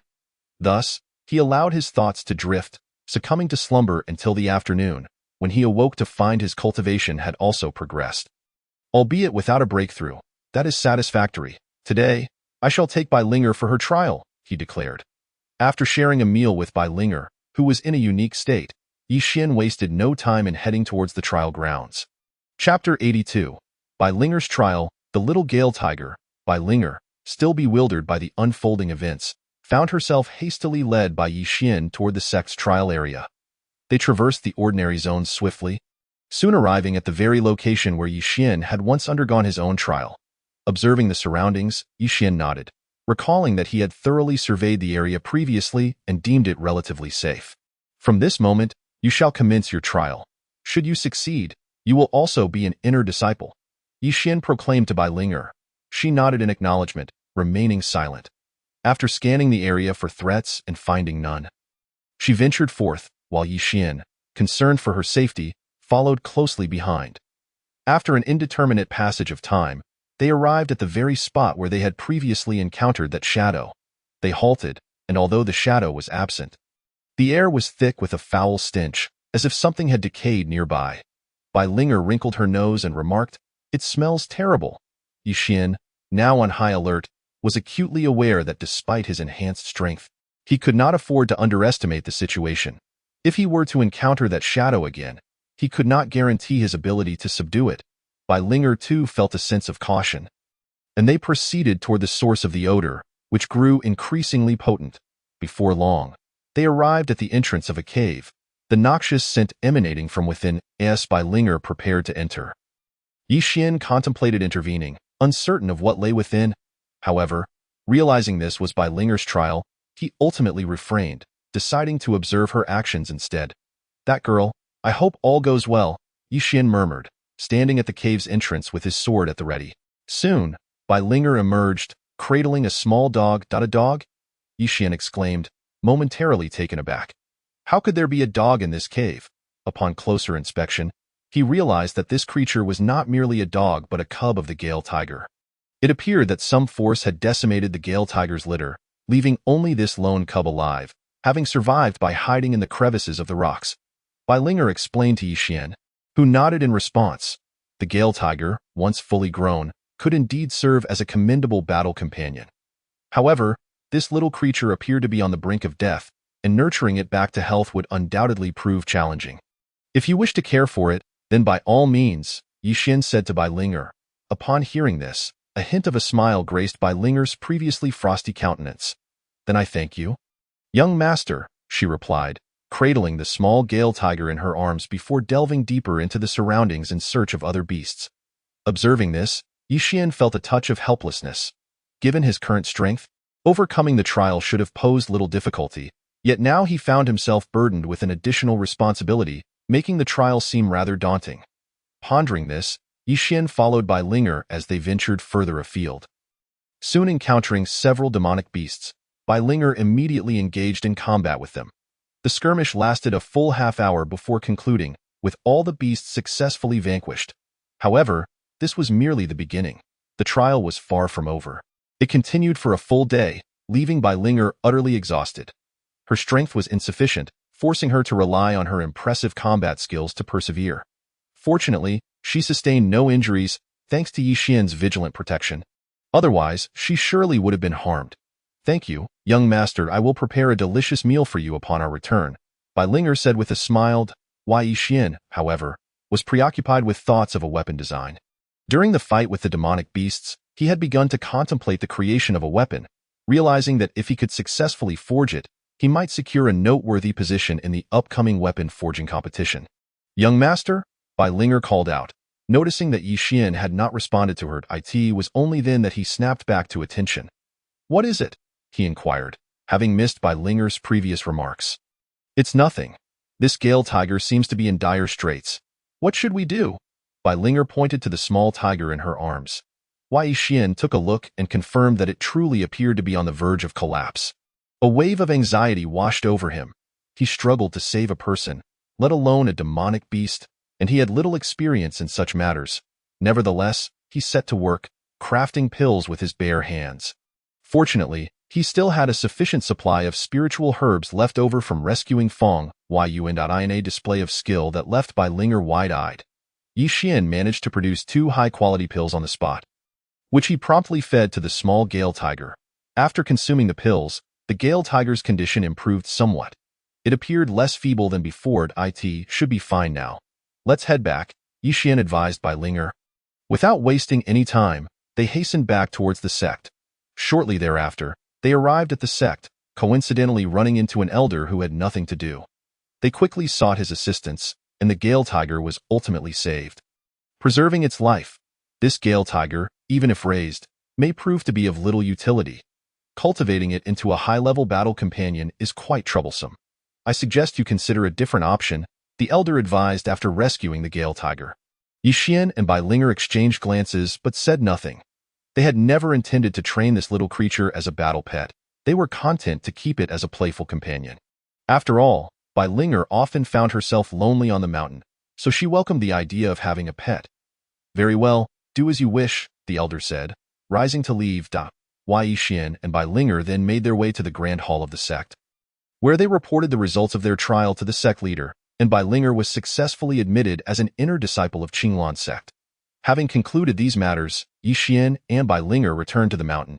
Bai Linger excitedly began preparing a meal for Yixian, while he entertained himself by playing with the small Gale tiger, all the while contemplating the weapon design in his mind. If only I had a beast soul. With the right one, this weapon's quality would undoubtedly soar. Yixian mused to himself as he began sketching a rough outline of the weapon on the ground. After an hour of diligent work, Yixian finally clarified the weapon's outline and capabilities. He then set about attempting to forge it, thinking it would be a fine choice to leave it with Bai Linger for her protection. As time passed, the weapon's form materialized in Yixian's hands. Due to his third-tier forging skill, it wasn't long before the weapon was completed. The moment it fell into his grasp, a surge of joy washed over him. He had succeeded. Chapter 83. The popular Bai Linger holding the weighty weapon in his hands. Yixian felt a rush of excitement. He swung the oddly shaped weapon towards the distant forest, unleashing a flurry of beastly shadows as the woods transformed into a desolate wasteland. All the leaves were swept away into the void, leaving the trees bare and stark. Observing the barren landscape, Yixian frowned. While the weapon's attack was designed for mass destruction, its efficacy was rather lacking, merely stripping the leaves from the trees. "Young master, what are you doing?" Bai Linger approached, puzzled by Yixian's actions. "Are you testing the weapon? But why does it look so peculiar, resembling a beast's claw?" In Bai Linger's experience, she had never encountered such a weapon, even after awakening her memories. "Nothing much. I had a sudden whim to create a weapon, but unfortunately, the results are less than satisfactory," Yixian replied with a hint of disappointment. He realized that his idea might not be feasible without a beast soul. Beast souls are rare and cannot simply be obtained by slaying any random beast, he muttered, putting aside the weapon and deciding not to dwell on it further. Soon, he and Bai Linger sat down for a meal. Yixian couldn't help but admire Bai Linger's culinary skills.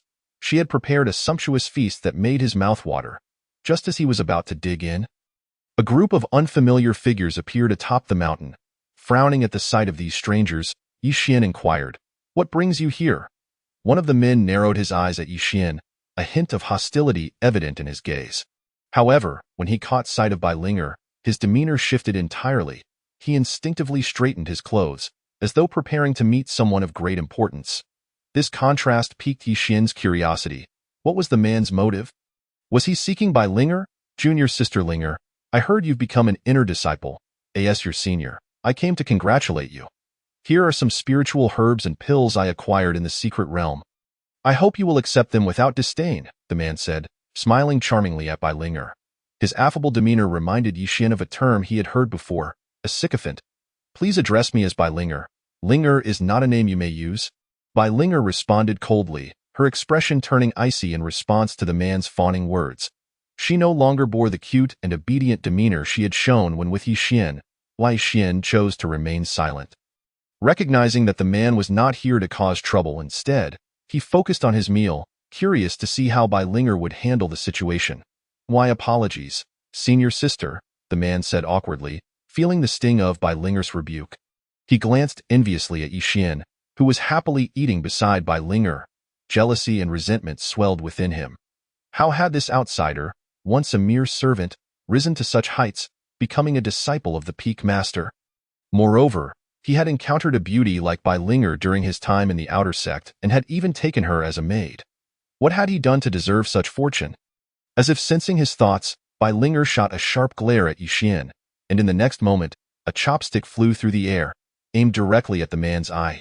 Reacting quickly, he conjured a barrier of spiritual energy just in time to deflect the projectile. "Keep that gaze on the young master, and I won't hesitate to take your eyes," Bai Linger warned. The man, thoroughly chastened, slunk away in defeat. The other disciples who had accompanied him were left at a loss for words. Leaving their gifts behind before finding excuses to depart the mountaintop, "It seems they are quite taken with you," Yixian chuckled. Bai Linger rolled her eyes dramatically in response. "Young master, you appear unconcerned. But what if one day I am truly whisked away?" "I doubt you would react at all," Bai Linger said coldly. Yixian nodded in agreement. "Of course not. How could a corpse possibly take you away?" he replied, resuming his meal. Bai Linger paused, momentarily bewildered by his words. "What do you mean by a corpse taking me away?" she asked, but soon she grasped the underlying implication of Yixian's remark. Unable to suppress a smile, yet, she quickly regained her composure, adopting a frigid, aloof demeanor. Wei Yixian had grown accustomed to this behavior. Since Bai Linger had begun to awaken fragments of her memory, her emotional state had oscillated between being endearingly sweet and coolly detached. Overall, however, Yixian appreciated the change, for her feelings toward him remained unchanged. Enough of such musings. Let us eat. If those fellows annoy you, I have no pressing matters to attend to and can help you deal with them. Yixian gazed at the dazed Bai Linger and spoke, prompting her to obediently nod in response. This marked a stark contrast to her previous indifference. Observing this, Yixian chose to remain silent. After wiping his mouth, he descended the mountain, noting that there was still ample time before the weapon forging competition. This period was perfect for him to seek out trouble with those individuals. It was not wrong to have feelings for someone, but to harbor affection for Bai Linger was indeed misguided. Before long, Yixian arrived at the entrance of a disciple's quarters. He knocked on the door. And soon, a figure emerged. Wei Yixian? What brings you here? The visitor was none other than the individual who had previously shot Yixian a fierce glare. The man eyed Yixian with confusion and a hint of wariness, wondering if Yixian had come to provoke him. What do you think? Yixian replied coolly, and in the next moment, he launched a punch infused with formidable energy. The unexpected strike startled the man, who quickly raised his arms defensively. With a resounding crash, he was sent flying through the house, ultimately coming to a halt, his arms broken and hanging limply at his sides. Wei Yixian, as an inner disciple. You dare to openly attack a direct disciple? Are you seeking death? The injured man shouted, his voice laced with fury. Wei Yixian, however, remained unfazed, drawing forth his longsword and charging at him once more. The reason he refrained from using the Zuanlong Gangquan was primarily due to his fear of inadvertently killing the man, which would surely result in punishment for him. It was more prudent to preserve this man for the impending sect battle, given his status as a crucial combat force for the Qinglan sect. The man, realizing Yixian's intentions, turned pale. Was he trying to convey that he could kill him but chose not to? Chapter 84. Trouble with direct disciples. Too much bullying. In an instant, the man felt belittled, and his anger surged. His arms, which had been broken, suddenly healed, and a sharp dagger materialized in his hand, glinting with blue light as he lunged toward Yixian. Although the dagger was short, it instilled in Yixian a disconcerting feeling, prompting him to instinctively activate his Changchun Gong at the same time. He swung his sword at the man's wrist. The man's reaction was swift. He deftly raised the dagger to block the strike. The clash echoed with a sharp sound, waves of energy radiating from the collision. Every inch of length brings strength. You dare to wield such a short weapon? Quite intriguing, Yixian mused, surprised that his opponent wielded a dagger. You simply lack the skill to use it, the man retorted. I won't kill you today, but I certainly won't let you off easily. With that, he transformed his arm into a blur, darting forward and leaving several gashes on Yixian's side, causing blood to spurt forth. Remarkable speed. Yixian had not anticipated this turn of events. He quickly retreated, attempting to distance himself, only to find the man relentlessly closing in, rendering Yixian's longsword ineffective at such proximity. This fellow was indeed vengeful, yet facing him would likely be a challenge. The sect leader observed the unfolding scene and remarked nonchalantly, "Should we intervene? Should we?" Feng Yin inquired. The sect leader shook his head, intending to watch a while longer, confident that Yixian was not one to suffer losses easily. Moreover, Yixian had yet to unleash his full potential. Very well then, Feng Yin muttered, withholding further comments. Though he was concerned, not for Yixian, but about the possibility of Yixian killing the direct disciple. Despite the latter's status, Yixian possessed numerous hidden cards, and dispatching this individual should not pose a significant challenge. Rest assured, my disciple knows his limits.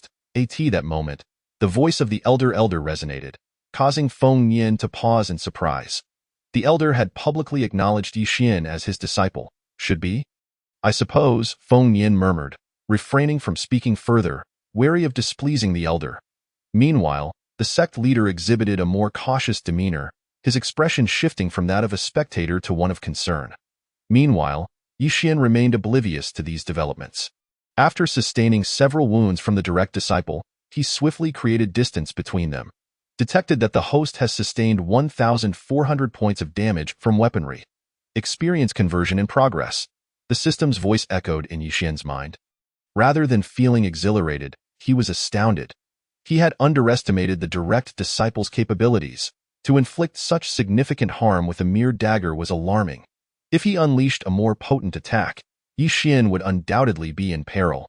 With this realization, Yi Xian sheathed his long sword, gathering formidable energy in his hands as he activated the Zuanlong Gangquan.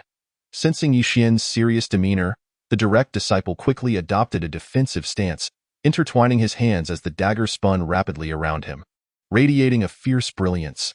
"Let us settle this with one decisive move," Yi Xian declared, launching himself forward.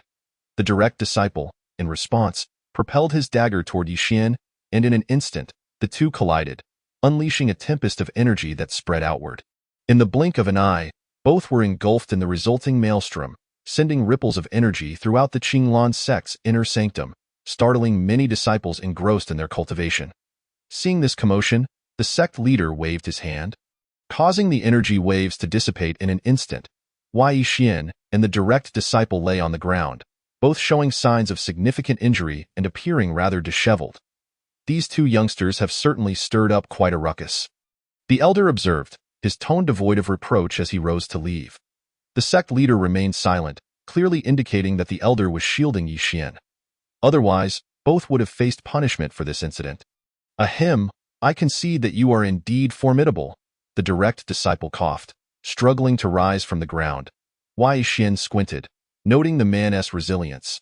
His physical condition was commendable. Yi Xian instinctively attempted to rise as well, only to realize he lacked the strength to do so.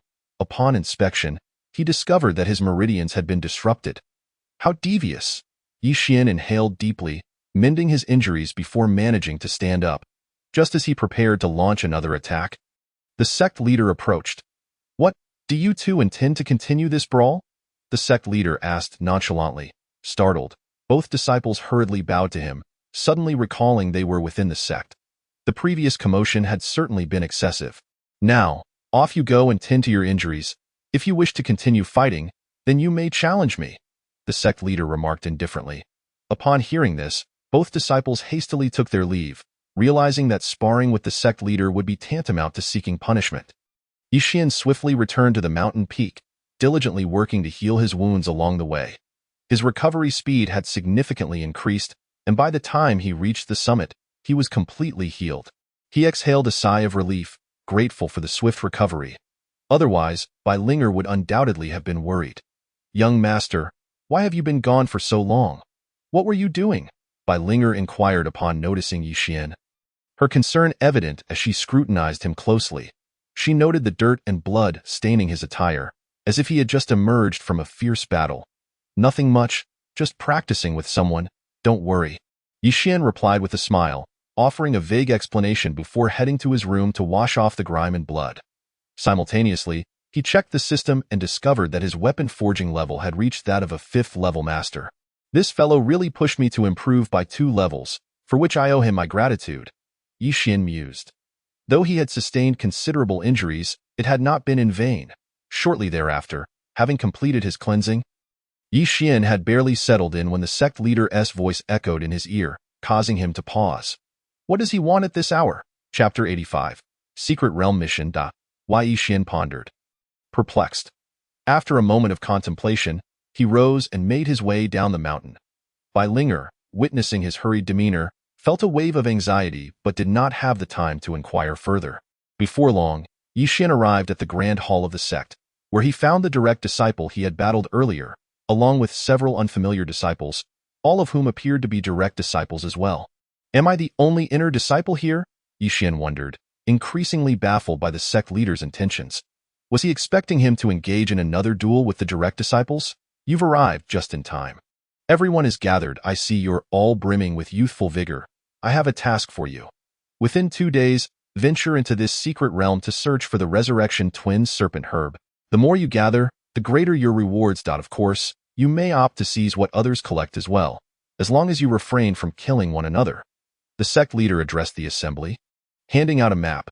After examining the map, the disciples displayed a range of expressions, most brimming with excitement, with only Yi Xian and the previous direct disciple wearing grim visages. After all, both had just engaged in a fierce battle, And now they were expected to undertake such a mission without any opportunity for rest. Master, why have you summoned me, an inner disciple? These are all direct teachings. Isn't this a bit much? It seems that Yi Xian is reluctant to participate in tasks that are so disproportionate to his strength. Upon hearing this, the master cast a glance at Yi Xian. Though you are not a direct disciple, you are nearly equivalent. The old senior has stated that you are his disciple, so it is merely a matter of changing attire. The master spoke calmly, then waved his hand, prompting a group to head towards the Great Hall's exit. Observing this scene, Yi Xian could only nod helplessly before following the group of direct disciples outside. Many onlookers were curious about this development. Why was Yi Xian, an inner disciple, accompanying the direct disciples? Had he been promoted? It hadn't been long since he transitioned from outer to inner disciple, and now to direct disciple.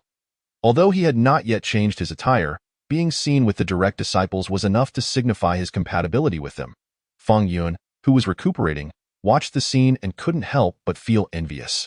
His expression betraying his thoughts. If Yi Xian were aware, he would surely retort, "Oh, you envy me? Go ahead, you can take my place. I wasn't planning on going anyway, but be cautious. I'm not the only one who fancies Bai Linger.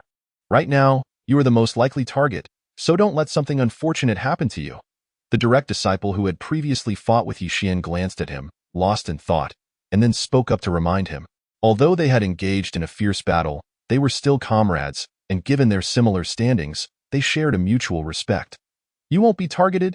Yi Xian countered, prompting the other to look at him incredulously. As if to say, "Why would they target you?" The man shook his head in disbelief and walked away, leaving Yi Xian to twitch his lips in resignation. Why would they target him after all? As he pondered, Yi Xian took a deep breath. This task seemed less like an assignment and more like a deliberate arrangement by the master, aimed at having him face these direct disciples early on. It appeared the master was still a bit displeased about previous events. Yi Xian chuckled as he made his way to the destination, simultaneously restoring his internal energy. With the aid of the Changchun technique, coupled with the system and the residual chaotic energy he had fused during his earlier battles, he felt quite undaunted by the direct disciples, although he knew he had to exercise caution. A misstep could lead to dire consequences. This kid appears remarkably unflustered in the face of adversity. The master mused, observing Yi Xian's confident silhouette. He couldn't help but murmur, "Master, isn't this somewhat retaliatory? Sending Yi Xian, who has just emerged from a fierce battle, to compete against those direct disciples seems like a roundabout form of revenge." Feng Yin interjected. The master snorted. Who told him to be so energetic? Always seeking trouble. Since he desires it, let him have his fill. This is an opportunity for him. If he can best the direct disciples, I might consider elevating this little monster to a higher position. Feng Yin's heart raced at this revelation. A higher position? Yi Xian's ascent had already been rapid enough. If he were to rise further, wouldn't that position him as a figurehead? Other newcomers would likely follow suit. And what if another with similar fortune emerged? Understanding the master's intentions, Feng Yin couldn't help but feel anxious for Yi Xian. If he succeeded, he would be the pinnacle of Qinglan sect's new generation. If he failed, he would merely be a grinding stone. In terms of loss, it's all on you. A voice chimed in, causing the master to furrow his brow, wondering who dared speak such words in his presence. Turning around, he was startled to find it was Yi Xian's master, who promptly vanished, realizing that lingering here could invite retribution from the old senior. This fellow remains unchanged even as the master. The old senior sighed, glancing in the direction Yi Xian had departed, a hint of anticipation gleaming in his eyes. He too wished to witness the heights this little monster could reach compared to the direct disciples. Meanwhile, Yi Xian remained oblivious to the immense expectations placed upon him, merely sneezing a few times, sensing that someone was discussing him behind his back, leaving him puzzled. "Never mind, I should focus on this secret realm," he muttered, noting the elusive entrance not far away, his gaze filled with anticipation. However, he was somewhat taken aback to find two women already present at the entrance, which he had not anticipated. Why the surprise? This secret realm is not exclusive to one sect. It's shared, so encountering others is quite normal, a nearby direct disciple explained, noticing Yi Xian's astonishment. "I hope they won't cause any trouble," Yi Xian murmured. Then said no more, swiftly darting into the secret realm. The others promptly followed suit. "Why, lady, Those individuals who just entered possess formidable strength. One of the women exclaimed, addressing the other. They are direct disciples of Qinglan's sect. But why is an inner disciple accompanying them? The other woman nodded, but upon spotting Yixian, her expression turned to one of confusion. Are inner disciples now qualified to explore secret realms alongside direct disciples? That young man must be someone the Qinglan sect is intent on cultivating. How intriguing. With that, the woman, accompanied by her maid, ventured into the secret realm to observe Qinglan sect's intentions. As for Yixian, he had already delved deep into the secret realm, searching for the elusive Huanhuan Shuangshiko, a peculiar spirit herb that was easily identifiable. The moment he entered, he spotted a specimen. However, just as he reached out to pluck it, a sudden surge of energy intercepted him. Are you out of your mind? This herb is highly toxic. Even a cultivator would suffer grievously upon contact.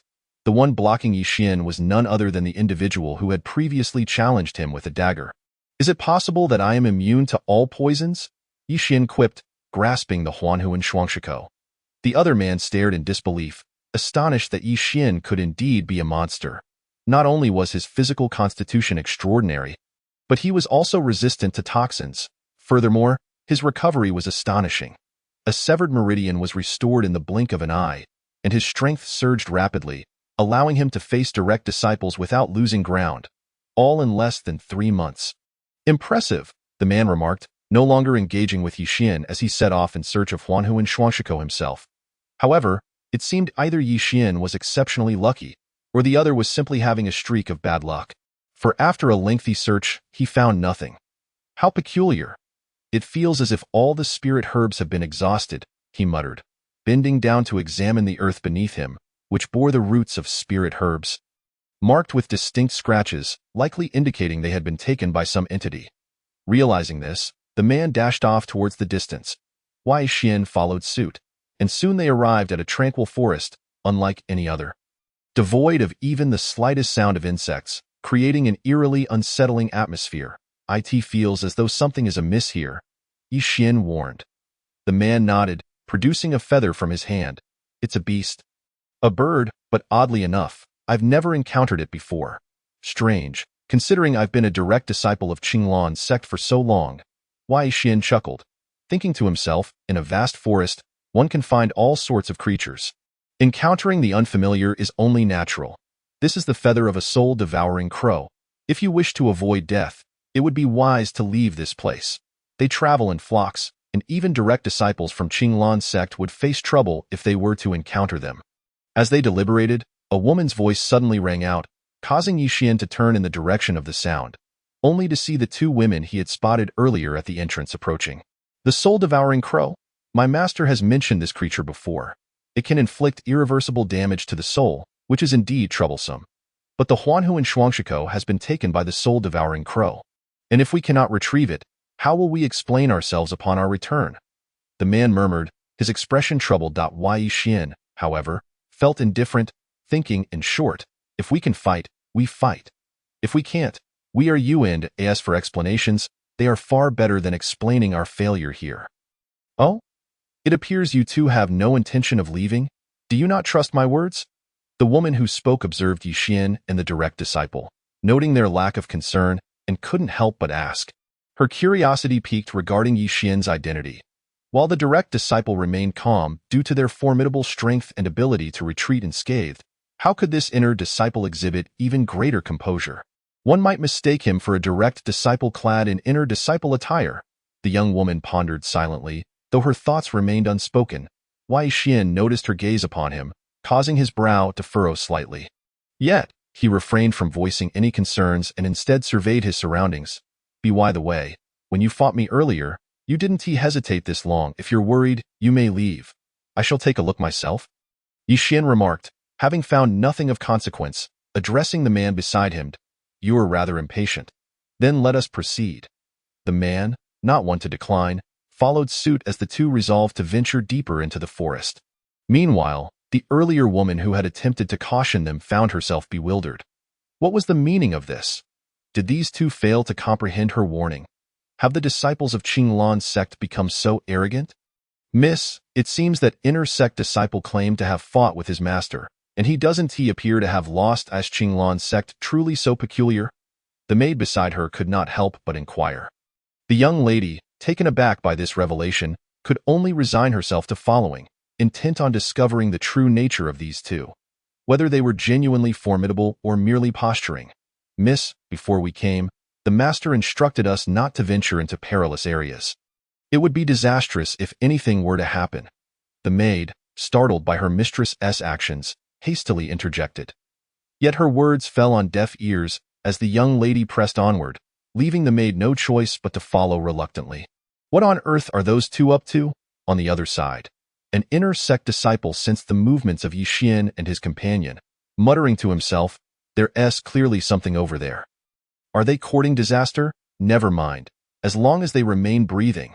This disciple, having dismissed the duo from his thoughts, began his own search for spiritual herbs. Meanwhile, Yi Xian had delved deep into the forest's heart. For reasons unbeknownst to him, despite seeing nothing, he felt an unsettling sensation of numerous eyes lurking in the darkness, watching him intently. Though you feel that? There are quite a few of them.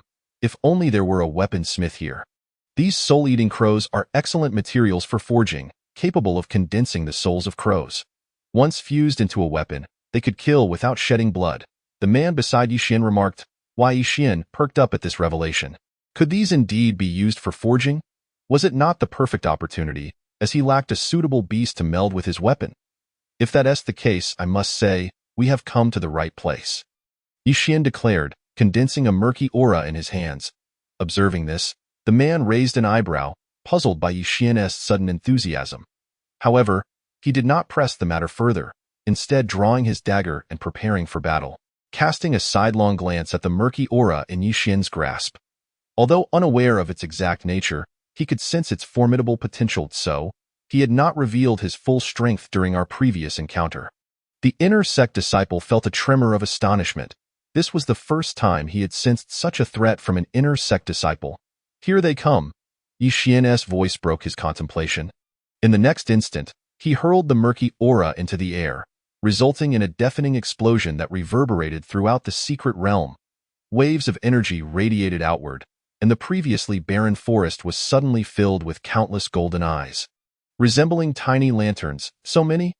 The man was taken aback, having anticipated the presence of many, yet never to this extent. They hung from the trees like fruit, saturating the entire forest. Had he not opened his eyes, he might have missed their existence altogether. The more, the better.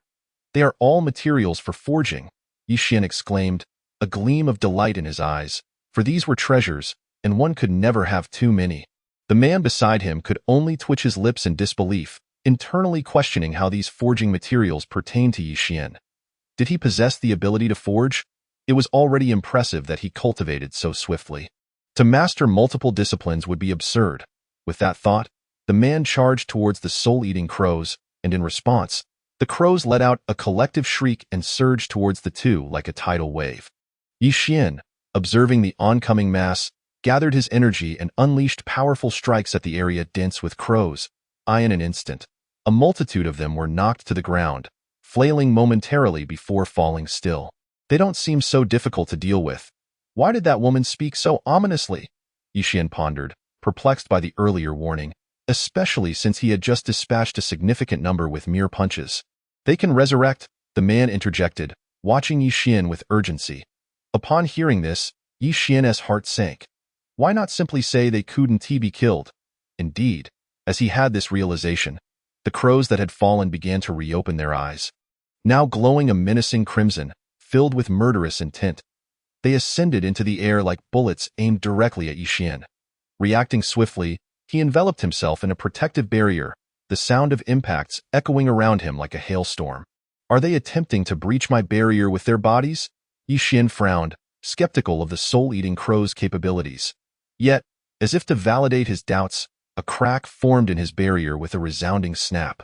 Alarmed, Yi Xian swiftly retreated, conjuring a flurry of blood-red snowflakes that cascaded over the airborne crows. In an instant, the crimson-eyed crows were immobilized in midair, only to be engulfed in black flames released by Yi Xian, reducing them to ashes. Watching the crows turn to ash, Yi Xian felt a pang of regret. Now, They were rendered useless for forging, however. He had no alternative method to eliminate them. What a dilemma, he muttered. While the man beside him marveled at Yi Xian's prowess, relieved that he indeed possessed such capabilities. Yet, upon witnessing Yi Xian lost in contemplation after dispatching the crows, the man was taken aback. What is wrong with him? Is he trying to get himself killed? Look behind you, he cautioned. Yi Xian, jolted back to reality, turned to find several soul-eating crows with blood-red eyes fixated on him. Best to eliminate them first, he declared, inhaling deeply as he once again summoned a flurry of blood-colored snowflakes to blanket his surroundings. Fortunately, his strength had increased significantly. Otherwise, the energy consumption of deploying such a technique would have been staggering. Something his previous self could not have sustained. Yet now, he felt untroubled. This fellow's power is remarkable. He is on par with inner sect disciples. The two women who had followed behind were equally astonished, witnessing Yi Xian wielding such extraordinary abilities. The soul-eating crows posed no threat in Yi Xian's hands, akin to sparrows, and the young lady, intrigued, fixed her gaze upon him. Yi Xian, meanwhile, felt no particular emotion. Focusing on incinerating the immobilized crows with black flames, before long, a vast number of them were reduced to ashes, littering the forest floor, leaving little room to tread. Observing the remnants, Yi Xian felt a twinge of sorrow. Collecting some of the ashes, convinced they might serve a purpose in forging. After addressing the crows, Yi Xian turned his attention to the man, who had also dispatched numerous soul-eating crows, all of which had similarly turned to ash. Do they all become ash upon death? Yi Xian inquired, puzzled. The man wiped sweat from his brow and nodded. Indeed. These ashes can be used in forging to imbue weapons with souls, although the process is highly challenging. It is said only 6th-tier weaponsmiths can succeed, and even then, the chances are slim. Yi Xian's interest was piqued, and with a sweeping gesture, he collected all the ashes into his storage pouch. A 6th-tier weaponsmith, you say? I'm currently at 5th tier, so I'm quite close. I can always find time for another bout. Yi Xian's spirits lifted considerably, feeling even more exhilarated than upon discovering a bounty of soul-returning twin snake grass. Unbeknownst to the man, who was oblivious to Yi Xian's delight, he resumed searching for spiritual herbs. With the crows eliminated, the herbs should be nearby, as anticipated. It wasn't long before the duo stumbled upon several clumps of soul-returning twin snake grass. Shall we split them? The man proposed. Yi Xian had no objections, and after dividing their spoils, they prepared to leave the forest, only to be halted once more by the earlier young woman. Excuse me. What is your name, sir? I wish to make your acquaintance, she inquired, her intentions unclear. Upon hearing Yi Xian's words, the young woman smiled and remarked. Yi Xian, uninterested in forging friendships, ignored her and chose to walk past the two of them towards the distance. Observing this, the woman felt somewhat embarrassed and contemplated saying something, yet ultimately refrained from speaking, still unclear about Yi Xian's identity and hesitant to speak freely. The nearby direct disciple chuckled at the scene. Finding Yi Xian's temperament rather intriguing, even with a beautiful woman attempting to engage him, he remained unresponsive. Enough with the inquiries, you too, do not follow him. It is likely that a fight will break out soon, and it would be unwise for you to get caught in the crossfire, the man advised before proceeding to follow Yi Xian. Such rudeness from those two, a nearby maid remarked, displeased with Yi Xian and the direct disciple's demeanor. After all, they are not ordinary individuals. Common sect disciples would not dare to act so discourteously. The strong have no need for such niceties. This is merely a trait of the weak, the woman replied nonchalantly, seemingly unfazed by Yi Xian's attitude. However, her curiosity about him deepened. If Yi Xian could be of use to her, perhaps the concern she had been harboring could be effortlessly resolved. At this moment, Yi Xian was unaware that he had caught someone's attention. He pondered how to engage in a confrontation with the direct disciples, realizing they were formidable opponents.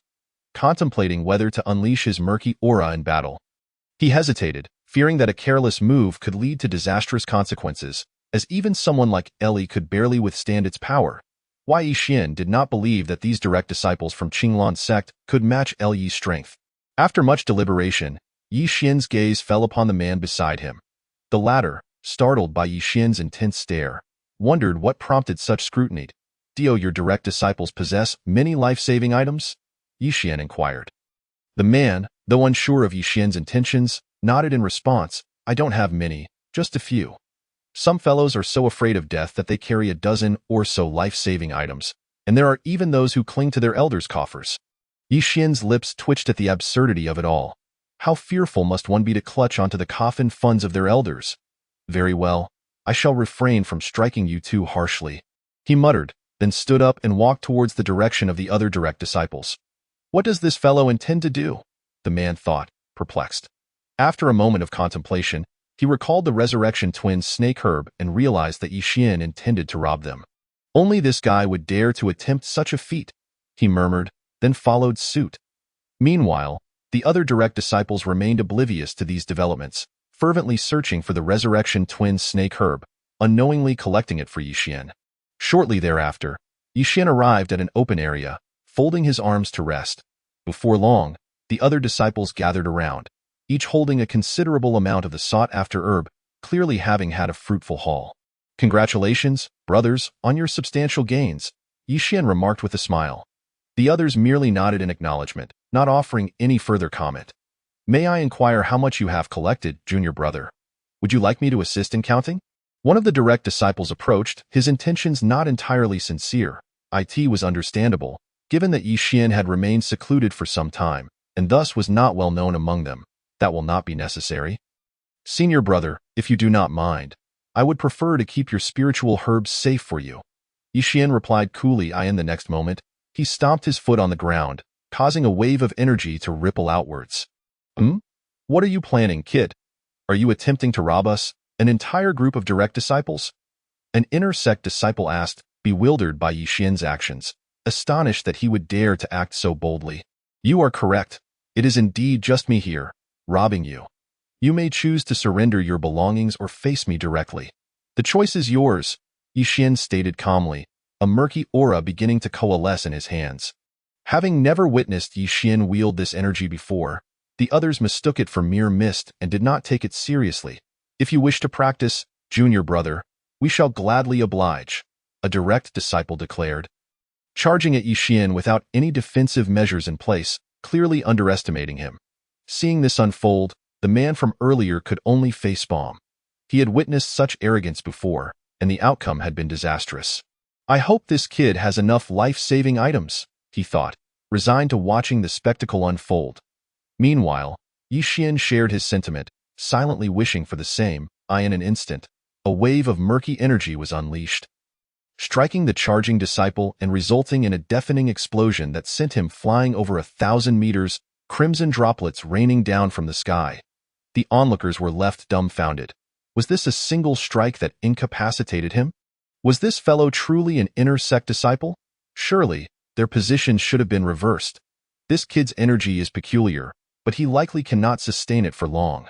Just wait it out, one of the direct disciples noted, recognizing the unusual aura emanating from Yi Xian.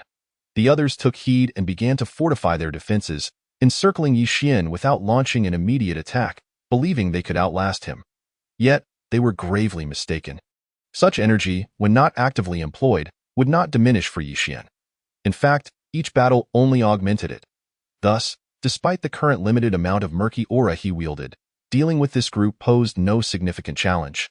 With that thought, Yi Xian slammed his hand down onto the ground, causing another explosive shockwave that forced the encircling direct disciples to retreat, their defenses shattering in the process, the closest to the epicenter.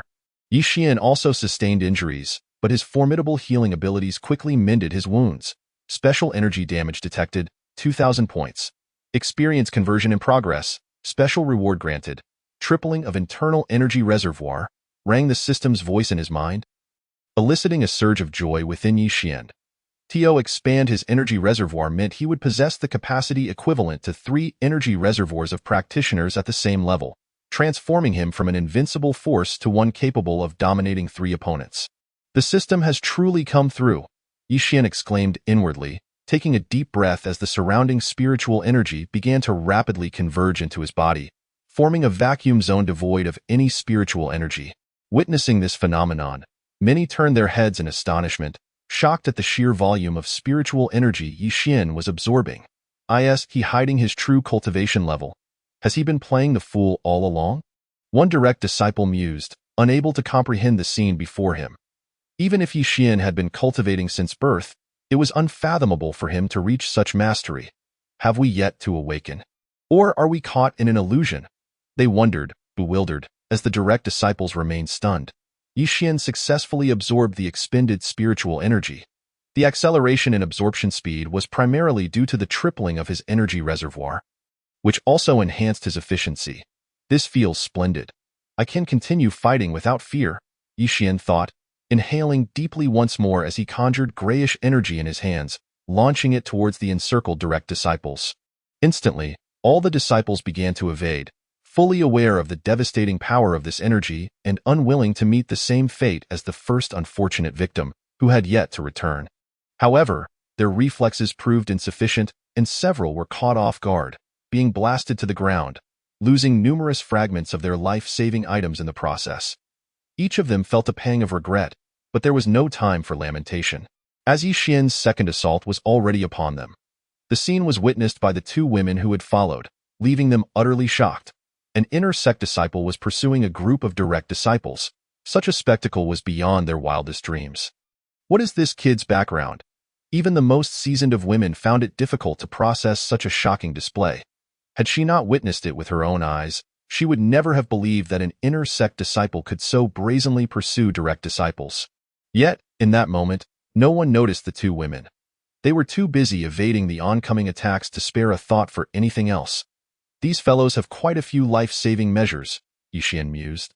Observing the scattered equipment from the direct disciples, each item was likely of significant value, causing him to feel a twinge of remorse. Why couldn't they simply surrender the Resurrection Twins snake herb? It would have spared them all considerable loss. Finally, after yet another round of Yi Xian's relentless assault, one disciple could no longer withstand the pressure, surrendering and presenting the Resurrection Twins snake herb to Yi Xian. I shall no longer play with you. If this continues, I will exhaust my resources. As he spoke, the young man departed from the secret realm, his expression darkened. Observing this, the others soon followed suit, and before long, all the soul-reviving twin serpent herbs were nestled within Yi Xian's storage pouch. Indeed, the effort had not been in vain. This time, it was a significant accomplishment. With that, Yi Xian intended to leave, only to be confronted by a figure blocking his path. Young sir, my lady wishes to invite you as a guest. May I inquire if you have the time? A dapper young man, adorned with a finely carved white jade folding fan, addressed Yi Xian, his demeanor strikingly handsome. Not interested. I must return to the sect to report. Yi Xian replied bluntly, dismissing the invitation with little regard. The young man chuckled at his response, but made no effort to clear the way, evidently intent on preventing Yi Xian's departure. Seems you intend to keep me here? Yi Xian furrowed his brow, having thought that his task was complete and he could finally rest. The sudden appearance of this dandy was indeed vexing. You may leave if you wish. I shall not impede you. However, I believe you will find it rather difficult to do so, the young man said casually, fanning himself with the folding fan, showing no inclination to escalate the situation. Why Yi Xian frowned at this. What was this fellow's intent? Was he feigning mystery? Contemplating this, Yi Xian chose to head back in the direction he had come from. However, it did not take long for him to realize something was amiss. He felt as though he had traveled a great distance, yet the scenery around him remained unchanged, as if he were treading in place. A formation. Yi Xian's gaze fell upon the ground beneath him. Yet he discerned no signs of any formation fluctuations, clearly indicating that it was not a formation at all. Have you ever heard of a boundary master? The young man inquired, observing Yi Xian's puzzled expression. A smile gracing his lips. This. Yi Xian's heart skipped a beat. A boundary master, to be precise, is a more advanced profession than that of a formation master, capable of creating a boundary, and those who attain mastery can even forge a domain. Their methods unfathomable. Why Yi Xian had only heard of such beings. He had never encountered one. Was it truly his misfortune to meet one today? Are you a boundary master? Yi Xian asked warily, if that were the case. He would likely find himself unable to leave, as delving into an unfamiliar realm to seek out weaknesses was the very definition of folly. Indeed, and thus my lady's invitation. I wonder if young sir would be inclined to grace us with your presence? The young man replied, his demeanor seemingly harmless, rendering it difficult to gauge his emotions. It would be pointless for me to refuse, wouldn't it? Lead the way. I am curious to see what your lady desires of me. Yi Xian stated coldly. Upon hearing this, the young man did not respond but began to guide Yi Xian in a particular direction. Though they had not traversed far, with a mere turn, Yi Xian discovered that they had already exited the secret realm. Before them stood towering buildings, exuding a grand and majestic aura, the surrounding spiritual energy remarkably dense, rivaling that of the inner sanctum of Qinglan sect. What place is this? A sect? Yi Xian's brow furrowed in suspicion. Feeling an unease he could not quite articulate. After observing for a while, he soon realized the incongruity. These structures were constructed of nothing but ordinary timber, devoid of any high-end materials, clearly distinguishing them from a sect. Yet, paradoxically, the spiritual energy was so rich that Yi Xian could not discern whether this was a sect or merely the inner workings of a secular family. Though not overthink it. We are merely a family. Not a sect, the young man remarked without looking back, seemingly aware of Yi Xian's thoughts. Upon hearing this, Yi Xian ceased his scrutiny and followed the young man until they arrived before the largest building. Within the structure, a familiar figure sat quietly by the window, as if awaiting their arrival for some time. Is that you? Yi Xian instinctively exclaimed upon recognizing the woman who had previously informed them about the soul-devouring crow. The one who had accompanied him for a time. Indeed, it is quite the feat to have you here. Would you care to join me for some tea? The woman smiled at Yi Xian, without further ado. Ascended the stairs. The young man, upon witnessing this, turned and vanished from sight. Yi Xian paid little mind to this, soon finding himself seated before the woman. Speak. Why have you summoned me? You even employed a boundary master. Your family certainly possesses considerable wealth, Yi Xian stated coldly, not intending to mock her.